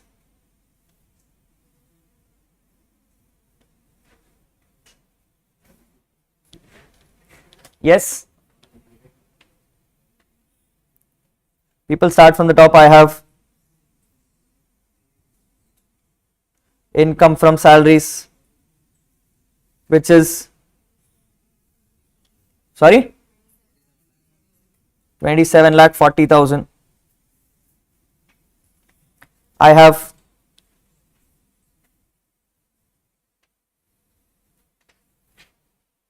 income from HP. Yes, 3 properties are there with me, people. First property is Kanpur. Number is 5 lakh 50,000. Then property is Delhi. Delhi, no. Property is Delhi. This is a loss. Number is 3 lakh 70,000.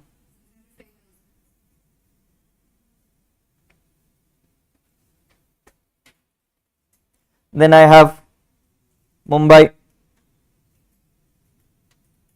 hyphen ignored as SOP is not allowed in DTR. Number is 1 lakh 75,000.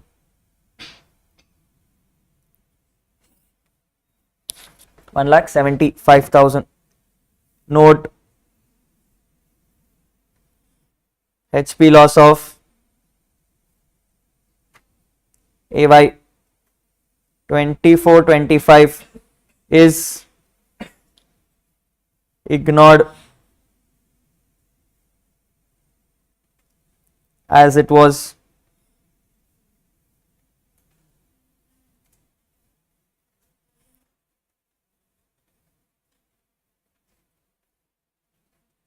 as it is lapsed on opting for DTR, as it is lapsed on opting for DTR. People, point number 3 is, do I have a PGBP income? Yes. What do I have?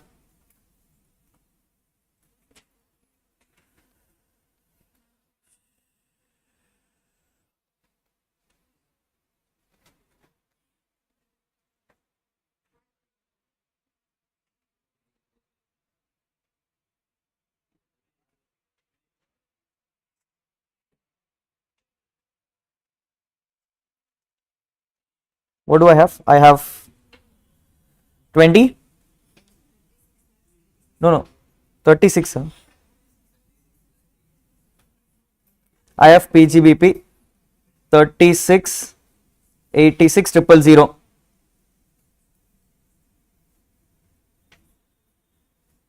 I will add additional depreciation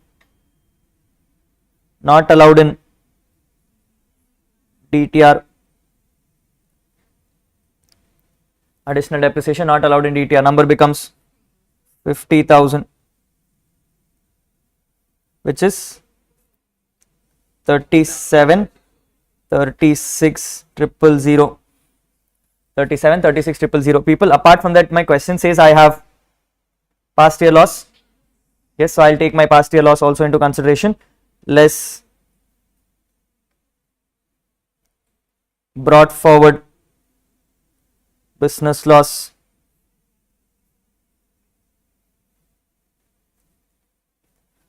lakh 35,000. Do I have any UD? Yes, I have a UD as well. Less unabsorbed depreciation. Number is 2,10,000. Final answer is 2991 000.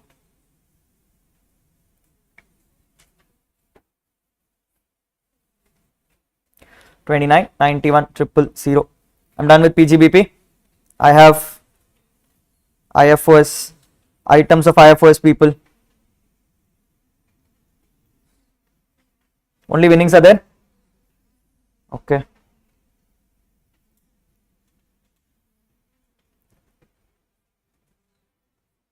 I have online winnings. Grossed up number is 35 divided by 70%. 35 divided by 70%, number becomes 50,000 directly.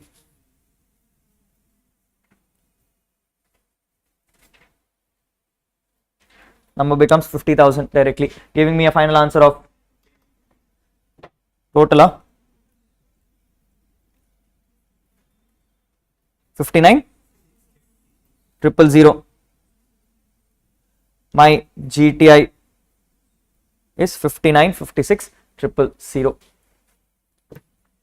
Yes, yes. The question also wants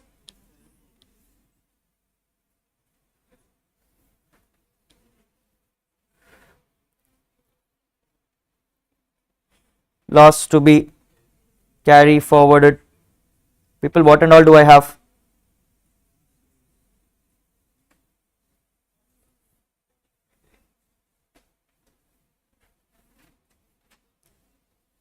Do I have any current year losses? Do I have any current year losses? Yes, I have LTCL. I have LTCL which I have not set off. Yes, so I have current year loss of that also. That also has to be mentioned. Yes, so it is LTCL from equity shares. Number is 1 lakh something.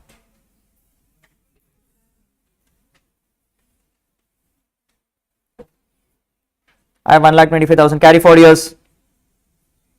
8 years. ROI filing. Yes, mandatory. ROI filing mandatory. Point number 2. Do I have any other losses of current year? Do I have any other losses of current year? No other losses of current year. I am having past year losses of owning and maintaining racehorse.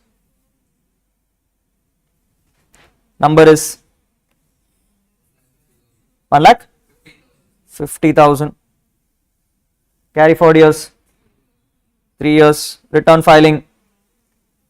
Not mandatory. People, this is not of current year, this is of past year, so I don't need to file any more returns. I need to not file any more returns. You can let it go. You can let it go. Even if you don't file the current year's return on time, you will still get this loss because last year's return was filed appropriately. Last year's return was filed appropriately. Clear? Yes, this is what my data will look like. People question, do I total the number? Can I total and say total losses? No, because every losses operate independently with different heads. I can't total the number. Please don't total the number. You will get no marks for this. You will get no marks for this. Don't total the numbers. Number becomes 59,56,000.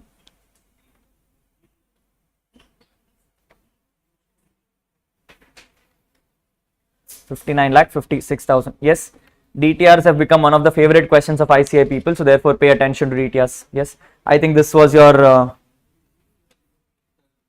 Chan question, is it? Where did I pick this from? Was it in Jan? I think it's an RTP then. Maybe this time's May RTP later set. Either this time's May RTP or Jan 25 RTP. This was one of the RTP questions which ICI had given to you. ICI has somehow got very fond of DTRs people, so therefore pay attention to it. You may get good amount of questions in it. Yes, especially with DTR and losses, you can really play games. Yes, like the question number 2 which I gave you. So please pay attention to these kind of questions. You can really play fun with it. Yes, yes, yes. This is what the final answers will look like. Clear? Yes, yes. Sweet. Yes, we're doing deductions, workout questions, people. Let's see if you're able to answer these questions. Simple, straightforward questions. You just need to tell me whether yes or no. Whether yes or no. The first question comes and says, Mr. A has commenced the business of manufacture of computers on 1st April 2024.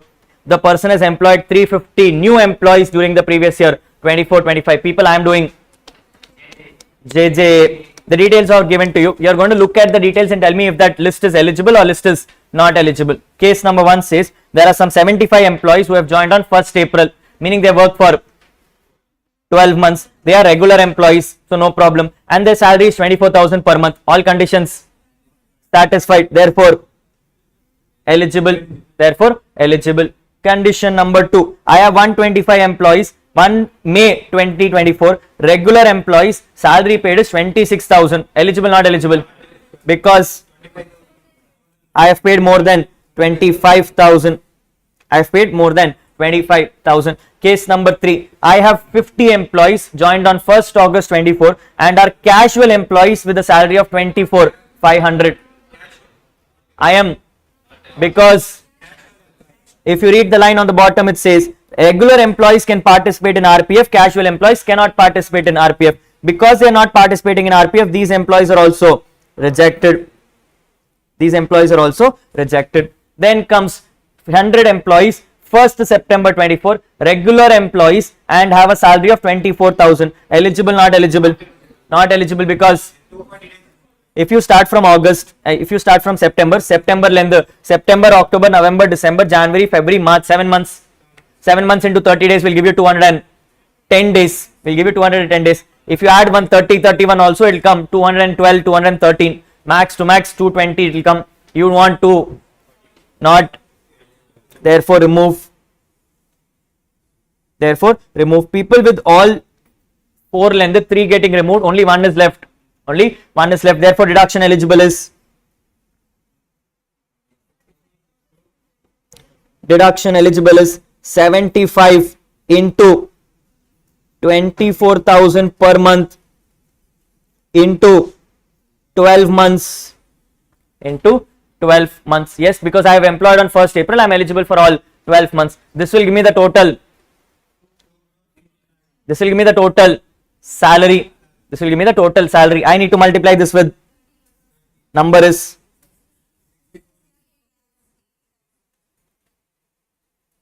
64.80 lakhs. Yes or no? Yes or no? Read the second part of the question. What would be your answer if Mr. A has commenced the business of manufacture of footwear on 1st April 2024? People, what is the problem? I am now having 150 days ka computation. I am now having 150 days ka computation. If you look at 150 days ka computation, people, what is happening? I have an employee in the last bucket, who joined on September, and they were at least 210 days. I wanted one which is eligible. Therefore, last bucket also gets eligibility. I get the number as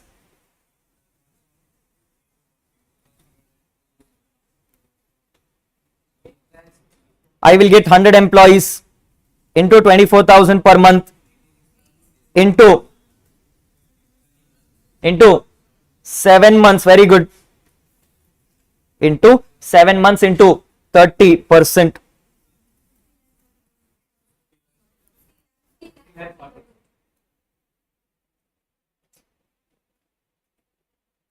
Total answer is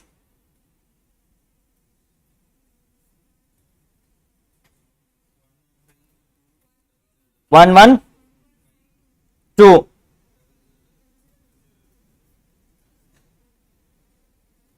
I get 11520000. Here the answer is 64.80 lakhs.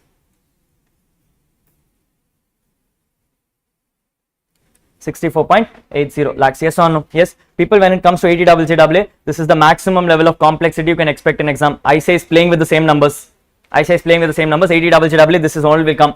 Yes, just that it will come as a separate question, or it may come as a part of compulsory question. It may come as a part of compulsory question, but the format will remain the same. The answer will remain the same. If you take computers, so then you will get only the first line. If you get footwears and all, you will get the first and the last line. That's all the answer is. Yes, you can blindly ignore everything else. First and last is the answer. Yes, yes, yes. Go forward.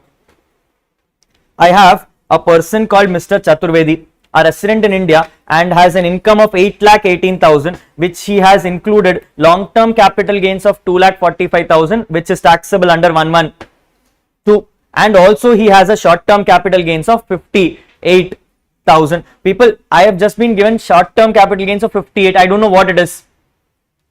Is it 111A? Is it 111A? No. When nothing is given, it is others, which means it is the slab income. People, slab income, do I have a problem in chapter 6A? I only have a problem with special incomes, meaning I only have a problem with 112. I only have a problem with 112. The gross total income also includes interest income of 12,000 rupees from savings bank deposit with the bank and 40,000 rupees as interest on FD with banks. So I also have IFOS. Chaturvedi has then invested the money in PPF for 1,20,000 and has paid a medical insurance premium of 51,000. Chaturvedi also contributed 50,000 to public charitable trust for claiming deduction under 80G by way of an account pay check. Account pay check allowed. You are required to compute the income tax and total income and the tax payable for Mr. Chaturvedi, who is 70 years old, in a tax efficient manner. People, the person is senior citizen. With the person being senior citizen, I now need to compute my income and my tax. People, questions like these, first of all, before you start jumping to things, let's figure out what is happening. Because the problem is, people, I've been given the GTI and then some numbers in GTI which will have an impact. So let's try to break it up first. And let's try to understand what is happening. Yes, let's do, people. We are looking at what is called as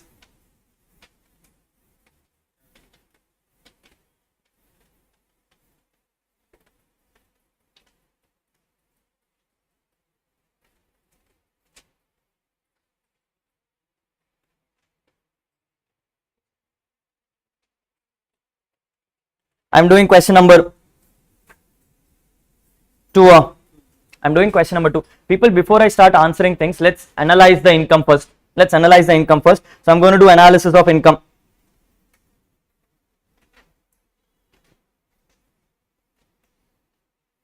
Tell me what income has been reported. 8 lakh 8,18,240. Now this 8,18,240, they have given me breakups. Let's put out the breakups, people. What and all have been informed? I have an LTCG under section 112, number is okay. I have STCG others for 58,000. I have savings interest of, I have FD interest of 40,000. Anything else? People, total these numbers, see if it's becoming 8,18,000. Total the numbers, is it 8,18,000? Sorry, number is, I want 8,18,000. So therefore there is an extra number of 4,63,240, which is nothing but my other incomes, Agreed, not agreed? Yes. Now let's look at each item, people, and let's first try to figure out what is happening. First question, which of these items can claim chapter 6A? Can you claim on chapter 6A on 112? No. Can you claim it on SCCG others? Yes. Can you claim it on interest? Yes. Can you claim it on FD? Yes. Can you claim it on other income? Yes. Claim it on other incomes. All are slabs. Question number 2, is there any special deductions for each of these items? People, do you have any deduction for 112? No. Do you have any deduction for STCG others? No. Do you have any deduction for a savings interest? I have 80 TT B. People, person is senior citizen. So it's 80 TT B. For say FD interest, again 80 TT B. For others, nothing as such given. So therefore, ippodikku no. We will find the other items together. Analysis done. Ready to solve? Let's solve.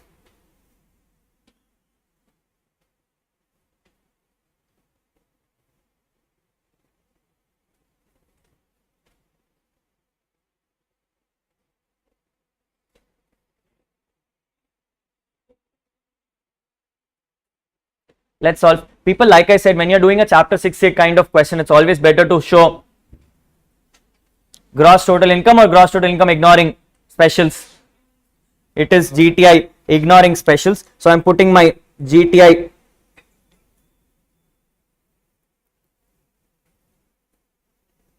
ignoring special.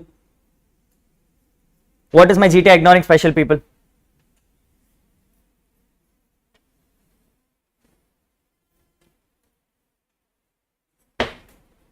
What is my GTI ignoring special? 5,73,240.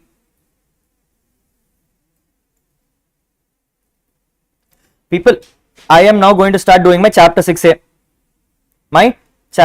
Before I go into itself, people, I already know on the top itself there is something called 80 TTB. So let's give that off.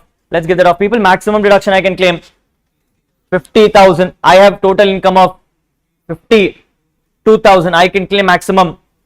So let's claim 50.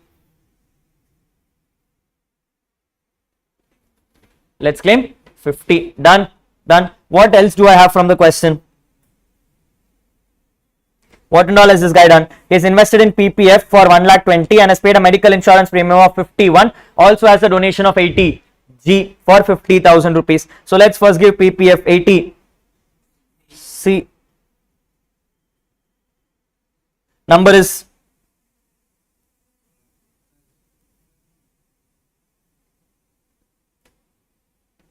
1,20,000.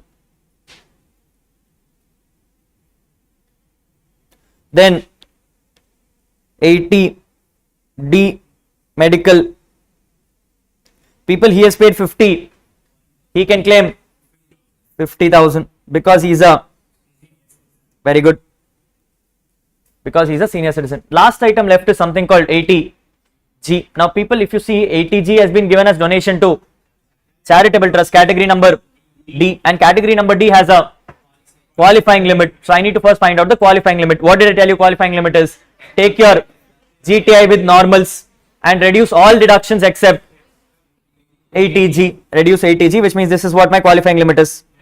My qualifying limit is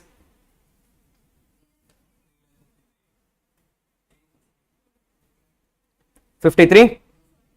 This is my adjusted GTI. This is my adjusted GTI, which means indirectly I am telling you 80G is always the last thing to do. 80G is always the last thing to do. Never do 80G before. Never do 80G before. This I have already told somewhere else also, people.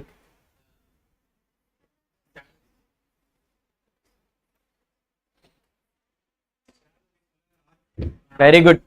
Salary is the RFA. RFA is the last thing to do in salaries, and 80G is the last thing to do in chapter 6A. Chapter 6A. That is what it is, people. After I found out my adjusted GTI, I know what is my qualifying limit. I know what is my qualifying limit. I can now do 80G. I can now do 80G. People, what is this? They come and say you can maximum donate 10% of adjusted total income. So I am saying 80G, actual donation, how much? 50. And 10% of adjusted GTI, which is 35 324, 35 324, whichever is lower. This is the maximum I can donate. This is the maximum I can donate, which means I have to now give, I can now give donation of 35,000. If I have donated 35,000, 80G will say you can claim 50% of this number.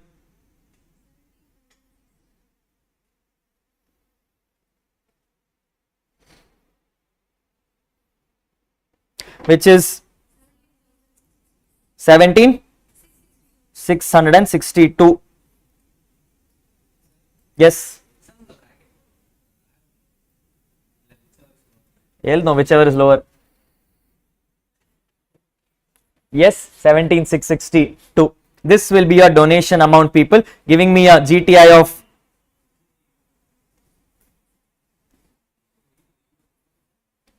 number 337. Okay, people, this is my GTI. Sorry, not my GTI. This is my TI, ignoring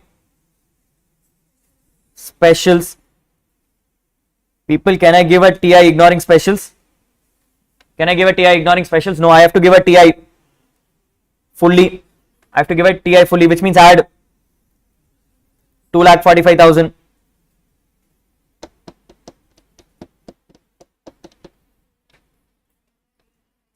3 lakh,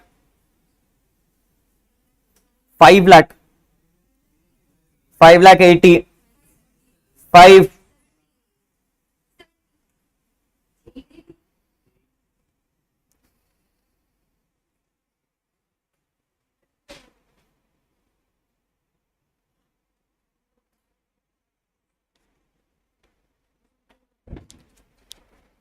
no matter how hard you try, round off does not come. 5 lakh 80, 580. But people, question is not done.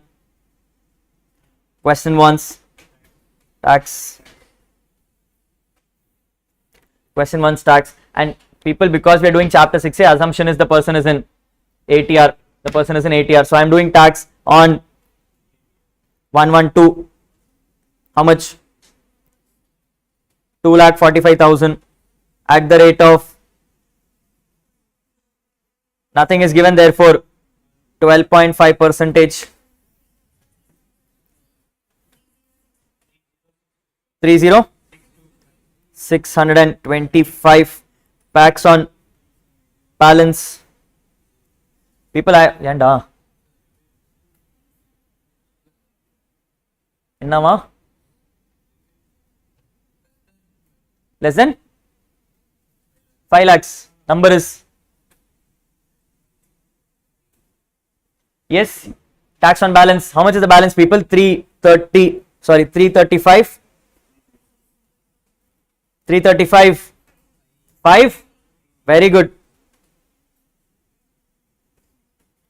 On balance 335 580. People, we did know one question.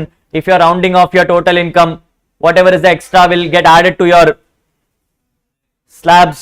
Will get added to your slab. So it is 335 580. Slab you have to do, people, for the first. Very good, senior citizen. Number is 0.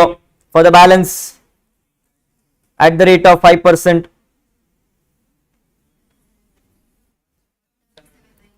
1779. That's all. Okay. Total taxes 32,404. Add cess.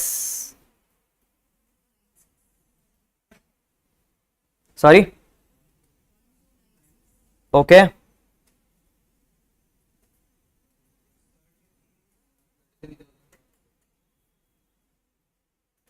$33. Super. 33,700 is the answer.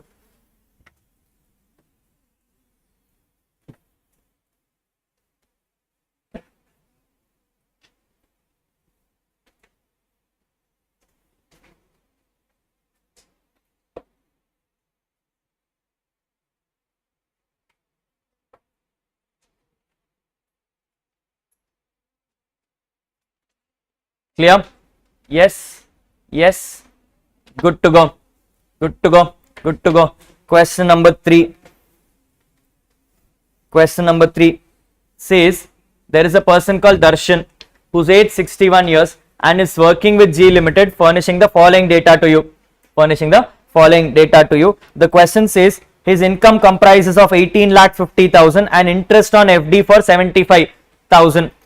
Compute the deduction available to Mr. Darshan for chapter 6A 2526, assuming exercise the option of shifting out of default regime. So they only want what is his deductions. They don't want his total income. They're saying tell me what and all deductions he can claim. Tell me what and all deductions he can claim. That is what the question says. Yes. So we're going to look at each item. People are going to tell me what deduction he can claim. First item I'm seeing is deposit of 1,50,000 in PPF section 80C. Then payment of life insurance for 62,000 on the policy taken on 1st April 2020 to insure the sum of his life. Sum assured is 3 lakh rupees. Policy taken in 2020. You can pay 10%. You have paid 62. You can claim only 30,000. You can claim only 30,000. Yes or no? Yes. So you will get an 80C here of 30,000. Now I know. Total 1,50,000 irukkudu and everything. We know. I'm putting out the numbers. Then we will restrict. Next, deposit of 55,000 in 5 years term deposit with bank. 80.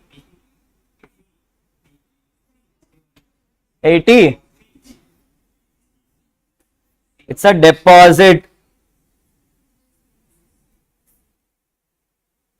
A deposit is an investment. 80C. The person has contributed 1,95,000 being 15% of his salary, which is basic plus DA, forming part of retirement benefits, to the NPS account of central government. A matching contribution has also been made by G Limited, which means he has contributed NPS. People, NPS 2 people can contribute. Let's do employer first. People, employer, he has contributed 1,95,000.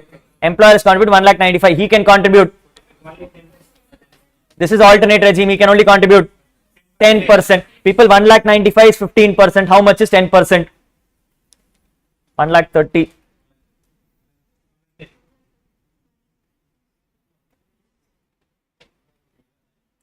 He can contribute 1,30,000. Yes or no? Yes, check, people. 1,95,000 is 15%. So how much is 10% is what I can contribute, which is 1,30,000. Now coming to employee, people. Think about this carefully. I said for an employee, first 50,000, no restriction. So first 50,000 is allowed. People, how much extra is left? 1,45,000 is left. 1,45,000 is left. In that 1,45,000, he can contribute 10% of salary. We already know 10% of salary is 1 lakh. So therefore, he can contribute 1,30,000 here. 1,30,000 here. Yes or no? Yes or no? What I've done, people, is that I've taken the number. I've told for the first 50,000, no restriction. Give it as it is. For whatever is the balance, I can maximum give only 10% of salary, which I know is 1,30,000. I wanted to give 1,45,000. Income tax said you can only give 1,30,000. So I gave a deduction of 1,30,000. That is what happened. That is what happened. Yes or no? Next, on 1st April 23, a mediclaim premium of 1,08,000 and 80,000 was paid to insure the sum of his and his wife's health, respectively, for 4 years medical insurance, and he has also incurred 46,000 towards medical expenditure of his father, who's 90 years and not dependent on him. No policy taken for father. People, medical insurance, I told you, when you pay lump sum, check when is it paid. This one is paid on 1st April, which means whatever is the year given, correct. I have been given for 4 years. I will divide over 4 years. I'll divide over 4 years, which means it is 1,08,000 plus 80,000 divided by 4, number comes as 47. People, I am a senior citizen, eligible up to 50,000, therefore no restriction. No restriction. Plus for my father, I have paid 46. I can pay up to 50, which means this is also allowed. So therefore another 46,000 gets added here for father. This is 80D. This is 80D. Agreed, not agreed? Agreed, agreed, agreed. Next line says he has spent 6,000 rupees for the preventive health checkup for his wife. People, this is part of my bucket. In my bucket, I claimed already 1,88,000 by 4, 47. I have paid 6. I can claim 3.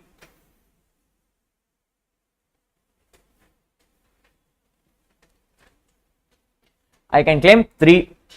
Correct. Yes. Next, he has incurred an expenditure of 90,000 for his medical expenditure of his mother, being a person for severe disability. People, this is severe disability case. 1,25,000 flat deduction. 80 double D. 80 double D will be given to me. Will be given to me. This is what I will get. Correct? Correct? Yes, sir. No. I am missing. Very good. I have an interest on FD given at 75,000 rupees. So I also have an 80 TTB for 50,000 rupees. I also have an 80 TTB for 50,000 rupees. It was not apparently given, people. It was there silently somewhere. Focus attention. Yes, yes, yes. Now I have a problem, people. If I complete the answer, I have some issues. Issue number 1, I have too much claim in ATC and CCD. So I have to restrict my number. This gets restricted to 1,50,000 is as it is. This 30 is gone. This 55 is gone. Another 1,30,000 is also gone. Because it is ATC, triple C and employees 10%, all restricted to 1,50,000. All restricted to 1,50,000. So I'm deleting all those off. I can only get 1,50,000 ka deduction. 1,50,000 ka deduction. Agreed, not agreed? Yes or no? Yes, this is what the answer would look like. Give me the total. I get 1,50,000 plus 1,30,000, so 2,80,000 plus 50 will give you 3,30,000 plus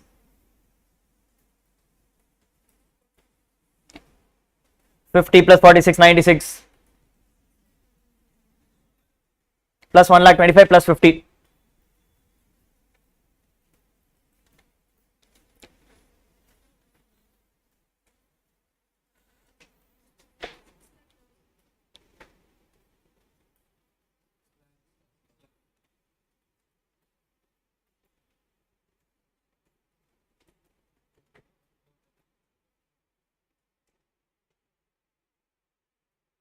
Sorry, 6 lakh 1000.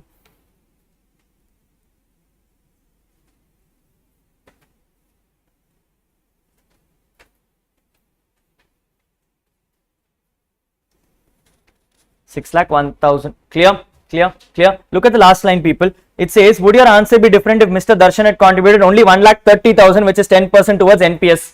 Would your answer change is the question. People, look at it. If I would have done 1,30,000, employer can give 1,30,000, employer gave 1,30,000, number remains the same. Coming to employee, the moment you give something, first 50,000 as such allowed. That is what we have done here also. So no change. For the balance 80,000, I could have given 1,30,000. I gave 80. Income tax will say take 80. But the problem is I already have 1,50,000 exhausted somewhere. So whether I give that 80 or I don't give that 80, answer remains the, which means would your answer change? No, the answer will not change.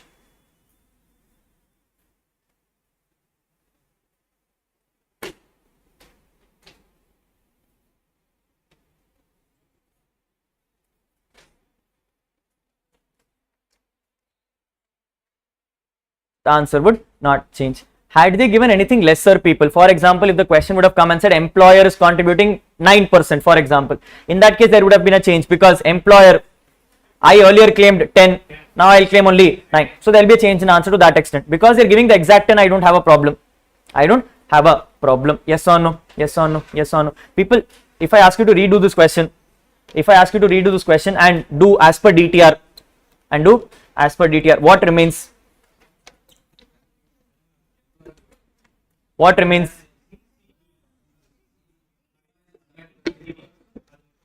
The 1,95,000 which I did for 19%, 15%. The 1,95,000 which I did for 15% will get restricted to 14%. That alone I'll get. So if I was doing DTR, I will just take that 1,95,000, make it into 14%, and that is what the maximum deduction I can claim under DTR. Every other provision will remain the same. But what you are missing out, people, is on the bottom they say there is a salary of 18,50,000. This is as per ATR. If I am converting to DTR, I need to give an extra 25,000. So which means what would happen in this question if I go to DTR, people? First salary I'll add an extra 25,000 deduction, and then I will only claim 80 CCD for employer on 14%. That is the change I will do. People, these are all things you have to be paying attention to. Yes, because I am expecting questions in this year where they'll give you question as per ATR and ask you to do ETR, or question as per DTR and ask you to do ATR. Very possible questions, people. Yes, especially with salaries and all when deductions are changing. Yes, beautiful questions can be designed around it. Please be very careful. Clear enough? Yes or no? Yes. Great. Last MCQ question, people, to understand your 10AA. Look at the question. It says, Mr. Sambhav is age 48 years and is furnishing you the following particulars for 24-25 in respect of an industrial undertaking which he began in March 2018. The manufacturing of this, however, started in April 2018. People, tell me what is relevant, April or March? Is my year of incorporation important or my year of commencement important? It's my year of incorporation which is important, because I've started in March 18. My first year of activity is 17-18. We are in 24-25. I am in 17-18, 18-19, 19-20, 20-21, 21-22, 22-23, 23-24, 24-25. I am in 8th year of operations. Hey, enna indalo, answer is, the total sales is given to you as 85 lakhs, export sale is given as 50 lakhs, domestic sales is given as 35 lakhs, and the total profit is given as 20 lakhs. That is what they have given you. Out of the export sales given to you, 40 lakhs was received by Sambhav by 30th September 2025. So out of 50, I only received 40. 5 lakhs was retained in a nationalized bank of USA after receiving approval from RBI. I did not bring this to India, but I got RBI approval. Considered, not considered? Considered. The remaining 5 lakhs was not received by Sambhav until 31st March 2026 owing to a dispute on the client. Export sales also includes a freight and insurance of 5 lakh rupees for delivery of goods outside India. This has to be from ETO also, TTO also. You will reduce it from both. The person has received rent of 30,000 per month from commercial property let out to Akash, a salaried individual. This is IFHP. Earned an interest on savings account of 15,000 and interest on post office savings for 7,000. Hey, what to do? First, post office will get 3,500. Then both savings and post office will get 80 for, very good, 80 TTA for 10,000 rupees. Based on the facts of the case, you are required to answer the following data. First one, compute the amount of export turnover and total turnover to be taken for the purpose. People, what is my export turnover? It was 50, but I bought 40. I also retained 5, so 45, but I have paid 5 lakhs out of this, so answer becomes 40. Check for options, either C or D. Now people, I am in total. What is my total? 85. In that 85, I have paid for 5 lakhs for freight. Number becomes, therefore the answer is C. People, pay attention to the fact that the number which was not brought to India, is only to be reduced from export, not to be reduced from total. From total, only one item gets reduced, which is expenses. Agreed up. Yes. What is the computation, people? ETO is equal to 40 lakhs brought to India plus 5 lakhs RBI approval minus 5 lakhs expenses. What is TTO? Number was 85 lakhs minus 5 lakhs expenses. Correct? Yes. Question number 2. They are requiring you to compute the amount of deduction which is available to Sambhav under 10AA for 25-26 if Sambhav is filing his return on 5th November 25. People, what will I do? My profit is 20 lakhs. 20 lakhs into 40 lakhs by 80 lakhs gives me 10 lakhs. 10 lakhs into 50% because 7th year of operation, number becomes 50%, which is 5 lakhs. So amount of deduction eligible is 0.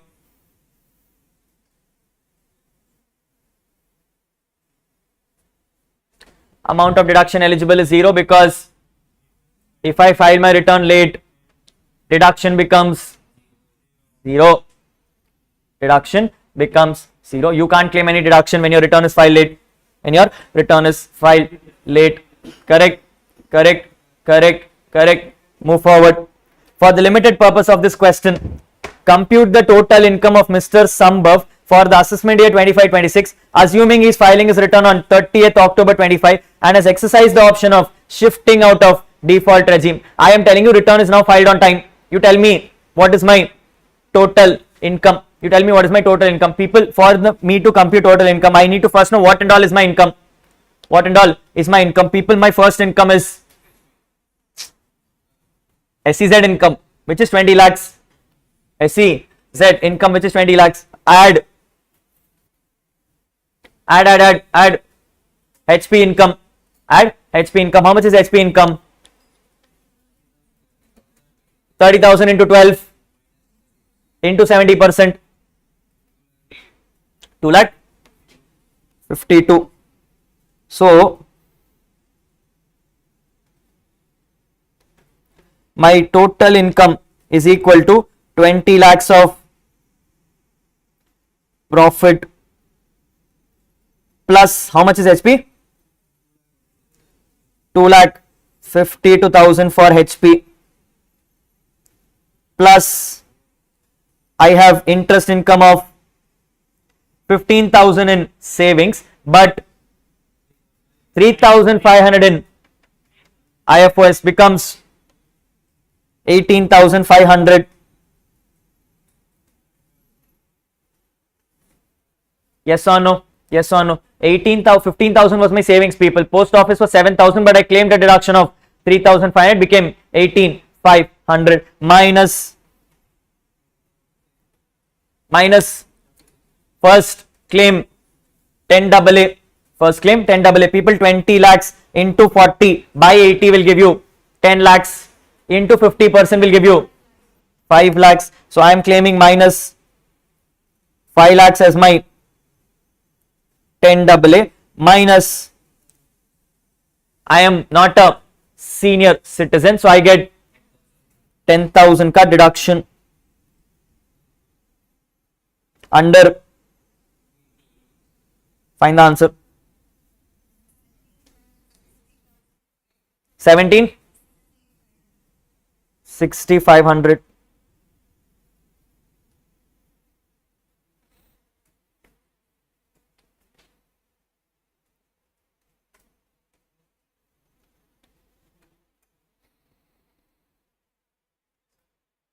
$17,6,500 is my final answer.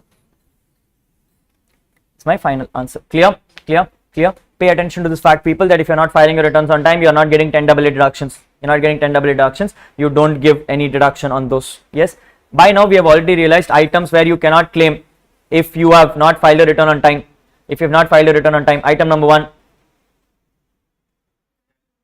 you cannot carry forward any losses of PGBP, CG, owning and maintaining horse races. Owning and maintaining horse races. Second, you can't claim any heading C of chapter 6A, JJA, QQB, RRB. Case number 3, you can't claim 10 AA deductions. You can't claim 10 AA deductions. These 3 are denied to you if you don't file your returns on time. Issue number 4, I am forced to do DTR.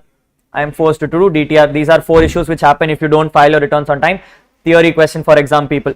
Theory question for exam will come as a part of the last question. Consequences of not filing returns on time. These are the consequences. These are the consequences. Either tavare 2 consequences are, you get a late filing fees of 234F and you have interest under 234A. You get an interest under section 234A for not filing your returns on time. For not filing your returns on time. 234B and C talks about advanced tax defaults. Advanced tax defaults. Yes or no? So 5 consequences arise, people. Sorry, 4 plus 2, 6 consequences arise if you don't file returns on time. Theory question for your exams. Clear? Yes? Quit. Okay. We're doing AMT question, people. We're doing AMT question. Comprehensive question number 1. Comprehensive question number 1. We're doing an AMT related question. Let's see how this operates. Look at the question very carefully, people. While this is an AMT related question, this is also your compulsory question number 1. So it is 15 mark question. Let's see how we can answer this question today. Yes, the question says there is a person called Mr. Amit having the business of manufacturing of furniture and is giving you the following information for the P&L account and trading account for the year ended 31st March 2025. Yes, people, notice carefully. I'm starting with the person who's having manufacturing business, which means only under ATR. People, when you see a compulsory question like this, never read the table. First go and look at the question requirement. Last line of the question says you are required to compute total income and tax liability of Amit for the assessment year 25-26 in the manner most beneficial. Means I need to do ATR, DTR, AMT also, because in this question you may have some of the 3 incomes. People, if any of the 3 incomes is there, only do AMT. If there is not there, you don't do AMT. Let's read the question and let's see if we need to do AMT or not. Yes, now people, that I know the facts, always when you read the table, start from right side, because you need to first check what are the incomes which are there, and then classify them accordingly. So let's start from right side. You look at the items and you will tell me what is coming to your head. I will tell you what should come to your head. What should come to your head? I'm starting from the right side. The first line item is sales 2 crore 33 lakh 25,000. What should come to your head? Very good. Check whether there is presumptive or not. People, this is more than 2 crores. More than 2 crores. Presumptive will come, not come. May come, depending on whether 95% is received by prescribed modes. People, if they want you to do that, they will give you information accordingly. If they don't give you that information, assume less than 95% and therefore presumptive will not come. Let's check the additional information. If somewhere they come and tell you that the money is received by prescribed modes, we will have to check for presumptives also. So this will become a 4-level question. 4-level question. Let's see how it goes. Let's see how it goes. Next starts your closing stock. People, relevant, not relevant. Not relevant. Part of business. Part of business. Right side you have gross profits. Relevant, not relevant. Not relevant. This is your balancing figure. This is your balancing figure. I have income tax refund 30,000. Relevant, not relevant. Because I am doing PGBP. This is IFOS. Therefore, minus in PGBP, add in IFOS.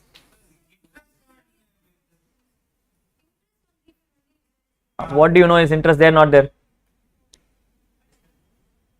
Let's check additional information. Should it be in PGBP is my question. It should not be in PGBP. That is wrong. That is wrong. So I am removing from PGBP. When we go to IFOS, we'll decide how much to tax. We'll decide how much to tax, but remove from PGBP is mandatory. Is mandatory. Agreed, not agreed. Next item, people, I have something called warehousing charges. Now, if you notice, warehousing charges is an income or an expense. It's showing an income. It is showing an income, meaning it is not my business expense. This is an income. Now, you need to decide whether it is PGBP or not. How do you decide? Check your nature of business. I am in manufacturing furniture. Manufacturing furniture has nothing to do with warehousing. This is my additional income. Additional income to be taxed under HP. This is to be taxed under HP. So I am taking it from PGBP and moving it to HP. I am moving it to HP. People, I have a rented premises from which I am getting money. And I told you when we did HP itself, people, HP says land with the building. HP says land with the building. It doesn't matter whether you live there or you work there. As long as land with the building is given for rent, it is always HP.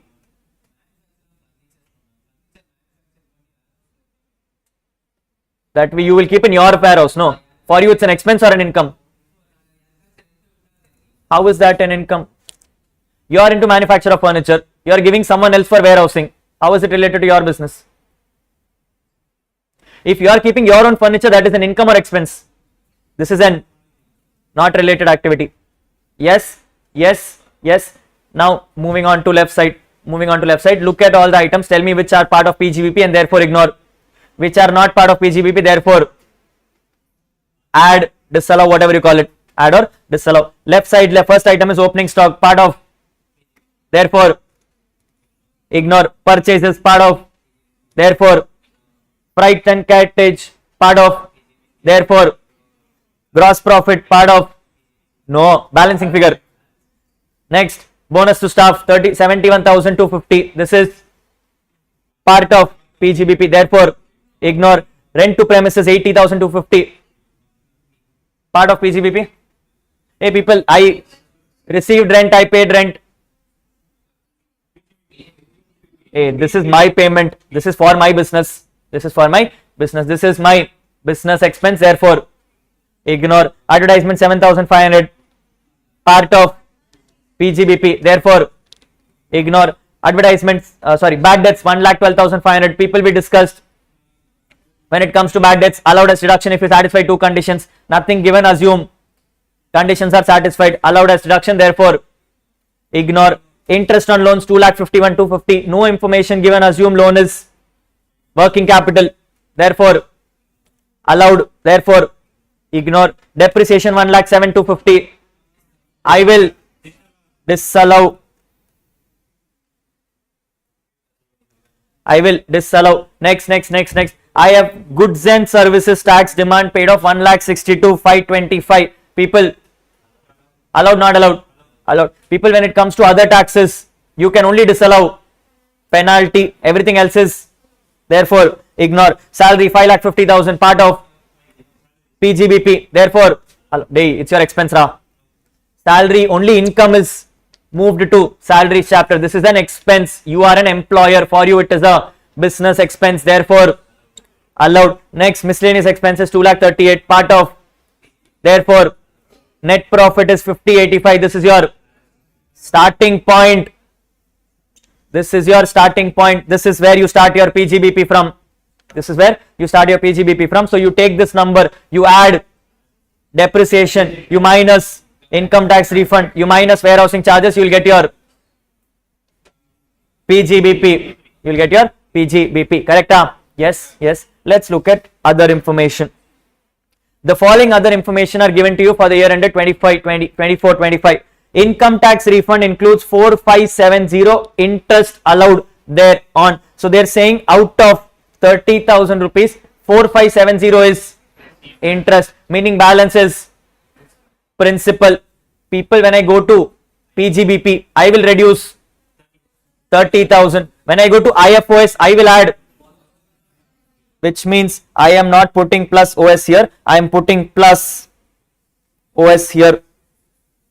I am putting plus OS here. Yes sir, yes sir, yes sir, yes sir. People, when you go to exam and you have time, always open up and use a pencil. You are free to make markings. You are free to make markings. Enough that no one understands. Markings should be what you understand and you write down. Good enough. Now I am writing OS and all because I want you to know. When you are going in exam, you don't need to write OS and all. You can write plus S. Whatever makes sense to you. Whatever makes sense to you. It is always better to make that markings, people, because as you keep solving, if you already know the answer, you will fatafat do it. Other than that, what will happen? You will again keep reading, again keep thinking. Same item you are reading twice, waste of efforts. So if you keep marking then and there, it becomes faster, you complete answer quicker. Don't write English on the question paper.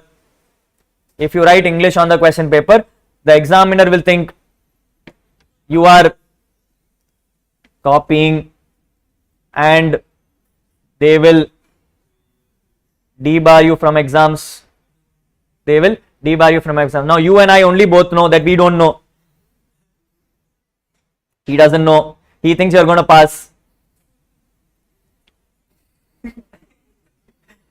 Yes or no? Yes. Only you and I both know that what you have written will fail only. No, not you, the other person.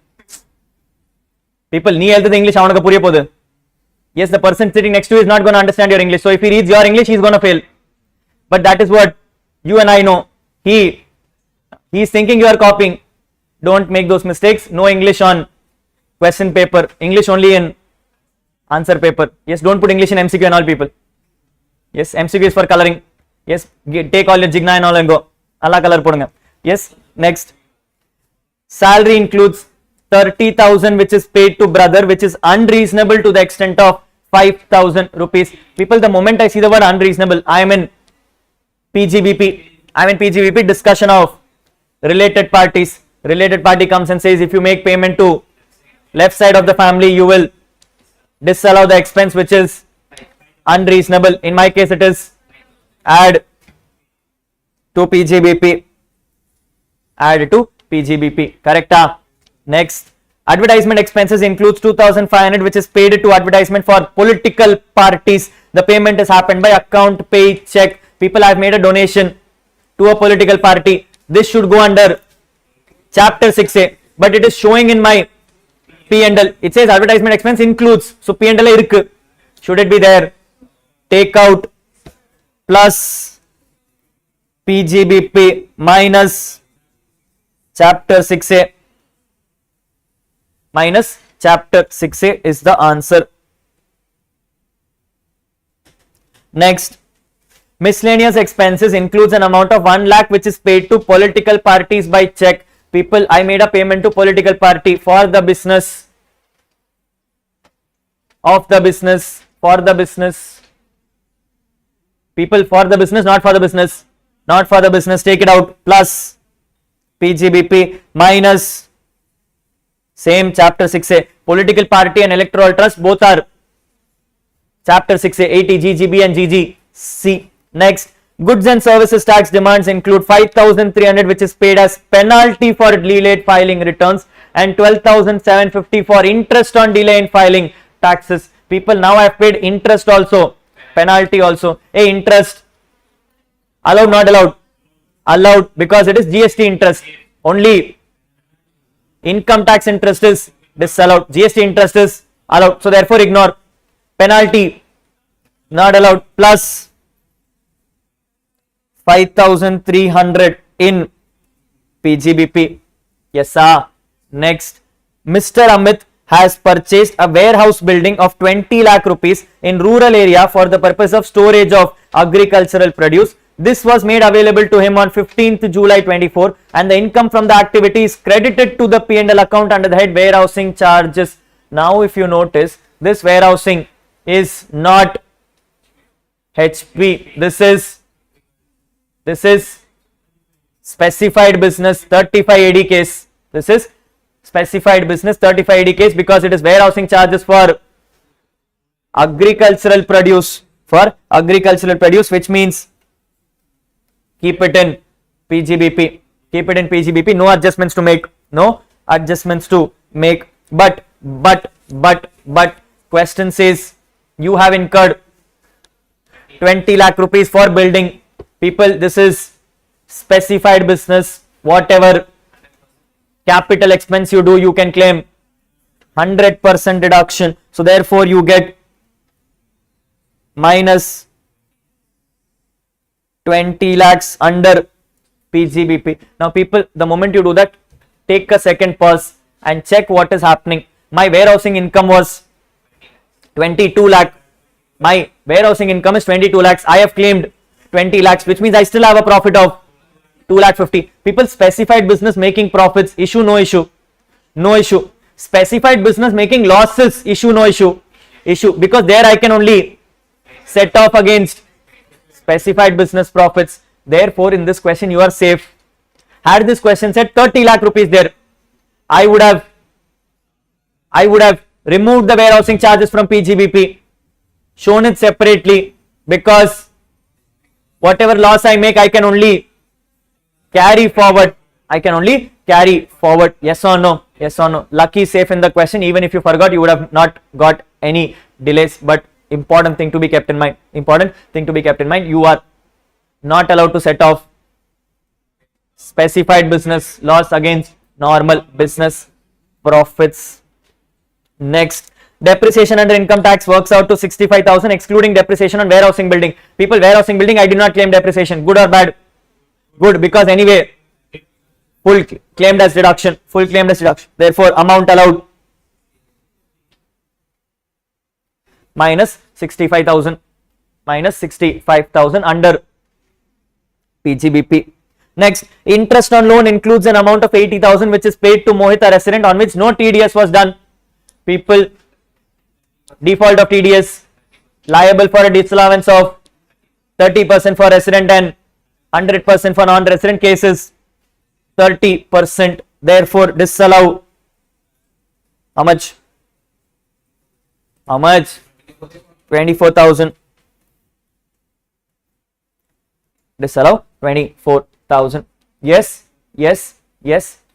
This is what you need to do. This is what I tell people when you have a 15-mark question, rather than starting the question and writing answers, it's always better if you spend 5 minutes and mark the adjustments. The moment you mark the adjustment, people, when you start writing, it'll be very fast. You'll know what to do already. Yes. Now that we have all the information, we're going to quickly let's do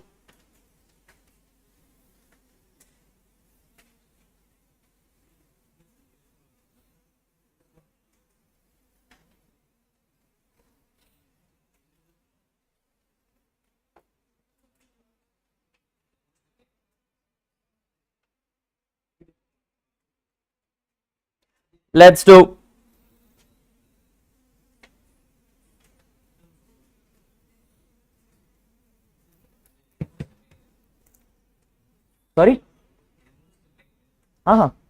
This is last question.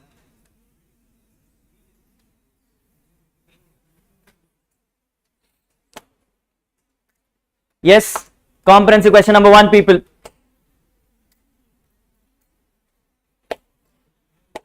Computation of total income.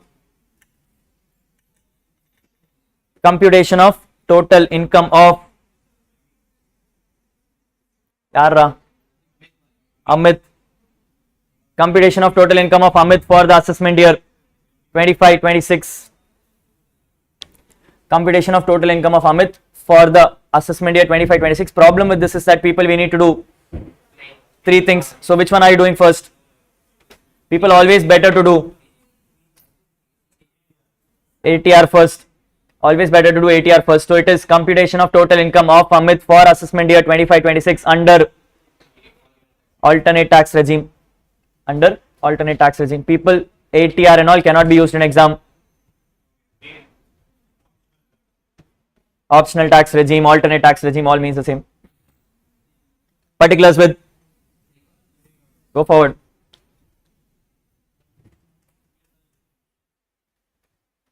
Particulars with 3 columns. People, do I have any salaries? No. Do I have any HP? No. Do I have any PGBP? Yes. Roman number 1, PGBP. Roman number 1, PGBP. Start with net profit. Go forward. Start with net profit in the second column. People, second as in 3 amounts column, adla second column. Okay. Yes. When I say second column, it always means second of the amount columns, which means the middle one. Yes. We are having a number of, go forward, 50 lakh 85,000. 50 lakh 85,000. People, there are 2 ways to write exam answers. Option number 1, you write all plus and then write all minus. Option number 2, as you keep seeing, put plus or minus. What do you want? All plus and all minus. As we go, let's do as we go. Let's do as we go. Yes, if you're doing as we go, people, next line says add or less. Add or less adjustments. After net profit, people, next line says add / less adjustments. Add / less adjustments. People, if you're going like this random, if you're going random, you need to refer the respective serial number. You need to refer the respective serial number. If you don't refer it, no marks. No marks, because the examiner will not know which adjustment are you doing. The point about total income I told earlier also, people, is that chances that you will get the full 15 marks is not possible.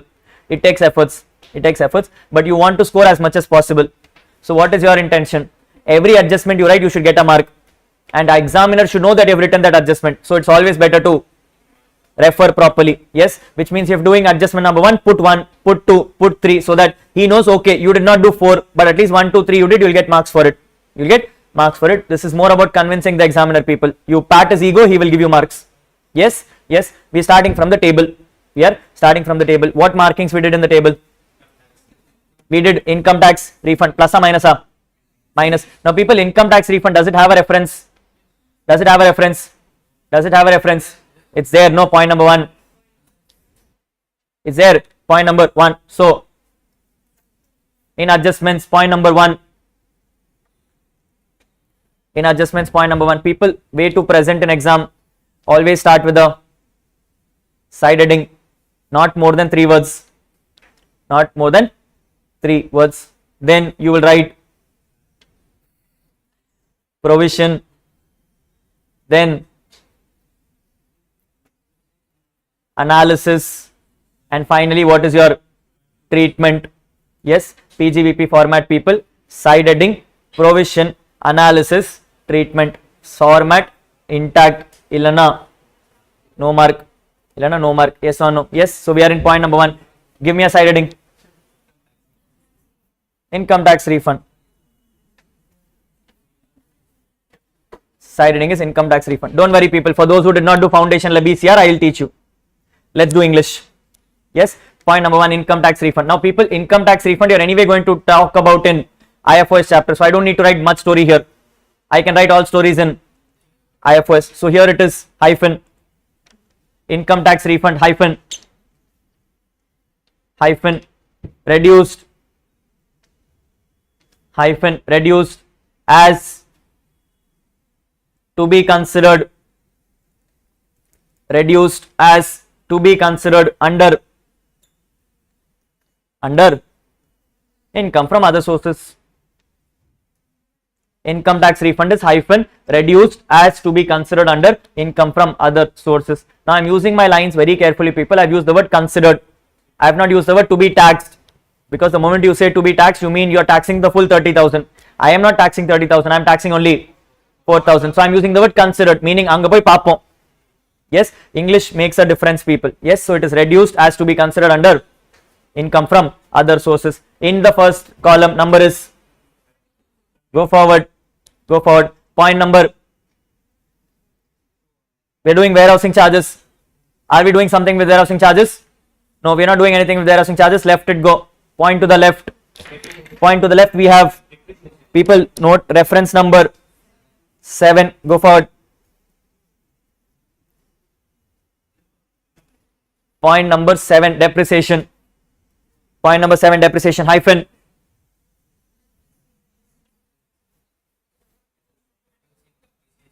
reduce up under disallowed as to be allowed as per income tax. Depreciation hyphen disallowed as to be allowed and as per income tax. Disallowed as to be allowed as per income tax. First column number is 1,07,250. People, for those who wrote the income tax refund, did you put it in brackets? Please put it in brackets. You should know which one to add and which one to minus. Yes, so please put it in brackets. All minus go in brackets, all add goes in as it is. Clear? Yes, we're done with the table, people. Let's go down. I'm in point number 1. Anything to do in PGBP? No, we have not done anything in PGBP. Point number 2, anything to do in PGBP? Yes, point number 2. Give me side heading.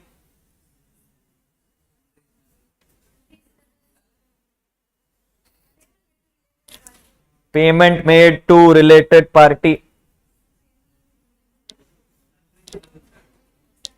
Sorry? Salary to brother.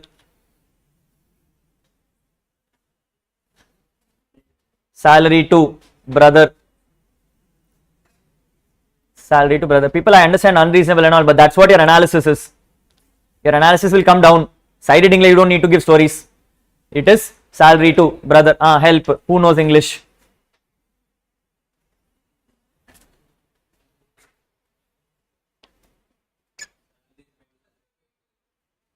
Seri. That's fact. Provision.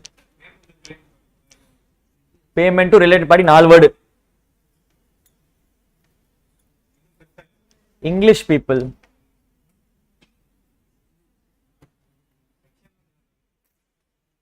Seriana podu, illana utru.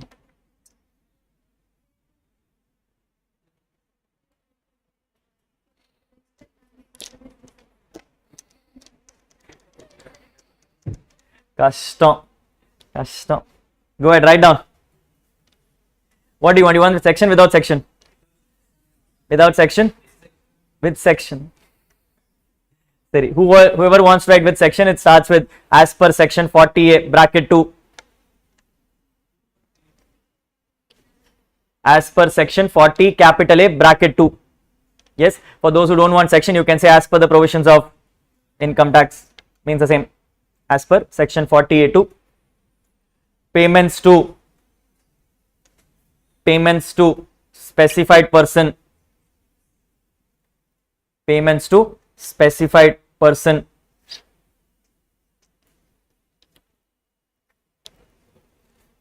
Cannot exceed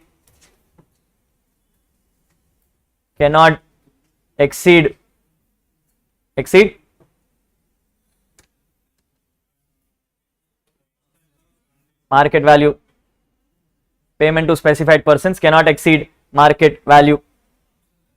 Arm's length is transfer pricing. That's final level syllabus.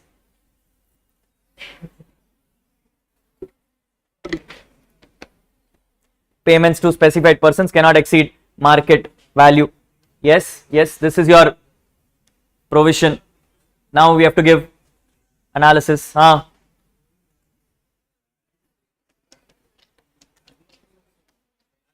panona treatment rather. That is third part. Part 2.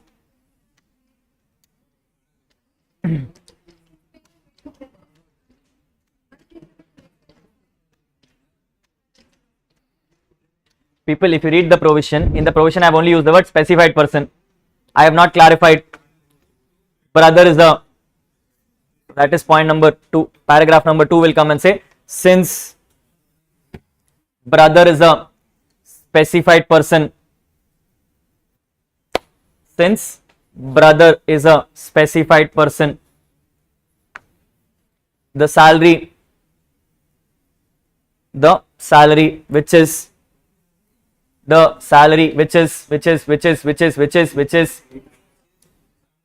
unreasonable, the salary which is unreasonable to the extent of 5,000 shall be disallowed. This is your analysis. Give me the treatment. Add back is the treatment.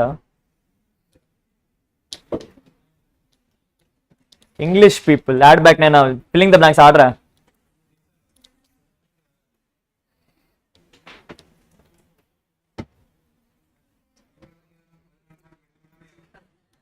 You get the flow. That is what the point. Why are you losing marks? Point number 3. As the salary is already debited to P&L. As the salary is already debited to P&L, it shall be added back.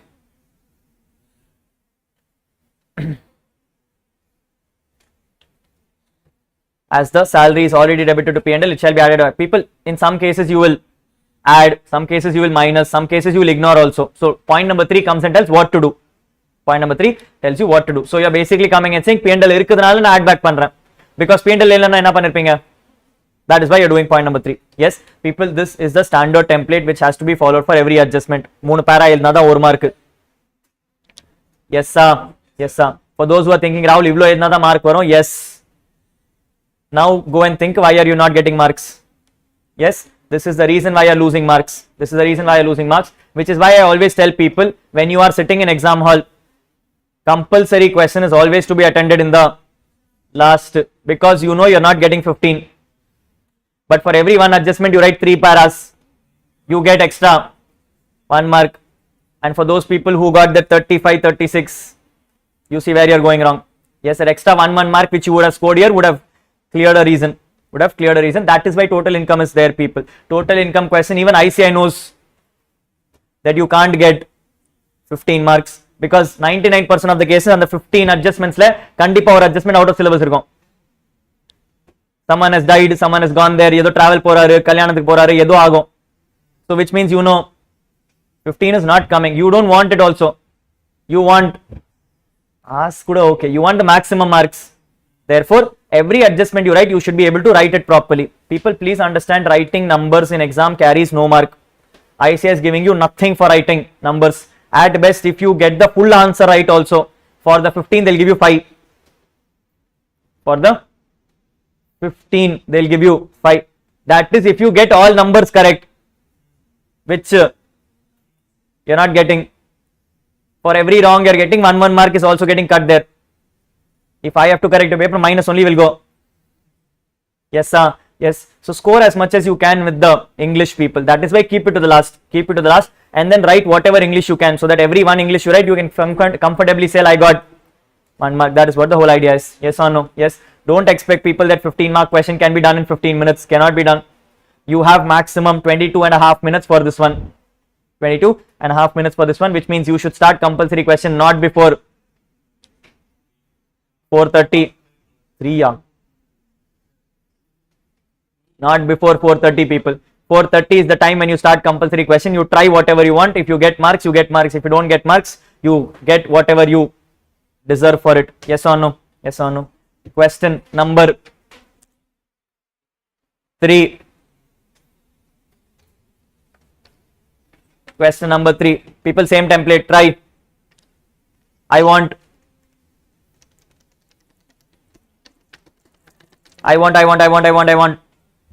side heading. Are you disallowing it because it is advertisement, or are you disallowing it because third is not political party? So third is also political party. Huh?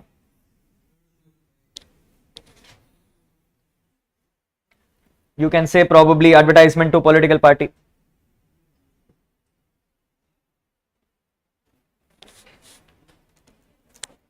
You can say advertisement to political party hyphen. Yes. Yes. Yes. Who's gonna try?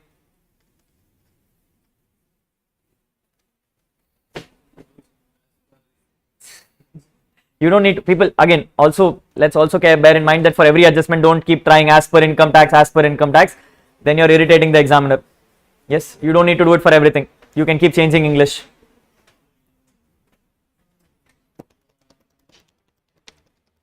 Yes, English. Chapter 6. Hey, PGBP la irukada. People, why are you disallowing under PGBP? அவ்வளவுதான். Advertisement to political party hyphen disallowed since not incurred for the purpose of business. Disallowed since not incurred for the purpose of business. People, this time I have combined both my provision and analysis. I need to only conclude with treatment. Give me the treatment. As it is already debited to P&L. As it is already debited to P&L, it shall be added back. That's all, people. Yes, get the flow, quick on. As it is already debited to P&L, it shall be added back. One small tip from my side, people, is that when you're writing English, if your content looks almost the same, no, it'll be irritating. Yes, every time you start with as per the provisions, Maria irukku. Yes, simple trick I tell. Sometimes when you write provision, you will write the provision. Adukapro you have two things, analysis and treatment. Sometimes when you use since in treatment, you use as in analysis. When you use as in analysis, use. Play with English, people. Play with English, nothing else. Yes, yes, yes, yes. It shall be added back. Number is 2000. Go forward. Next one. Point number 4. Point number 4. Same heading. Same heading. The only thing is it's not advertisement this time. So you can call it payment to political parties. You can call it as payment to political parties. Same English.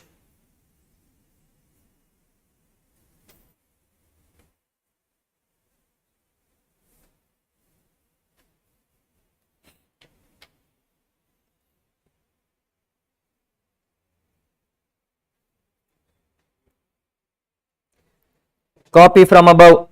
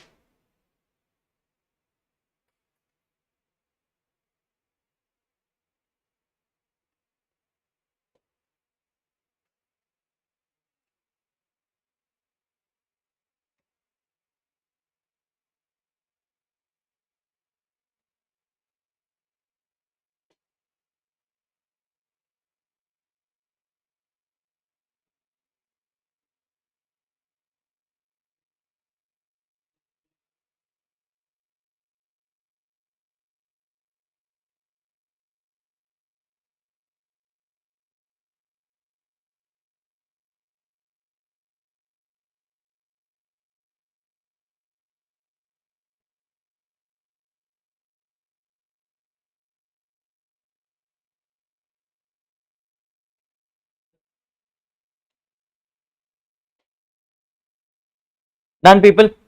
Yes. Point number 5.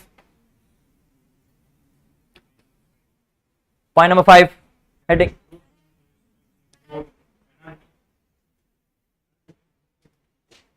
Nope. GST? Penalty போட்டாலும் ஒண்ணுதான். GST penalty என்ன difference வரப்போகுது? Very good. People understand you. If you write only wording about penalty, you may get only half a mark, because if the question is mentioning about interest and you're choosing to ignore it, I told you earlier also, you need to mention why are you ignoring it. So you can't just write about penalty, you also need to write about interest. Heading will be called GST payments.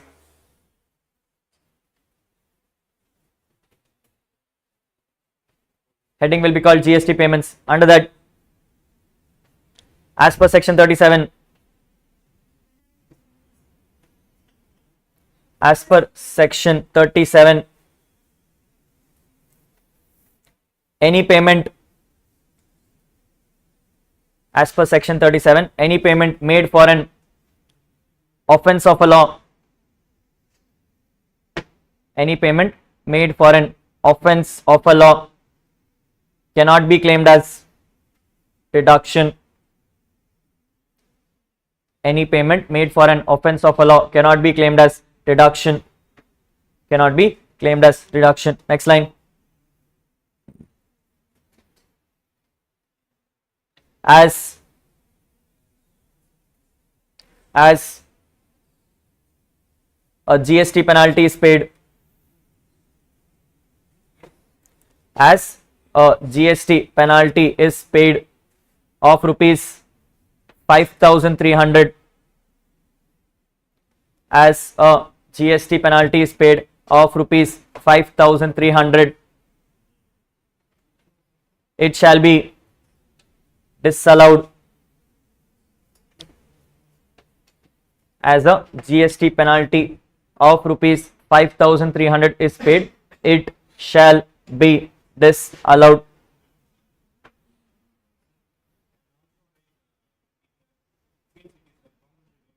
Which one? Penalty எப்படி compensatory? Interest the compensatory. No. As what have we written? As the GST penalty is paid for rupees 5,300, it shall be disallowed. Full stop. Continue. The interest paid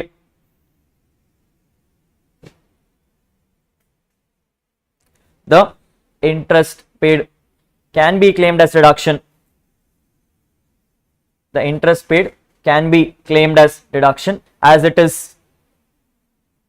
The interest paid can be claimed as deduction, as it is compensatory in nature.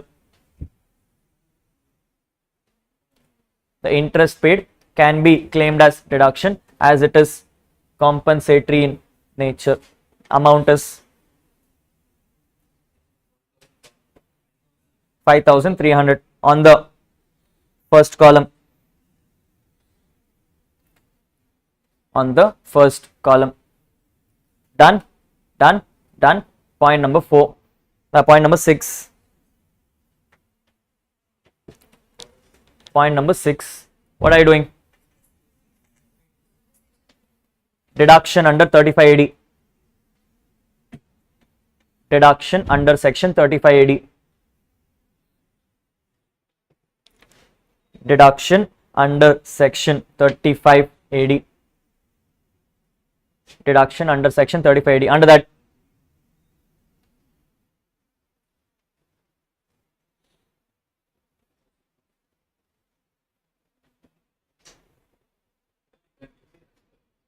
why? There is no provision here. You have written the heading already as 35AD, so you just have to write the provision. Itna enna? Itna enna? What do we write? Very good. Since warehousing facility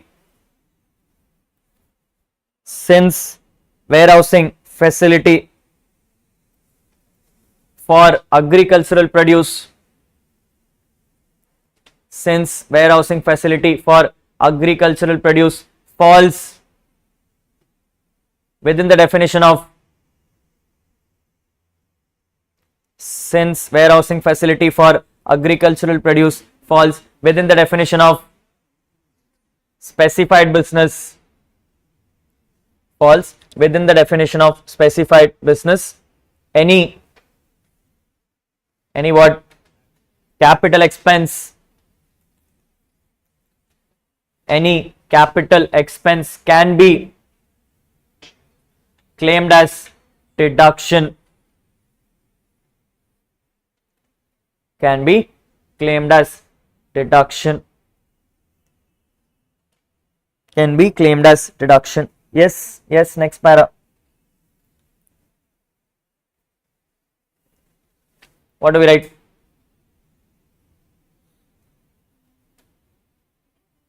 What do we write? As the amount is எங்க எங்க இருக்கு?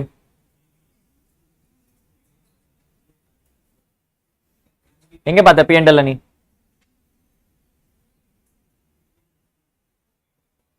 எங்க பார்த்த? என்ன credit ஆச்சு எனக்கு புரியல. என்ன சொன்ன? as the amount is already credited சொன்னீங்க. என்ன கிரெடிட் ஆயிருக்கு? நீ என்ன பத்தி பேசுற? You are talking about expense. நீ பேசுறது நெக்ஸ்ட் பேரா என்னது?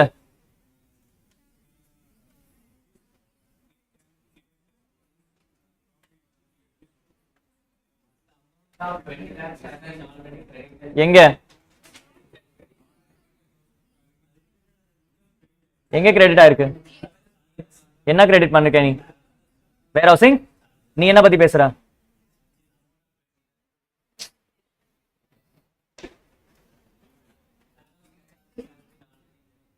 சரி, as warehousing charges is already credited, you claim 20 lakhs more.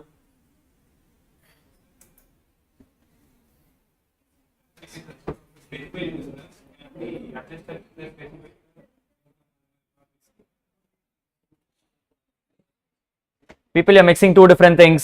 Warehousing charges is an income. Na elnadu kada is an expense. Talk about the expense, forget the income. Business expense. அதான் போட்டிய மேல.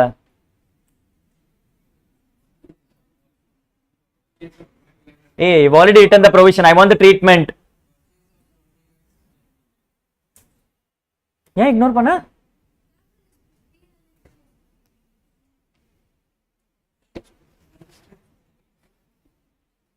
நீ தானே போட்ட?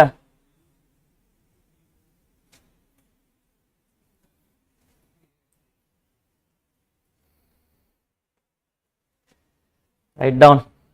First since போட்டிங்களா? As the purchase of building, as the purchase of building does not form part of P&L, as the purchase of building does not form part of P&L, it can be claimed as deduction. Building na artham.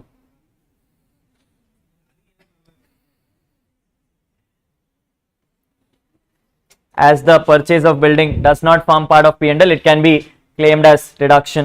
Amount is minus 20 lakhs. Amount is minus 20 lakhs. Okay, next one you know, finish it off. Point number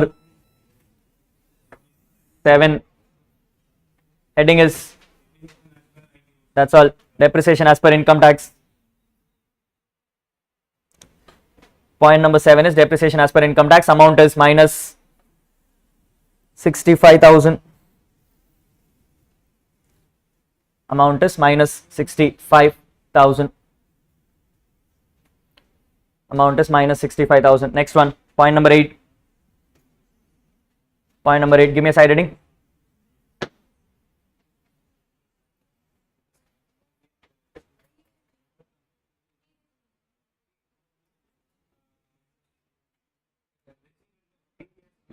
Payment outside. Outside? Outside?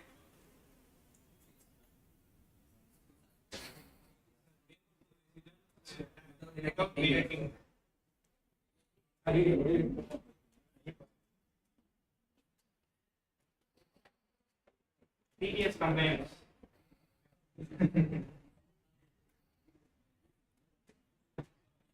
Point number 8, interest to residents.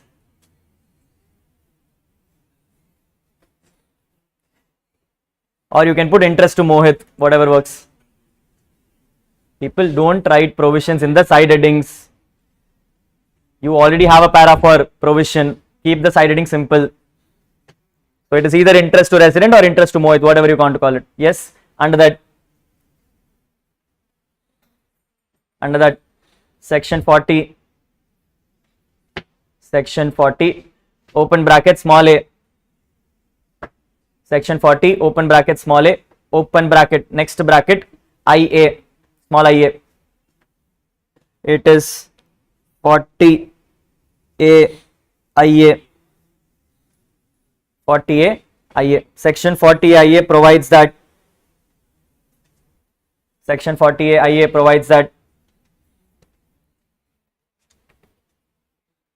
default in section 40 IA provides that default in payment to resident without deduction of taxes. Section 40 IA provides that default in payment without deduction of TDS would attract a disallowance of 30% of the expenses. Would attract a disallowance of 30% of the expenses. This is your provision. Come to the next para.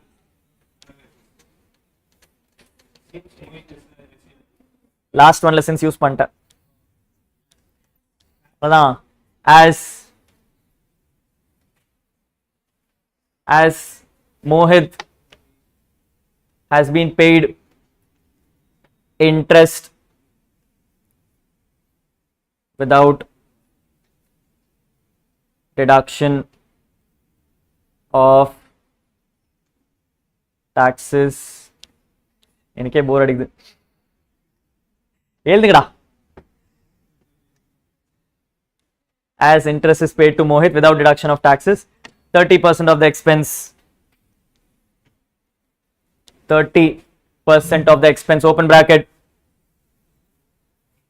24,000,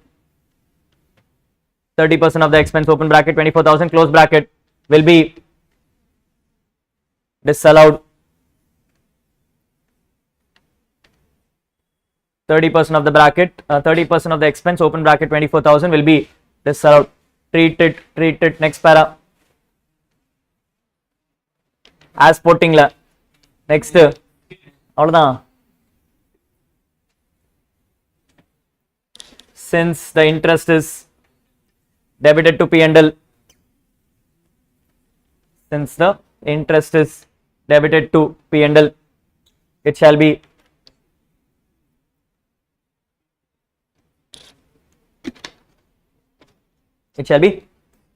added back. It shall be added back. Done. Number is, that's all. I think we're done. Yes, total the numbers, bring it to the last column. Wait, total the numbers, bring it to the second column, then total second column, bring to the last column.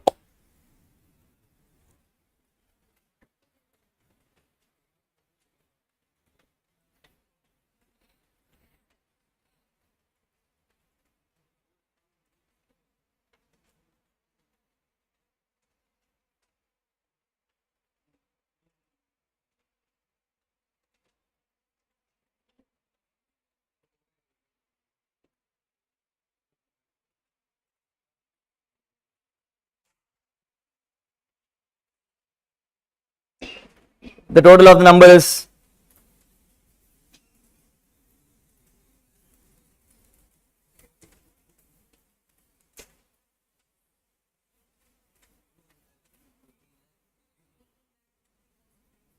18, 50, 950. Adding that to my net profit, 32, 34, 050. 32, 34, 050 is called PGBP.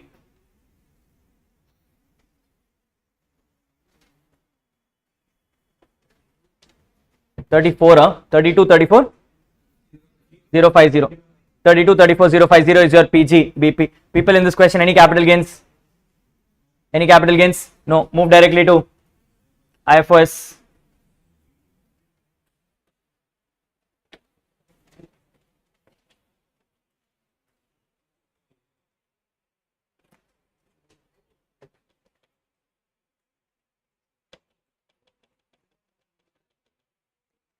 Move to IFRS. People, if I'm seeing from the top, what and all is in IFRS? Only income tax refund. Point number one. Point number one. If you want to answer it in a single line without writing any story, people, directly write the heading as. Directly write the heading as interest on income tax refund. Very good. Interest on income tax refund. Here is me clarifying in the side heading itself that I'm only bothered about interest. I'm not bothered about the refund. Yes, put the heading as interest on income tax refund. Directly last column number is 4570. 4570. Done. Anything else in head of incomes? Anything else in head of incomes? No. Total the number you get.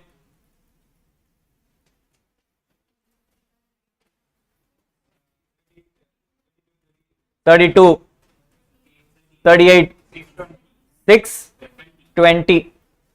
32, 38, 620 is called as gross total income. Is called as gross total income minus chapter 6A deductions.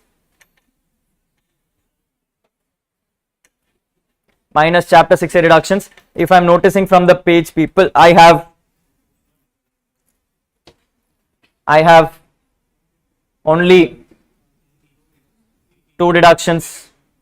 I have only two deductions. Chapter 6A deductions under that section 80 GGB / GGC.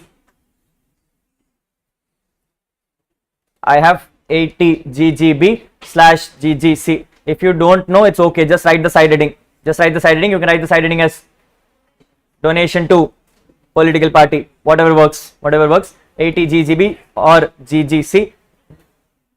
Amount directly in the last column. Amount directly in the last column is 1,02,500. 1,02,500. Final answer is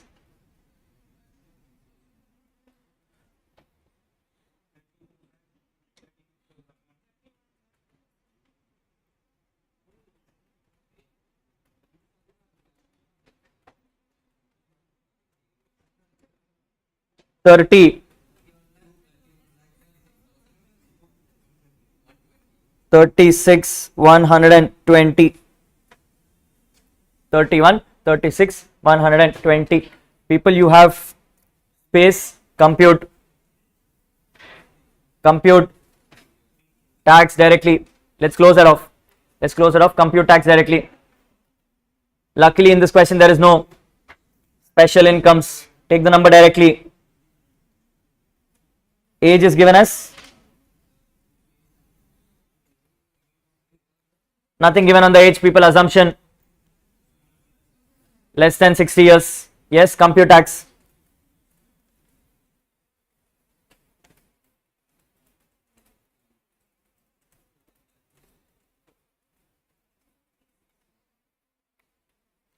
For the first 10 lakhs, 1,12,500.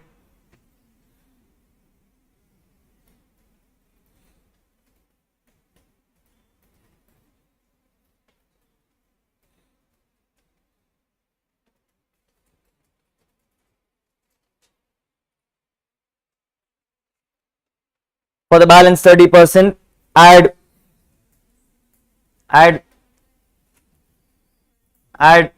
says close the answer. Number is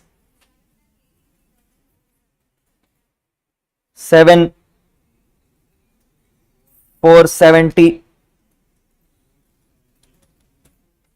783,470. Yes, yes.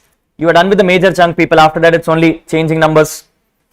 If you're done with this, heading is called computation of total income under alternate minimum tax. Close it in sequence. Close it in sequence. It's computation of total income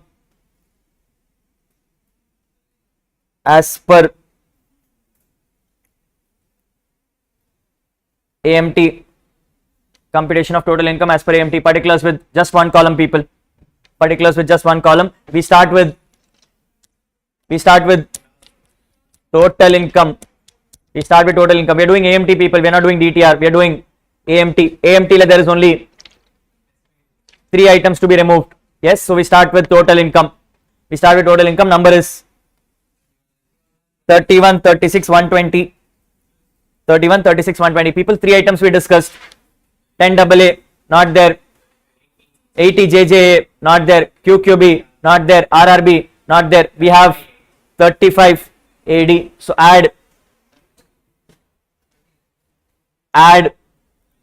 deduction claimed under 35 AD. Add deduction claimed under 35 AD. Number is 20 lakhs. Number is 20 lakhs minus, very good, minus depreciation on building, minus depreciation on building at the rate of building grade 10%, minus depreciation at the rate of 10%. 20 lakhs to 10% will become 2 lakhs. Will become 2 lakhs. Yes. So I took 31, 36, 120. I added 20 lakhs. I have reduced 2 lakhs. My number is 49, 36, 120. 49, 36, 120. Done. This is my adjusted total income. This is my adjusted total income. People have to compute 8 AMT. Next line says AMT at 18.5%. Next line says AMT at 18.5%. I get the number as 913,180 plus cess 4%.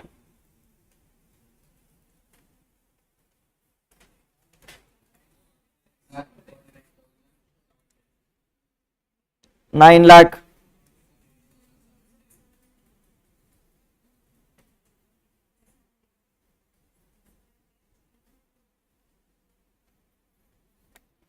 9,49,710. Done. This is your AMT. Next table is computation of total income. Computation of total income under section 115 BSc. Computation of total income under section 115 BSc. Under section 115 BSc. People, here you have 2 options. Either you can start from total income, add your chapter 6A, then add the difference, or you can say directly start from gross total income, because anyway chapter 6A is not eligible, so you don't need to worry. Yes, so you can start with particulars as GTI as per ATR. You can start with GTI as per ATR. My number was 3, 32, 38, 6, 20. 32, 38, 620. People, now go back and check all your items and tell me which items will I not allow.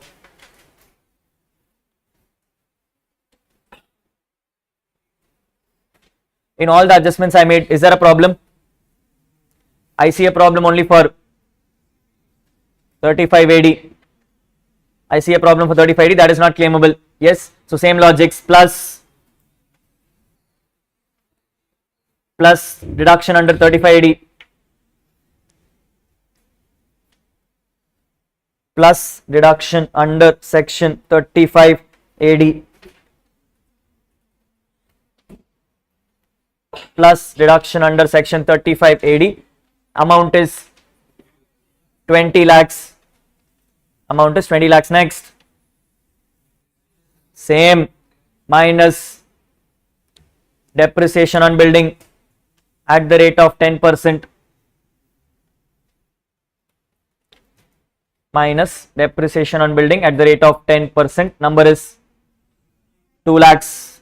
Number is 2 lakhs. Final answers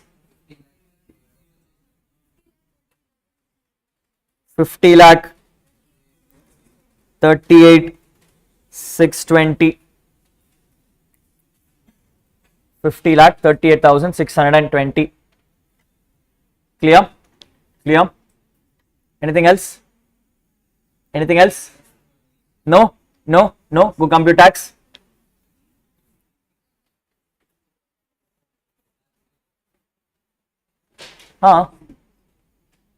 Same, 0 to 3 lakhs, 3 to 7 lakhs, 7 to 10 lakhs, same. Compute tax, people, for the first 15 lakhs, 1 lakh 40,000. For those who are moving from Jan to May, people, please bear in mind, it is now 1 lakh 40, it is not 1 lakh 50. Last year, very quick, it was 1 lakh 50. Yes, so for the first 15 lakhs, it is 1 lakh 40,000. For the balance, it is 30% tax rate, 1061, 586. Adding both the numbers, you get 1249, 6. Okay, 1249, 650 plus. Yaar, you give the number which says, sir. 12,000, 12 lakhs, 1,586 plus surcharge at the rate of 10%,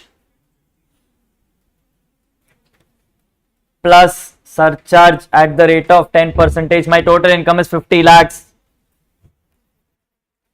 Plus surcharge at the rate of 10%. Number is 13 lakh 21,745. Check, people, matching. Plus, very good, minus marginal relief.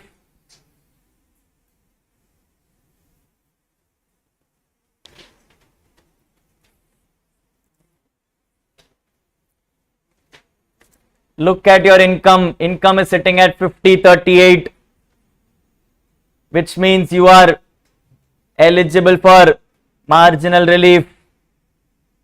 Come to the right side of the page. Compute tax on 50 lakhs.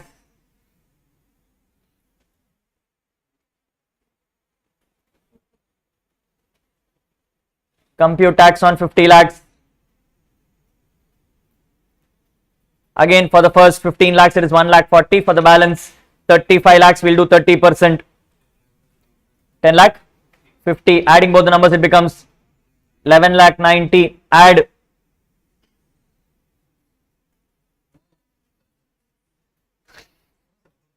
nothing.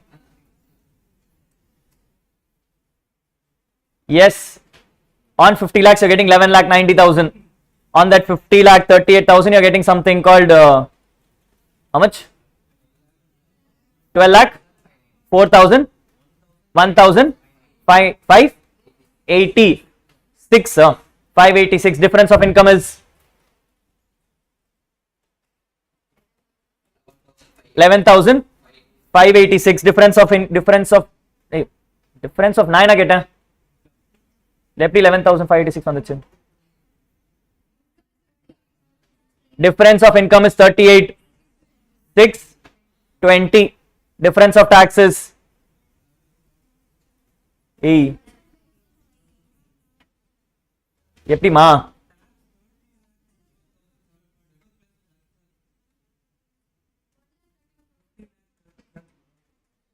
So people, for the 50,38,000, for the 50,38,000 you did tax, you added surcharge, you got the final number as 13,21,745. 745. That versus 11,90,000 number is 1,31,745. So my difference in tax is 1 lakh something. My difference in income is 38,000. I am eligible for marginal relief of 93,125. I am eligible for marginal relief of 93,125. This number will be reduced from my left side. This number will be reduced from my left side. My final tax on the left side becomes 12,28,620. 12,28,620. How do I know if this is right? On the right side, if I add 38,620, I'll get the same number. On the right side, if I surrender my income of 38,620, I should get the same number. Yes, so it is 12,28,620. 12,28,620 is my final tax. Add. Close the answer. 12 lakh 60 65 da. It is 65, no?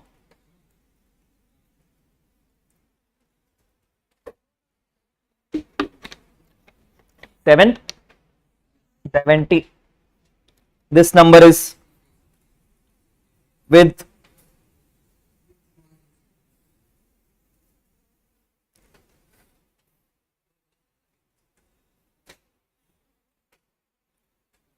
marginal relief. With marginal relief, people, they don't want this, they want, what do you want to choose? I want to choose AMT or ATR, whichever is higher, compared with DTR, whichever is.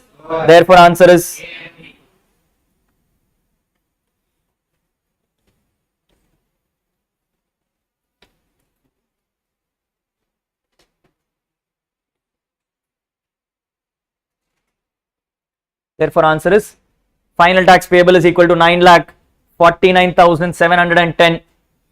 Final tax payable is 9,49,710.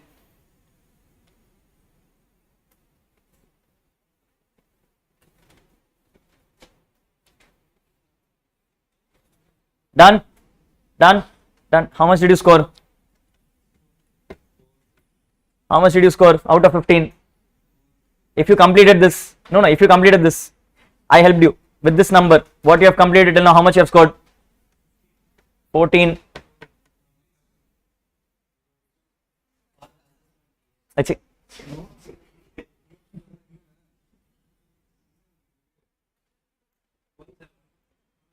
నీ చూస్తున్నాం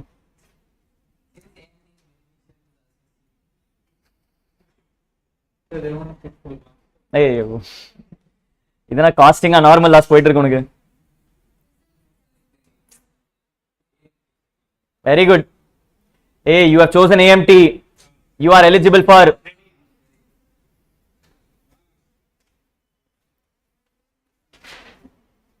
Final tax payable is 949,710. 949,710. Next line says, as tax is paid under AMT, as tax is paid under AMT, yaar mein Amit is eligible for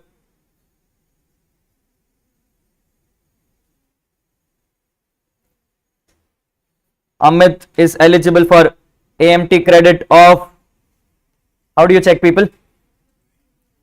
It is 949,710 minus 783,470.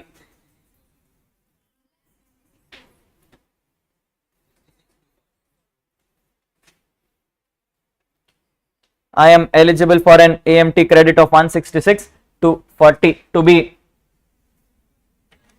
carried forward for 15 assessment years.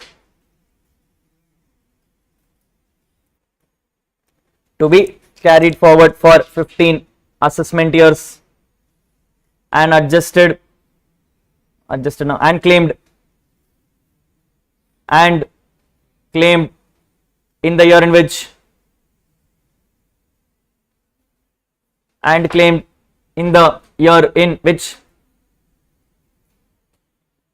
what?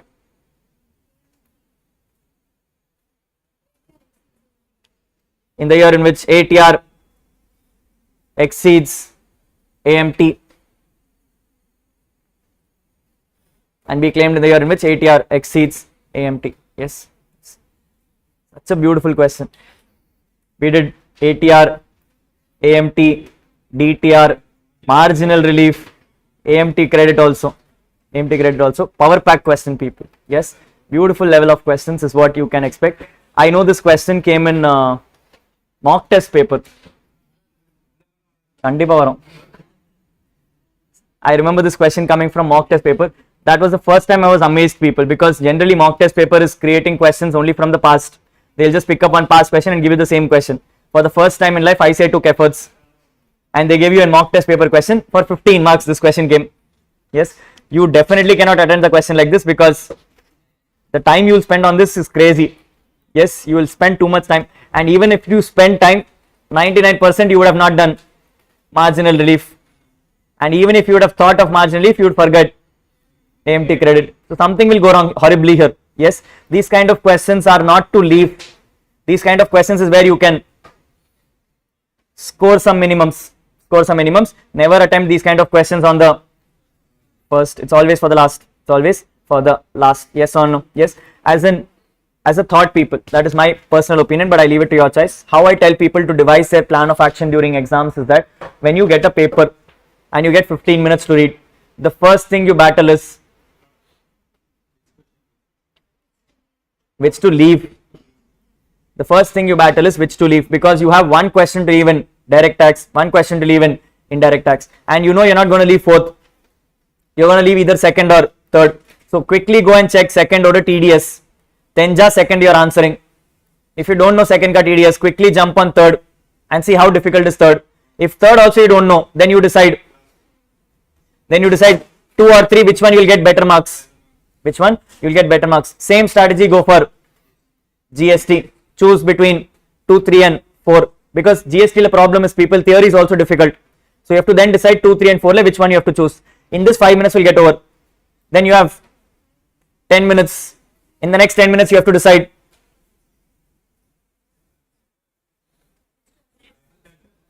Which to leave sonna.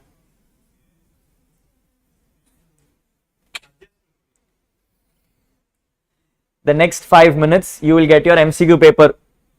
Ignore case study. Jump to individual questions. Take your pencil out. Start putting out answers. People, case study will take time. Individual will not take time. Read the question, put out answers, go forward. If you then have time, possibly if you have time, 5 more minutes left, quickly go to compulsory question and put whatever you can, put some adjustments off. Once you're done with this and 15 minutes is over, people, you then start writing. At this point of time, you'll start deciding which question to pick first. 99% will be question number 4, because clubbing and set off is what you are most comfortable with. So we'll start with question number 4. Jump to IDT. Pick one question. Pick one question. People, you know, you will get 2 separate booklets. So you can write DT separately, IDT separately. So you pick DT, give question number 4. Go to IDT, pick some question, whatever you feel is your preference. At this point of time, come back, take your pencil out, go to OMR sheet. You already have written the answers. Shade it off, because by this time the examiner has already come and he's sitting at your exam sheet and he's like, why have you not put your name on it? Yes, so you tell her, yes, I'm putting my name, I'm shading. When you're shading on the top, you're also shading the bottom, double work. Yes, both work will happen together. Because you know, people, that woman is wasting time. She's sitting and signing your paper, writing roll numbers and all those things. So you have nothing else to do. Keep shading both. Once you're done with this, people, then you'll go back again, pick the next question, either 2 or 3, which one you decided. Same in IDT. Once you are done with those, you now have a choice. Either you can first do the case study question or finish IDT ka compulsory question, because IDT ka compulsory question will be about GST liability with ITC and all those things. Yes, if you find that as easy, you pick that up and do it off. Because GST at least compulsory question will not be one full-fledged question. They'll have 2 subdivisions or 3 subdivisions. So you can easily do that. Again, easily on the assumption that the paper is easy. Keeping open statement. Yes, once you're done with this, people, quickly go and take your case study out. Start with reading first the question. And understand what does the requirement is. Then go and read the story and automatically start figuring out which story makes relevance and which one is just given to waste time. Yes, once you're done with it, go and quickly shade off your case study. At this point of time, if your pace was good, you would have exactly 30 minutes left for your compulsory question. Probably, people, if that 10 minutes was not sufficient for you to complete your MCQs, you will then not do case study, you will not do the compulsory first, you will come to your MCQs first, and whatever individual MCQs are pending, you will first share it off quickly. People, leaving MCQs in a paper is a crime, literal crime, because there is no negative markings. Yes, at certain point of time, Jai Tirupati Sonnalo, 2 marks will come. You never know. Yes, it's all about trend analysis, people. Ellame C comic, then this one is D. Yes or no? That is how it is, people. You don't know what to do. Anyway, you're not going to write it. Paaka me archi podu. Vandichana. 2 marks bonus. Yes or no? It's what we say in Hindi, people. When you're already drowning, anything you catch is good enough for you. Yes or no? So go share something. Who cares? Maybe it is correct. Yes or no? Yes. And 99% people I have seen in exams, if nothing is working out, it's either C or D. If that is not working out, very easy. Open the options. If you have options like that, presumptive, people, where the same number is repeating twice, upon one of the 2 is right. Obviously, right? If they have given you 4 options, 2 options like nothing is matching, 2 options like something is matching, upon a kandipa either end il. Yes or no? Because that's where I say it's trying to play. Yenda adjustment tappa panna soltu. So then you know either of the 2. You see the above, you see the below. Mala C irukku, keela C irukku. Apna nadula D da irukum.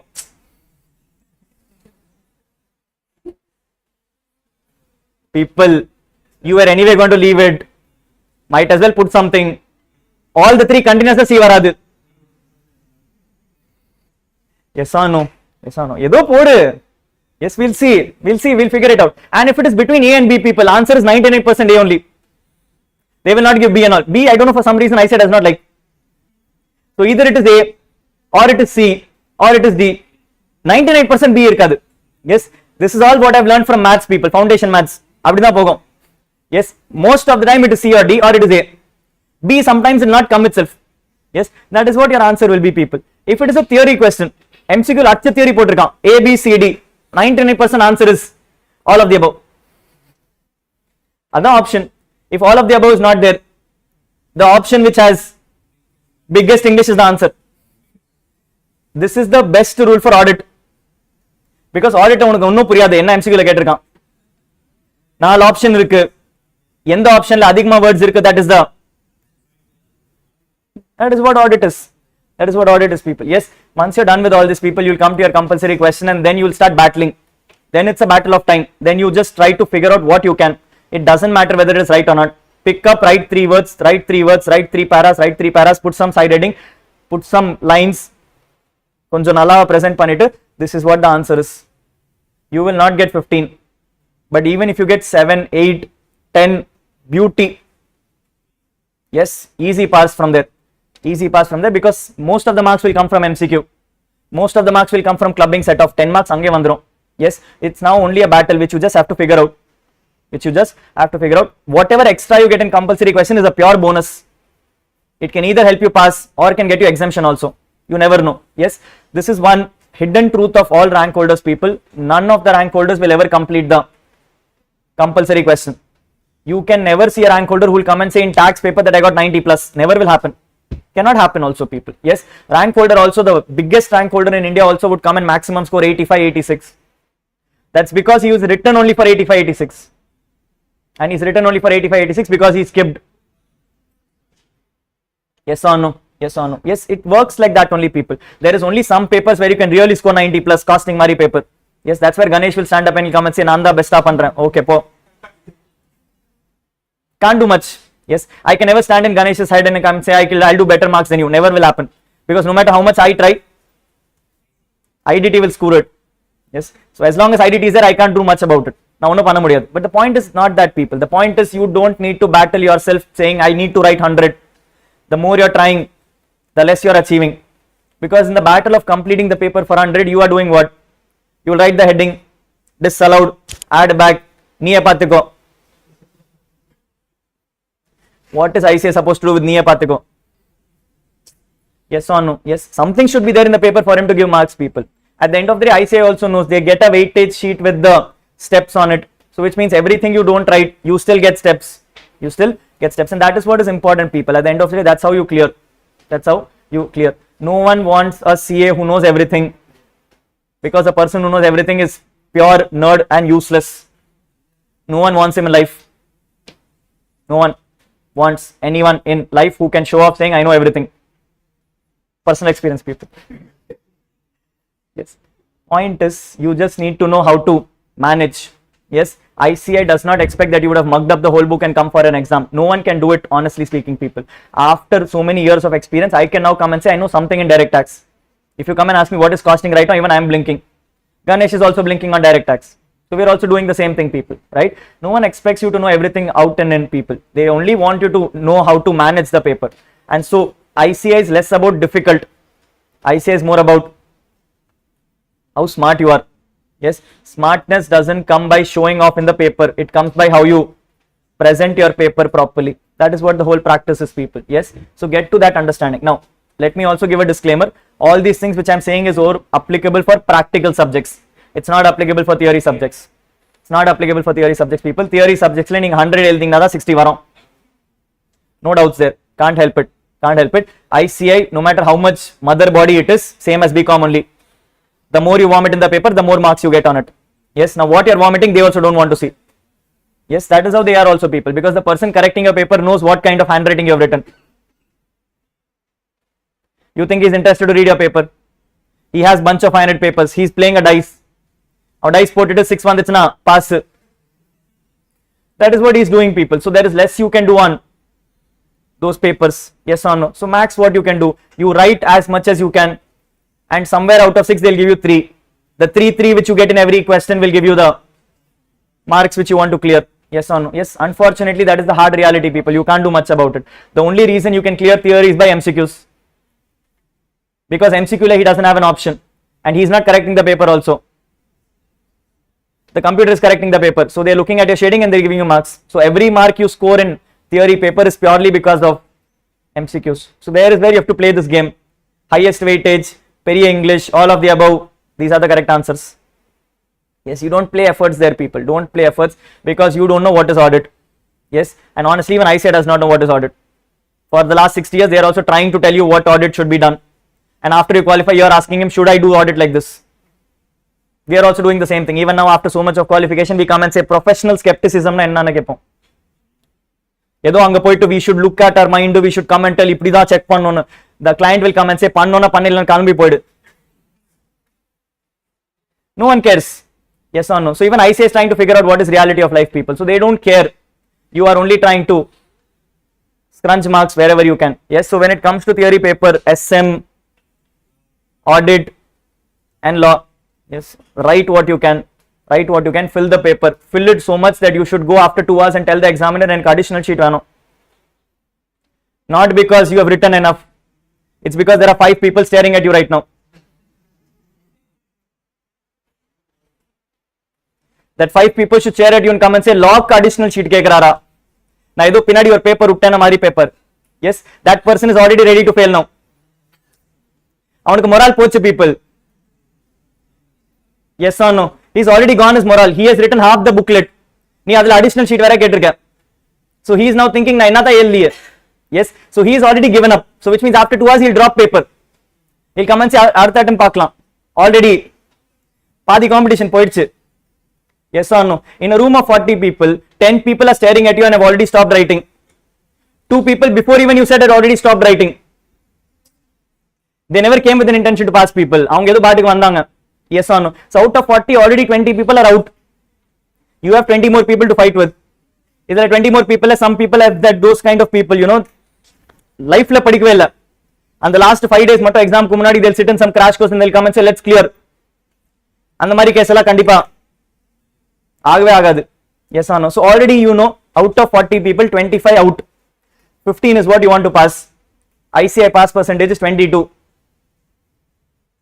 Hey, you think you are not passing? Very easy it is, people. Break competition, kill everyone off, no one cares. Yes, that is the best rule for theory papers. You should not worry what you are writing in the paper. Just go write what you want. Doesn't matter. And I'm sure Karthik is giving you tips, people. Karthik, in the section number எழுதுங்க, இந்த மாதிரி எழுதுங்க, அந்த மாதிரி story போடுங்க, ஒரு 4 வார்த்தை இப்படி எழுதணும், இந்த சாப்டர் கோதி போடுங்க. Put something. Yes, நேத்து தான் கார்த்திக் ஏதோ ரிலேட்டிவ் ஓட டெஃபினிஷன் எல்லாம் வீடியோ போட்டாரு. He is a law faculty. He is putting relative definition of income tax. I was like, best da, let's do one thing. Law paper la ella relative definition podum.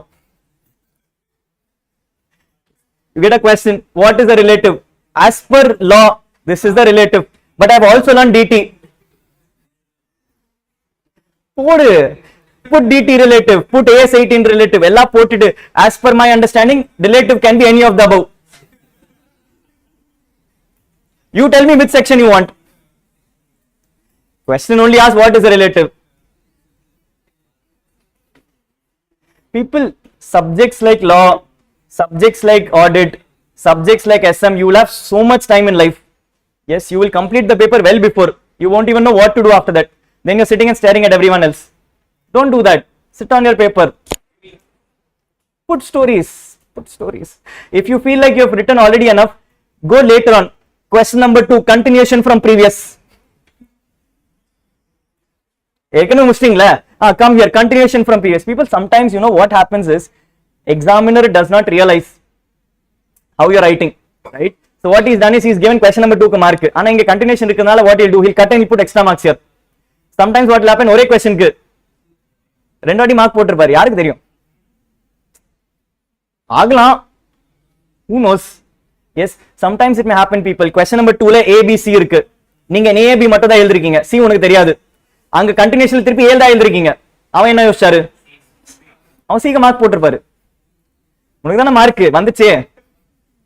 Yes or no? Hey, podra yaar prachana kekka poran. Yes or no? Yes, it's a fun activity, people. Exams are fun, supposed to be fun. Yes, go enjoy the exam is what I would say. I am telling you from my experience. This is the beauty I have done in exams. Mass adichiruken naan. Yes, I waste time in exams. Mokkya irukum exams. I will go and I'll sit with people, stare at everyone. Someone is crying, someone is sleeping, someone is asking additional sheets. We are all staring at his face. Then I come and say, nee additional kekriya, naanu keppen. Naangalo poduvom. Enna unnume people, the person who's giving you the examiner sheet is not bothered. What is he coming asking and saying? Pa last page la edo eludrikiya, appo na kuduthuva additional sheet. Neenga enna pannu, last paper la rough paper na podnom. நடுவில் நீங்க ஒண்ணுமே இல்ல, ஆனா last பேஜ்ல மட்டும் ரஃப்னா போட்டிருக்கீங்க. அவங்க என்ன பண்றா, லாஸ்ட் பேப்பர் பாக்குறான், ஆமாப்பா முடிச்சிட்டாப்பா அடிஷனல் கொடுங்க, போடு போடு. Who cares? People, life is stupid. Make people stupider. That is what my karma in life is. Yes, kill everyone else, you will win the game. Nothing else is about life. Yes, CA is all about playing fun, people, because you all know, as a CA, no one is going to come to you in the future when you are very nice. People will only come to you when you are smart. Yes, if you go to someone and come and say, இந்த மாதிரி query கேக்குறீங்களா 5 நிமிஷத்துல answer தந்துறேன், அவன் காசு தரமாட்டாரு. You go to him, you come and say, sir, இந்த மாதிரி query கேக்குறீங்களா, analyse பண்ணோம் சார், நீங்க கேட்கறது query ஒரு மாதிரியா இருக்கு, நானும் ஒரு மாதிரியா படிச்சுட்டு வருவேன். You will go back home, you will do nothing, open ChatGPT, put some answer, ChatGPT will give you an answer. You go back to him and you come and say, sir, நீங்க கேட்டது query க்கு எனக்கு analysis time ஆயிடுச்சு, 2 நாள் உட்கார்ந்து books எல்லாம் படிச்சிருக்கேன், case எல்லாம் பார்த்திருக்கேன், சுப்ரீம் கோர்ட்க்கு போய் கேட்டிருக்கேன் நான், அதெல்லாம் பண்ணதுக்கு அப்புறம் இந்த பேப்பர் வந்துச்சு சார், இந்த பேப்பருக்கு எனக்கு 2 லட்சம் பில் வேணும், கொடுத்துருவாரா? கொடுத்துருவாரு. 2 நாள் கொடுத்துருக்கீங்களா? நீ அதுக்கு என்னதான் கீச்ச? ஒண்ணுமே இல்லையே. ஃப்ரீ ChatGPT வேற,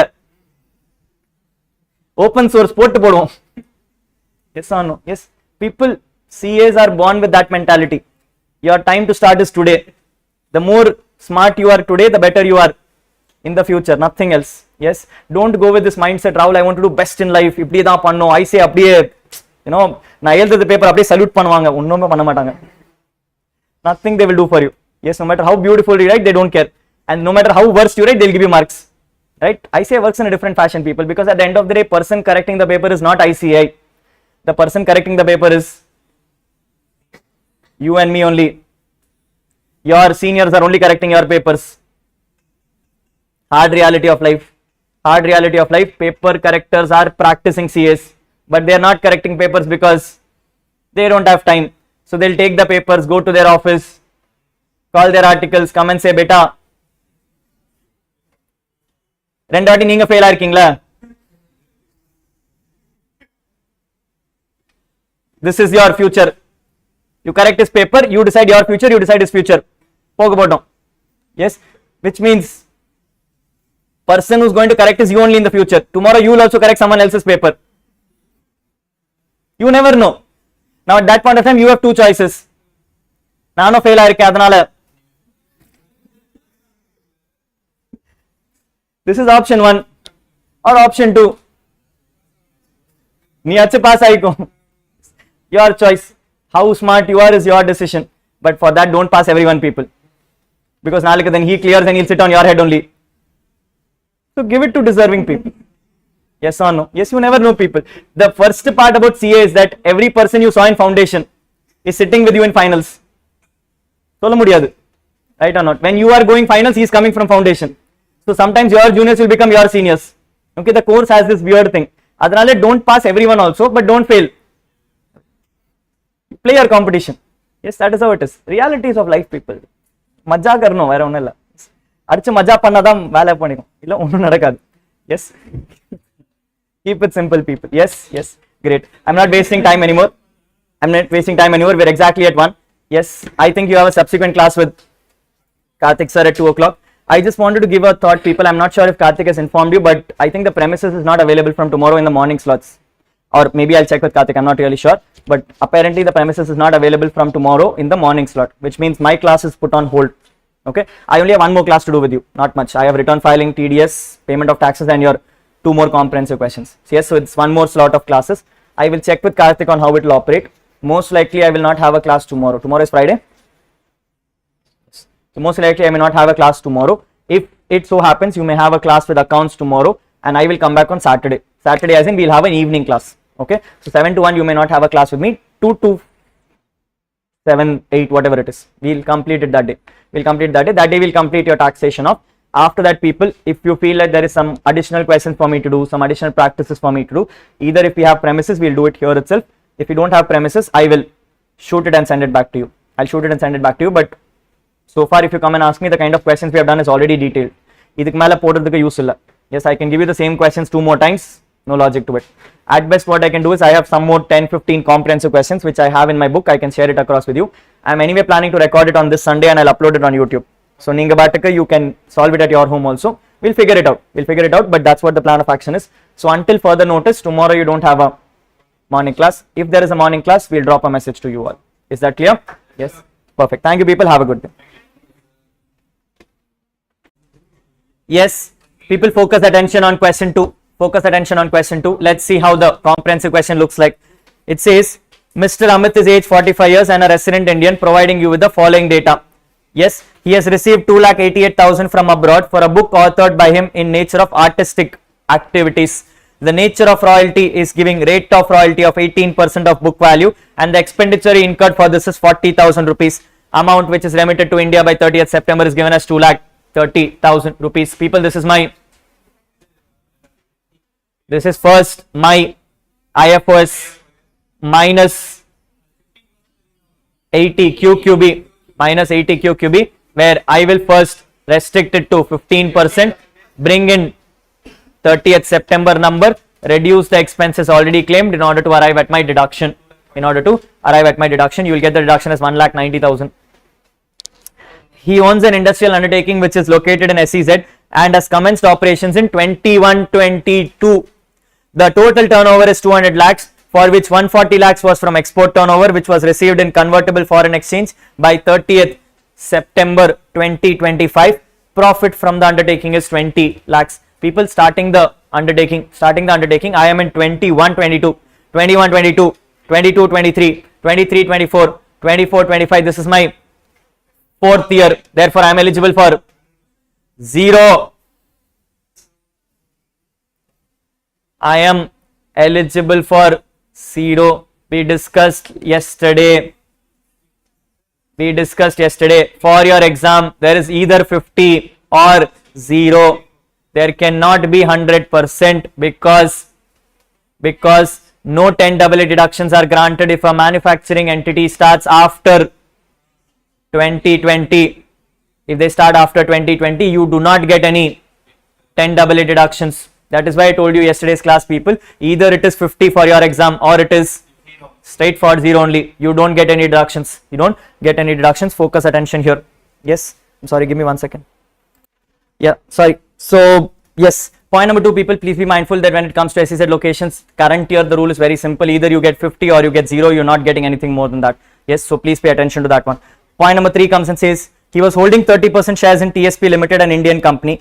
Company has allotted to him shareholders on 1st October 2020. So company allotted some shares to him on 1st October 2020. That is the date of acquisition. The paid up share capital of the company is 20 lakhs divided into 2 lakh shares of 10 each, which were issued at a premium of 30 rupees each. So company has given shares at a premium value. They're basically confirming how the cost of acquisition came into picture. Next, he sold all the shares on 30th April 24 at 60 rupees per share, where equity shares of TSP Limited are listed on stock exchange, and Mr. Amit has paid both STD at the time of purchase and acquisition. The fair market value is given as 50 rupees per share on 31st January 2018. Tell me, is this information relevant, not relevant? Not relevant. Why? Because people, FMV is given on 2018. I purchased in 2020. Nothing to do with FMV. Which means because the purchase happened after 2018, cost of acquisition is actual cost. As simple as that. Next, he has received 30,000 rupees as savings bank deposit. People, section first IFOS and then 80 TTA. Then he occupies ground floor of his residential building and has let out the first floor for residential purposes at an annual rent of 2,28,000. Normal provisions na enna artham? Alternate regime. He occupies ground floor of residential building and let out first floor for residential use at an annual rent of 2,28,000. He has paid municipal taxes of 60,000 for the current financial year. Both floors are of equal size. People, 2,28,000 is pertaining to LOP, 60,000 is pertaining to both. So therefore, you will have to break them into two. Next, paid an insurance premium of 39,000 on life insurance policy of son, not dependent on him, and life insurance policy of his dependent father, 48,000. People, section ATC, allowed amount, allowed amount, allowed amount, allowed amount 50. Allowed amount is 39,000. You can't claim LIC on parents. You can't claim LIC on parents. Next, paid tuition fees of 42,000 for 3 children to a school. Fees being 14,000 per child. People, I can claim 2 children. I can claim 2 children. That is what the maximum deduction is. You are required to compute total income tax liability. Simple, straightforward question. 2 reasons why I gave the question is for 10 AA and for 112A. Let's try.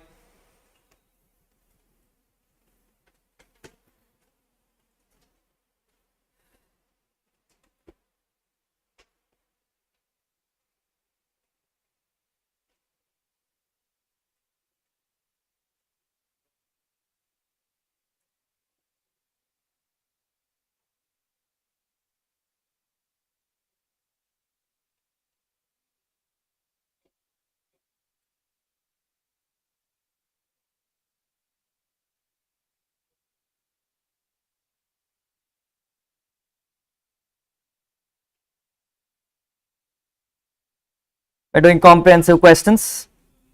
This is question number 2. People, question is asking for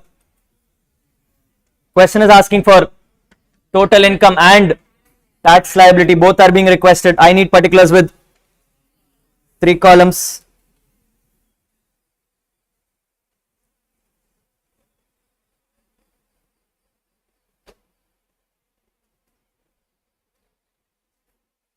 Yes, I need particulars with 3 columns. People looking at the question, go headwise, go headwise. Do I have income from salaries? No, I am going for HP. People, in the paucity of time, I am not going with formats. Let's look at it quickly. I am having LOP income. I am having LOP income. In that LOP income, I have GAV. I have GAV of 2,28,000 minus municipal tax 30,000, giving me 1,98,000 less 30% standard deduction. Number becomes 28.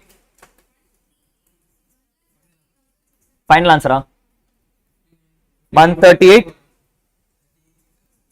600. 600. Do I have any interest on loan? No, I am directly putting this in my last column.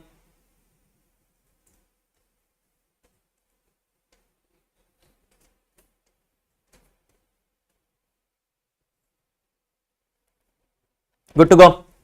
Good to go. Point number 3. Point number 1, 2 put. Point number 1 then. Point number 2, I have PGBP. I have PGBP. People, what incomes do I have? What incomes do I have? I have SEZ profits. So I have PGBP, profit from SEZ. Anything else in PGBP? No. Number becomes 25. 20 lakhs. Number becomes 20 lakhs. I am in capital gains.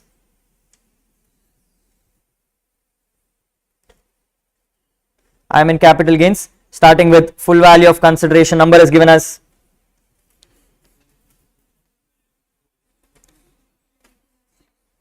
he sold 60 per share for 2 lakh shares. No, I have 60 per share for 2 lakh shares. Therefore,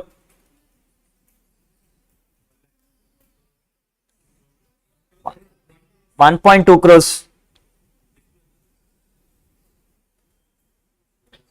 Yes.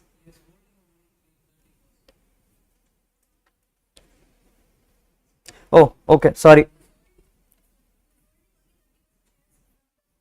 Yeah. So it is 1.2 crores into 30%. So it is 60 per share. into 2 lakh shares into 30%. 30. Okay. Minus cost of acquisition. Minus cost of acquisition. I paid 30 rupees per share, right? I paid 40 rupees per share. So 40 into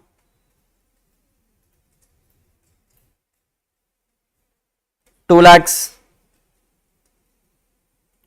into 30%. Number is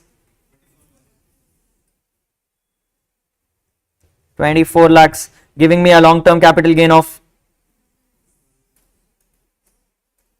12 lakhs. I'm putting a note here. FMV is not taken as purchase post 2018. As purchases post 2018. Good to go. Anything after that? I am in IFOS. People in IFOS have some items. First item is royalty. First item is royalty. If I notice the question, royalty says I have 2 lakh 88. I have 2 lakh 88,000. People, I'm going to tax the whole thing. I can't reduce the whole thing. 2 lakh 88,000 minus expenses. I have 40,000.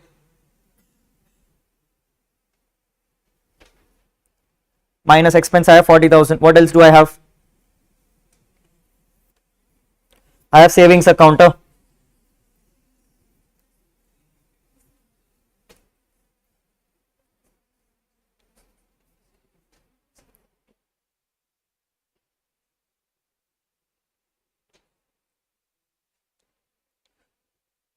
So this is 2 lakh 48,000. I have savings interest. How much is savings? 30. 30,000. Total becomes 2 lakh 78,000.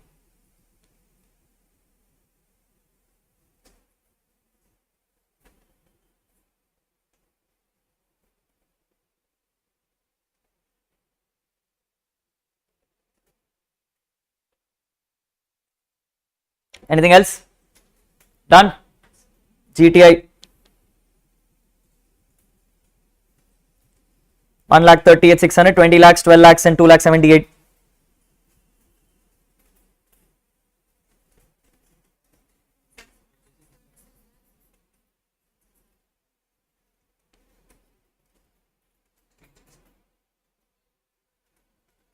$36,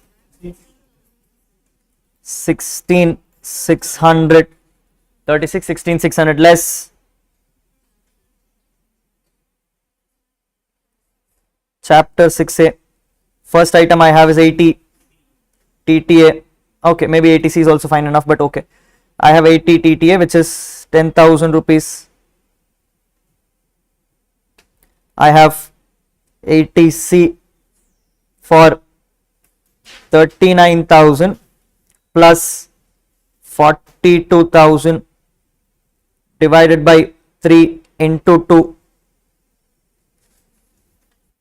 Yes, or you can put it as 14,000 into 2, whatever makes sense.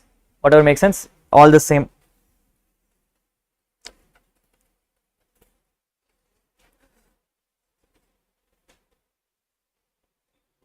$60. Okay. 80 QQB. People, this one will go a little tricky. Notice carefully. What is 80 QQB? I am coming and saying when you have royalty, you will tax the whole royalty. When you come to deduction, there are certain rules to follow. Rule number 1, you should restrict to 15%. So let's restrict to 15% first. Yes. How do I restrict to 15%, people? I have revenue of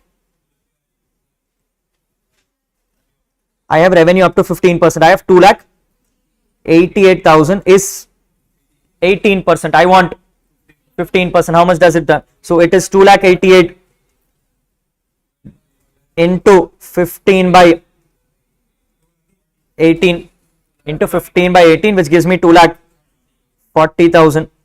Yes, this is the maximum I could have claimed as deduction, but this could have also come to me only when I receive it within 6 months. This is now restricted to receipt in India. How much did I receive in India? 2,30,000. 2,30,000. Yes or no? Yes or no? Yes. Then people, what happened? I have also claimed an expense of 40, which means already claimed deduction there. Can I again claim deduction here? No. So therefore less deduction already claimed, which is 40,000, giving me a net claimable of 1,90,000.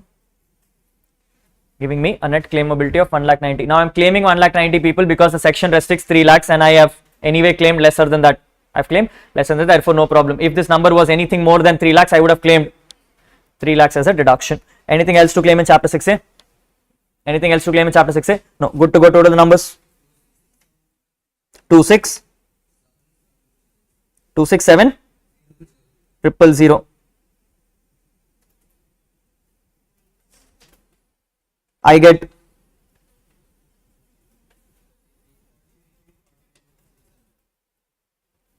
33 lakh 49,600.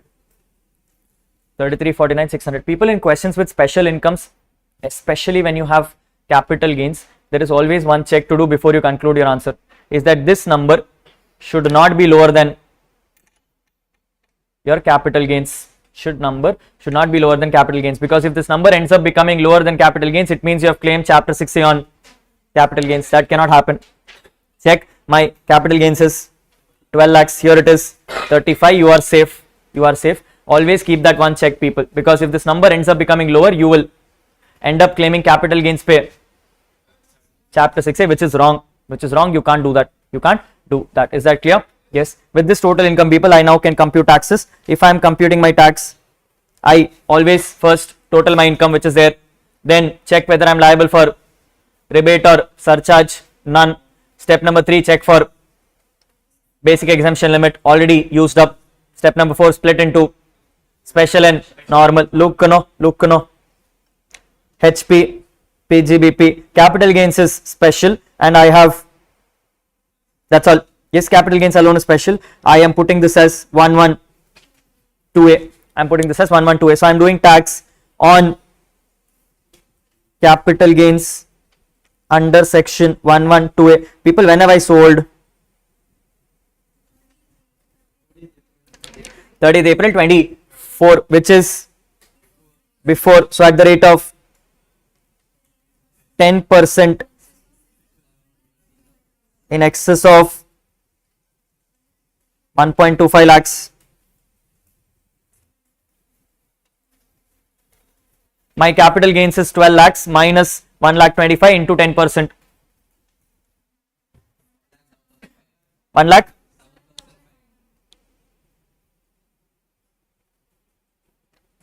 One lakh 7,500. Done. On balance, people, what is the balance?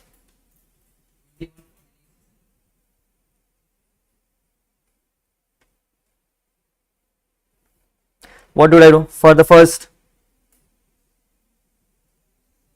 10 lakhs? I have 1,12,500 balance at the rate of 30% gives me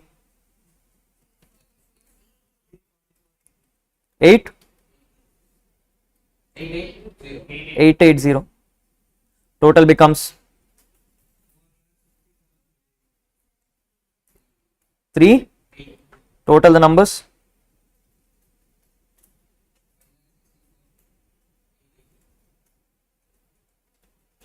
Add,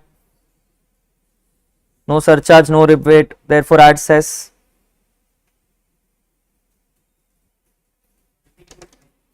22,595, taxing the number at 58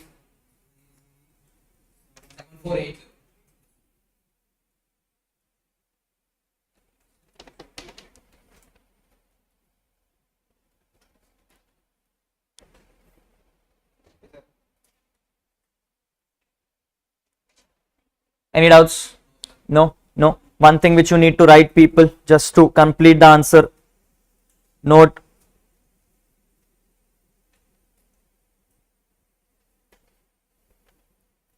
No 10AA deduction since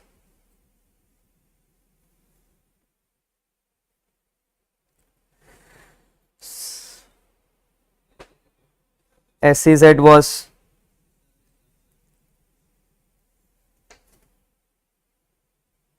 established after 31st March 2020. People, luckily in this question, because of this you are safe. Had this question had 10AA deduction, you would have also had to do AMT and then check whichever is higher. People, they will not mention in the question that you have to do AMT. AMT is something you should know based on deductions you claim. Yes or no? Yes. This is a question from your model test papers. For those who would have gone through the model test papers would see this question in that.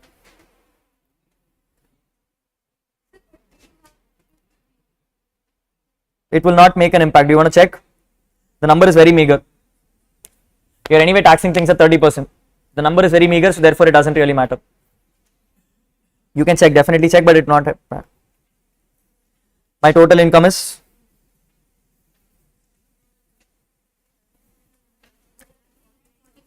33. Taxes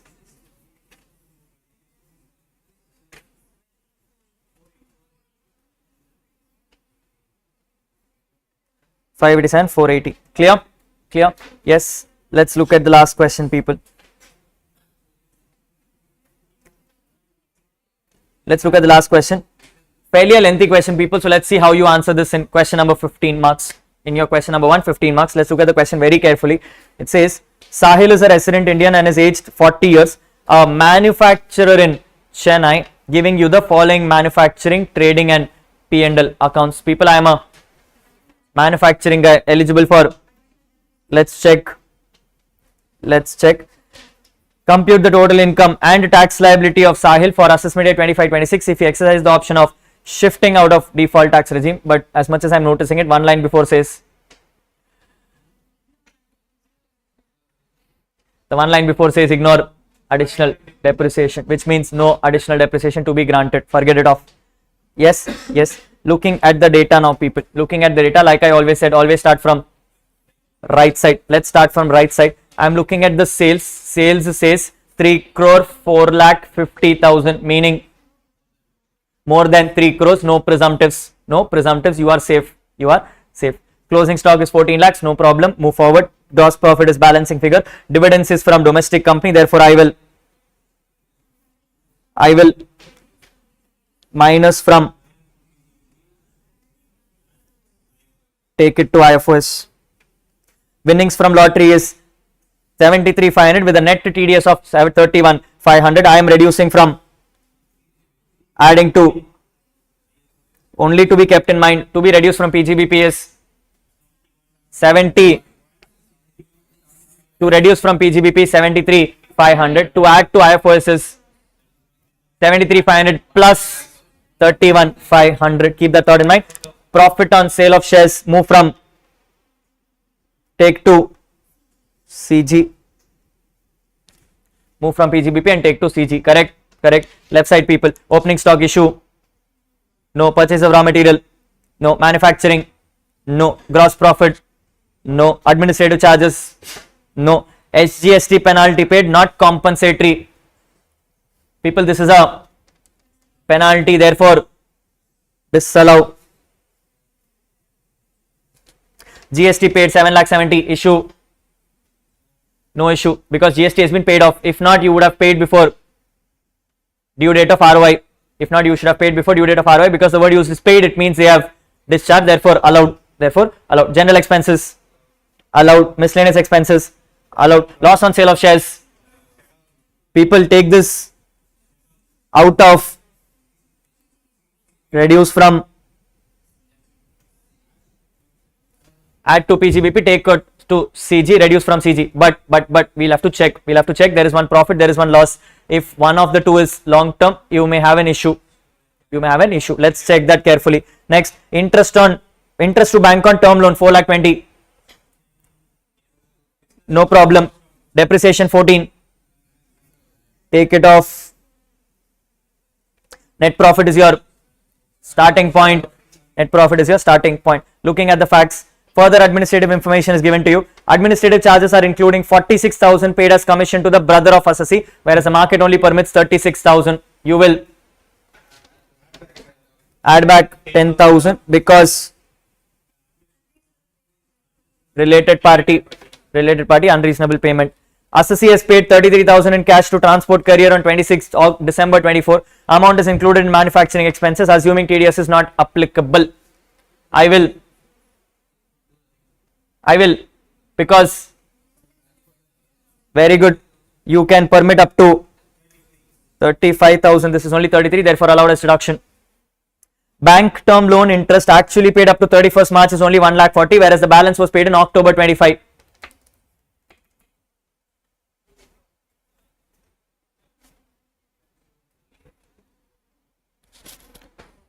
People, what are we looking at? We are looking at 43B. 43B comes and says you can pay up to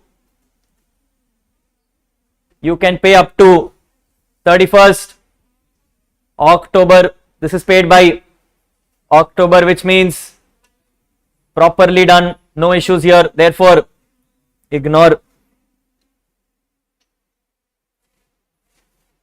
Miscellaneous expenses include 10,000 contributed to Prime Minister Relief Fund by account pay check. People have done donation. I have done donation. Take it from PGBP to a category A. People, when you see the word minister or national, it is always A. It is always A, unless it is Prime Minister Drought Relief Fund. Prime Minister Drought Relief Fund also sits in B. Everything else sits in A. Loss on shares represent shares sold within 6 months from the date of purchase. Loss is short term. Hey, if the loss is short term, I can set off against any capital gains. No problem. Profit on sale of shares represents shares sold in December 24, held for 2 years, securities transaction paid. This is long term capital gains. Can I suggest? Yes, I can adjust. No problem. Hey, which is LTCG under section 112A. Housing loan principal repayment is 50,000 rupees, relates to residential property. Interest on loan is 2,60,000. Loan was taken from Canara Bank. Value of house is 45 lakhs. Loan value is 25 lakhs. Sanction date is 9/20/20. This is 80E. Very good. This is 80E. Allowed a deduction of 50,000 rupees. Allowed a deduction of 50,000 rupees after you allow SOP interest. After you allow SOP interest, but other than that, people, you also have 80C. Very good. You have 80C also, which is 50,000. So you have 80C for 50,000. Income from house property for 2 lakhs. And you have 80E for 50,000. 80E for 50,000. Next, depreciation allowable in the act is to be computed as follows. People, you have opening WDV, you have additions during there, used for more than 180 days is for 14 lakh rupees. Total addition is 28 lakhs. People, I have additions more than 180. I have total, which means the difference is the less than 180, which is to be given at 7.5%. You are required to compute total income and tax liability. Simple, straightforward question. Shall we? Let's do. People, we've already put the template once, so no more putting templates. We are solving.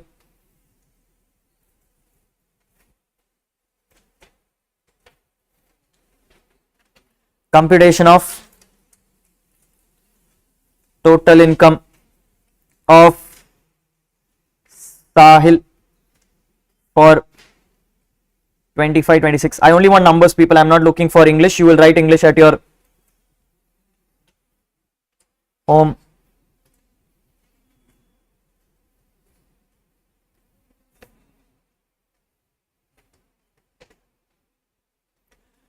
People, do you have salaries?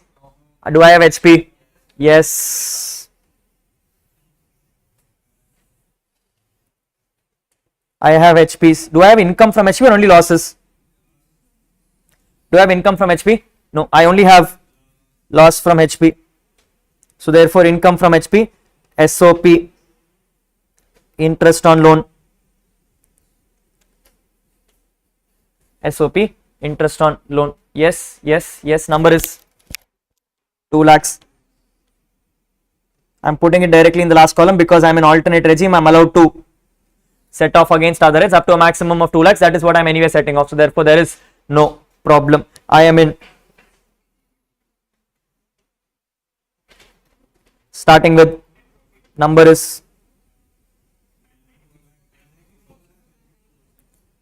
94 lakh 92,000.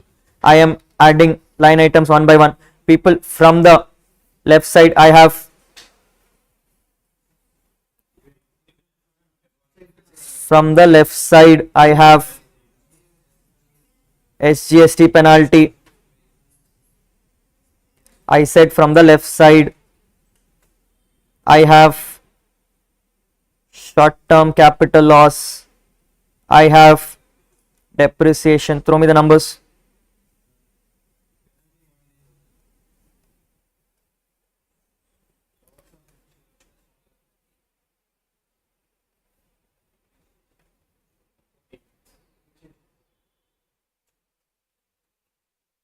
Don't plus, wait, minus, right side, what and all do I have? I have dividends of 1 lakh 5, winnings of 73,500.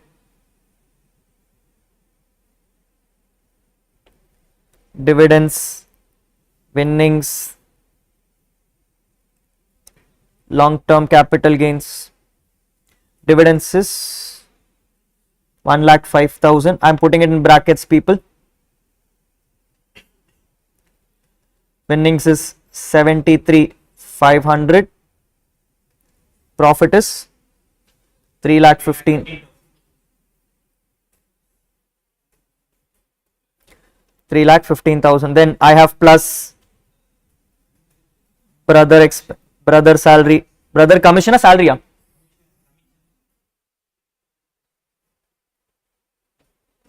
am putting brother's commission. Number is 10,000 rupees. What else do I have?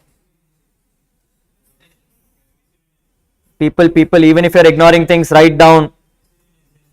Even if you are ignoring things, write down. What is this?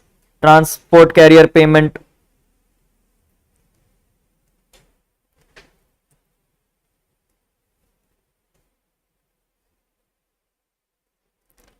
Ignoring.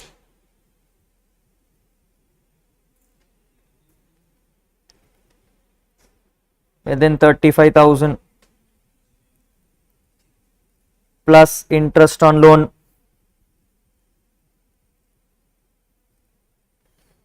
paid before October. Then I have donation. People, choose a side heading which is understandable. Miscellaneous expenses has no meaning. Number is, then I have anything else to do? No, I only have to give depreciation now.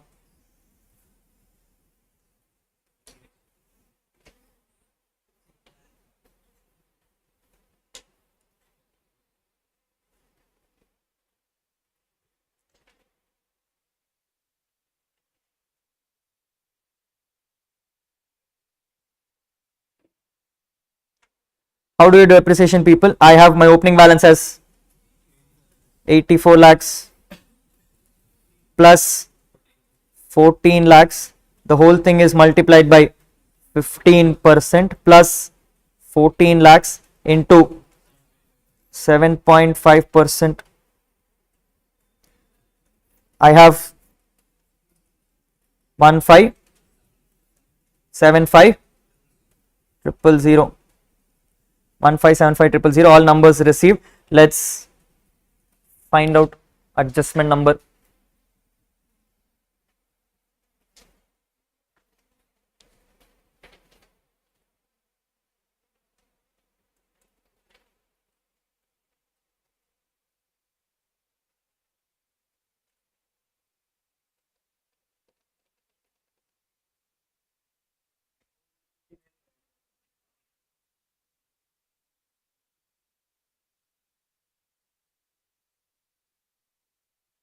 459,500 to be reduced. My PGBP is 94,92,000. 459,500 gets reduced. My number becomes 19 lakh. Oh, sorry. 90 lakh 32,500. Done with PGBP. Moving to CG. In CG, people, I have long-term capital gains under section 112A. Number on the top I had is 3,15,000.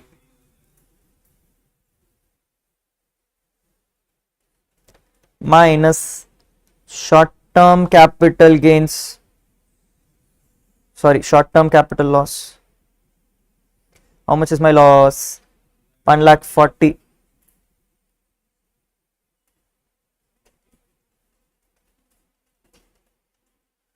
Number becomes 1 lakh. Okay. I have point number 4, which is my IFOS. What and all do I have to report in IFOS? I have dividends to report, which is 1,05,000.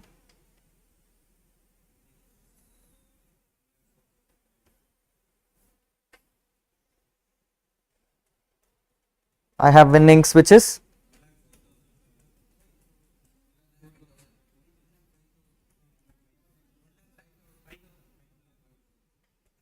people rent number add pannu. Next, anything else? Good enough? Good enough.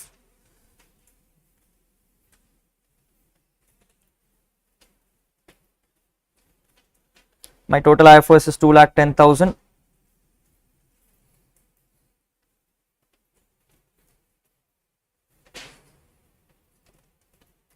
I can find out what is my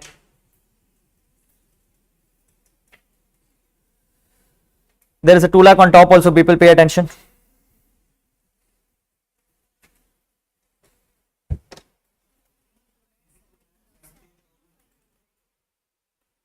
$70.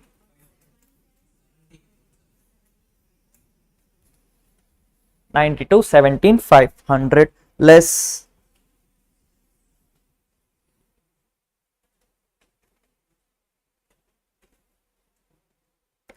chapter 6A. Where and all am I getting?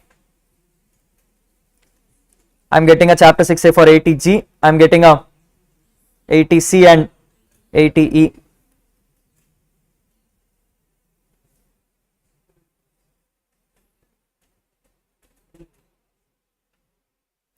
I'm getting a 80C for 50,000. 80G for 10,000. 80E interest on loan 50. Yeah. People, total I paid is 2,60,000. No, total I paid is 2,60,000, in which I claim 2 lakhs. I can claim the balance 50 here. Had this been 80 EEA, had this been 80, hey, it's not EE ma, it's EE. This is 80 EE. If this was 80 EEA, people, I would have claimed.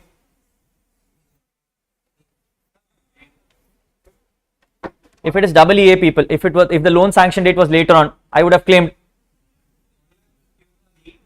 Hey, this is EEA only ma. People, EE talks about 1617. EE talks about 1617. This one is 1920 case. 1920 is eligible for EEA. That's what I was thinking. Now prepare pannumbodhu vera mari da prepare pannu. This is EEA, people. EEA has a maximum limit of 1,50,000. Now understand this carefully. My total interest was 2,60,000, in which I have already claimed 2 lakhs. I only have not claimed 60,000. I can claim up to 1,50,000. Can I claim 1,50,000? I can only claim 60,000.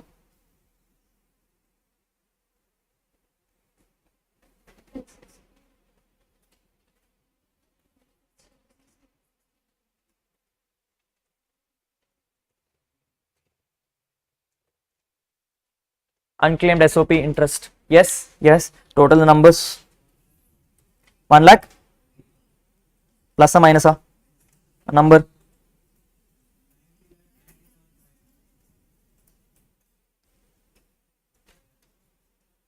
This is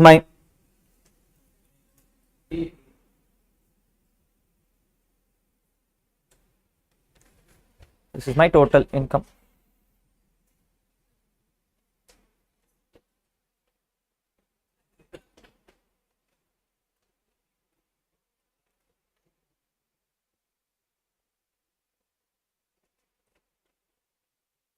Question is also asking for, go forward.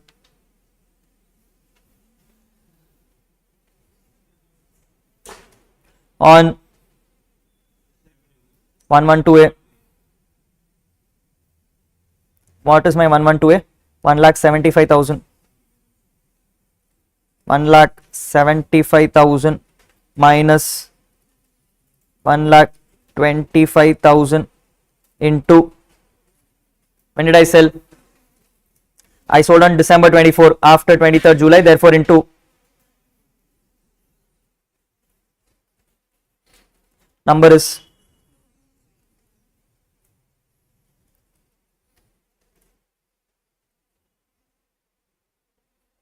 on the, you have winnings,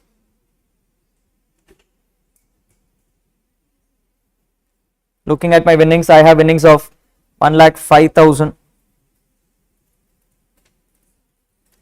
at, number becomes, I wonder where this number is coming from. Table irukku. Next, on balance. On balance, how much is my balance, people? 90, 97, 500 minus 1,75,000 minus 1,05,000. 88 lakh 17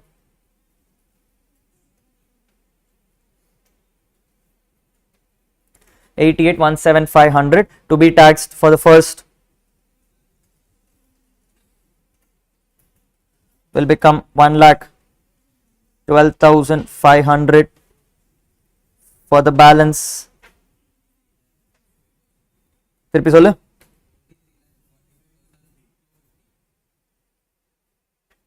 Number becomes 24,750. Sorry,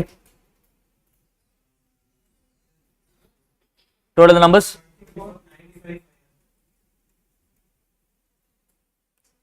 Next step, very good.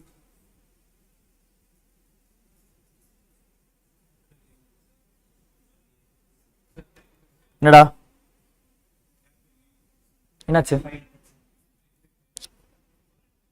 capital gainsக்கு?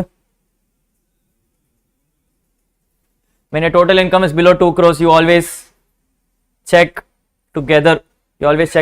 Check together between 50 lakhs to 1 crore. You get a surcharge of 10% on everything.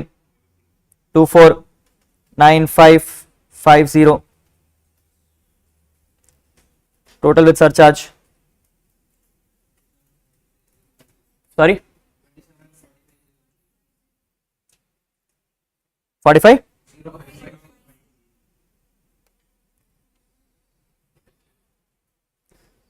Plus cess at 4%,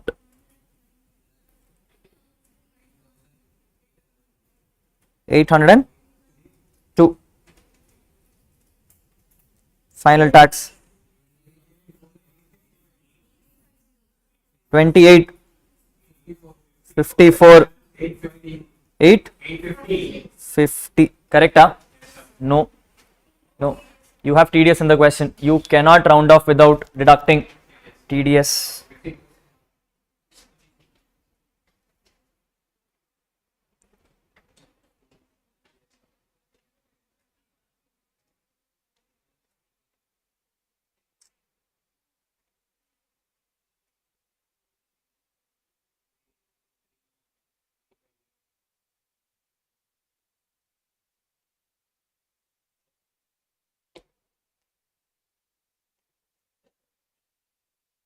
less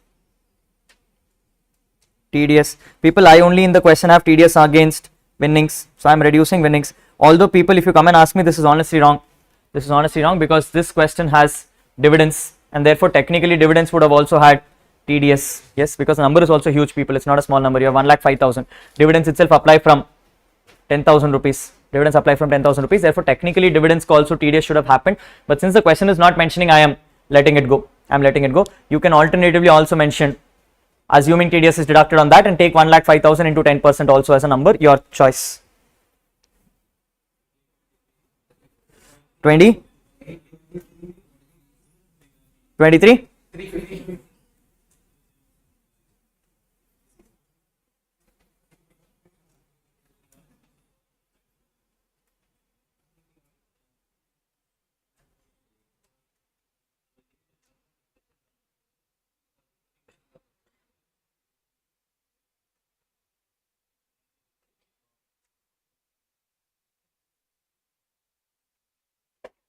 28, 23, 350 is your final answer.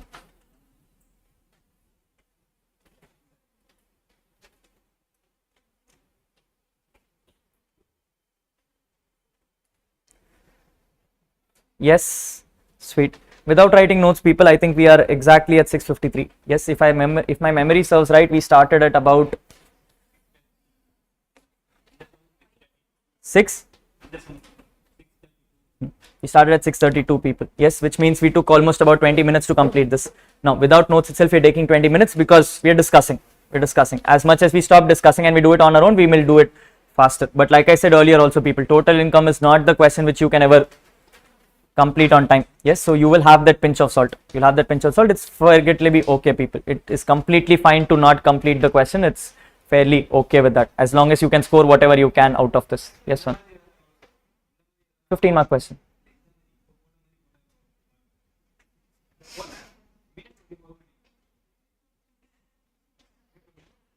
This is from a study material. Yes, I would not want to answer that, but let's assume you're not getting anything out of it. You honestly will not get anything out of this. I would suggest, rather than doing this and getting 1 or 2 marks, I would write some notes for 1 or 2 adjustments and get 3 or 4 marks. It's rather easier that way. Yes, yes. Point is, people, yes, this is what your practice looks like. This is what your practice looks like. Your question bank is officially over. I have consolidated whatever I can, people. Now, for those who would understand this carefully, you would see that all adjustments have been discussed fairly.